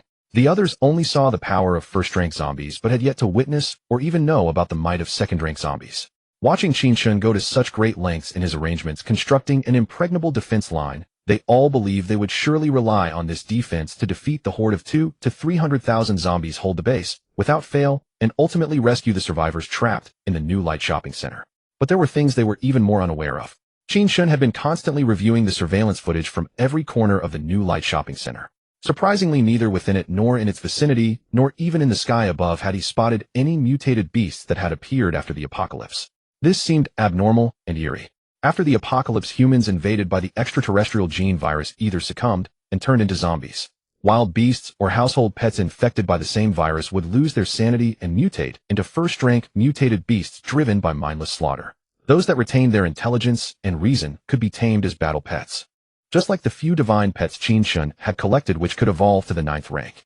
The reason Qin Chen and his team had not encountered any attacks from mutated beasts in the vicinity of the 6th Ring building and Happy Bay community these past few days was that those beasts, whether hiding or approaching, had long become the meals of a few gluttonous divine pets. What did this prove? It proved that a zombie king had already appeared within the New Light Shopping Center. The surrounding mutated beasts had been devoured by it to power up. In his past life, a zombie horde of 100,000 would inevitably give birth to a zombie king. If comparing the combat strength of a 4th-rank zombie, also at the mid-stage of the 4th rank with an awakener, the zombie would undoubtedly be more dangerous. But it would pose no threat to Qin Chen, who possessed 4 abilities. However, if it were a zombie king surpassing the 4th rank, it would threaten Qin Chen's life, and the advantage of his 4 abilities stacking would be nullified. According to Qin Chen's estimation at this early stage of the apocalypse, if the mutated beasts around the New Light Shopping Center had already been wiped out, then this zombie king must have a minimum strength of the mid-stage of the 3rd rank. A zombie king of the lowest strength was not an ordinary 3rd-rank zombie, mindless, knowing only slaughter, and incapable of retreat. Rather, it was a zombie that had retained a certain level of intelligence after being invaded by the extraterrestrial gene virus. The intelligence of a zombie king determined the height of its growth. Not only was a zombie king exceptionally powerful, but it could also fully suppress ordinary zombies, organizing, attacking, and retreating according to its will. If the zombie king encountered was not only highly intelligent, but also had some understanding of military strategy and tactics, Qin Chen would have to consider leading everyone to flee the base and hide in the remote mountains. Although Qin Chen, with his current strength and survival skills, was not afraid to fight it, the danger to the people gathered at his base would increase exponentially. This was the reason for Qin Chen's hesitation and his failure to give the order. Perhaps the person who understood Qin Chen best on the scene was Yi Xiaomei. Yi Xiaomei saw Qin Chen's hesitation and worry. She stepped forward, grasped his large hand, and said calmly in a low voice, "The apocalypse is a matter of life and death, fortune and fate. It's not your burden alone. Don't put too much psychological pressure on yourself. If something truly unpredictable happens, well, bear it together. We'll get through it together. Sister-in-law is right. If worst comes to worst, 18 years later, he'll be a good man again." Goodale said without hesitation, thumping his chest. "We'll bear it together. Well, get through it together. Bear it together. Get through it together. The members of the Hidden Dragon Squad shouted with firm eyes and crisp voices. Good. Since you're all unafraid, then I have nothing to fear. Qin Tao, start the fire and roast the lamb. Everyone eat your fill. When you're all full, I'll drag out the Italian cannon and well open fire. Commander, let me lead the brothers on one last charge. The fat guy was putting on a show, rushing over and shouting, trying to embrace Qin Chen, ready to wipe the snot from his hand onto Qin Chen to enhance the realism. Bang! Opt. With his SS-level spiritual perception, how could Qin Chen let this disgusting fat man get close? He kicked the clown flying early on. This guy's just thick-skinned and asking for a beating. Eat the meat. Eat the meat. Fire. Fire. Everyone laughed and cursed, relaxing their minds as they prepared the roast whole lamb. But for some present, this might be their last satisfying meal in the apocalypse. Since they were having roast lamb, it had to be freshly slaughtered and roasted to be delicious. The air and water on Blue Star had already been contaminated by the extraterrestrial gene virus. Any unmutated live sheep taken out of the space would instantly mutate upon breathing Blue Star's air. Consuming mutated meat or contaminated water would forever seal an awakener's fate, preventing them from advancing their awakened power to the high ranks. In his second layer space, Qin Chen had 300 live cattle and sheep. He slaughtered 20 sheep directly into space. With a wave of his hand, they appeared on the tables before everyone. The crowd swarmed forward with a dozen people carrying one sheep. Water ability users along with their families boiled water to remove the wool, gutted them, cut them up, and brushed on spices and oil. Metal and earth ability users were busy making simple sealed earthen ovens. Fire ability users fanned the charcoal flames. Wood ability users prepared fried peanuts, shredded radish skin, shredded tofu with peppers and spicy potato shreds as appetizers for drinking. The fat guy led a group to the storeroom's cold storage to bring out pork, head meat, various sausages, roast chicken, roast duck, and sauced beef. Qin Tao was also hauling boxes of Mao Tai and beer out of the storeroom. Each sheep yielded about 60 pounds of meat. Even though their appetites had increased with their awakened abilities, 4 pounds per person was enough. 3 hours later, the savory aroma of lamb wafted from the 20 ovens, making everyone's mouths water and their fingers itch. Open the ovens, drink, and eat, Qin Chen commanded. 2 people from each table stepped forward to extinguish the fire and open the ovens, carrying out the whole roast lamb and placing it on the dining table. Everyone helped themselves, pulling out various daggers from their waist, thighs, or calves to carve the meat. After carving, they used the pointed knives to spear the meat and shove it into their mouths, washing down a mouthful of lamb with a bowl of liquor. It was truly beautiful, beautiful, oh so beautiful. Qin Chen and his team were currently living the ultimate luxurious lifestyle of the apocalypse. Everyone understood in their hearts that this might be their last fine meal in the apocalypse. They no longer held back, drinking and eating to their heart's content. Today, everyone saw a gravity on Qin Chen's face that had never appeared before, and they began to understand the magnitude of this danger. With the simple defensive line hastily erected, no one knew how long they could hold out. As the roast lamb was eaten to the last bite, the initial loud clamor gradually gave way to a heavy silence, everyone awaiting Qin Chen's final command. The apocalypse was cruel and cold. Since the blood in their veins still ran hot, then damn it, they would fight. Jiao Guanghui, here, receive your weapons. Qin Chen finished speaking and waved his hand. 22 large suitcases appeared before Jiao Guanghui and the other 10 awakened special-type individuals. Inside each case lay brand new unassembled Barrett M82 heavy sniper rifles along with 11 cases of large-caliber special magazines and ammunition. The Barrett sniper rifle, a heavy special-purpose weapon, was standard equipment for special forces of the U.S. military and major Western nations. The Barrett semi-automatic sniper rifle utilized a short recoil operation principle and semi-automatic firing mode. It used the large-caliber 799mm NATO ammunition from the Browning M2 heavy machine gun with a 10-round magazine. The weapon's practical effective range was approximately 1500 meters. Each time a round was fired, the propellant gas expelled from the muzzle brake would kick up a large amount of dust and loose particles around the shooter. They had been playing with these things at the underground shooting range for 3 months, so they were no longer a novelty. U-11 2 Barrett heavy sniper rifles, each 1 case of ammo. Now carry your rifles and ammo and head to Xingfu Bay community to find high ground. Roger. Scram. The 11 of them shouldered their rifles and ammo, charging off without hesitation. The others watched them leave, knowing that the first battle of the Shenzhou Qianlong base was about to begin. Good day, Li. Qin Tao, here, receive your weapons. Qin Chen finished speaking and waved his hand. At everyone's feet appeared 25 M134 miniguns, 500 M4A1 carbines, 500 Colt M2000 pistols, 50 cases of grenades, and 100 cases of ammunition of various calibers. The M134 minigun was a rapid-fire machine gun with a length of 29.5 inches, a weight of 35 pounds, and an effective range of 1500 meters. It used the NATO standard 6,251mm ammunition. This rapid-fire machine gun had a maximum rate of fire of 6,000 rounds per minute and a service life of 6,000 rounds. Any non-heavy armored object within 100 meters would be pierced. Qin Tao lead the first 36 members of the Qianlong squad. Receive 5 M134 miniguns, 100 M4A1 carbines, 100 Colt M2000 pistols, 10 cases of grenades, and 20 cases of various caliber ammunition. Defend the 6th ring building. Roger. Qin Tao finished speaking, led his men to collect the corresponding weapons, and began deploying on the wall. Gu Daliai lead 150 members of the Qianlong squad. Receive 20 M134 miniguns, 300 M4A1 carbines, 300 Colt M2000 pistols, 30 cases of grenades, and 60 cases of various caliber ammunition. Hold the 5th wall defense line of the Shenzhou Qianlong base. Also, before the zombies breach the 3rd line, you are responsible for replenishing the pitfall spikes of the 1st line and the landmines of the 2nd line. Roger. The wall stands, we stand. Gu Daliai stepped forward, slapped his chest, and took a military oath, then turned and led his team to collect weapons and leave, setting up the 5th defense line. Lu Bin, here, lead the 12 Wind-type reconnaissance team members. Collect the corresponding number of weapons. Find Miao Liming to equip the individual combat system, then begin setting up positions. Remember survival first. If your life is in danger, run back. I will come to support you in time. Roger. Lu Bin stepped forward and hugged Qin Chen, then turned resolutely, collected double the weapons for the corresponding number of people, donned the individual combat system, and after installation and testing drifted away. Lin Huayuan here. Bring all your broadswords over. Lin Huayuan gathered over 30 broadswords. Qin Chen beckoned, and with a whoosh the 30 broadswords floated in the air. Using the forging techniques of the apocalypse he knew from his past life, Qin Chen reforged these swords with his 4th level metal type ability. Within a short 10 minutes, Qin Chen added some rare metals he had collected before the apocalypse and forged these swords 99 times. The blades had noticeably shrunk by 1 size, but their sharpness and hardness were over 10 times greater than before. Refracted by the light in the air, their edges gleamed, fiercely piercing the eye. Ouch! Qin Chen plucked a tuft of greasy hair from the fat man's oily head and blew it disdainfully towards the broadsword suspended upside down in the air. The greasy hair was severed in 2 by the blade's edge. The broadsword, reforged by 4th level metal type ability, could be considered a 1st-grade apocalypse artifact. It could truly blow a hair to split it and cut through iron as if it were mud, no less than the legendary dragon saber of 1,000 years ago. The members of the broadsword team retrieved their swords from the air, caressing and playing with them in their hands.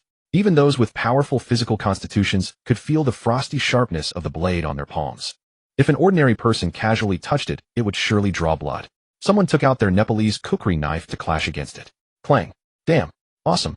The Nepalese kukri, a favorite of special forces in jungle combat, was cleanly cut in 2 by the broadsword upon impact, leaving them in awe and exclamations. Donkey head, how about naming this sword the Qianlong broadsword? The fat man stretched his neck, looking eagerly at Qin Chen, begging. As you wish. You lead 30 physical type members. Equip armor, then collect double the corresponding weapons. You are responsible for the 4th defense line on the south bank of the moat. Roger. Qianlong broadsword team, move out. Lin Huayuan, now brimming with confidence, led the Qianlong broadsword team, collected their weapons, and marched away with heavy steps. Yu Shui, you are a good swimmer. Lurk in the moat and look for opportunities to assassinate zombies. I want to assign you any personnel. Roger. Yu Shui, only a 2nd level Wu type could still lurk in the water and kill a zombie. A 1st level water type wouldn't even be a match for a mid-1st stage zombie or above, so Yu Deshui was not given any men. Song Shengli, lead the remaining 4 fire type members. Collect double weapons. Be responsible for igniting the 3rd line, the fire trench, at any time. Roger. Flight team of 8, go upstairs and await takeoff orders. Roger. Dong Wanmu Yun and Qin Lan lead the family members to assist in cleaning the battlefield and collecting the crystal cores. Yi Xiaomei and Qi Fei, you are responsible for treating the wounded. Miao Liming, take command in the lobby of the 6th ring building. Ensure full communication and real-time video transmission of the battlefield. Notify me anytime to rescue people on the battlefield. For Qin Chen, who possessed the spatial teleportation technique of the Hichu Luoshu, rescuing people was a matter of minutes. The divine pet team of Qin Peiqi and Qin Peijia is only responsible for the scattered wandering zombies around the building. If you dare to take the initiative to attack the zombie horde, I will have to spank you when I return. Under the fierce glare of Qin Chen, the divine pets below could only tuck their tails between their legs, not daring to acknowledge Qin Peijia, all pretending to be dead. At this moment, Qin Peiqi also didn't dare to tease her uncle's beard, obediently nodding in agreement. After 30 minutes, Qin Chen observed from the huge screen in the lobby of the Luhuan building that all defensive lines had entered full defensive configuration. After confirming that there were no oversights, Qin Chen activated the communicator. The first battle of the Shenzhou Qianlong base. Let the battle commence. Commence battle. The communicator echoed with cheers from everyone. Flight team, received. Aircraft 1 take off. Target the south square of the new light shopping center. Qin Chen commanded. Received. Aircraft 1 take off. 3 Apache armed helicopters were equipped with 360 HD cameras by Miao Liming. The first Apache armed helicopter took off, and as it soared into the sky, the real-time footage from both the aerial and ground perspectives was transmitted back. In less than 2 minutes, Aircraft 1 flew over the south square of the new light shopping center. This was because Qin Chen was afraid of attracting other zombies from the north of the city, so instead of flying directly from the ground, it circled along the canal, approaching the south square from the seaside passage dock of the new light shopping center. Aircraft 1 hovered at an altitude of 100 meters above the south square, and the roar of its engine immediately attracted the wandering zombies in the vicinity. The zombies gathering beneath Aircraft 1 continuously howled at the helicopter above, clawing and gnashing their teeth, eager to leap onto the aircraft and tear apart the 2 annoying awakeners who were giving them the middle finger. In less than 10 minutes from the 360 HD footage of Aircraft 1, Qin Chen estimated that over 30,000 zombies had gathered in the south square, with more approaching from the distance. If the number exceeds 50,000, it would surpass the maximum defensive value recorded in his previous life for the apocalypse zombie attacks. Thus he decisively ordered Shook and Beta prepare. Received. Shook. Weapon operator Shook. Quickly eliminate the most active zombies to draw the wrath of the horde. Beta. Pilot Beta. Immediately navigate Aircraft 1 along the streets to guide the zombies to slowly move towards the Shenzhou Qianlong base. Make sure the zombies don't fall behind. Received. We will ensure the mission is accomplished. Bang. Bang. The horde of zombies below began to stack up, and the 2 zombies on top were directly killed with headshots by weapon operator Shook. Roar. Roar. The 2 most active zombies were shot down, which did not halt the movements of the horde, but instead provoked their collective fury. As the Apache helicopter moved eastward above the tower of stacked zombies below, began to collapse, chasing after the helicopter. Donkey head. Donkey head. The zombie horde has passed the first scouting observation point with approximately 10,000 zombies passing by.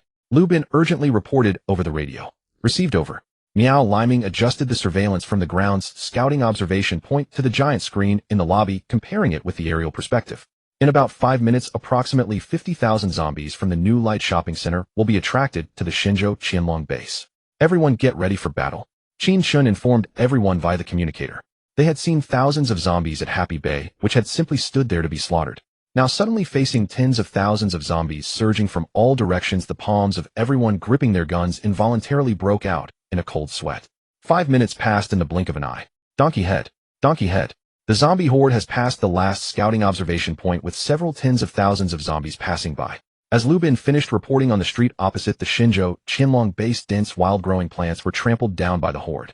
One by one the zombies appeared thick as a swarm of locusts darkening the area. Bang. Bang. On the rooftop of the residential complex, the heavy sound of a Barrett sniper rifle rang out. The dozen or so zombies that had just shown their heads had not even seen the Shenzhou Qianlong base before being shot in the head by the sniper team, led by Diao Guanghui. You sniper team better pay attention. Use the Barrett sniper to blow their heads off. Don't aim for the crystals. Shoot them in the neck. Bring those zombie heads down.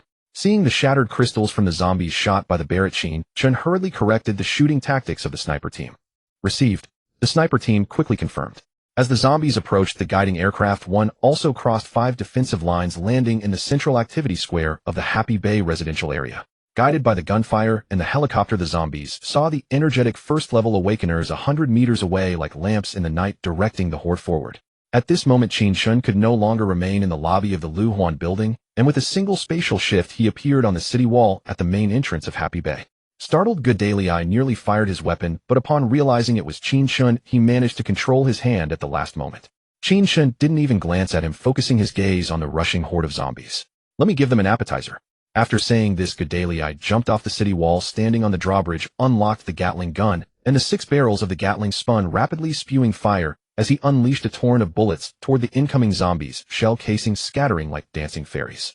Duh, duh, duh, roar, thud, thud, roar. The sweeping fire from the Gatling turned the leading zombies into a sieve, but it also attracted the zombies from behind, charging toward the 5-meter wide, 5-meter deep first defense line of the Shenzhou Qianlong base, which was a pit trap. The zombies fell into the pit like dumplings being tossed into boiling water, and at the bottom of the pit, Lin Huanyin led the physical members, already filled with sharp steel spikes 2.5 meters high. Even mid-level zombies couldn't escape the gravitational pull of Blue Star, and they fell into the pit instantly impaled by the spikes. The zombies that were not fully dead didn't wait to stand up before being crushed again by the subsequent zombies that fell into the pit. In less than 5 minutes, every steel spike at the bottom of the pit was filled with zombies like candied hawthorns. The black-purple blood of the zombies and the red and white brain matter filled the pit, and the air was thick with the smell of blood. The bloody scene did not halt the advance of the horde. Instead, it completely ignited the beastly instincts of the zombies who howled madly as they charged toward the pit. In less than 10 minutes, the trap pit, several hundred meters opposite the main entrance of the neighborhood, was filled by the relentless waves of zombies. The following zombies trampled over the corpses of the front ones that had filled the pit and continued to charge forward. Boom, boom, as the zombie horde ran across the 10-meter distance and stepped into the second minefield defense line. 20 meters wide, densely packed zombies were blasted into the air by the mines. The zombie bodies in the apocalypse, unless reaching mid-tier level 4 or above, could not withstand the damage from large-caliber bullets and mine explosions. Moreover, the mines that Qin Chen had the Qianlong squad buried this time were all-powerful US M14 antipersonnel mines. The front mines were triggered by the leading zombies, yet the rear zombies continued charging without pause. The shattered remains of the front zombies blown into the sky fell back down and further triggered explosions of nearby mines. Thus, like a wave of air, the zombie horde was pushed up, down, forward, and backward several times. The dense minefield, 20 meters wide, was exhausted by the zombies.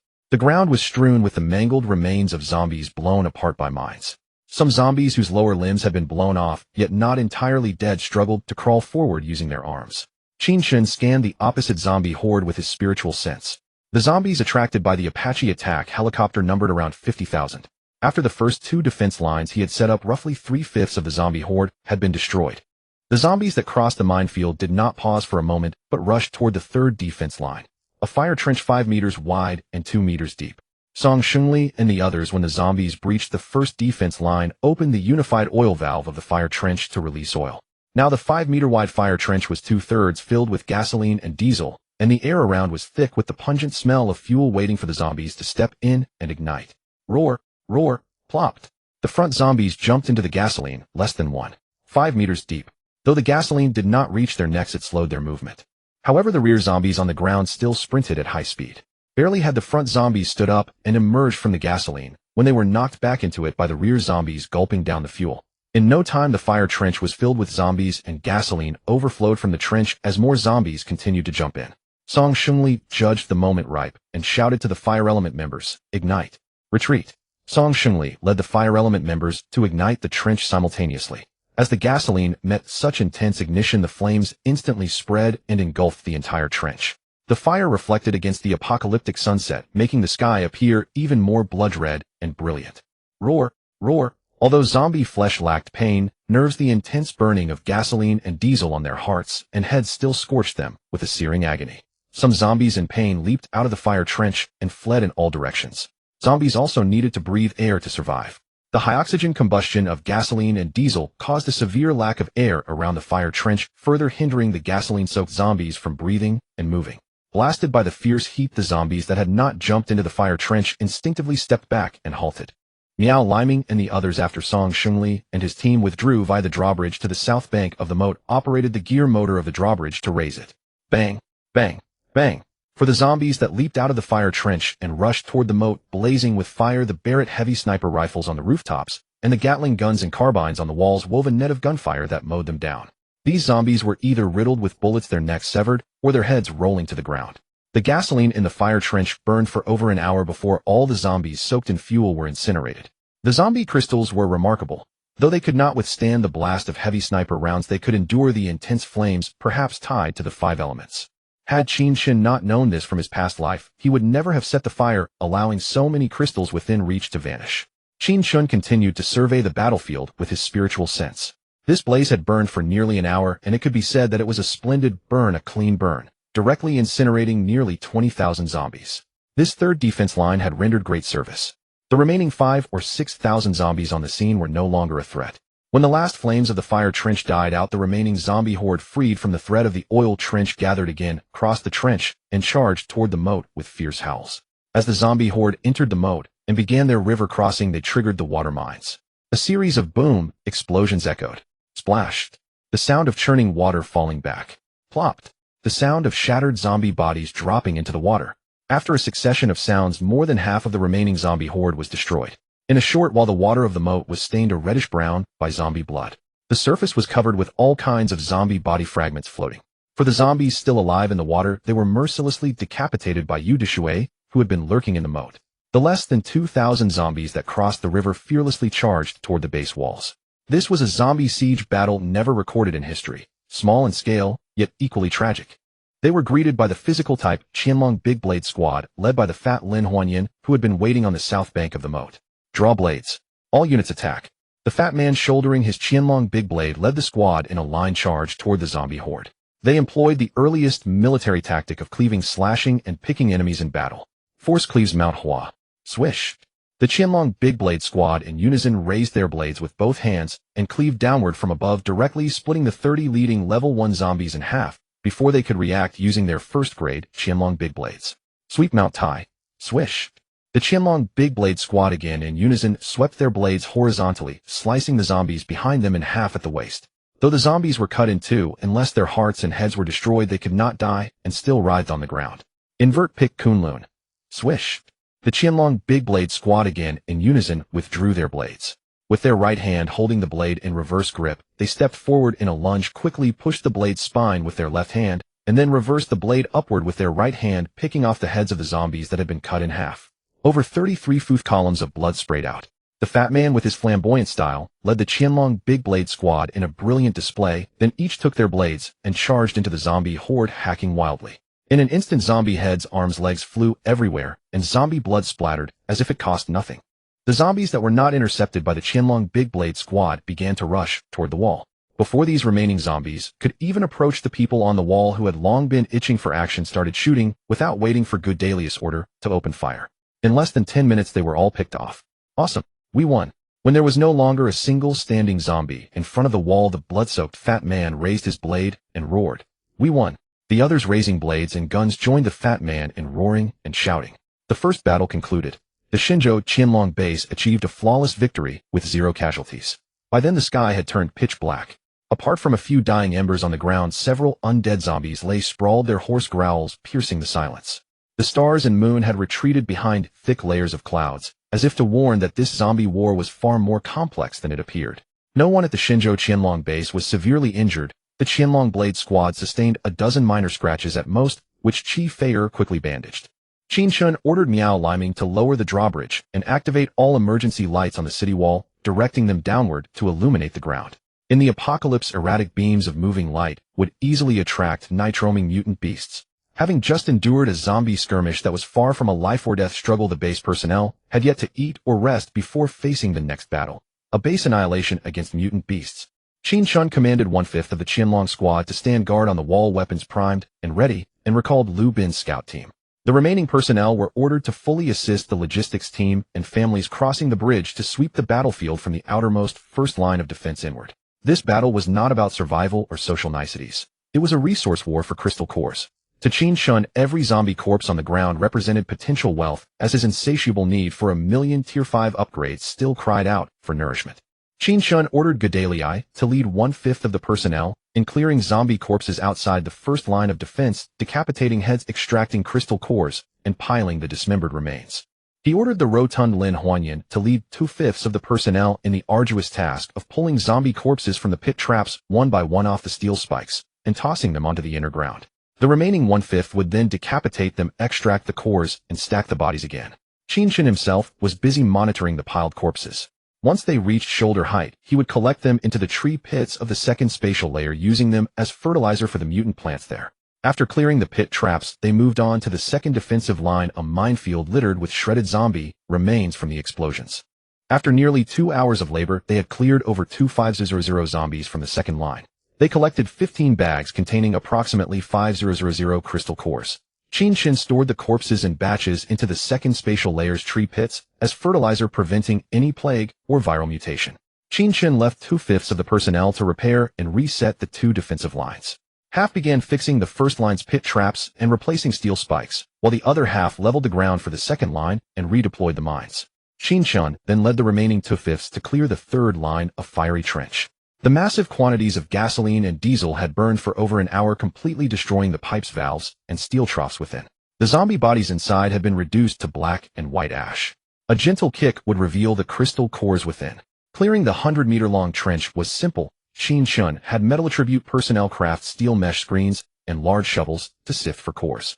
With a shovelful of ash tossed onto the steel mesh, the lighter particles fell through, leaving behind glittering cores illuminated by the lights. Workers bent down one by one to pick and bag them.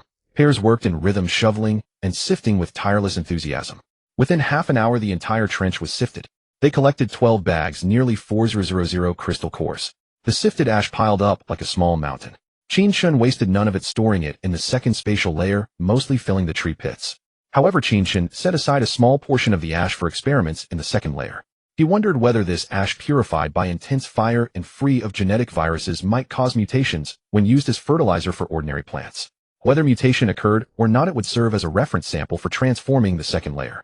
Qin Chen left 1/5 of the personnel with Song Xingli to repair the trench's pipes, valves, and steel troughs, and to refill the fuel. The remaining personnel were split. We led half to fish zombie corpses from the moat, decapitate them, and collect cores. The moat suffered little damage. Once the corpses were cleared, Qin Chen instructed you to redeploy the underwater mines. Qin Chen sent the rotund Lin Huanyan with the other half along the southern bank to the city wall for final collection, decapitation, and core extraction. Since the zombies never reached the wall, it required no repairs. Qin Chen shuttled between both banks, continuing to collect the piled zombie corpses into the second layer's tree pits. Over 4 hours had passed since the cleanup began, and by midnight, they had cleared all zombies from the ground, fire, and water, and completed repairs and redeployment of the first 4 defensive lines. After the first battle's cleanup, they collected 30 bags, totaling 1,000 crystal cores. Everyone gathered around Qin Chen, awaiting distribution.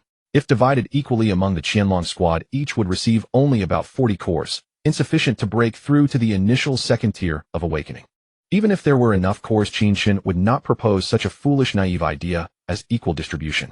The apocalypse had its own jungle rules, and Qin Chen would follow the game rules of his past life, prioritizing the enhancement of his base's high-end combat power. For a survivor base to thrive in the long term in this post-apocalyptic world, it could not rely on low-tier awakened individuals banding together to fend off higher-tier awakened beings, zombies, or mutant beasts. Such efforts would be like throwing eggs against stones. No amount of numbers would suffice. Ahem. Ahem. Today's first battle was a brilliant victory. We've collected 10,000 crystal cores. But we've only dealt with 1/6 of the 3,000 zombies from the new light shopping center. As time passes, zombies grow stronger by the day. If a tier 2 or tier 3 zombie appears, and the Qianlong squad lacks high-end combat power to stop it, the Shenzhou Qianlong base's defenses will be useless. The low-tier awakened ones won't stand a chance. Facing a massive horde of zombies, what can I as one high-end combatant do? How many can I stop and how many can I save? For the Shenzhou Qianlong base to survive and develop, we must have or recruit enough high-end combat power or rapidly cultivate our own elite team to protect the weaker low-tier awakened individuals. So from today onward, building high-end combat power at the Shenzhou Qianlong base is an imperative. The current imperative to forge high-end combat power at the Shenzhou Qianlong base was driven by the dire circumstances and the inexorable rules of the apocalypse. Qin Chen's explanations were not born of a misguided sense of saintliness, but rather to consolidate the team's core developmental strength. Otherwise, ruling with brute force would scatter the hearts of the people, making the team impossible to lead. In his past life, Qin Chen had witnessed far too many such arrogant, headstrong, tyrant-like base leaders. They either perished from internal betrayal and ambush or crumbled before formidable forces unable to mount an effective defense their isolated strongholds, inevitably leading to their decapitation. In the early days of the apocalypse, the team was still weak and needed a guiding hand. Until they matured, he had to play the role of a caretaker. A seedling that never weathers the storm cannot grow strong. The team still needed rigorous training. Today, Qin Chen merely observed their performance from the city wall, never once lifting a hand. In the apocalypse, if you cannot even cultivate your own core team, how can you dream of establishing a power? Good day, Li Jiao Guanghui Lin Huanyan Miao Liming Yu Deshui Song, Shengli Lu Bin, step forward. Each of you come and receive 900 crystals. You must absorb them all and break through to the 3rd rank by noon tomorrow. Qin Chen commanded firmly. Understood.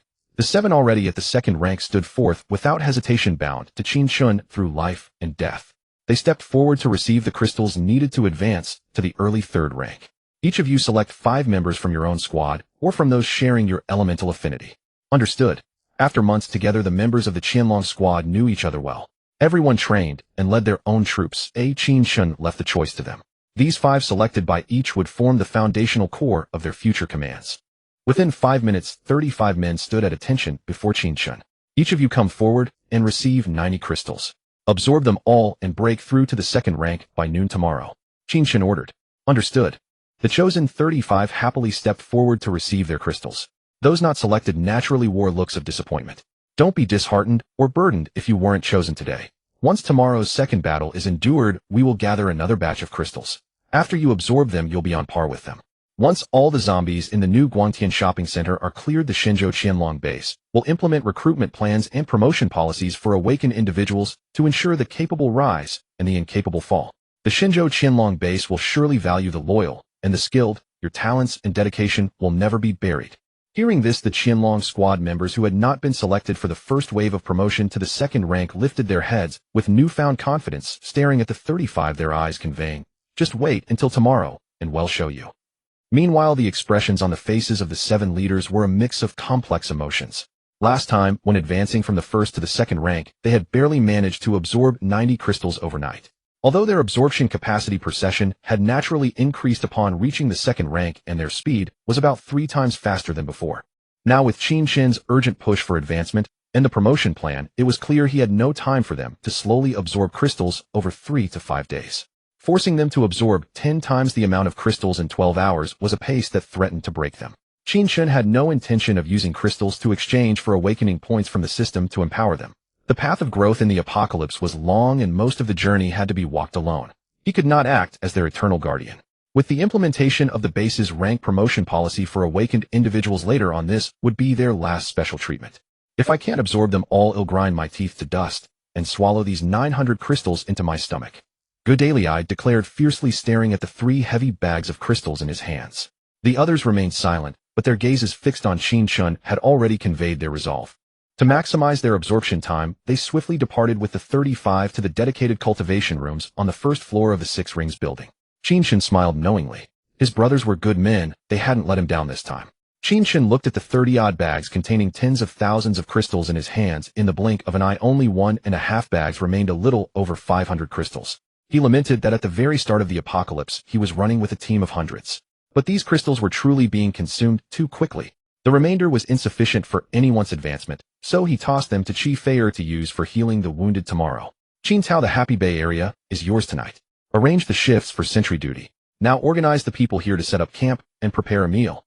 Understood. Everyone's stomachs had long since emptied from the earlier roast lamb, now growling with hunger. But Qin Chen did not indulge them by producing ready-made food from his space. Since this was war, let them experience it fully. After giving these orders, he took Yi Xiaomei, Chi Feier, and the others back to the 6 Rings building. With so many people absorbing crystals and attempting breakthroughs tonight, Qin Chen needed to stand guard. Upon arriving, he remembered the flight squad under his direct command on the rooftop, when to tribute members at the first rank. From tomorrow, flying helicopters around would be far too dangerous. So he called down 4 of them, retrieved 360 crystals from Chi Feier, and gave 90 to each, ordering them to absorb and break through to the second rank tonight. He then went up to the rooftop, pulled a pile of zombie corpses from his space, and fed them to his divine pets. Without further ado, the summer night of the apocalypse was brief. Dawn arrived soon after they slept. Not a single person had broken through to the second or third rank, utterly useless. If not for the fire-attributed spirit stones enhancing his own strength, he truly couldn't carry them. Qin Chen had to get up himself, go to the hall, turn on the screen, and idly check the surveillance feeds. At Happy Bay, they had already started fires and were busy preparing breakfast.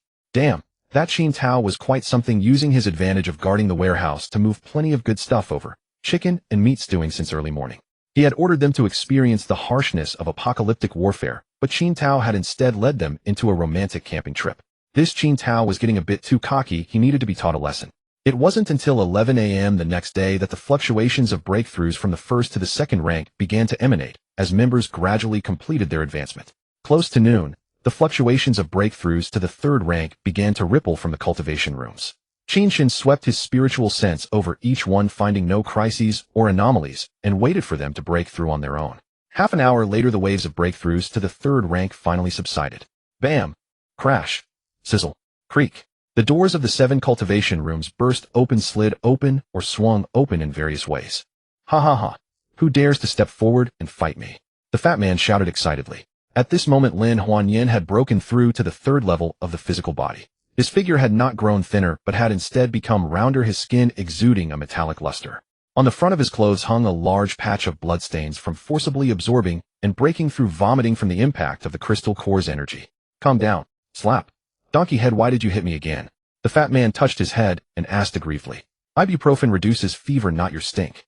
You're stinking up the place, I'm helping you stink. Qin Chen replied with a straight face. Ha ha ha. Donkey head, we might not have been burst by the crystal cores, but you're about to kill us with laughter. This drew the just-emerged brothers who supported each other, arms around shoulders, erupting in wild laughter of survival. Qin Chen had been waiting in the hall since early morning, worried that the brothers' absorption of crystal cores and breakthroughs might go wrong. If they really couldn't make it, and he couldn't bear the disgrace, he would have secretly forced them to recharge. Now seeing the brothers, though their chests were stained with blood, each was as spirited as a descending tiger ready to devour anyone at any moment. At this moment, Yi Xiaomei, Qi Feier, Mu Yun, Xin Lan, and several other beauties from upstairs had finished their makeup and walked down the stairs with long legs. Qin Chen really couldn't understand. Even in the apocalypse, with such life and death struggles, these ladies had spent the whole morning holed up in their rooms doing makeup, as if they were about to invite him to an apocalypse zombie masquerade ball. Perfect timing. Brothers, first the meal, then the battle. Qin Chen called out to everyone. Meal, battle, meal, battle. Qin Tao, bring over a few of the hard dishes you've been stewing to the building. Ow, what kind of answer was that? Damn, my own brother, ill endure for now. In a short while, several members of the Hidden Dragon Squad carried pots full of hearty dishes to the basement floor restaurant. Before Qin Chen could even curse twice, they all ran off. This was clearly prearranged by Qin Tao. Those who had been breaking through and leveling up in the building overnight had no time to bother with such trivialities. Each found the biggest bowls and frantically scooped food into their bowls. Slow down, slow down. This was clearly prearranged by Qin Tao. Those who had been breaking through and leveling up in the building overnight had no time to bother with such trivialities. Each found the biggest bowls and frantically scooped food into their bowls. Qi Feier chimed in, helping everyone tease him. Donkey head, today, all the sisters-in-law are so dressed up. For the second battle, I suggest. Halfway through his meal, Miao Liming suddenly proposed at the table. As soon as he spoke halfway, he felt the air temperature drop sharply. Under the sharp gazes of the beauties, he slammed on the brakes hard. Did I say something wrong? Miao Liming muttered, shrinking his neck. The others instantly felt the temperature of the dishes in the pot drop a few degrees. They quickly grabbed their bowls and moved to other empty tables, squatting on chairs, shoveling food into their mouths, while waiting for Donkey Head's annual big drama. Ahem. Qin Chen choked on his rice when Miao Liming's sudden words caught him off guard. You damn bastard, can't you keep your mouth shut with food? If you can't eat properly, why blabber nonsense? Qin Chen could only glare at Miao Liming and silently lower his head to eat. Miao Liming, go on with your suggestion. After a moment of silence, it was Yi Xiaomei who understood the bigger picture who spoke. Off. This, Miao Liming scratched his head in confusion, looking at Qin Chen. Seeing Qin Chen give a slight nod, he continued, my suggestion is this. Since our first battle was well prepared, we won beautifully and easily. For the upcoming second battle, I suggest that the sisters-in-law. Up. Miao Liming's foot was stomped on hard by Qin Chen under the table. No. I mean Sister Yi Xiaomei and the other young ladies. Miao Liming wiped the awkward cold sweat from his forehead and continued. Last time when we cleared the zombies in Happy Bay Community, Sister Mu Yun and Sister Qin Lan's unintentional livestream attracted survivors' attention. Now their zombie killing videos have been played billions of times. Donkey Head, yesterday you announced the imperative plan, right? We need to recruit powerful awakened ones to join the base. Since Blue Star's network is still usable, let's do a global satellite live stream of the second battle. This way we can attract the attention of powerful awakened in Dragon Country and even across Blue Star.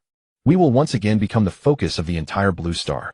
Whether we announce our recruitment plan during the live stream or they come drawn by reputation, we will secure these high-end combat resources first. At the same time, we should learn from the Hainan Coconut Juice Group. Have the beautiful young ladies stand in front of the live stream, cheer, and shout a few times. Even the survivors who are lying at home with a fever would say, help me up. Slap. Up. Donkey Head, why do you keep hitting people? Miao Liming howled, clutching his head. This is your damn idea. And you dare to scheme about your sister-in-law. You're really something. Qin Chen cursed angrily. I, a former 9th level powerhouse, how did I sink to relying on women's looks to stand on stage and attract people to build a force? If awakened ones want to join, fine. If not, ill, just bulldoze them with strength. In the apocalypse, there's no room for social niceties. It's all about who has the bigger fist, who is tougher. Qin Chen, you have to admit Miao Liming's suggestion is actually pretty good. Yi Xiaomei tucked her hair behind her ear and shot Qin Chen a look. Captain Qin, I agree with Sister Yi. Yes, very much. Mu Yun, Qin Lan, and Qi Feier also united on Yi Xiaomei's side. They knew that since the apocalypse began, Qin Chen had selflessly taken care of them without ever making excessive demands. Now that they finally had a chance to help him, they all voted in favor. Qin Chen looked at the beauties, not wanting to dampen their enthusiasm. He turned to Miao Liming and gave him another slap. You're the one with all the sneaky ideas. Since the ladies agree, go ahead and execute. Got it. Miao Liming responded slyly. The flamboyant Lu Bin and others with their backs to Qin Chen secretly gave Miao Liming a thumbs up and mouthed awesome. Qin Chen ignored their antics, put down his bowl, and said, "Everyone full time to scram." The group instantly vanished. The four beauties followed Miao Liming up to the first floor to prepare a simple script and lines for the upcoming livestream. Miao Liming frantically used dozens of computers to hack into the dedicated satellites of major media across Blue Star. In half an hour, over 100 media satellites had gathered above the Divine Dragon Hidden Dragon base. Qin Chen, seeing the time was right, and that everyone at the base had eaten and were in position, picked up the radio transmitter. "Attention, all combat teams of the Divine Dragon Hidden Dragon base. The second battle of the Divine Dragon Hidden Dragon base begins. Begin." The base personnel roared with majestic momentum. "Commence battle. All personnel enter level 1 combat readiness." Qin Chen commanded. "Donkey Head, the scout team has reached the designated observation point. Donkey Head, the sniper team is in position. Donkey Head, the Hidden Dragon Saber squad is on standby at all times. Donkey Head, the first defensive line, horse trapping pits, are ready. Donkey Head, the second defensive line, minefield, is prepared. Donkey Head, the third defensive line, fire trench, has been inspected. Donkey Head, the fourth defensive line, moat, has been checked. Donkey Head, the fifth defensive line. All personnel are on the wall awaiting orders." Reports on combat readiness came in successively from various groups and fronts. Flight Unit 1. Roger. Take off. Mission objective: attract the zombies at the North Plaza of the New Light World Shopping Center. Roger. We guarantee the mission's completion. With a roaring boom, the number 1 Apache attack helicopter piloted by Shook and Beta, who had already reached the second level of the initial awakening stage, lifted off from the rooftop, circling along the canal toward the North Plaza of the New Light World Shopping Center. As Qin Chen issued the first battle command of the second campaign, Miao Liming controlled the feeds from dozens of surveillance cameras, coordinating with Qin Chen's orders to broadcast a live stream of the second battle to the Dragon Kingdom and the Blue Star via the live streaming platform before him. Thanks to the four stunning beauties' sexy and fiery images, their celebrity appeal, and the traffic surge from the previous live stream of hacking zombies, the live stream room for the second battle of the Divine Dragon base was instantly flooded. The platform's traffic counter maxed out at 9999999 and froze without further changes. This time the shock factor was different from before. Last time it was merely cold weapon hacking. But now what did the survivors see on the screen? Holy crap. Are my eyes playing tricks on me? Was that an Apache attack helicopter taking off just now? Upstairs, have some confidence. Please remove. Was that? Holy moly, that's a Gatling gun mounted on the city wall. Look, a Barrett heavy sniper rifle. So cool. And a bunch of greasy fat guys carrying huge cleavers. This damn splendid level of armament even surpasses the configuration of the Bear Stork War, putting Bear Emperor to shame. This is worth watching. This is promising. Level up and fight monsters. 666. Gifts and comments flooded the screen, completely blocking the subsequent live footage.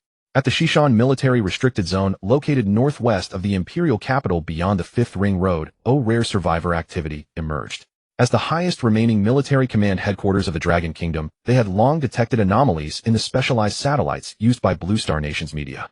If it were such a massive concentration of military satellites, the military would have issued a destruction order long ago. Based on the gathering location and signal coverage of these media satellites, the military deduced that it was the work of Qin Chen from the rather enigmatic Divine Dragon base.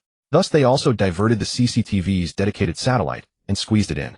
At this time, the Dragon Kingdom military, not to mention the 7 regional military regions, specifically the capital garrison road troops defending the imperial capital, included the 38th Army's 6th Armored Division, the 1st Garrison Division, the 2nd Garrison Division, and the 3rd Garrison Division stationed in Tongzhou.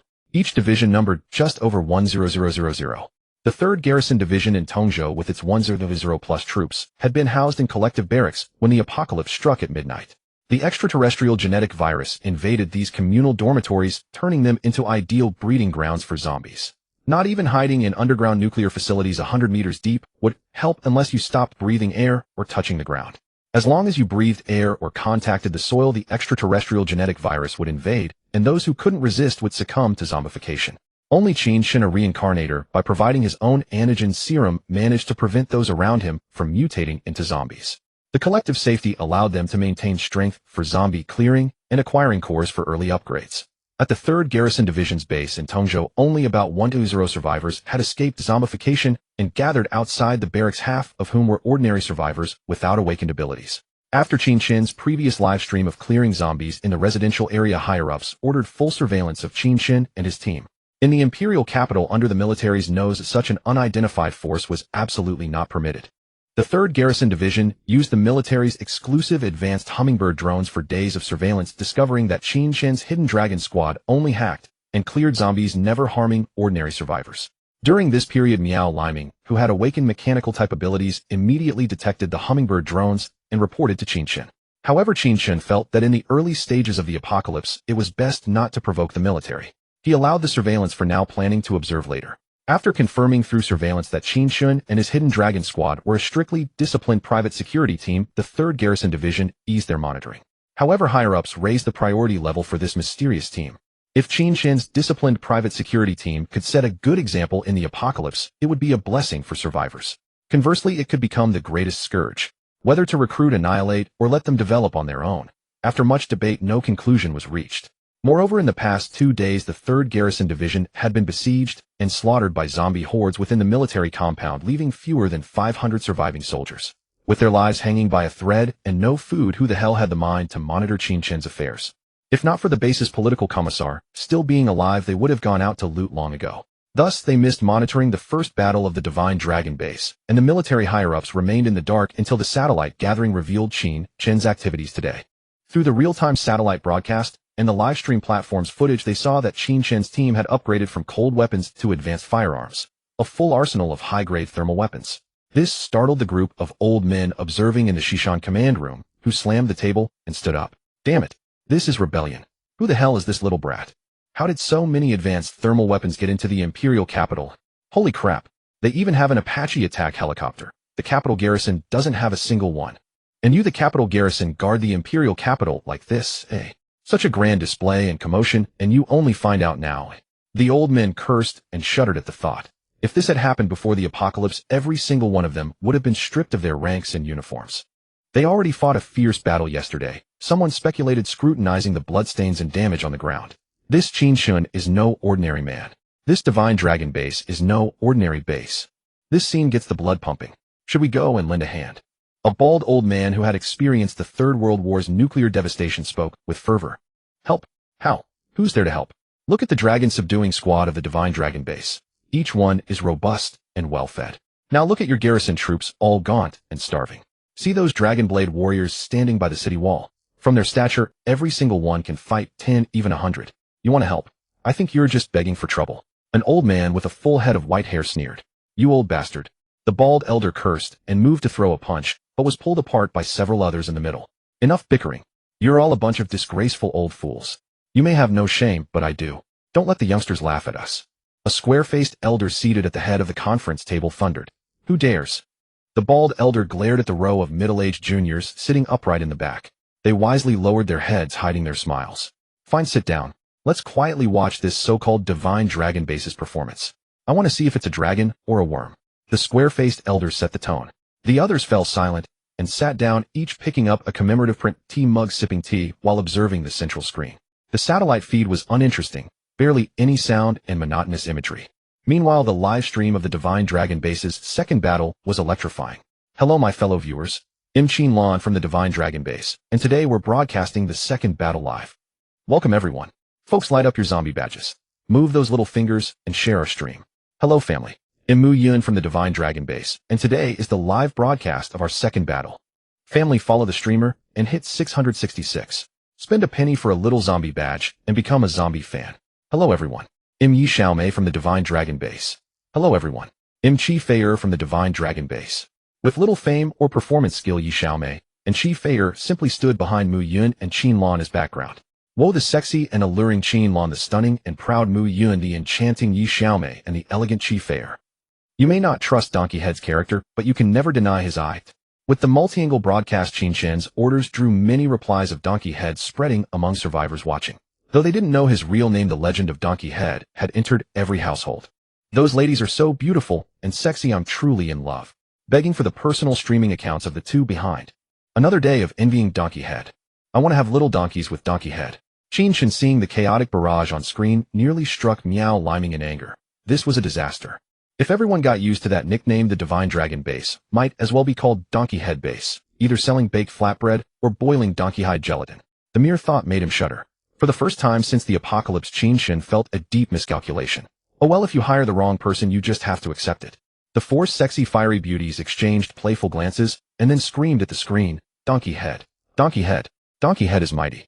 Unable to stomach the cringy livestream any longer, Qin Chen slipped out of the building and ran toward the city wall.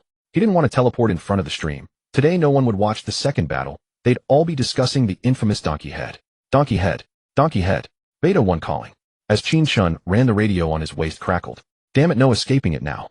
He regretted not correcting the nickname back at the Divine Dragon base and not giving himself a cool grand title. Speak.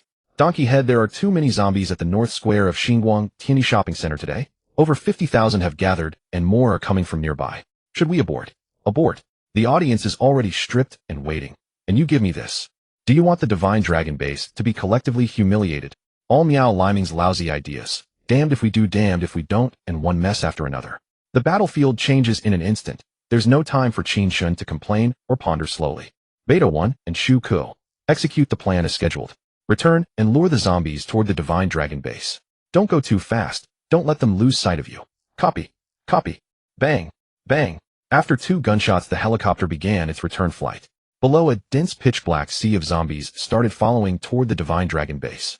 Holy crap, so many zombies. My trypophobia is acting up. Goosebumps all over. Donkey head is awesome. Donkey head is mighty. The screen exploded with a frenzy of gifs and emotional outbursts. This young man called Donkey Head. Under such crisis, he didn't even furrow his brow. Exceptional courage, no less than mine during the Third World War 60 years ago. The bald elder at the Imperial Capital West Mountain Command Center stroked his bald head smugly. With your guts, who was it that peed his pants when he first heard the American ICBM landing at his doorstep, eh? The white-haired elder exposed him publicly. You're infuriating me, you old whitey. They'll fight you today. The bald elder kicked his chair aside, ready to grapple. Are you two never going to stop? Whoever causes trouble today gets confined. The square-faced elder rubbed his temples, looking helpless. These old men knew each other inside out. Seeing the square-faced elder's expression, they realized he was truly angry. No one spoke again. They all sat back down. What do you think? Can this donkey head hold his ground this time? Or does he have some hidden trump card yet to be revealed? The square-faced elder posed the question on his mind. From observing his facial features and subtle expressions in a few fleeting shots in the stream, this donkey head doesn't seem treacherous. Rather, he appears to be a person of skill. Judging by his troop deployment and command orders, he's a decisive, bold, and strategic leader, a true general. From the familiarity in his subordinates' address, he has earned their deep trust and admiration. As for his trump card, I think thriving in the apocalypse means he's always a step ahead, even ahead of the nation and the military. Clearly, he has many tricks up his sleeve. I can't gauge his true strength, nor can I see through many of his people. I suspect he's already grasped the secrets of the apocalypse and knows how to use strategic resources. The white-haired elder spoke slowly. If Qin Chen were now at the Shishan Command Center hearing this, aside from his rebirth remaining undetected, he would realize that his other schemes had been seen through within minutes, accompanied by a series of impartial critiques. He would surely be so terrified that he'd turn and flee, seeking another place to continue lying low and developing. He had no choice but to run, otherwise he risked being sliced open for research. The imperial capital was a den of hidden dragons and crouching tigers. As they often say, fate is unpredictable, but alas, there is no what if. In his past life, the secret of crystal cores as strategic resources for the apocalypse was only discovered by survivors a month after the world's end. Meanwhile, the nation and military learned of it a week after the apocalypse began by dissecting zombie corpses. Through gradual research and experiments, they uncovered its functions and value, designating it as a strategic resource for the apocalypse and collecting it en masse. In this life, however, this secret of the apocalypse was revealed early through Qin Chen's live stream of clearing zombies from the Happy Bay neighborhood. The old men at the command center were nothing like ordinary elders. They had clearly awakened their superpowers and absorbed a certain number of zombie crystal cores. Otherwise, their bodies wouldn't be so robust and agile, nor would they constantly bicker and threaten to fight. Oh, I didn't expect Elder Yi to hold this person in such high regard. The square-faced old man stared at the white-haired elder, uttering words that were neither a statement nor a question. The white-haired old man, surnamed Yi, didn't respond to the square-faced man's words. He merely smiled and sat back down to continue watching the large screen. The other old men pursed their lips and said nothing more. Donkey head, Scout team member Lu Bin calling.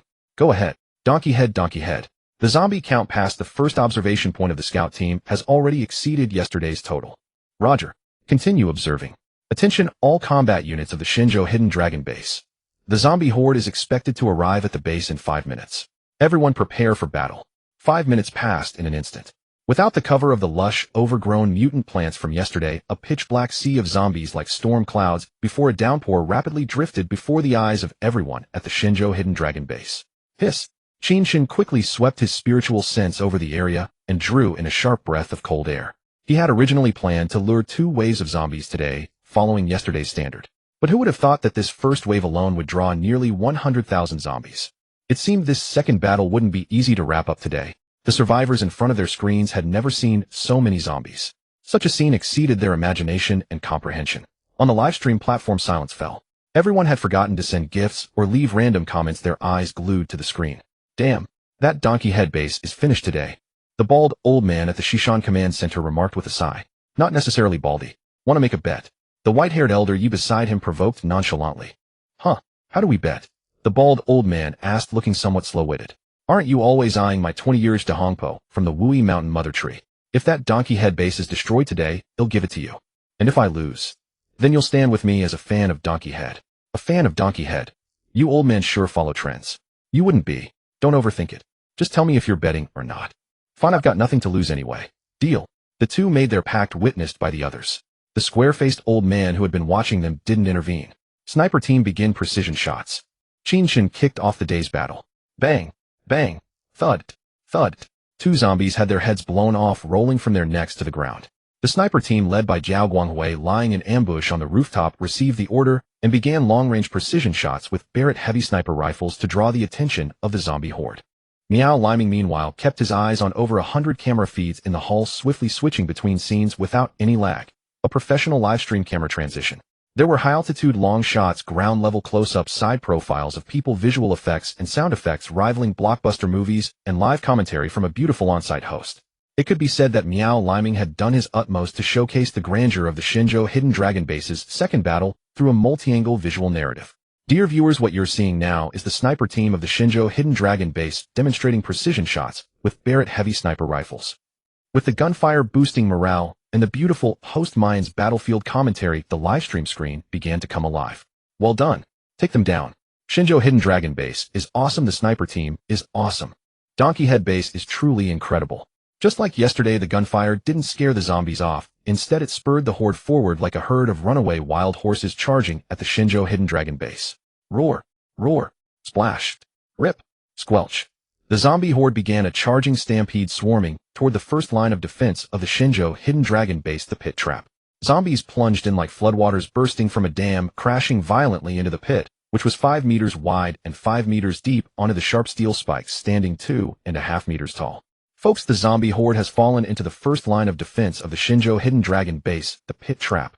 Qin Lan raised her clenched little fist and exclaimed excitedly. Since today's broadcast required it, Miao Liming had installed HD cameras at every position on the battlefield. The livestream feed now switched to a shot from the bottom of the pit trap. The surging zombies were instantly pierced through by the sharp steel spikes. Those in the front, impaled on the spikes, couldn't escape the 2.5 meter stakes. They slid down the sharp spikes that had skewered their bodies to the bottom of the pit. The zombies in the back continued the process, being pierced and filling the pit. Within minutes, each steel spike at the bottom looked like a candied hawthorn stick strung haphazardly with zombies. The black-purple blood of the zombies dripping down the spikes quickly covered the camera lens at the bottom of the pit. Zombies that fell into the gaps between the spikes didn't have a chance to get up before they were knocked down again by subsequent zombies stepping into the void, becoming stepping stones for crossing the pit. In less than 10 minutes, the gaps between the spikes were tightly packed with zombie corpses. Because today's zombie count was more than double yesterday's, the black-purple zombie blood and red-white brain matter had already begun to spill over from the pit bottom. The zombies that came charging and stampeding behind ran as if on a muddy country road, splashing black-purple gore everywhere. The bloody scene didn't halt the zombie horde's advance. Instead, it fully ignited their bestial nature. They roared madly as they charged toward the second line of defense, the minefield. Boom, boom. The zombies in the front were blown into fragmented pieces that flew high into the air. The explosions of the mines in the field were transmitted into the live stream through ground sound collectors. This was far more powerful and thrilling than the sound effects of a penalty kick at the Qatar World Cup. The intense audio vibrations left the survivors in front of their screens momentarily deafened. Ladies and gentlemen, the zombie horde has already crossed the pit traps and is now charging into the second line of defense, the minefield of the Shinjo Qianlong base. Chi Feier reported shyly. Holy crap, this is so thrilling. Real live combat is way more shocking than watching videos. Someone upstairs, are you back from Thailand? Watching the Donkey Head Real Combat 1. Watching the Donkey Head Real Combat 2. Watching the Donkey Head Real Combat 10,086. Seeing the zombies being so ruthlessly harvested, the survivors in front of the screens also began to relax and tease, flooding the screen with comments. Boom. The minefield. The sound of mine explosions continued to come in waves one after another. Zombie corpses flew everywhere like a torrential downpour lifted by the blast waves of the mines. Layer after layer rolled up, and then layer after layer poured down. After several rounds of churning, the newly laid 20-meter-wide, dense minefield was once again exhausted by the front ranks of the zombie horde. At this moment, Qin Chen began to scan the zombie horde opposite with his spiritual power. Yesterday, the approximately 500 zombies attracted by the No. 1 Apache attack helicopter had about 300 destroyed after the first two lines of defense. However, after scanning at the same point today, it was found that among the nearly 100 zombies attracted today, only about 300 were eliminated after the first two lines of defense, leaving about 700. This was not because the pit traps lacked enough space to fill with zombies, or because the minefield density was lower than yesterday. Rather, it was because today's zombie attack seemed more rational and organized compared to yesterday. For example, yesterday's horde, when charging the pit traps, almost blindly pushed forward in a chaotic manner across the entire line. Today's horde, on the other hand, was divided into a dozen medium-sized groups, each with about 100 zombies. Their attack positions were also fixed at a dozen specific points around the pit traps, launching blind charges. Although today's zombies were twice as many, the casualties from trampling among themselves were significantly reduced compared to yesterday. As of now, the second dense minefield defense line of the Shenzhou Qianlong base had been consumed by the zombies, with the zombies losing only half of yesterday's loss. It seemed that the zombies from the Xinguang Tiandi shopping center had grown and evolved for another day, and their intelligence had improved slightly. However, Qin Chen felt that might not be all, so he conducted a second scan with his spiritual power. The first scan was wasted on mathematical calculations. This second time, he scanned the zombies' level and strength. After the scan, it was indeed as Qin Chen had guessed. Although no third-level zombies or zombie kings appeared on the scene, there were many second-level mid to late-stage zombies hidden in each medium-sized group. Most importantly, these numerous first-level zombies were all close to the peak of first level. At this point, if they could obtain a small amount of flesh and blood from low-level first-stage awakened, they could quickly evolve into second-level initial zombies. Seeing this, Qin Chen was glad that he had chosen to concentrate on improving core combat power when distributing crystals yesterday.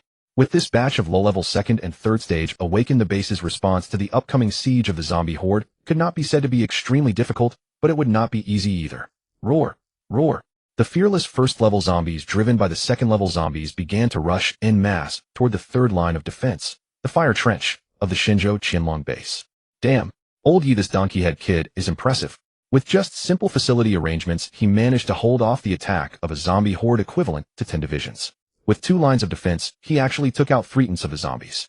But if this little donkey head doesn't have any follow-up moves, he won't be able to stop the remaining 700 zombie army. TSK. Baldy, I don't think you'll win this time so easily. Old Yes collection of Wui Mountain Dahongpo tea. Its aroma is really good. We're waiting to drink it. In the Shishan Command Center, an old man in active military uniform with various medals pinned on his left chest and a pockmarked face sitting between the bald old man and the white-haired old man began to tease the two beside him during the brief, quiet moment after the zombie horde had crossed the first 2 lines of defense and was charging toward the third. Old Pockmarks, I'm not even anxious, yet why are you in such a rush?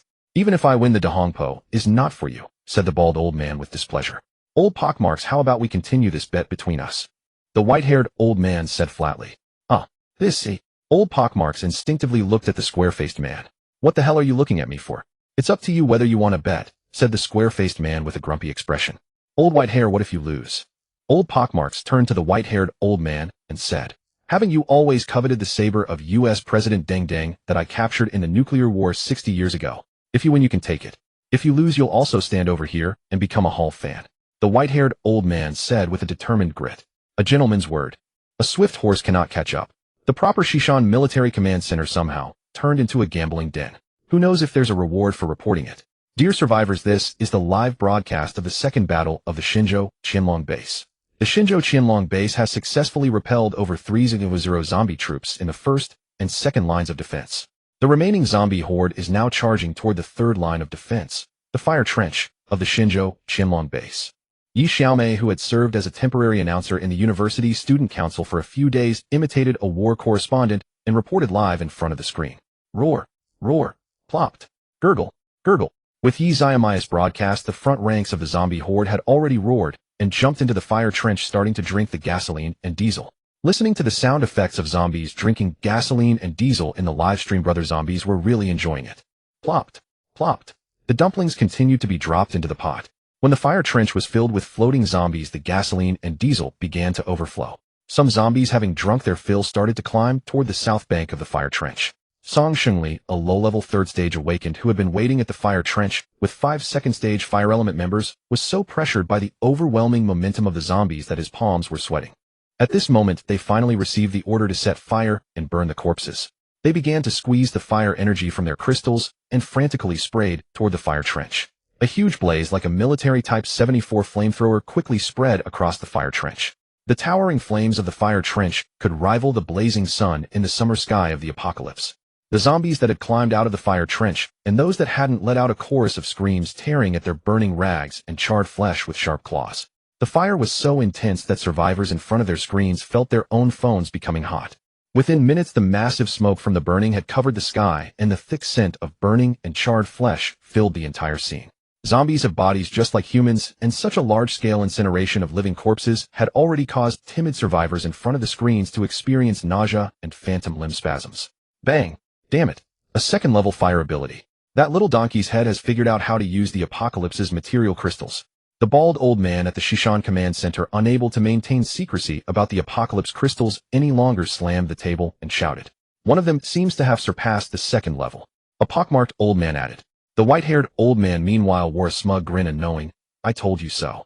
A square-faced man stared gravely at the screen, his right middle finger unconsciously tapping the conference table in a rhythmic pattern. Everyone present knew this was the old man's habit when deep in thought. Thus the group of elders turned their heads to continue watching the live broadcast. Fellow survivors, this is the person in charge of the 3rd Fire Trench defense line at the Shenzhou Qianlong base. He is leading a team to demonstrate fire abilities at the initial 2nd level and above of awakened individuals, war correspondent Yi Xiaomei explained in real time before the live stream. Holy crap, the Shenzhou Qianlong base is this badass now, eh? How did they grow so fast? Could it be from the crystals collected from killing zombies last time? My fire ability is just a matchstick now. Oh, I beg the Shenzhou Qianlong base to take me in. Beg the donkey's head to take me in 1. Beg the donkey's head to take me in 2. Beg the donkey's head to take me in 10,086. Before the livestream screen, survivors had their own thoughts, but that didn't stop them from flooding the comments once again. As before, the raging fire burned for over an hour before slowly dying down. The zombies that had jumped into the fire trench were now blackened charcoal. With the last flicker of flame gone, the rear zombie horde leaped into the trench, climbed up the southern bank, and once they gathered enough, roared and charged toward the moat. Then Qin Chen scanned the zombie horde again. After the fire trench's blockade, another 2,000 zombies had been burned away. The remaining 5,000 zombies on the scene were now rushing toward the moat. The exhausted Song Shengli and his team withdrew into the city walls, and the drawbridge of the moat was raised.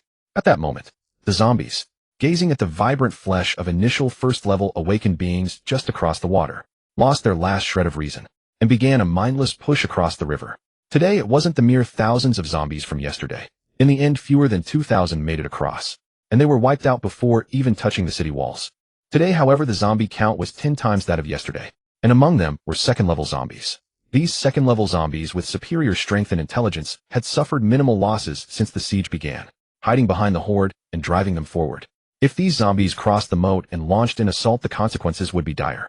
Should the city fall, few within the base would survive. Fatty lead the Qianlong broadsword squad to the city wall. Yesterday with fewer than 2,000 they could train. Today with tens of thousands of zombies, keeping Fatty stationed below the city would be a death sentence. All personnel hear my command, raise your guns and fire. Empty every bullet. Do everything possible to intercept the zombies north of the moat. Open fire. Defend the base to the death. Qin Chen roared. Defend the base to the death. Rat-a-tat-tat. The Barrett heavy snipers on the rooftops, and the Gatling guns and carbines on the city walls wove a tapestry of gunfire, sweeping toward the zombies on the opposite bank of the moat. Fellow survivors, the defense of the Shenzhou Qianlong base has reached its final moment. We're joining the fight, Yi Xiaomei said, removing her earpiece and rushing without looking back toward the Xingfu Bay residential area. Mu Yunxin Lan and Qi Feier, sensing the severity of the situation from the visuals and Qin Chen's roar, also removed their earpieces and followed. Esteemed authors of Tomato novel, the subsequent live broadcast will be played randomly by a robot. I'm going to join the battle too, Miao Liming said to the screen, adjusted the camera to a 9-grid long shot, set it to random playback, then grabbed his gun and ran off. How did things suddenly take such a turn for the worse? Are you stupid? Didn't you see the overwhelming tide of zombies already attacking the city walls of the Xinzhou Qianlong base? Pray that the Xinzhou Qianlong base, this dragon of hope in the apocalypse, returns safely. Good morning, dragons, return 1. Good morning, dragons, return 2. The zombies felt no fear of the river, and even as underwater mines exploded continuously, blasting zombie limbs into the air like falling rain, it didn't stop the others from roaring and crossing. Yu Shui, an initial third-level wood ability user hidden in the river, had initially killed some first-level zombies, but was discovered by mid to late second-level zombies lurking in the horde. Now cornered by 3 such zombies, he could only dodge and evade, unable to strike them down. Nearly half an hour passed. The underwater mines in the moat were exhausted by the zombie horde. Those that survived the mines and gunfire to climb onto the southern bank, numbered over 30000. Without pausing, the landed zombies charged toward the city walls. At that moment, gunfire from the walls and rooftops grew even more intense. Hand grenades used for close-range explosions began raining down from the walls. 2/3 of the 6 barrels on the 20 Gatling guns on the wall had been shot to pieces.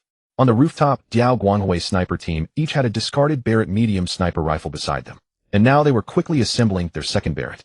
The city walls around Xingfu Bay and the Liuhuan building, as per Qin Chen's earlier orders, were clad in 20 centimeters of special steel. This grade and thickness of special steel was difficult for first-level zombies to damage in a short time. Unable to breach the steel, they couldn't climb the smooth surface, buying Qin Chen and his team ample time and opportunity to shoot. With the relentless rat-a-tat of gunfire and the continuous roar of grenades, they managed to kill the zombies at the base of the wall. These first-level zombies, using the piled corpses of their fallen, kept climbing higher. Only then did the numerous second-level zombies hidden behind the horde emerge, baring their greedy fangs and charging at the wall. Mid to late second-level zombies, though unable to stop bullets with their bodies, could block the incoming rounds with their iron-hard claws. The 20-centimeter special steel plates on the wall were like thick wooden boards to them.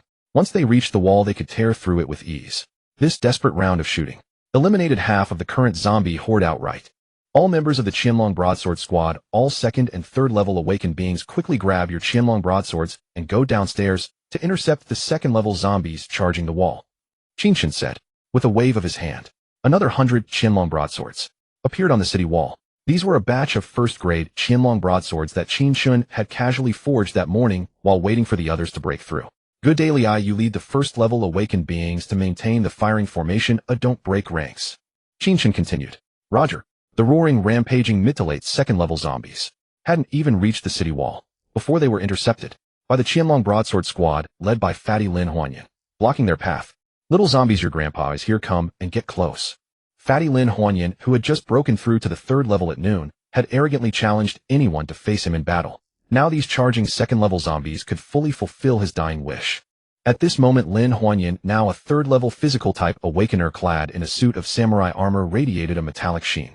Under the scorching post-apocalyptic sun, his body gleamed with golden light, giving him the somewhat plump posture of a heavenly soldier descending to the mortal world. The fatty dragged his Qianlong broadsword, sparks flying as he charged toward the second-level zombies. He roared, "Let's see whose claws are harder, yours or my blade." A fat zombie matching Lin Huanyan's stature lunged forward, meeting the Qianlong broadsword with its iron-hard claws. Clang! Thud! The fat zombie's claws, unable to withstand the Qianlong broadsword for even half a second, were severed with a single stroke.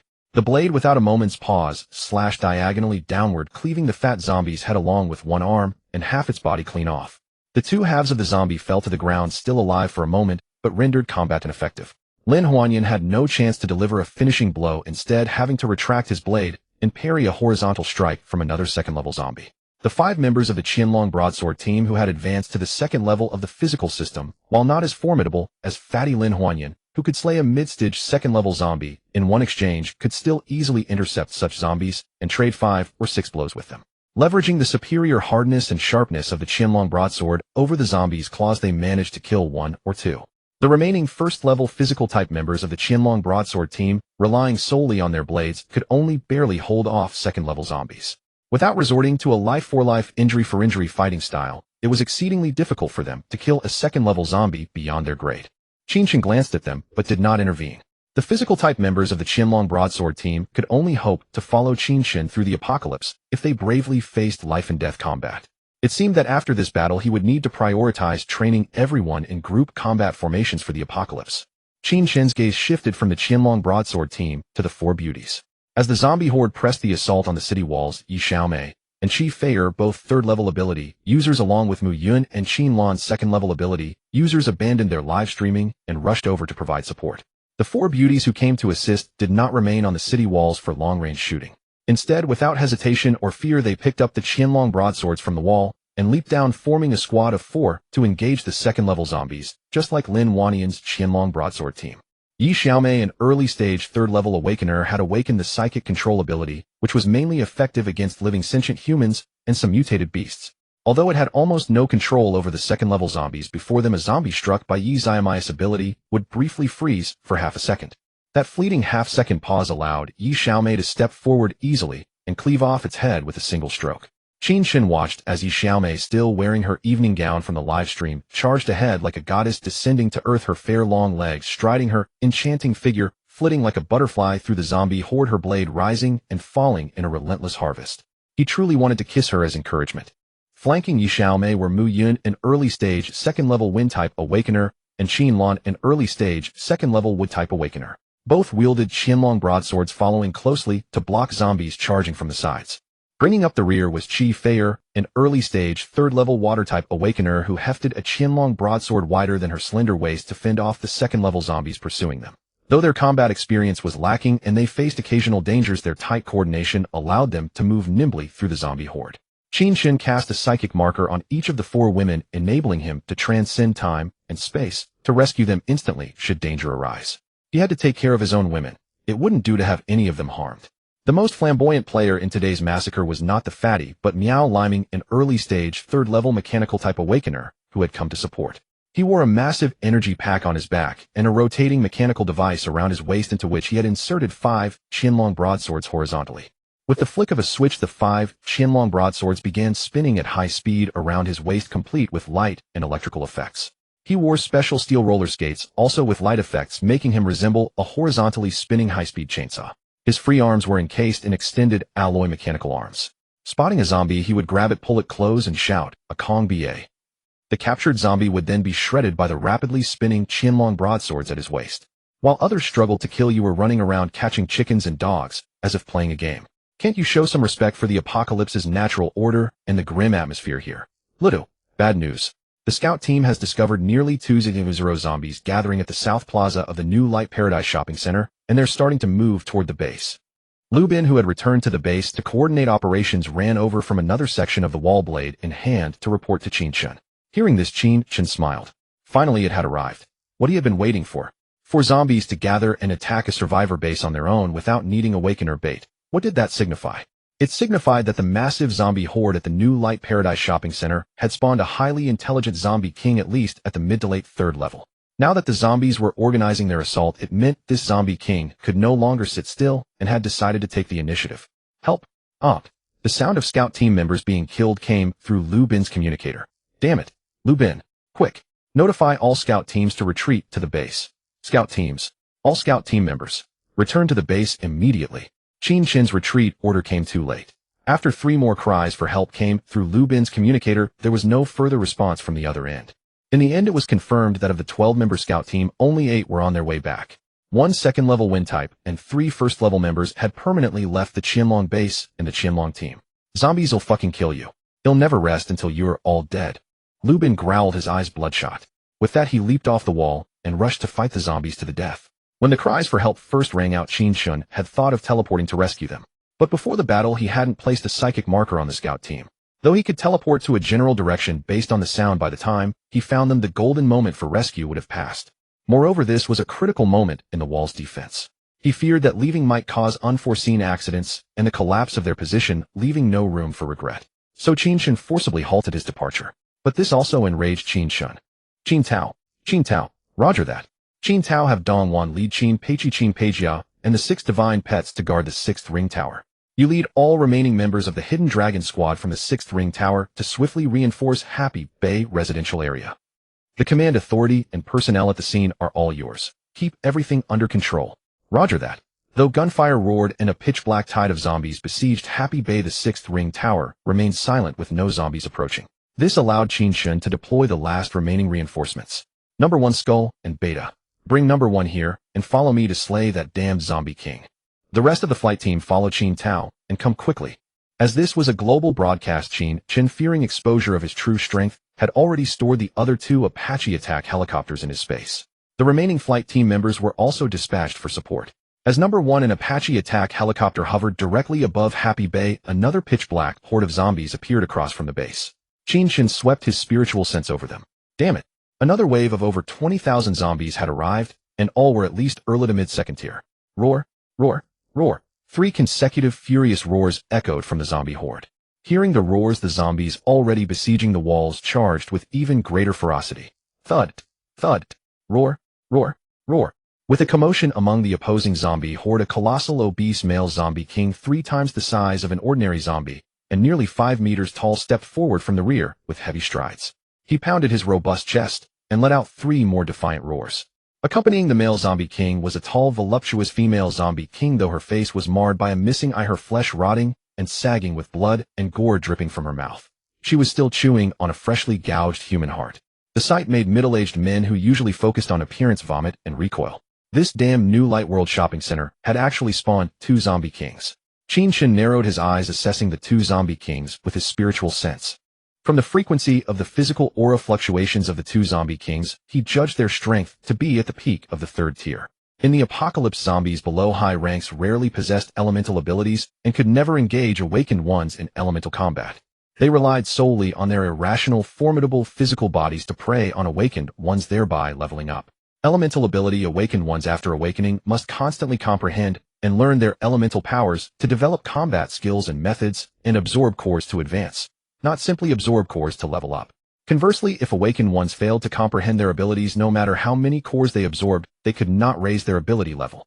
Most cores would be wasted at best, strengthening their physique. This is why many awakened ones in the apocalypse never reached high ranks. Low-tier zombies lacked rationality, so how could they awaken elemental abilities and learn to evolve?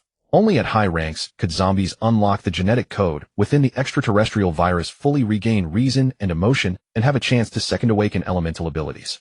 Qin Chen observed the 2 zombie kings, and they observed him in return. The female zombie king, still gnawing on a human heart, raised it with her right hand, pointed at the heart, and then at Qin Chen with her left before gulping down the remaining heart and grinning indistinctly. Roar, roar, roar. The meaning was clear. What I'm eating now is from someone I just killed among your people. You'll be my next meal. You're asking for death. The provocation from a low-tier female zombie king enraged Qin Chen. Number 1. Beta. Lock onto the 2 zombie kings and blast them with sea snake rockets and hellfire anti-tank missiles. Number 1. Skull. Use the chain gun at maximum fire rate to shred these bastards. Roger. Roger. Number 1, circling above Happy Bay, swooped down in a sharp dive, locked onto the targets, and pressed the launcher. Whoosh, whoosh, whoosh. Before the rockets and missiles closed in, the 2 zombie kings grabbed nearby mid-second-tier zombies and hurled them at the incoming projectiles, trailing white smoke.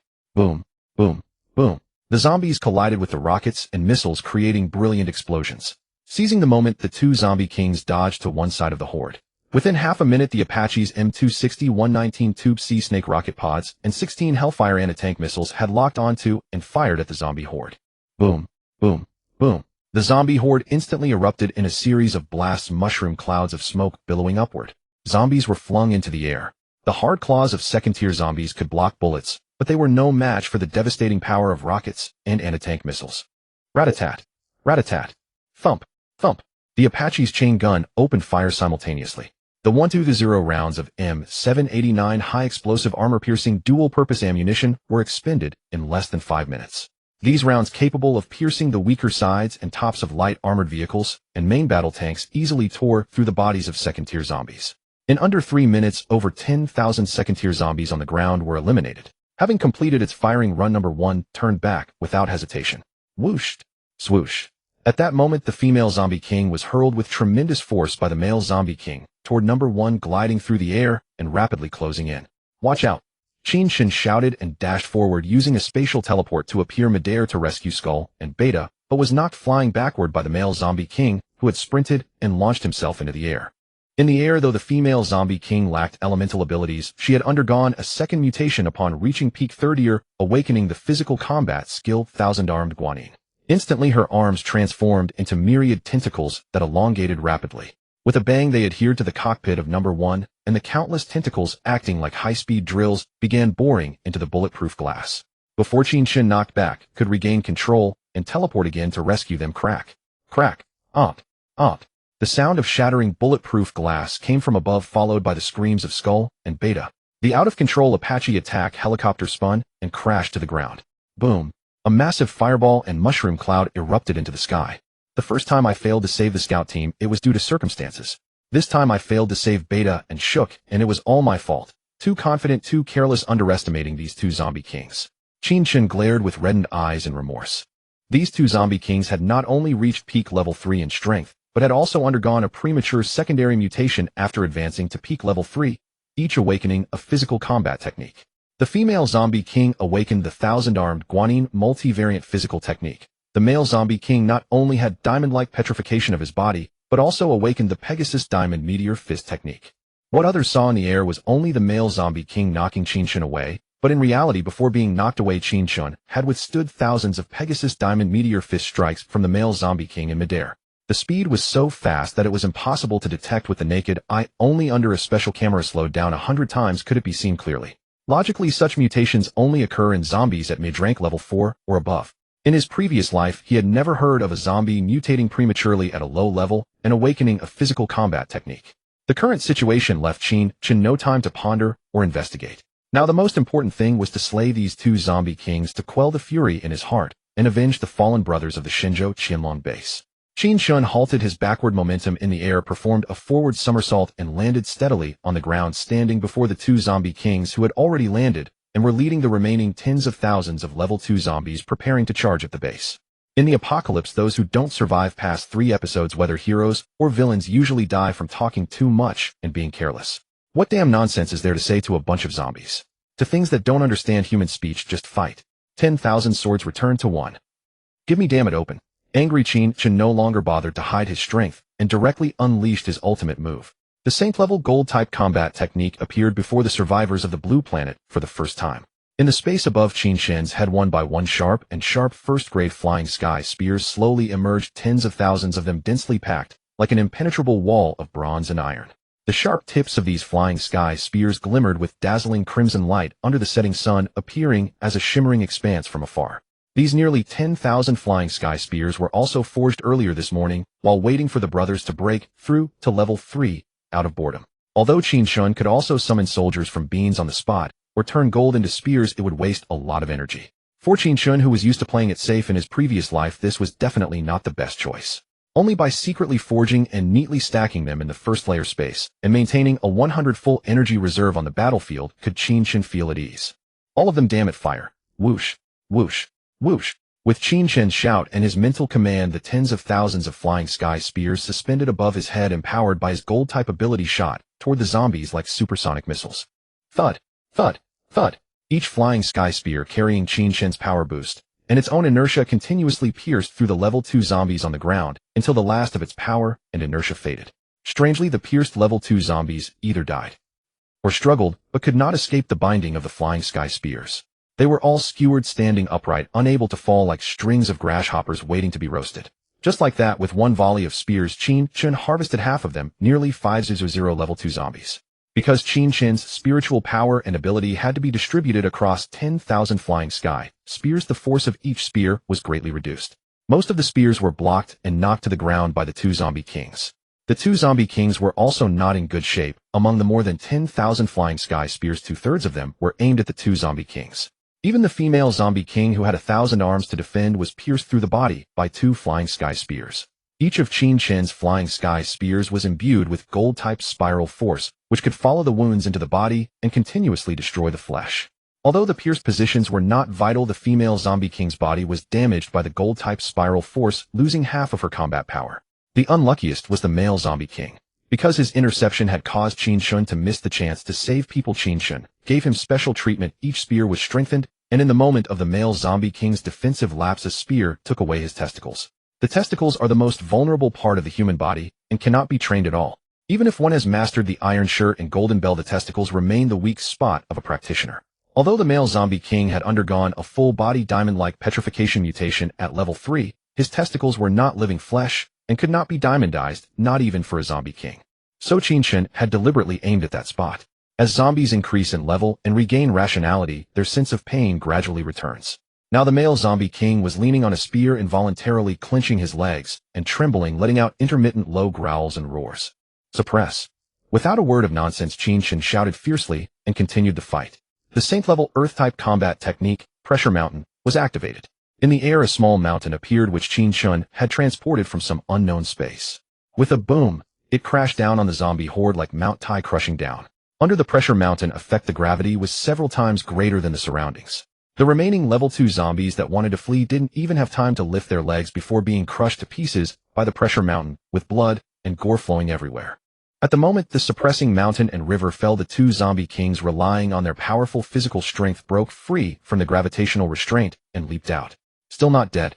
Again, with a cold snort, Qin Chen grasped the handle of a huge blade and slowly pulled it out from his space bit by bit. After nearly half a minute, a 40-meter-long Qianlong greatsword was drawn from the space. Needless to say, this was also forged by Qin Chen out of boredom. Damn, is this the legendary 40-meter blade? Holy shit, what level is this little brat? He has so many powerful trump cards. Exclamations came from the livestream room and the Shishan command center simultaneously. Slash. Qin Chen gripped the huge handle of the 40-meter blade and executed a swift spinning horizontal slash. Accompanied by a blood-red blade shadow reflected by the setting sun, it flashed across the zombie horde. The severely injured female zombie king couldn't escape this time and was cut in two at the waist.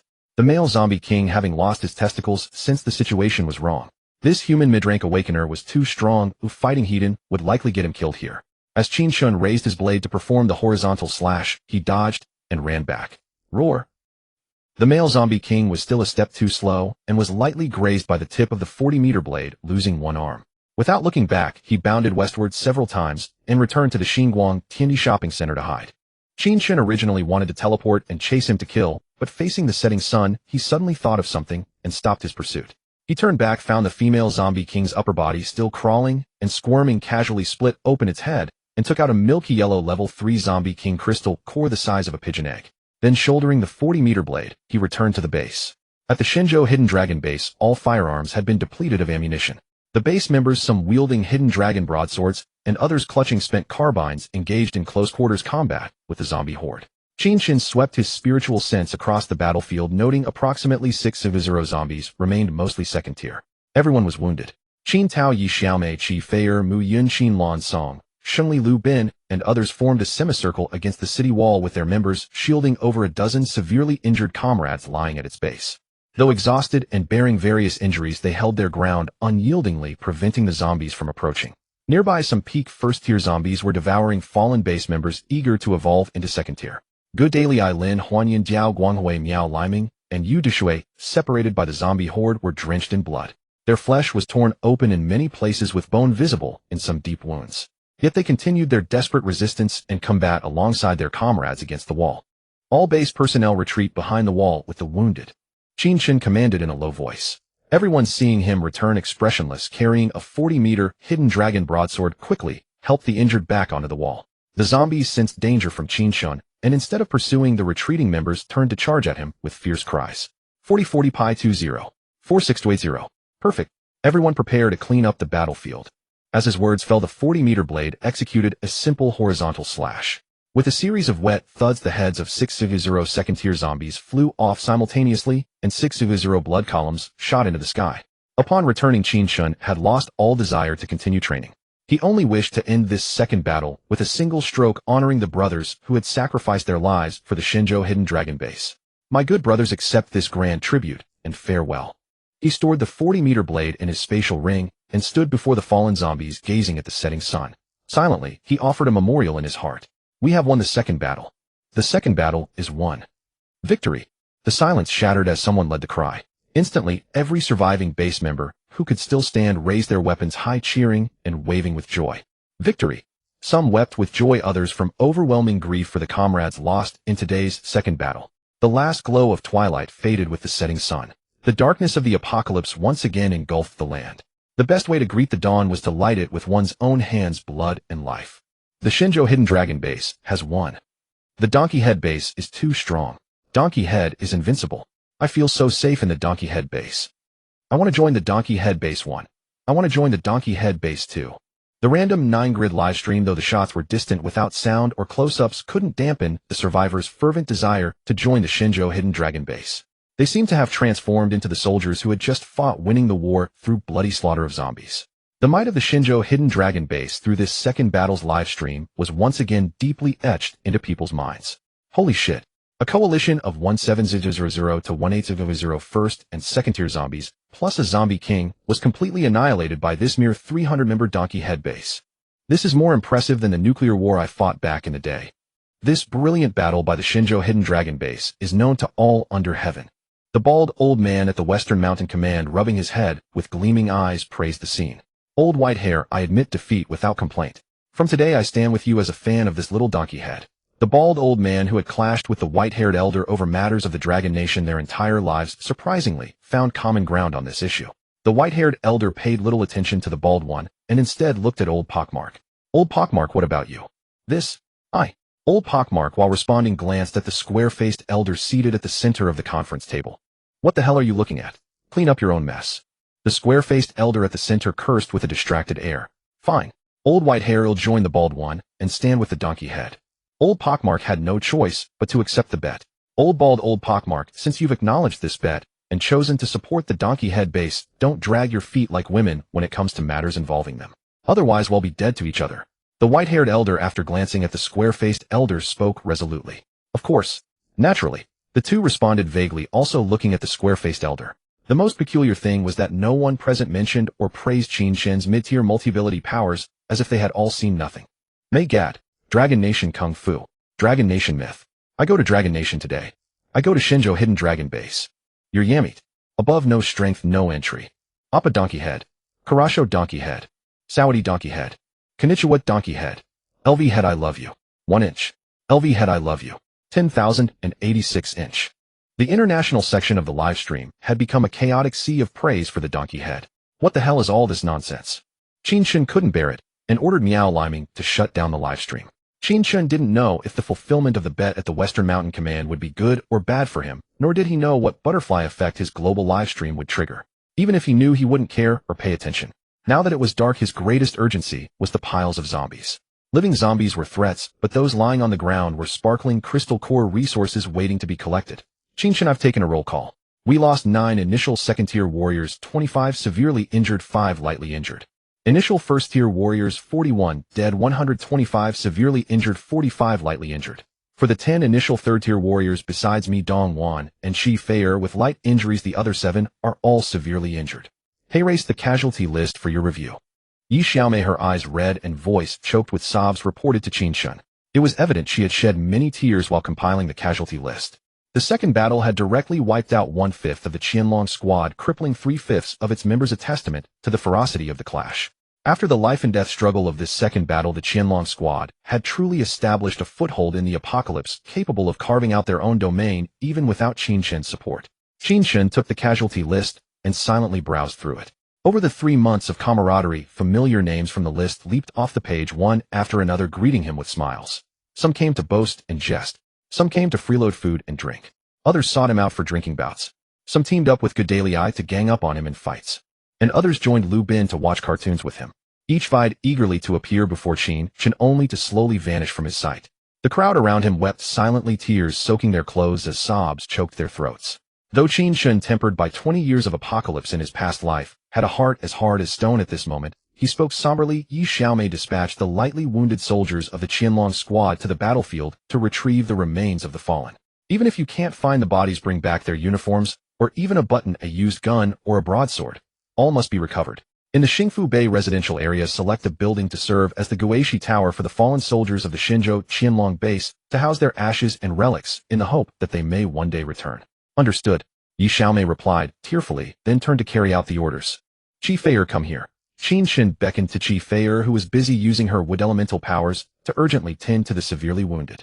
Busy? All right. After a few mental leaps, she quickly trotted over. Qin Chen smoothed Shi Feier's disheveled hair and wiped the sweat from her brow, saying gently, "You've worked hard." As he caressed her forehead, he channeled the remaining 800 awakening points from the system into enhancing Shi Feier's rank and strength, pushing her from the early stage of Tier 3, Level 1, to the peak of the late Tier 3, Level 3, just a step shy of the pinnacle of Tier 3. Shi Feier instantly felt a warm glow envelop her body. The fatigue from the day's battle melted away, and her energy surged anew. Just as she was about to let out a comfortable moan, she caught herself and clamped her hand over her mouth. To avoid the awkwardness of the moment, Qi Feier lightly activated her advanced wood elemental healing art. The wounds on her back healed visibly, leaving no trace of scars, drawing continuous exclamations of amazement from the surrounding family members. Qi Feier, when healing synchronized with the spirit cores I gave you before the battle, it will double your efficiency. Alright. The treatment of the base's severely wounded is now entirely in your hands. Qin Chen gave his final instructions. Got it. Without a moment's pause, Qi Feier turned and plunged back into rescuing the critically injured. Qin Peijia, that what's up? Bring the 6 divine pets over. Time to eat. Yay. The divine pets had not been revealed in today's broadcast, partly to conceal strength and avoid envy, and partly because Qin Chen preferred to nurture them quietly. After all, these divine pets wouldn't showcase their formidable combat power until at least the mid to late intermediate stage, and if they perished prematurely, there was no return policy. Dear family members, grab your bags and follow me to clear the battlefield. With that, Qin Chen led the non-combatant family members down the city wall to sweep the battlefield. Today's second battle began with a wave of 100 zombie troops drawn from the New Light Paradise shopping center, followed by a second wave of over 200 tier 2 zombies gathered by 2 zombie kings. Aside from the male zombie king escaping back to the shopping center, all other zombies were annihilated by the Shenzhou Qianlong base. Yesterday's first battle with over 500 zombies had kept them busy cleaning up until midnight. Today's second battle with more than double the number, 100 zombies. Only the female zombie king's core was taken by Qin Chen, relying on just over 30 family members to harvest the rest. How long would that take? Qin Chen ultimately decided to handle the cleanup himself. Finish early, knock off early, and get back to hugging women to sleep. With a whoosh, Qin Peijia riding the heavenly fire red phoenix Xiaohong led a group of divine pets as they swept over the battlefield like a whirlwind, their pride evident. Thanks to the massive zombie feedings from the Xingfu Bay area and the first battle, the 6 divine pets had effortlessly advanced to the late stage of Sacred Beast Tier 2, lying down and eating their way up. Such were the advantages of the Son of Heaven's mandate, showcasing the apocalypse's biased favor. Qin Chen didn't spare a glance at the divine pets. Pointing toward the city wall, he said, "Go to the base of the wall. There are tens of thousands of mid to late tier 2 zombies there. See how many you can eat. But remember, spit out the spirit cores, don't swallow them. Qin Peijia, keep an eye on them. I know exactly how many zombies are on the field, don't try to fool me. Here are bags for the cores, take them and notify me when they're full." With that, he tossed over a dozen bags to Qin Peijia, ignoring the pitiful, pleading expressions of the 6 divine pets. "Dad, you call this feeding us? You are making them work like cormorants catching fish for you, and illegally employing child labor. I'm ignoring you." Though young Qin Peijia understood the gravity of the situation. After her grumble, she stomped her foot and led the 6 divine pets off to catch fish and spit out cores. Qin Chen then unfurled the sacred spatial combat art, Hichu Luoshu, across the battlefield.